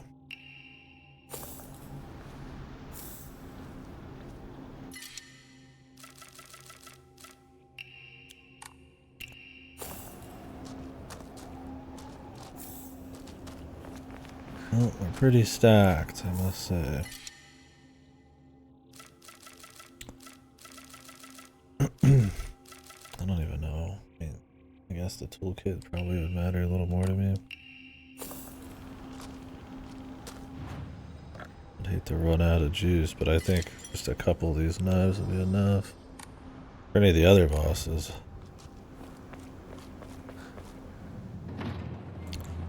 All to skip. Who are we getting, man? None of this has changed. I expected some visuals to get like more crazy, psycho.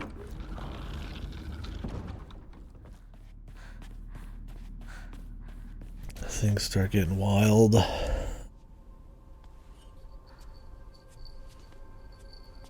ひなこ。あなた、ひなこなの？お姉ちゃん、私たちは誰かのおもちゃにされているの。どういうこと？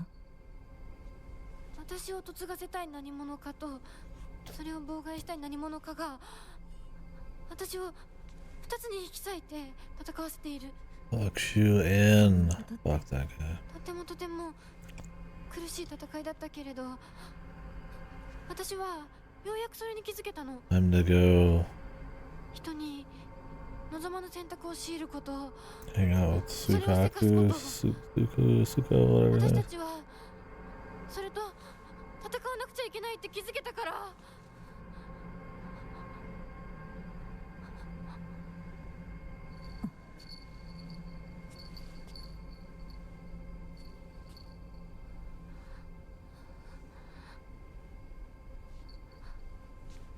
ごめんね、お姉ちゃん。ごめんね、お父さん、お母さん。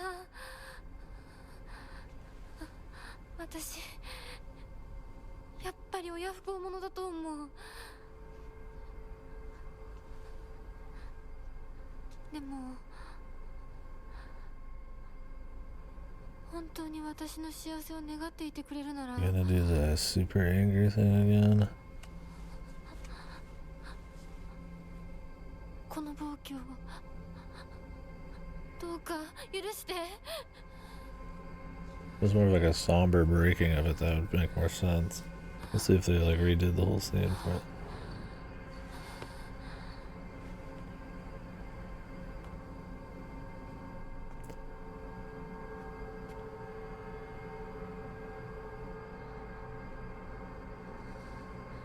これが私の選択。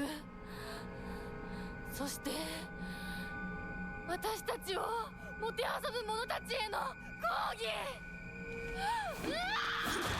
Oh, damn well.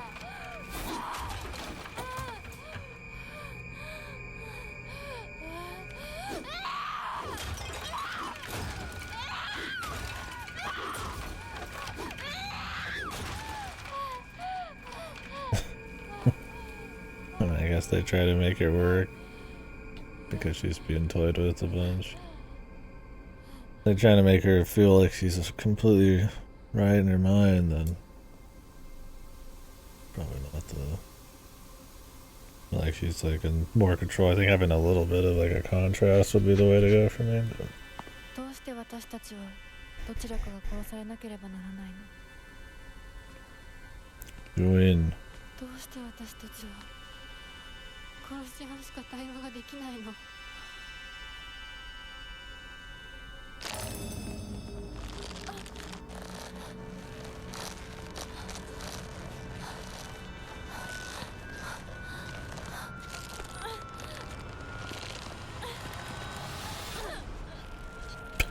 Literal puppeteer. When is the puppet with the strings gonna be cut? I'm surprised they don't make you do the two endings before this. Because what if you just never went and watched the other one? You're like, who the fuck is this guy? Like, almost feels like a glitch, right? But maybe they figured you're just gonna Google it. Because if you just do the other guy's route, I mean, Shu doesn't look great, but like, he doesn't look like. I mean, he definitely seems, if you read into it, a manipulator, someone that just sees her as like their, you know, the old friend and wants her a certain way, and still kind of buys in a bit to, you know, having some kind of ownership in a way, right? But like the other ending, like he just says it pretty much outright. You're like, oh, okay, this guy's definitely more of an asshole than you think. It's like, but like you're like, who's this? Who's this boss?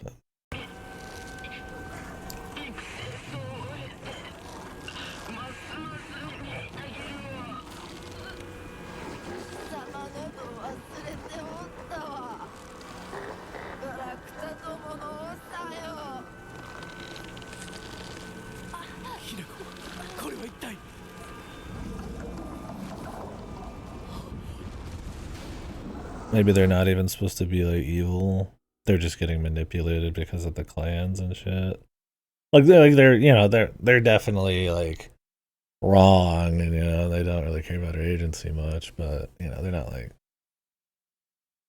there's no like malice or anything. But I guess because they're supposed to be people playing at each other.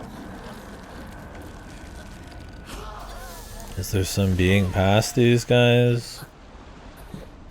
Or is it just old gods, man? Red gods.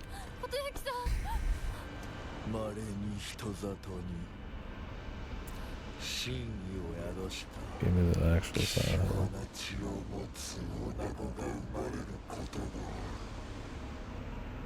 そのようなものが里に現れるたびに我らは一族の跡取りにそのものを嫁に欲するようまじないをかけた。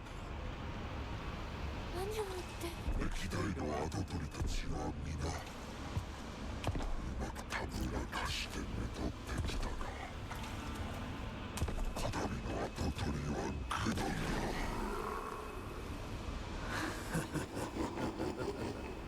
He's too nice of a guy. たぶらかせぬようでは未熟が過ぎる。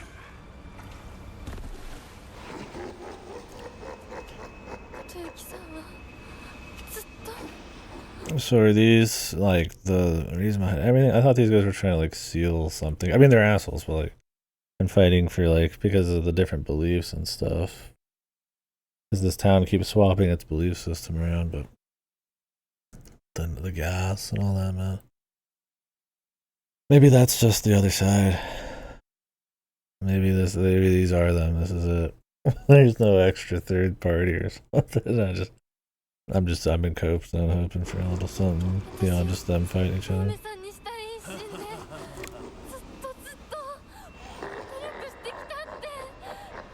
Evil man laughing.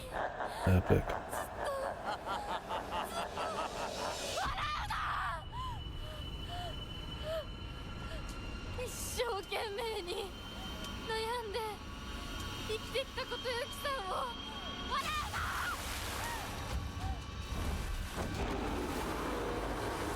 Fight this guy again? Do we have to fight the other one too?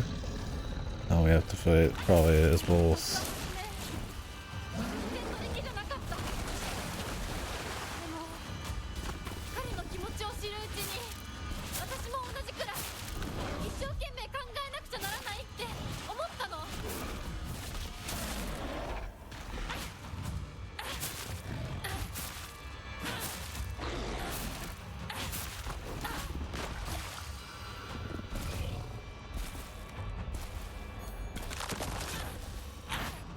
Great.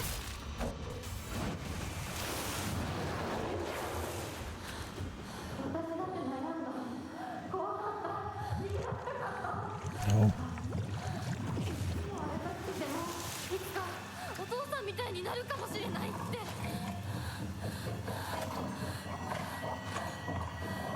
うな。私の悩みを笑っていいのは未来の自分だけだ。I think this chick's gonna have an easier time, man. Oh, I'm not used to this.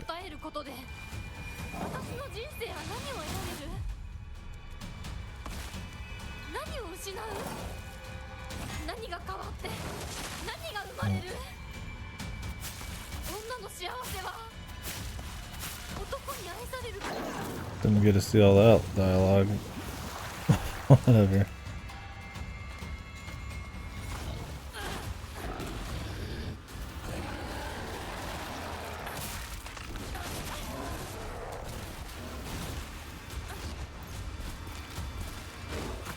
It's so funny, man. I feel like this ending you're like supposed to have done the 2 new playthroughs before this. Cause you're like, who the fuck is this other one, man? And maybe there was some dialogue with you and all that beforehand. Like I saw the other ending online, so I get what they're going for. But if you actually just did these blind, you'd be like, what the fuck? Who's this guy with the faces, man? Or vice versa. Like, who's this fucking wolf guy, man?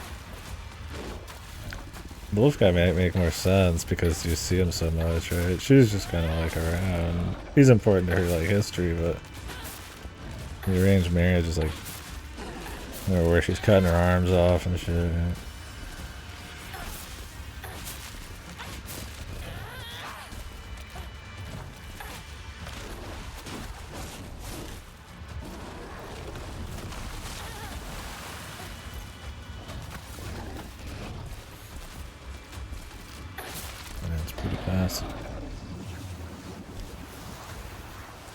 That's a cool thing, though.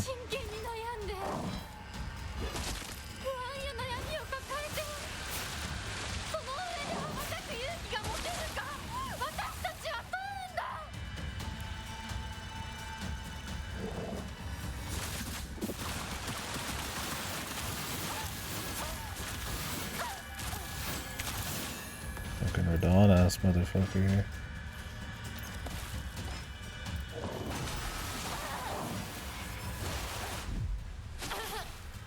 I like how we dodged through it and still got hit. I mean, he's just using a bow. It is pretty similar, which is funny because along with the soul shit.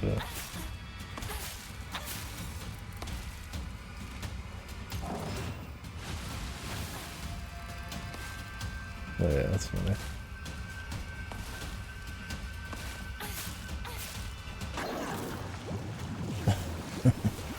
Yeah, man, how many times are we swapping? This gotta be the last time, man.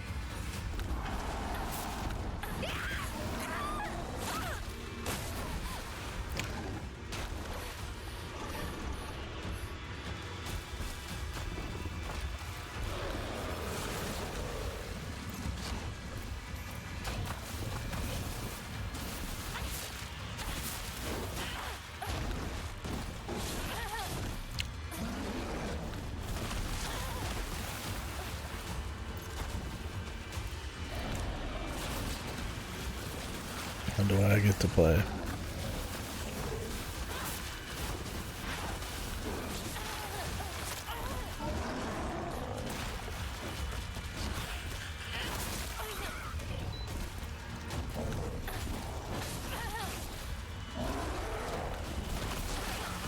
When do I get to play, mommy? Hopefully sometime this year, that'd be cool.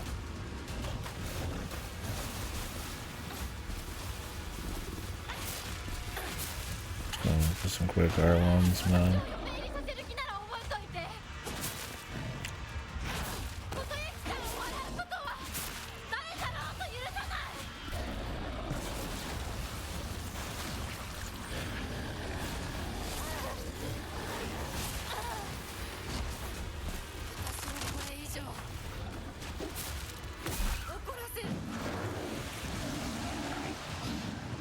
I wonder if our character's gonna fuse here.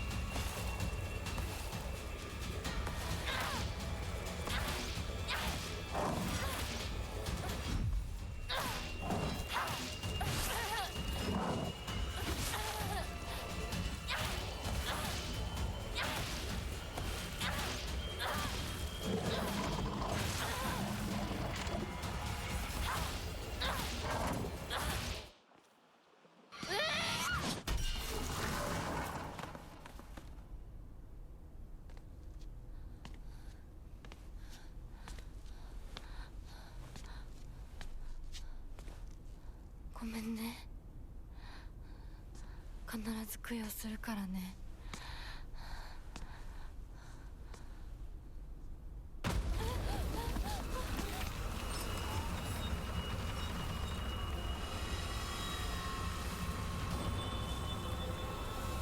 Surprise me, man.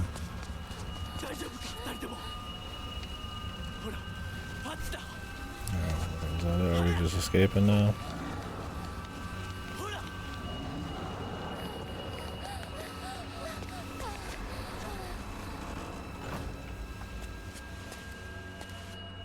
本当にすまない。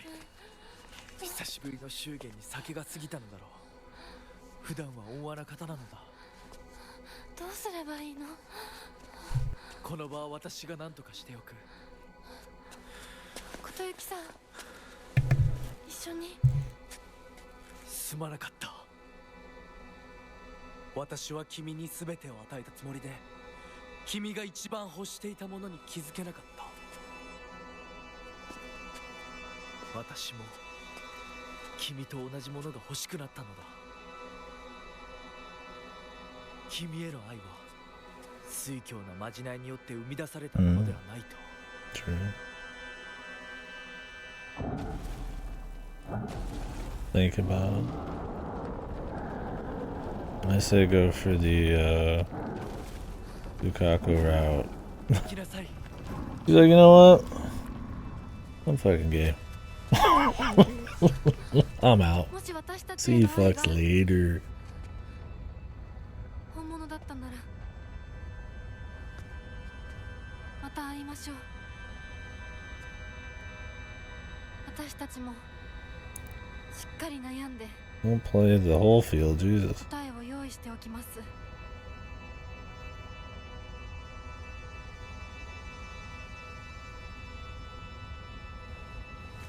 Lead him on or anything. I mean, it's true that, I mean, they should get some time, but don't give him too much hope here. I guess they gotta make the decision. He's not a bad guy, he just comes from a special place. And they have like the weird divinity shit going on. Comes from a place that doesn't respect your choice. What about shoot? I guess we're about to see him.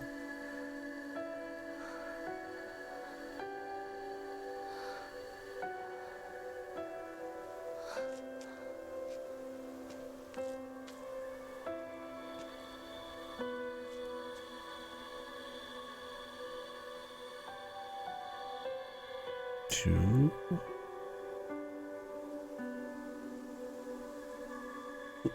She's a prick. I mean, this guy wasn't great either. Oh. I mean, maybe she was more of a prick when he revealed some of his stuff. I mean, there was after credits in the other ones, to be fair. I'll just wait. Damn, so it's just two fucking gods fighting each other?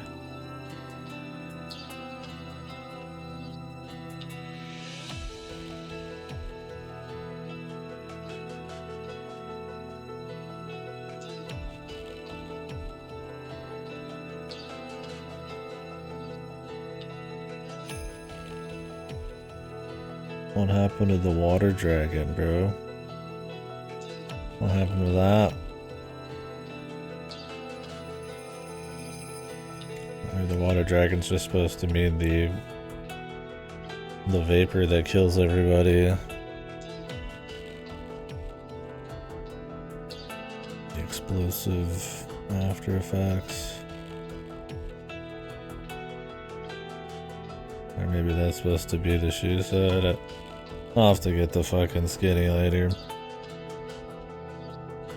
I was kind of hoping when you had the two clans fighting each other, like maybe they'd be like more traditional, like Japanese gods fighting each other, and then there'd be something a bit more sinister, kind of being sealed or puppeteering. But and maybe there is. I mean, I thought that's what we read, but it might not have been the exact that.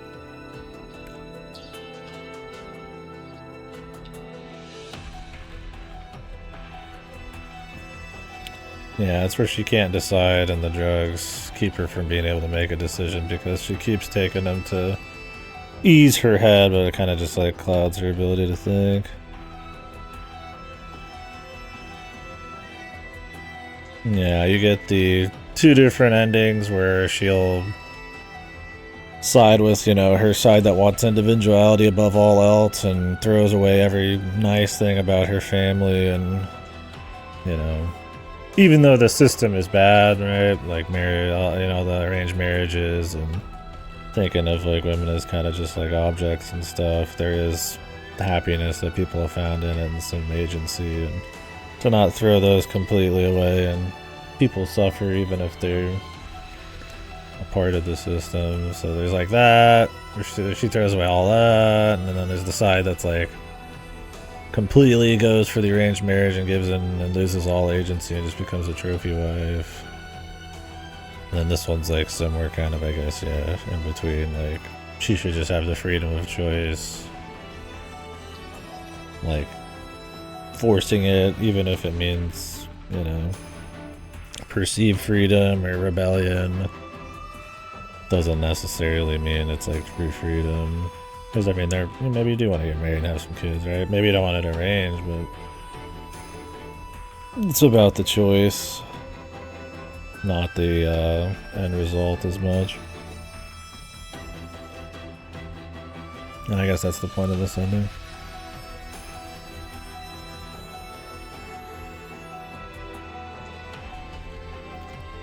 There is some actual like lore about divinity and like, I guess these creatures wanting her.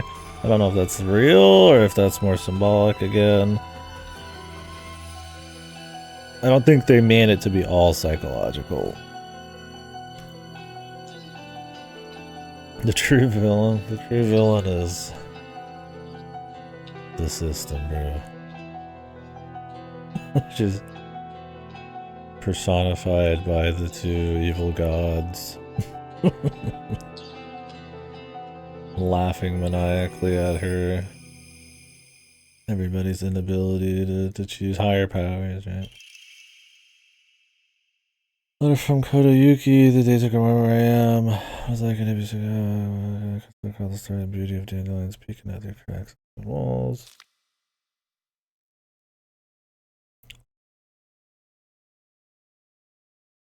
I mean, in a way, he didn't have much of a choice either. Like, he was, like, if we're to believe what they say, kind of put under a spell to like her a lot and be forced to do stuff, and he's supposed to provide her with all this shit, and it's just supposed to work out, and his mother pushes him insanely hard to do this as a part of tradition and all this and that. And if there's supernatural shit there too, it's one of those things where it's like, you know, he's not rebelling as much. He comes to realize it, I guess, that he wants it to, in a way. I think is what he kind of said, like, but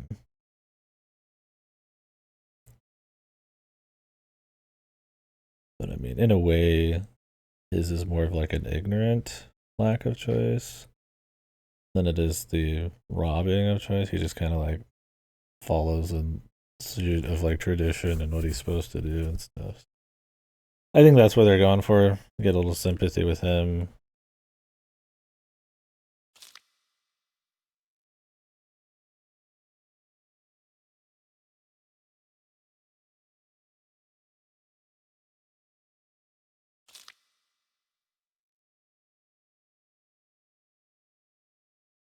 Lost child.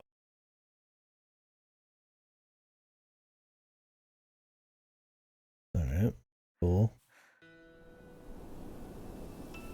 Good on him. He seems like a person who's made some thoughts happen.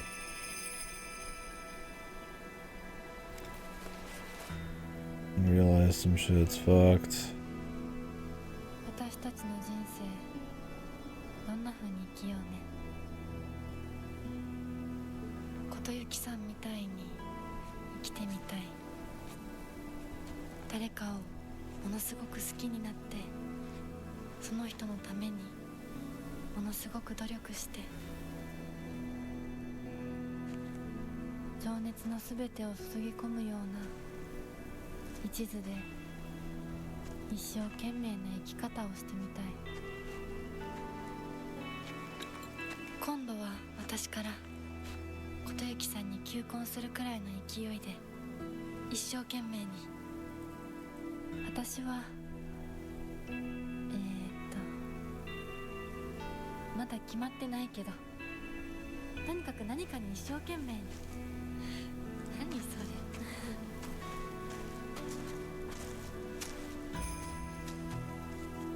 れ。 And fuck you. I mean, to be fair, her side on the shoe thing, she did have feelings for him, it seemed like. But it definitely seemed more of just like freewheeling, like about choice and all that than it was like anything else. Where obviously her other side was like getting mind warped into liking Fox Guy, and I guess some of that's real. I don't know. Is this supposed to be like the warring thoughts in her brain? Like maybe she does want to propose to him, or maybe she doesn't. I mean, that'd be cute. The different possibilities, right? But then her other side was the one who just said she doesn't know yet, so it's a little off there. We'll see where that goes. I don't think there's actually two of them. Right? 私たちだけで行く末を決められる。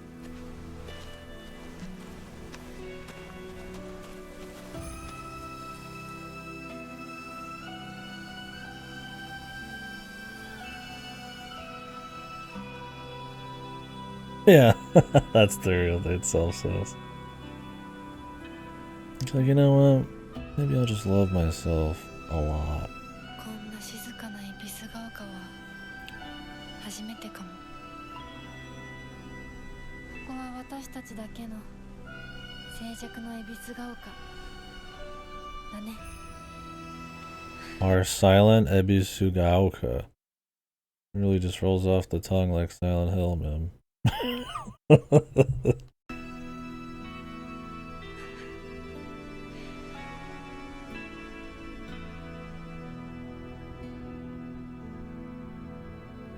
Did everybody get totaled by the fog juice still? Are they just like spirits here now? Or are they just hanging out? Oh, what's the bell supposed to... Yeah, did the swamp gas kill everyone and now they're just hanging? I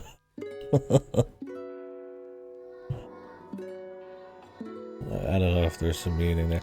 I mean, it's maybe it's back into being like symbolic at the very end there, and you will see almost zero like reality. Like, I get the idea it's quiet because there's nobody controlling you. It's just your own mind, your own thoughts, your own choice. Things are quiet, right? I get that. You know, maybe I'll do this, maybe I'll do that, maybe I don't know.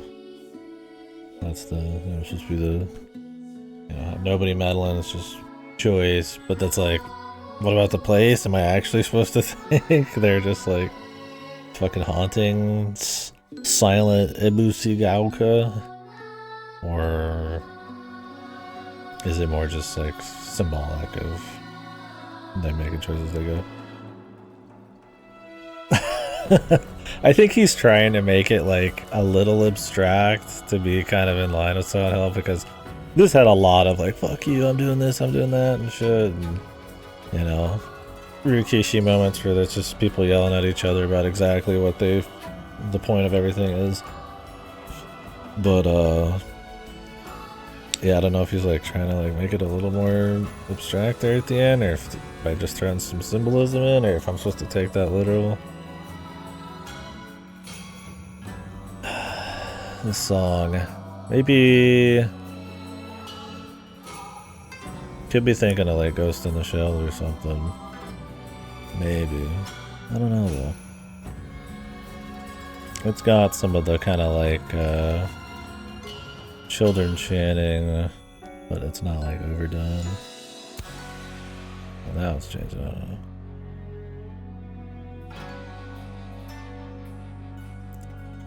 I mean, there is elements of like older Silent Hill music in it, but it's not a lot.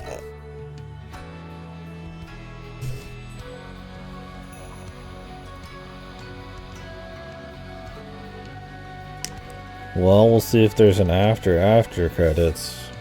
We'll let the credits roll this time. Looks like I'll make it in time to pick up my goods. I was worried to be getting too close. We'll shoot the shit about the game here after the credits are over. Kind of prepare your essays, okay? You got anything?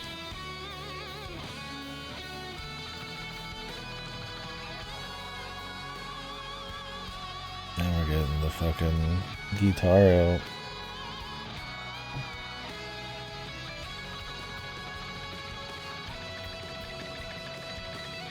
This wasn't right in the Silent Hill name. No one outside of crazy people like Katie would give it the time of day. I mean, it's not fucked. It's not like bad. Come on now.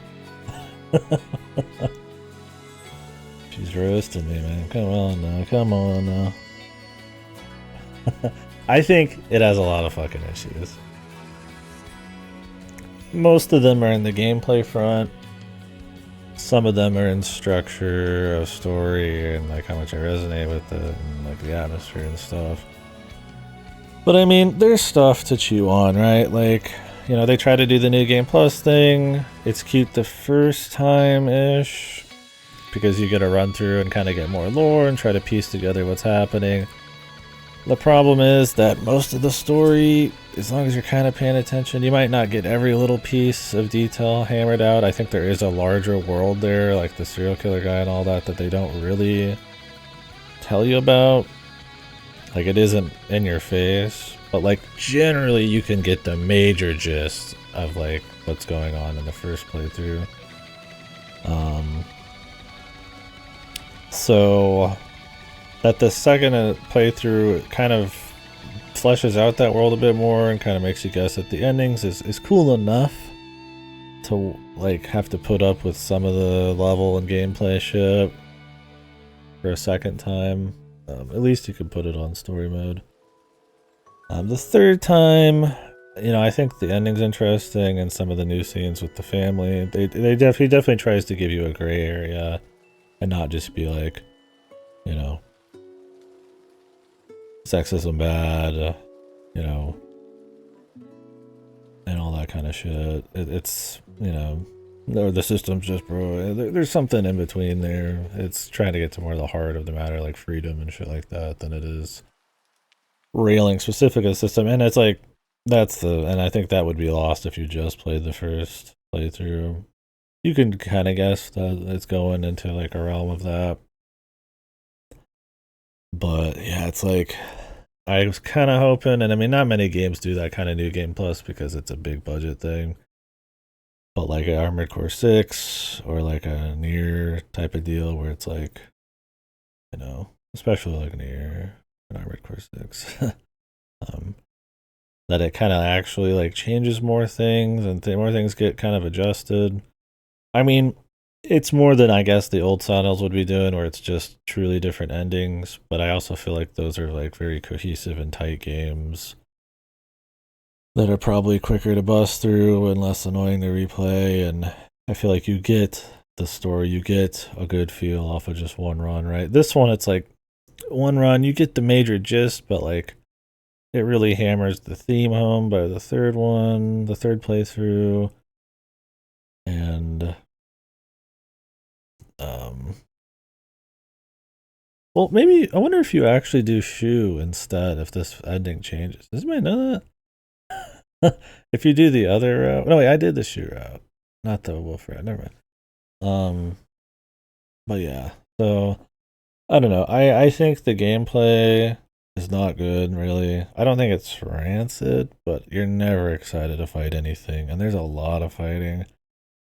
I think if you can manage to get a few of the perks equipped that speed up, like that you get more damage from, and you know, you get the sword and all that kind of shit, that helps because it just speeds it up even more. But it's like you still need to go through the shrines, you still need to go through a little bit of the puzzles. You know, generally your first full playthrough, there's so much extra lore to find and not too many different cutscenes that like you're still full exploring everything, but not getting like a huge reward for it. Like it's nice, but it's like every piece of the world building being in like little journals is like, it's not the best thing. But it's like, it's still cute, right? It's more than just playing it again with the chainsaw and just getting another ending, but it feels like you need to be playing it multiple times, where it's like I never felt like I needed to in like 2 and 3 and 1 and all that. So it's, I don't know. So kind of split on that. I would say it was worth it, at least to see kind of the whole thing they wanted to do and how they kind of went for it. You don't see that kind of New Game Plus stuff often, but like I said, it's cool they put a lot into New Game Plus in a way. But because they do put enough in there, you kind of need to see it, but then there's not really a big enough difference to make it worth it, right? Like in something like Armored Core 6, it's like, you know, you're getting all sorts of new gameplay stuff, new endings, you're getting a whole new branches of missions and objectives and just a completely new deal. And then the third playthrough is even the same, even more than that. It's like, you know, that's really rare. It's like, you know, and I think you can still get a pretty clean playthrough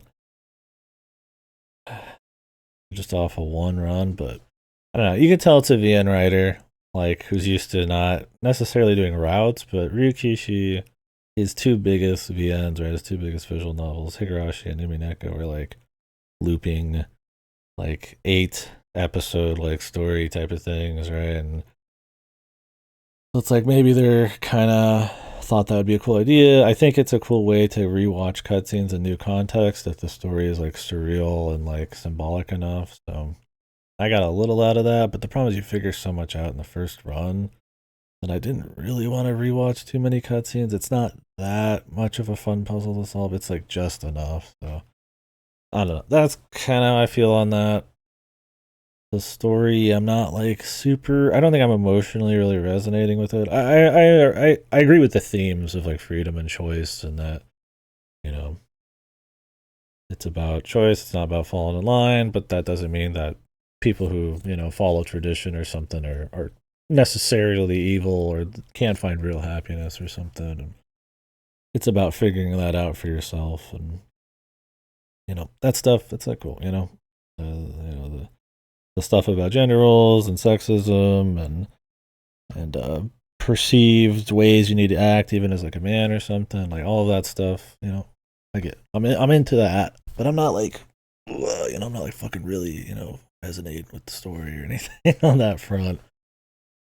So, and I think a lot of that's that maybe that a lot of it is like symbolic, that there isn't like a shitload of like, there's a lot of big emotional scenes, but I don't know, there's just not like a connection. Maybe it's sometimes the melodrama. Maybe it's kind of like that it's drawn out a bit at times. Maybe that it turns you off with a lot of like kind of high school like drama shit for a while. Some of it is also that it's a path well trodden. Ryukishi, he likes to talk about bullying. He likes to talk about a post World War II world in Japan, dysfunctional families, all that stuff. You know, I've been there, I've done it. There's nothing wrong with covering that kind of thing again. I mean, but it's all about execution, and I don't know. I didn't get in enough to the characters or anything to really be like, ooh, yeah, you know, I'm in it. Or maybe it wasn't trying to give you a big emotional moment where you're bawling or something. So it just meant that I was more in it for like the mystery of kind of what's happening and the world building and kind of like what is, you know, this symbolic for? What parallels? What can I grab here? How can I read into the themes? And there was more to chew on than I thought there by the end. So I respect it for that. I don't think it's like the end of Citizen Sleeper 2 when it comes to for like thinking about like choice and identity and stuff. That's a very similar story that I think is much more resonant by the end of it. You know? I am saying chew. Chewing. I'm chewing, man. I'm chewing, dude. I got some beer nuts over here. They're giving me heartburn. But I'm still chewing, bro. Actually, I'm not going to have it here. But I mean, that's it. I mean, you know what I mean. Something to think about. Something to sit on and talk about on a stream, right? Something to chew. Chew. I need to have a funny way to say it. Chew. So yeah, and like I said, the big problem I feel like with the New Game Plus stuff isn't the story shit. It's that the gameplay, right? The gameplay is sluggish. It involves a lot of recovery time. Every time you're getting hit, you're getting like a 5-6 second cutscene. You're getting grabbed. It's very slow and it's very repetitive. You have 3 weapon types essentially. Well, there's like those katana hidden weapon you can get. Well, is that? I mean, you have to get it for the story, but later in the other playthroughs. But it's like, does anything happen after this before I go on? Okay.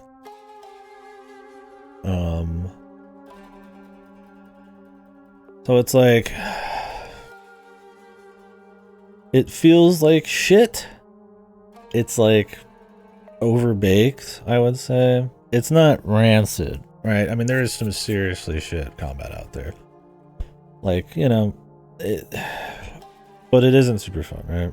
A lot of the enemies are kind of annoying. The wind-ups. The counterattack timing isn't really fun. Like, it's almost imperceptible. So they really want you to hold down a button to, like, walk slowly and, like, look at them and then have the openings pop up. But the thing is, like, the openings don't pop up that often and you can't focus while you're smacking outside of one weapon. So it's like, this combat is about just, like, waiting around, but not in, like, a fun, methodical way. Like, the spacing... Like, oh, I want to avoid this guy, better pull him around this corner, or put him up here. Maybe there's like a trap, or, maybe I need to use a certain ability to kind of like, maybe you can like incapacitate or do some weird shit.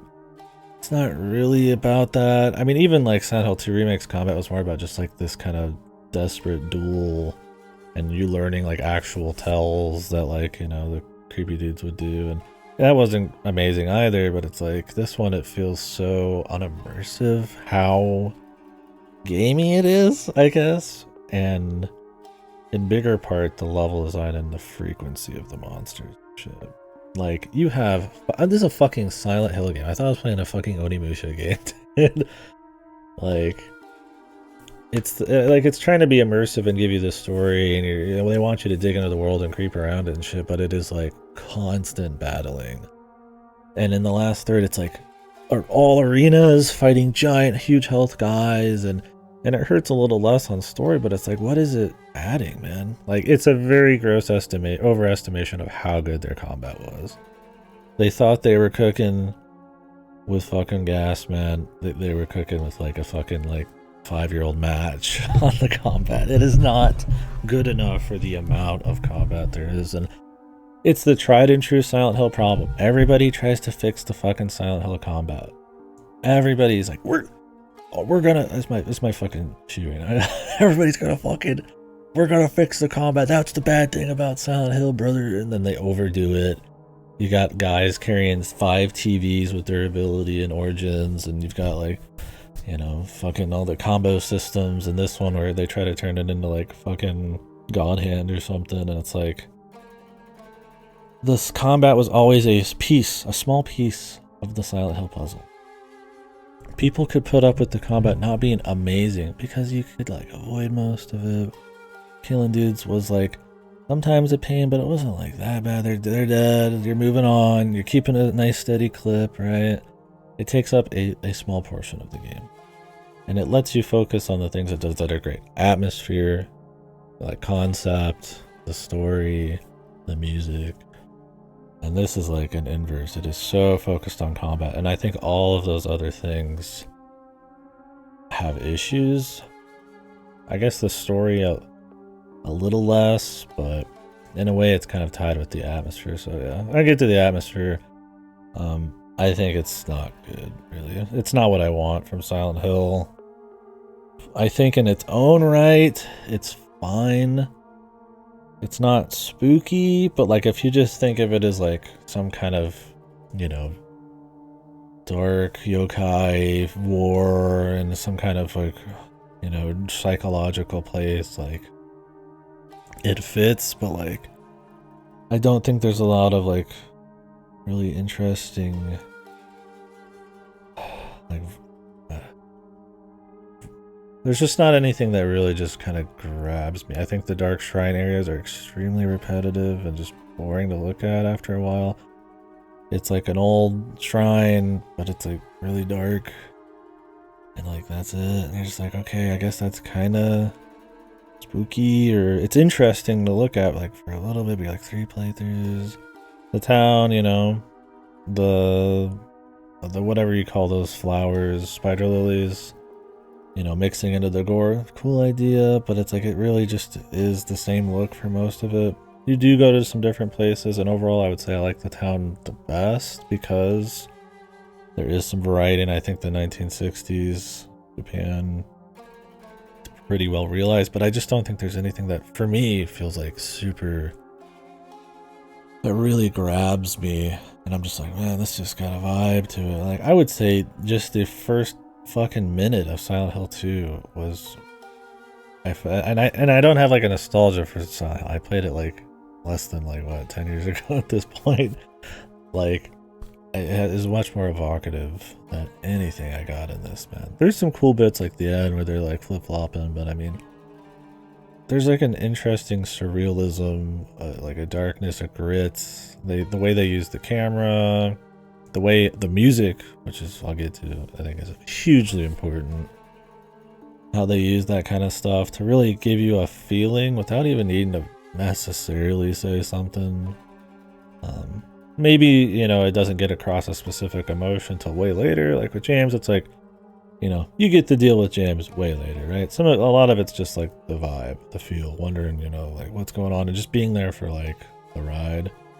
This, it's like more of like a puzzle box, and I think maybe that approach to the story kind of makes it so that it can't have this like dreaminess, this like really that unique kind of like evocative feel that like the old ones kind of do.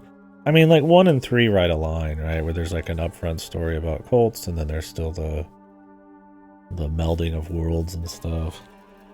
I think that's something they lost. If we're just talking about it as a Silent Hill game, that kind of sucks. And it's another thing that sucks about the shrine is like, you know, in Silent Hill, it's like you are going into like actual like fucked versions of places you've been, or you're like kind of melding into them without even noticing. In this, it's like she just literally goes to bed and like just shows up in a completely different environment. It fits because it's supposed to be 2 like different sides of her in a way, but it's just less fucking interesting, man. Like, so I don't know. There's that element. I think the music. I love Yamaoka. He's one of my favorite composers in the business. I think he's a god. This is another soundtrack where I feel like it's underutilized, or it's just a different approach, man. Like, you know, with the Bloober Team games, the Medium and Silent Hill 2 remake that used them, I could understand it being a little different. Maybe they just had a different approach, how they wanted music to be in the Medium. Silent Hill 2 remake has a problem where it's a little too celebratory, a little too masturbatory for me. I feel like the songs don't come in as hard and as strong as they did in the original, almost because there's like a self-awareness that it is a remake and people like it, right? So I was hoping in this one, even though it was like him and another person working together, and then Die doing one of the endings, and I guess somebody else doing the endings. Granted, I think Die is probably the best song in the fucking soundtrack, which is funny. One of Rikishi's guys. That ending song, I think, and the Shoe Rat, I probably like better than most of this. But it's just like, it's fitting. It's going for this very traditional, like dark kind of, you know, Japanese, the shrines, the mysticism angle. And it's like, I've just played a lot of stuff that goes for that, between like your spirit hunters and even stuff like Iwahime that he's done himself. That just the novelty of it being in that kind of environment and having that kind of sound is just not enough, right? Like, you think the Silent Hill, that's not the sound of like a fucking town in Maine, right? That they dreamt up. Like it's a very unique sound in Silent Hill 1 through 3. Like this feels a little less unique. It feels a little more generic. There is twinges of like Silent Hill, the guitar. Sometimes they use children's vocals to kind of in a way imitate how they would do the vocals. I don't remember her name. The singer does a lot of Silent Hill music, but it just doesn't, for me personally, like it fits, but it doesn't feel like it's like a major character or a major plus in it. So it's like I feel like you miss out on that imagery. You miss out on the music. And the story being more of a puzzle box instead of kind of a feel. I mean, there is a puzzle to, you know, the other ones as well, or just something to enjoy, like a ride. Like 3 is almost more of a ride than a puzzle, right? This is a lot more like 2. It's like between that stuff, it's like I just don't feel super strong about the presentation story side. I don't think it's bad. Like I think it's, you know, if you don't think about Silent Hill, I think it's still like interesting enough in its own right. It's just like when you call it Silent Hill, there's such a fucking like easy comparison to so much stuff, and yeah. And the big thing is more that the gameplay just kind of sucks. The exploration is like cute. I mean, there's like little things to find and lore to get. I think the New Game Plus exploration is more rewarding for that. You can up your inventory size occasionally with like a fucking item system that kind of just sucks, right?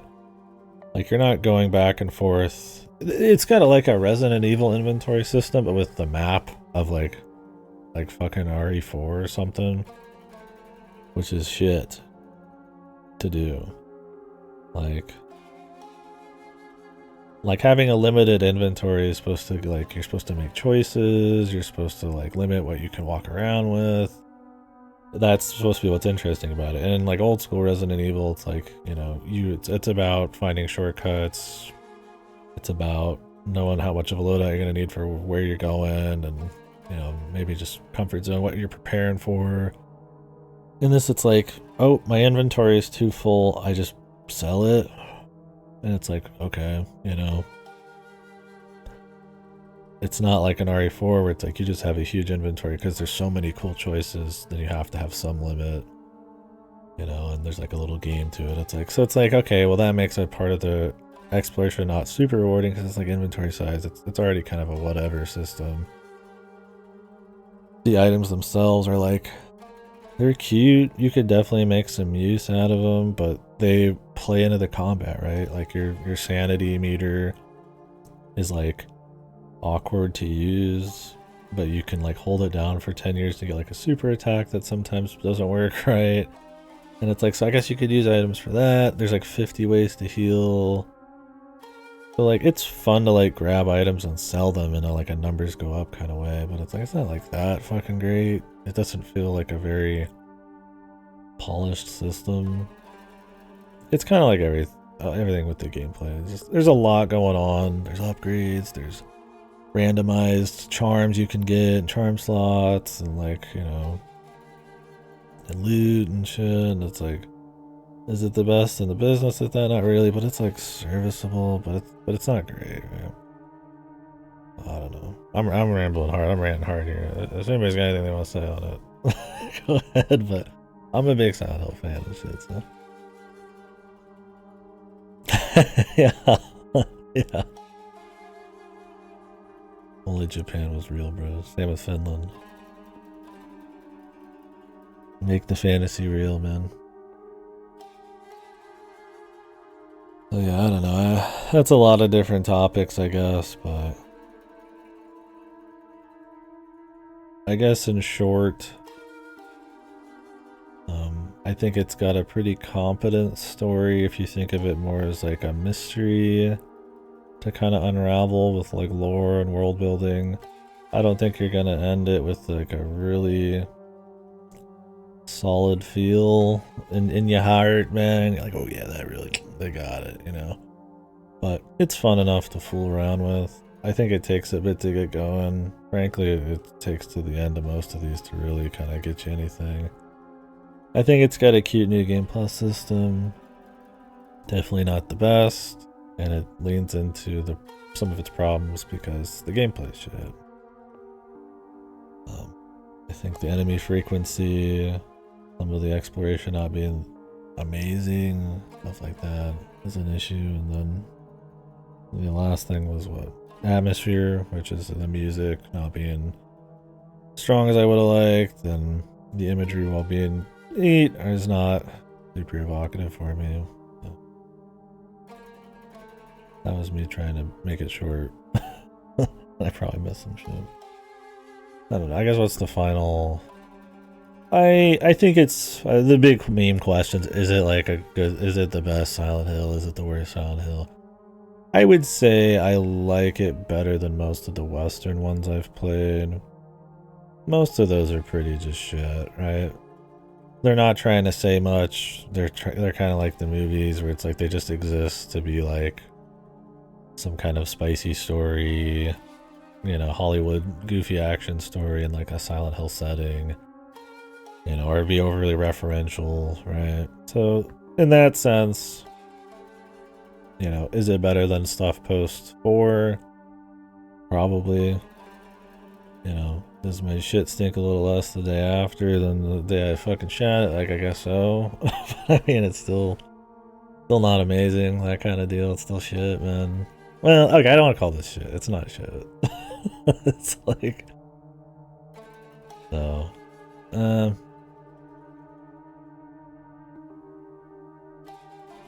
but yeah, I guess it's probably, I haven't played Shattered Memories or Downpour. I think Shattered Memories people like. I would say it's better than anything post 4, but it's a low bar. That's what I'm trying to say. So. Do I like it better than 4? I think 4 is more interesting. 4 also has really a pain in the ass gameplay, since like half of it's an escort quest, and it feels like one. Unlike Resident Evil 4, right? But it's trying to do something more interesting with the apartment and all that. But yeah, so this has just more to say. It's trying to do something cute that the Western ones post 4 don't really do. You know, this is trying to tell like a clever story with a lot of symbolism and parallels and subtext and shit. And I really respect that. I don't think it's like, wow, Ryukichi's washed. Is it his best story? No. I mean, is he really going to be able to just go off, you know, in a story like this? Probably not. Anyways, it's a lot of his hallmarks. It's, you know, we got dams, we got gas, we got all sorts of bullshit. I think a lot of it's made to be thought about after and figured out by lore people. That can be interesting. I also think, you know, there needs to be something enough there.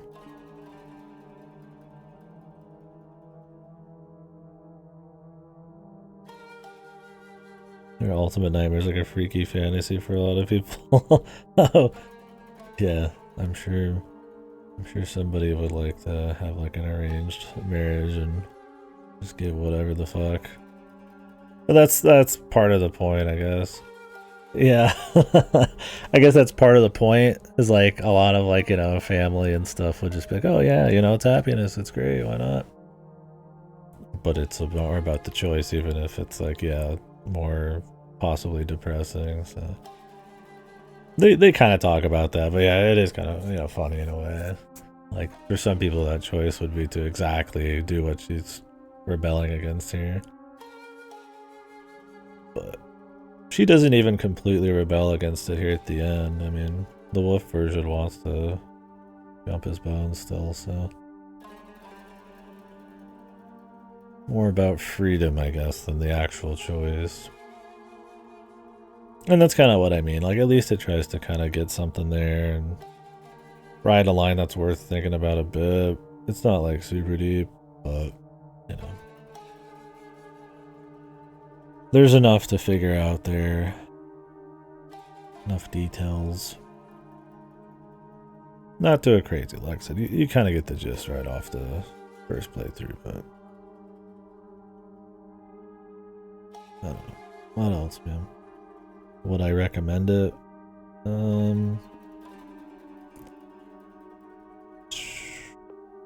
Would I recommend it? if you're a huge Silent Hill fan and you just want more Silent Hill, and if you didn't get that, it'd be like, you're sad. I'd probably not. It is not. It is, if you like Silent Hill 2, the symbolism and the mystery of what's happening, you might get something out of this. If you're after the look, the feel, the sound, the dreaminess, it's not quite as good on that front. And the combat is completely so overly big that it's distracting as fuck to any atmosphere they even try to nail.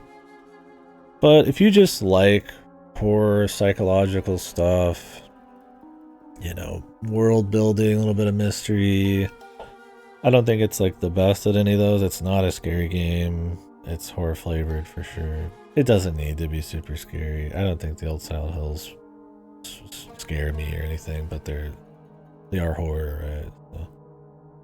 So, then I guess maybe, you know, you want to see like a game with the cute New Game Plus system. If you like those kinds of things, you haven't, you know, there's not too many that really try to do something with that outside of just raw gameplay, you know.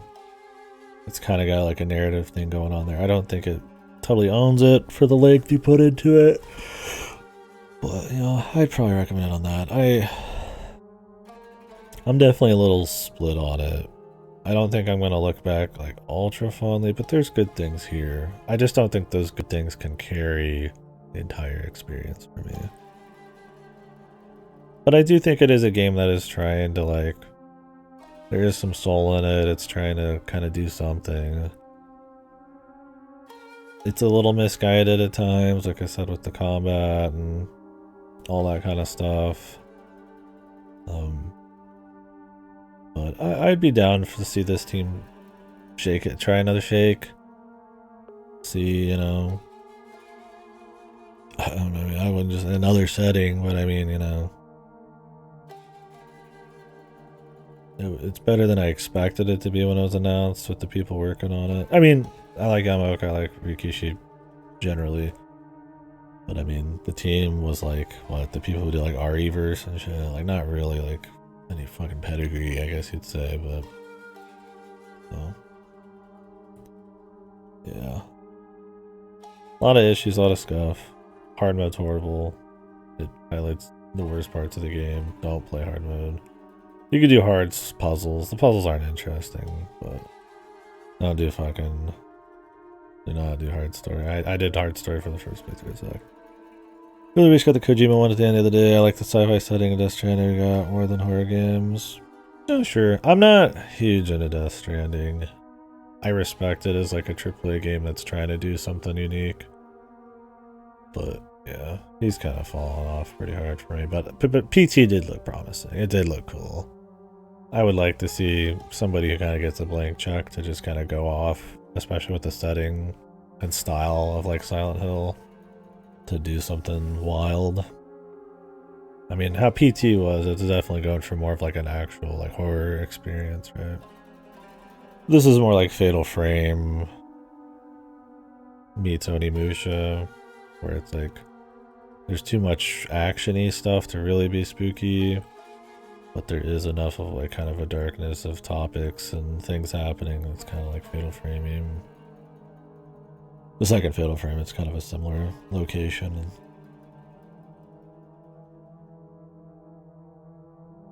I don't know. Did you guys like it? Did you hate it? Anybody play this yet? I don't know how many people actually went for the full ending. Shabango.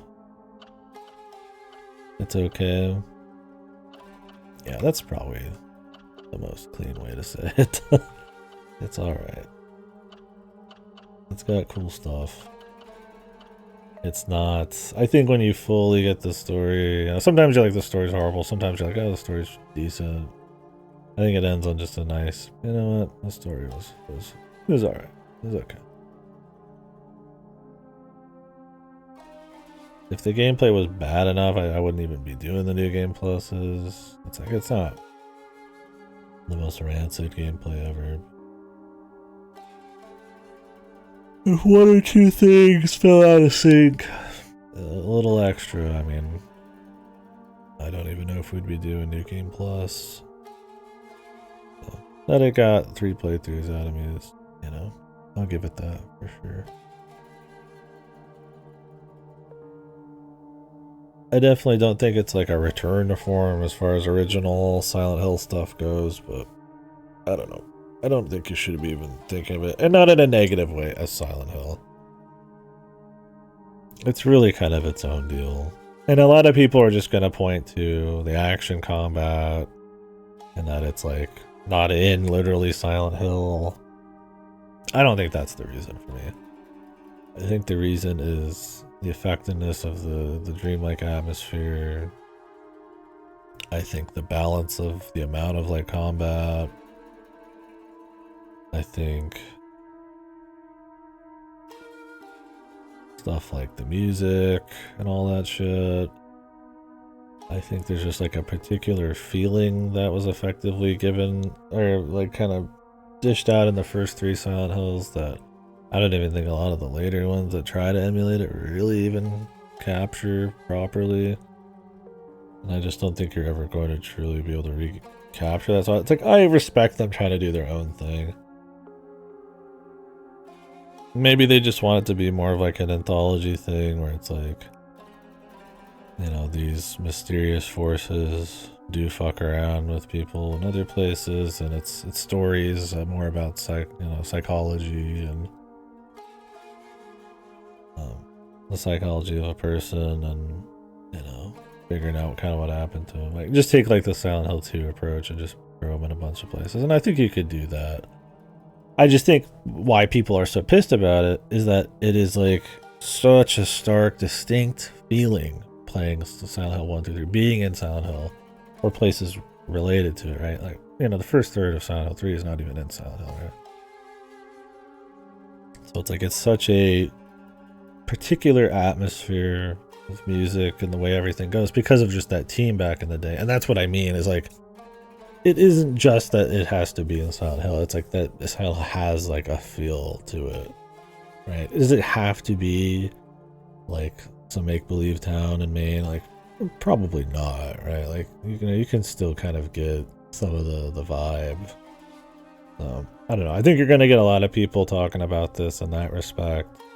Like, it's a more surface level difference, and I think that matters a bit, but it's more the other stuff that gets me, and where that is an actual problem, right? Like, if it's, I mean, maybe they use the name of the game. It's nothing, yeah, maybe it's nothing like it. If it's good, it's good, you know? But that's my deal, is I think you can use Silent Hill as an easy comparison as to where the problems are here, and I feel like that's more important to the discussion than truly if it's like another great Silent Hill game, you know? Dude, Twist for Silent Hills was badass. I was gonna turn it halfway through, you were in the wrong Silent Hill. And the Spirits at odds if you even belong in one. You just truly understand what's going on here. That could be cute, yeah.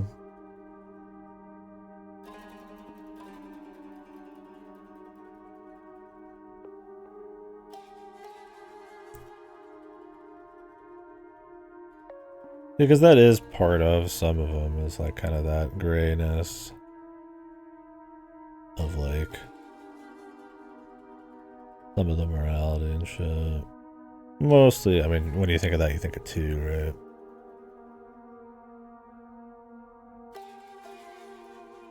But yeah. Grammy leaking Rusty actually the hallway area. Yeah. Like I said, I think it's cool they shot their shot and tried something different. You know, little town out in the mountains, the foggy and the flowers coming up.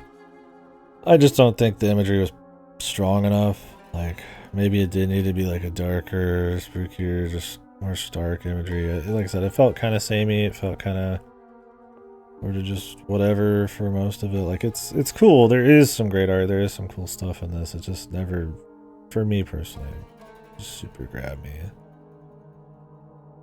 Like, if the art direction was just strong enough, good enough, right? I don't think the Dark Shrine area is, you know, as a palette cleanser, as a mix-up, or like good enough, right? And yeah, and you can point to Silent Hill as a great example of, you know, it does get really different and it's really interesting. don't forget, like, this game is like well over the length of like any of the first 3. And that's assuming you're just doing 1 playthrough, right? I mean, like 3 playthroughs to even get the whole thing, right? Like to get the whole story technically in an old Silent Hill, I mean, yeah, I guess you'd play it a bunch of other times, but like you're not getting that many changes, right? I mean, you could just look up the endings and kind of get it. So it's like, you know, it's much longer. And that is not necessarily better. I think the pace does hurt because of it. It feels like you go through 80% of the game the first time and like just not really anything's kind of like, I mean, stuff happens, but it doesn't feel like you're kind of jumping between these really creative different places and stuff. Mute Mound. They sound like fucking Pikmin levels. $70 bros. Yeah, would have been nice if there was more unlockables when you beat the game too. Like I did the UFO ending and I got like the sword thing, and it's like it gets stronger, I guess, the more endings you do, which is a cute thing to do. But like no outfits or nothing that aren't DLC. The sword you only get to use for like half of each playthrough. You don't even like start with it. You have to go a ways. Damn it. Kind of lame there, but.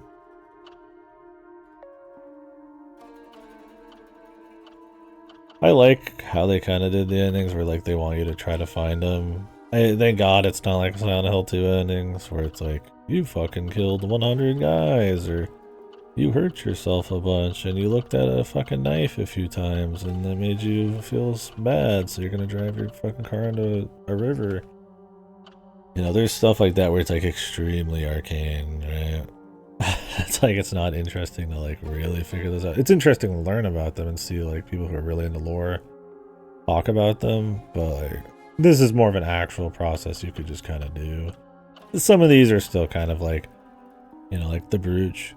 It's just kind of in a random place near the end. I wouldn't say these are like really interesting to try to figure out. I would still recommend probably using a guide, because it's not worth missing it, because the hunt is not interesting. But and I think that would have been cooler if there was a bit more like I had to discover and explore more freely and stuff, and but like it wasn't super arbitrary. Yeah, well, I mean like the ray gun or something. Maybe you do get a ray gun, I don't know. I mean, it would be funny if you just had like a gun, yeah.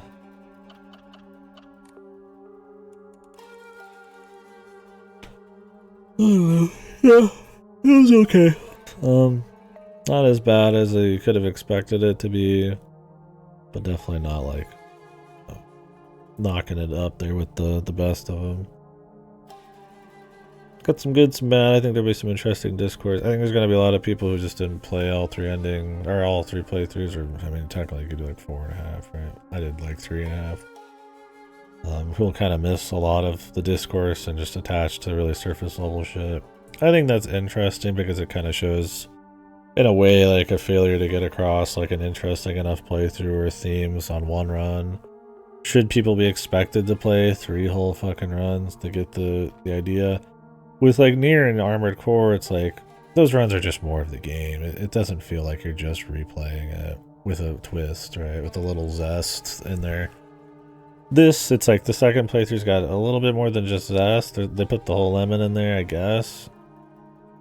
But, I don't know. It needs to be more than just throw a lemon in a drink, right? So. What's up, Akira? Couldn't be asked to catch up? Yeah. I've been rambling about it for the last hour here. We finished it properly. She moves to Silent Hill. We're immigrating to America. She found Silent Hill.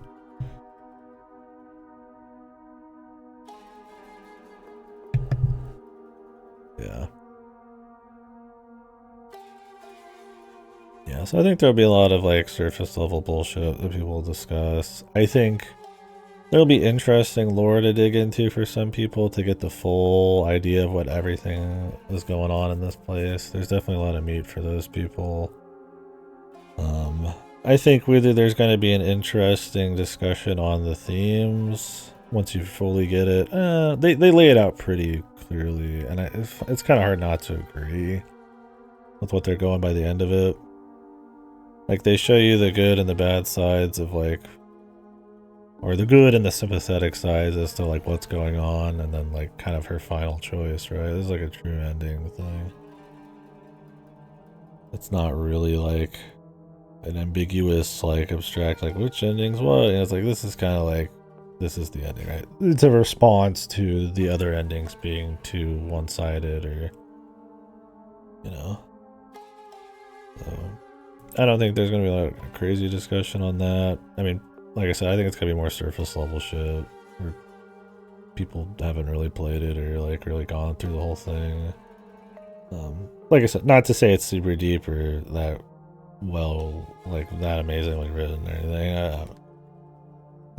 I'm just kind of trying to think of where is this game gonna kind of exist when people talk about Silent Hill a ways from now, right? Obviously, the combat is gonna age like milk. I already see people bitching about the combat and the frequency of it all the time, as they should be. The best thing you can do is just not have to do as much of it. Put it on the lowest difficulty. That's not like a big plus for it, right? And it doesn't fix the amount of, like, arenas you have to do and shit. I feel like people might talk about the new game plus shit a little bit. Like I said, it's unique.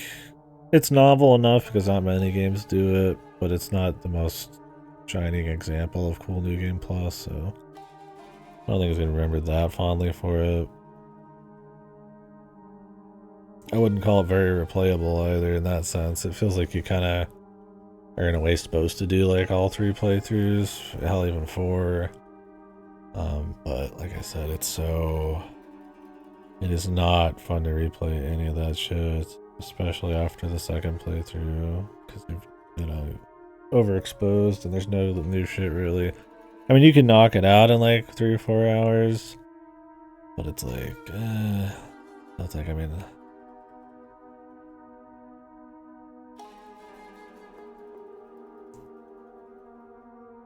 yeah, and I just don't think there's an atmosphere to get lost in if you just want to slip back into the world. So I don't think people are going to really talk about that element of it that much, unless you're just, unless this kind of setting is just super novel for you. There's a lot of Japanese horror, and between your stuff like Yomawari and like Spirit Hunter and, you know, all sorts of shit like that, or even Ryukushi's other stuff like with Yuhime that like kind of dips into these themes or like visuals and sounds, or, you know, like Fatal Frame 2, Onimusha a little bit, right? It's not like some never before seen shit, so it's like, I don't, or Silent Hill still has like a pretty particular feel, and I mean, people try to capture that in different ways, but I don't think you're gonna see that kind of conversation about it in like fucking 10 years or something. I don't know what kind of relevancy or staying power it'll have. I think it's probably gonna just be either people having a very surface level take on it, on some of the themes, and or people just talking about it in relation to Silent Hill. I don't know how much it'll stand on its own. I don't know why I'm bringing that up. I guess I just thought it was interesting to think about. Because there are some games that kind of like have staying power. It's kind of like, you know, like people still talk about like the end of like Clear Obscure or something, right? It's like there's something strong enough about like the end of the story and that like people just still talk about it, right? People still talk about Dark Souls, like why? You know, like replayability, build variety, like, you know, the lore, you know, the imagery, the general fun level. And it's like in this, I just don't know if it's got that like an X factor like that. So. Anywho, if anybody else has anything you want to talk about, yeah, I haven't caught much discussion. The only thing I saw was like it's like a Reddit thread talking about how annoying the fucking enemies and the frequency of enemies were, because I was like curious if I was crazy, and apparently a lot of people feel that way. I mean, the game's been out for about 2-3 weeks now. It's probably already the discussion's probably already deteriorated completely. I'll have to go see.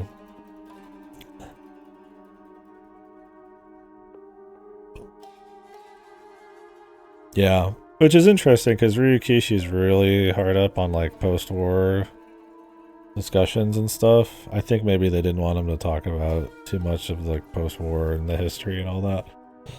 And they also probably wanted it to be kind of creepy and kind of dip into like more Japanese imagery, which has a lot of, you know, some of the most stark, I guess, Japanese imagery is like in the forests and the shrines and stuff. So like, I guess they just wanted to do that. The sleepy town in the middle of nowhere.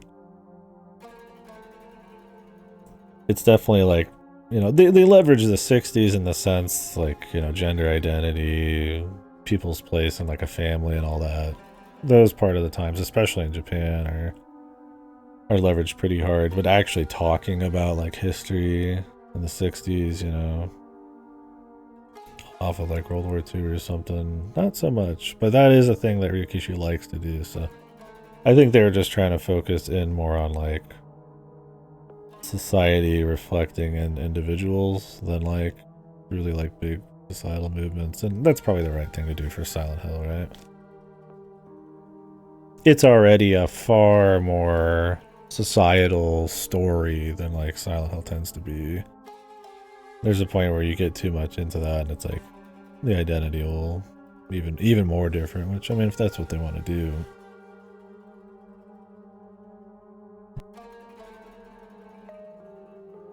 Like Silent Hill 2 is like very personal, right? It's not reflecting on like a too much of like a bigger, broader social system, and like 1 and 3 are, I mean, the same way. It's like families and stuff like sex and shit like that, and just Silent Hill itself, right? So I think they already broadened it enough that like getting too much into the history, I mean, maybe they need to. There is cultural context here that I think also will kind of like be lost on some people on like forums and threads and shit like that. If I say threads, it sounds like I'm talking about the fucking thing that Zuckerberg owns. God, I'm fucking taking my words and turning them into fucking social platforms, dude.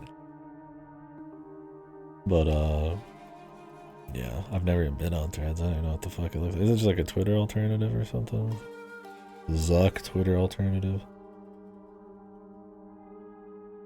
Yeah, I mean, I could imagine where the discussion is with this. I think it absolutely tries to like give you a line to kind of think about in a gray area and like power of choice more than it is trying to say in particular that one or the other thing is really bad. I definitely don't think it's like pussyfooting. I mean, it's clear enough about what it's trying to say. But I think off of the very first playthrough, I imagine there's a lot of talk about, especially these days, about, yeah, just very surface level takes on shit.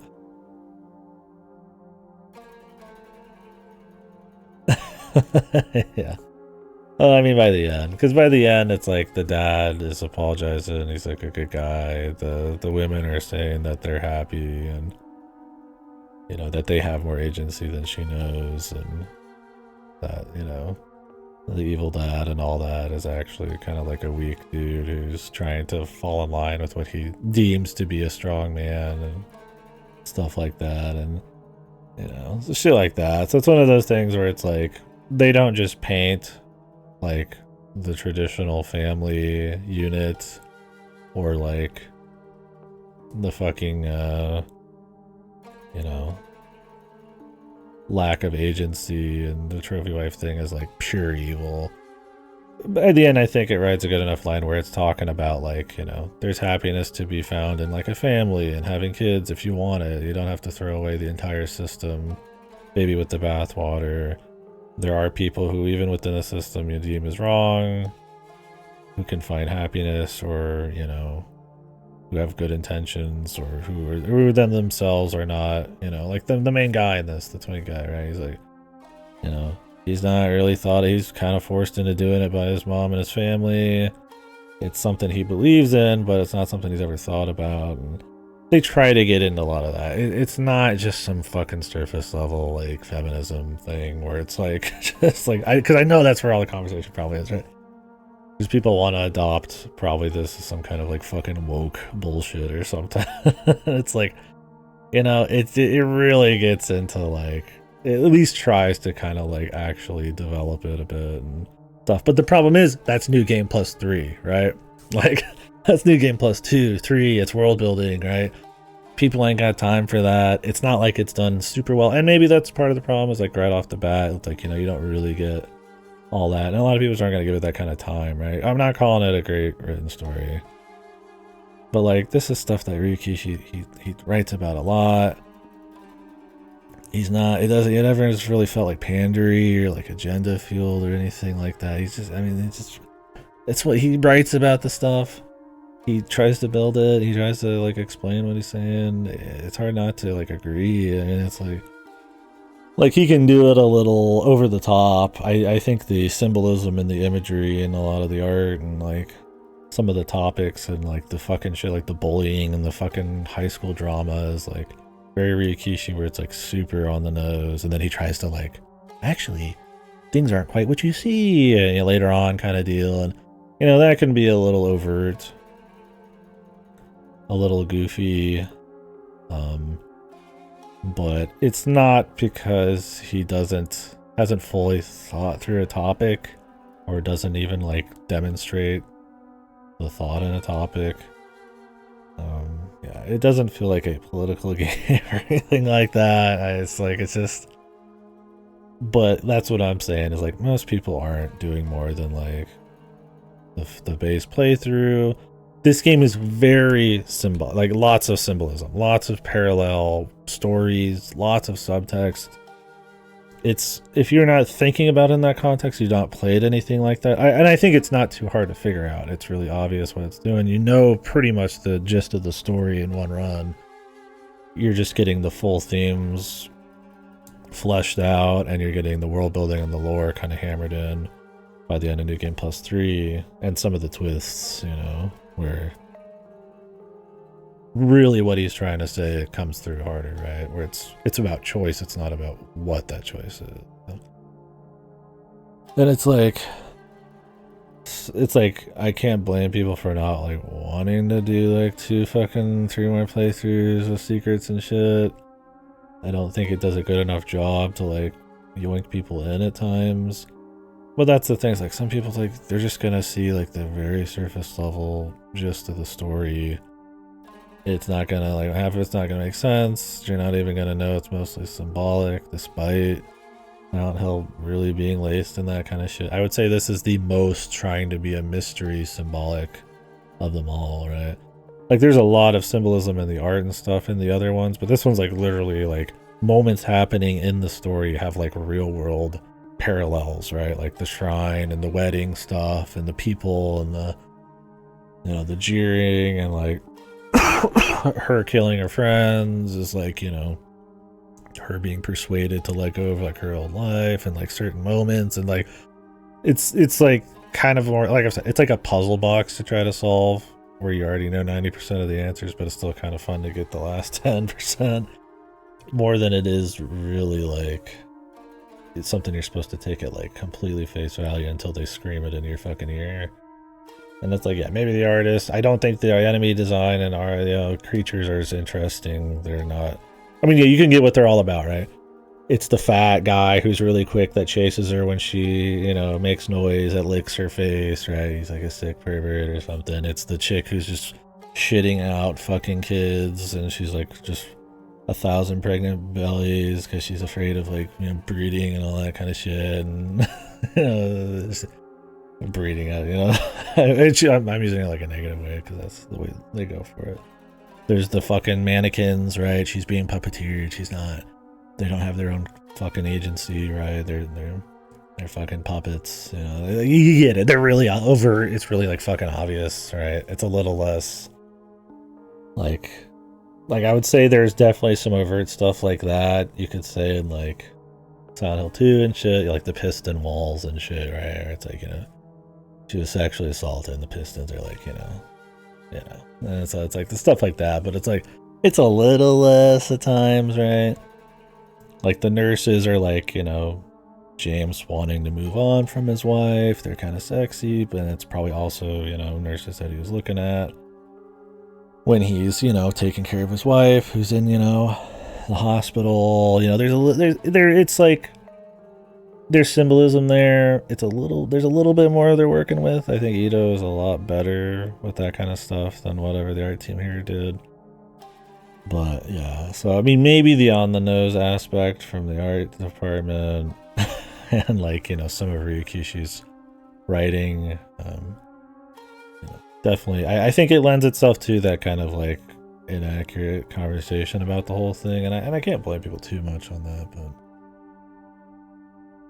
Ryukishi likes hitting you with something and then like subverting it a little bit or walking it a different way when you get. That's why I put the answer arcs as a joke, because like that's how his best work is. They literally are called the answer arcs, where he shows you that in a different perspective, and it kind of fleshes out the whole thing, and it doesn't usually feel like just a gimmick. This, I mean, I don't think it's as well done in any way, shape, or form to like, you know, Umineko or Higurashi or something, but you know, he's going for a similar wheelhouse. I just think that wheelhouse, like, and you know, people aren't going to do 3 playthroughs. They're not, should probably be expected to. They should want to do it a little bit more. And I think the gameplay and all that hurts that a bit. And I don't think they set up like a hook at the end of the first bit, because you're just like, what's happening, right? You know, she's like, she's been arrested, and you're like, what's really going on here? And it's like you can kind of figure it all out, but you're like, maybe there's more to it. And it's like, but if you're not really thinking about it, it's like, it must be probably just done, right? So I don't know. Fortnite, yeah. What does the F stand for? Did I catch that? Fucking. What does the F stand for? Gotta mean something. Silent Hill, fuck. Fox? Nah, there's more about it than the Fox thing. Yeah, I don't know. I think I've played games like this about choice and like identity this year, like Citizen Sleeper 2, that are much more, that resonate a lot harder. Silent Hill female, it might be. Like it might, like that resonate a little harder, and I think really nail the themes in a world that you care more about, with characters you care more about, just like much more effectively. So it's kind of hard when I see like a similar kind of story. Like I said, it's more of a puzzle box. Like I said, the themes and how like much you get into them, I think, while there's something to talk about there, and like I agree with a lot of it, you know. And it doesn't matter if you agree or not, it's more about if there's something to talk about in like a thoughtful way, right? Not all art is supposed to be easily digested or some shit. But I don't know what you wouldn't agree with in this one. I mean, whatever. I mean, there's definitely some goofy shit, you know, if you pick apart certain lines and stuff that are kind of like, you know, Ryukishi kind of talking his way through a fucking wet paper sack, and they're kind of some odd ones. But and I pointed some of those out when we were playing. Yeah. I don't remember where I was going with that before. I got another tangent. Oh yeah. Well, I've got like a little bit before I need to go pick up my brother, so not gonna stream anything else tonight. I'm gonna let Ripper know we're good for Resident Evil Outbreak 1 and 2 whenever he's wanting. I'll be working most likely Thursday. So we'll see when I get together with him and do Outbreak. We did set it up. But I'll probably be playing a game called Sorry We're Closed next. Because I got it in the mail. Looks a little cheesy. I don't know. We'll see on the story, but I've heard it's a pretty cool gameplay survival horror thing. So maybe that'll be an interesting comparison. We'll get into stuff like Look Outside and like the forest and RPG Maker stuff and some horror VNs and all sorts of other shit as we go through the month. I'm pretty excited for that. Yeah. don't think we'll play any more Silent Hill games this month. Maybe we'll do Luigi's Mansion on Halloween if I can manage that too. It's tradition.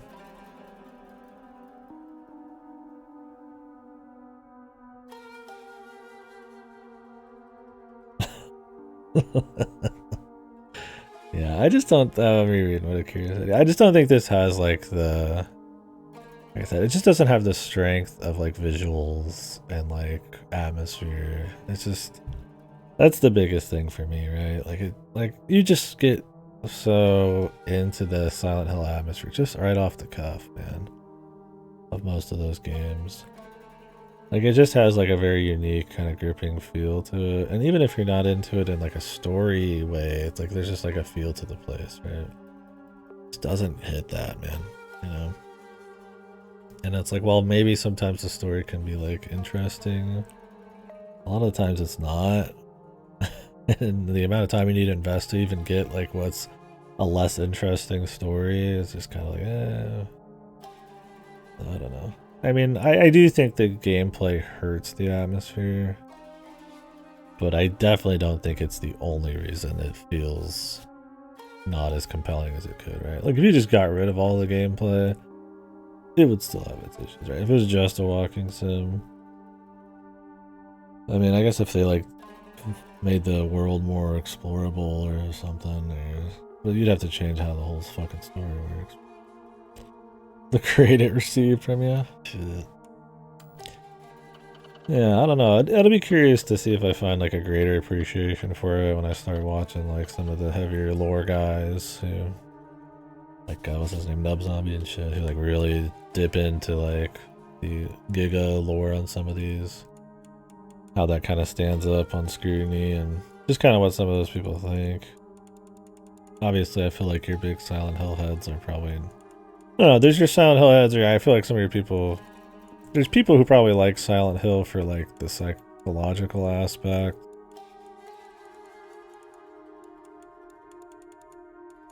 I feel like they're probably in the minority compared to the people who are into it for the raw atmosphere and stuff, though.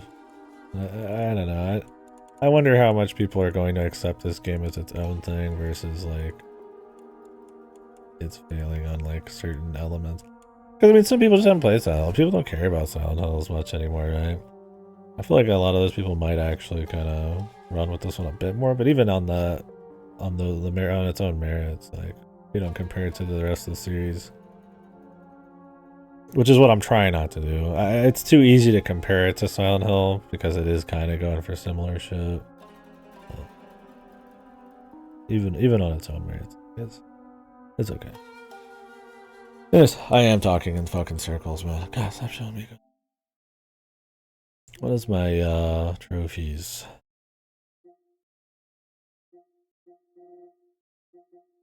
Can I go check an order, please?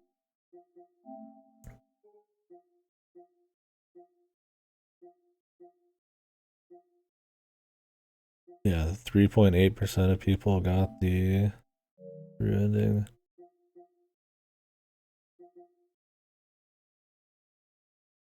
Defeat them within 10 minutes of the fight starting?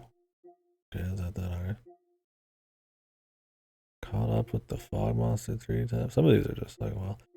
The art's pretty good in these trophies, though. I did like a lot of this small, like, diegetic art, like on the talismans and shit. It looked really nice.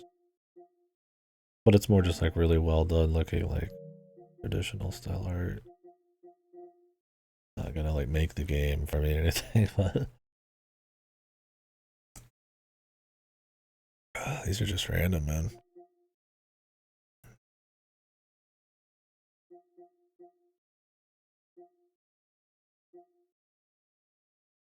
These are like actual like achievements, right? You don't see these as much anymore. Like usually it's like you just do everything in a game is what it's going for. Yeah, older I feel like achievement list would have like do X, you know, in 3 minutes, or do this before that, or do this random fucking thing for no reason, right? I mean, you just kind of get some of them. Maybe it's supposed to be more replay value, but kind of funny. Winners don't do drugs. Who did these achievement names? Oh, I guess we could talk about performances. I've heard that the English performance is actually pretty good. I just felt like it was more immersive to kind of have it be in the language that the place is at. Even if I miss some of the nuance. I don't know on the performances. I mean, it has that kind of like melodrama and some of the acting that a lot of Japanese acting can have, which was interesting. I think there's a lot of like big scenes where she's going off and you can feel it. Sometimes the dreaminess of it. Sometimes it feels a little forced at times, where it's kind of like very like overly. Like some of the body language can be a little, I don't know, theatery. I don't know how to describe it without. I don't know. There's times where I was just kind of like, maybe it's the GoPro camera sometimes in some of the scenes, or like the weird like sound effects coming in late on some of the scares or whatever. Maybe it's not just performances or anything. I think for the most part, it's a pretty good performance. I can't tell on the voice acting and stuff because I mean I don't speak it. It's definitely a more in your face type of deal. Pushing more like a 3, right? It's not like a 2 where it's like, she's odd, but she's not like James or something. It's kind of going for in between, and I think she kind of skirts the line pretty well. Her like arranged marriage version and shit, definitely, she's just kind of like listless and shit. And I think it's more what they're going for that maybe I've got more of an issue with than really like any acting. I didn't really think, I guess, either way, too much craziness on the act. Something bring up, I'm looking through fucking achievements here. I don't really have, I guess, a big take on it. Harder. Action difficulty set to story or harder. Interesting. You can do action on story or action and get hard and story achievements, but you can't do puzzle difficulty hard and get the story one. You have to do all 3 puzzle difficulties separately. Now, granted, you generally would like run through these multiple times, but it always sucks in an achievement list where you have to do like the game multiple times just to get like difficulty shit. What the fuck? Some of these are corny as fuck. Good terms? No, I'm here to burn bridges.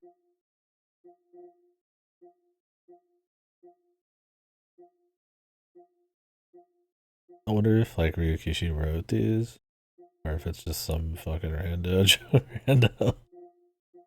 There's probably, dude, I can't believe how many's like hidden, man. Dolls are happy as no fox's wedding. That's the one we didn't do. Scarecrow puzzle. Beat the giant monster in front of the Chizuru general store. Oh, yeah. I mean, I guess I could have. Stopped a certain number of enemies behind the White Rabbit Crest store from reanimating.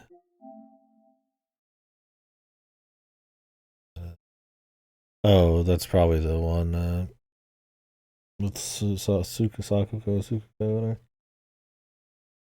Rinko that we hit by our puppets. Hiromuku without dying once. Tsukumogami without getting hit by a single arrow.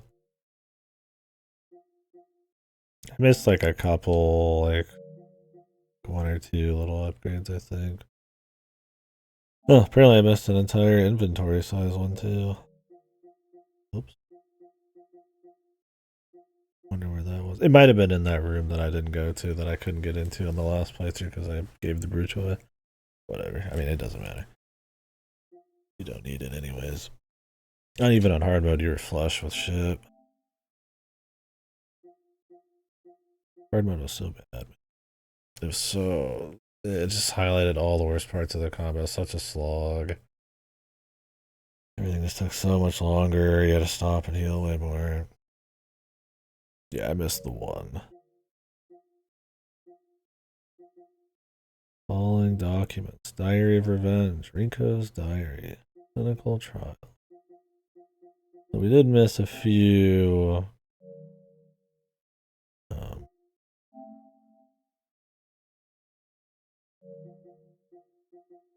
bits of lore. On the third playthrough, if there's anything exclusive to that, I did run pretty hard. So Rinko shit probably was some of it. Clinical trial. Probably the doctor talking about some of the medical problems people are having, I'd imagine, because of the gas or the saddle shit or something. Revenge, I don't remember which one this was. Yeah, anyways, cute. Alright guys, I will see you later. Tomorrow will probably be, I'll start up Sorry We're Closed, but if Ripper's around and I'm around, I do have to ferry my brother to some places.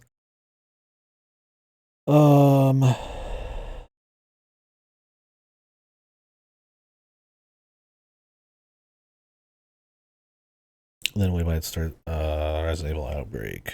Or maybe we'll do like a split days.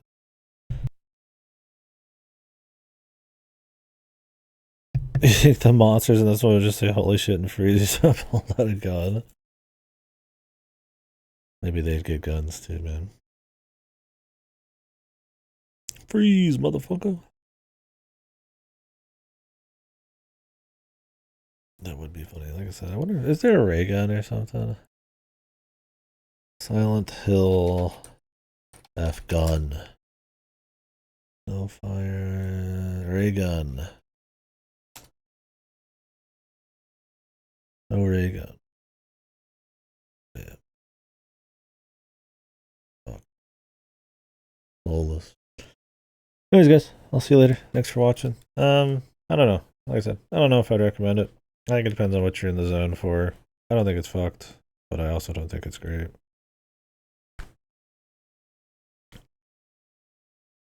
Good luck. Play it if it looks interesting.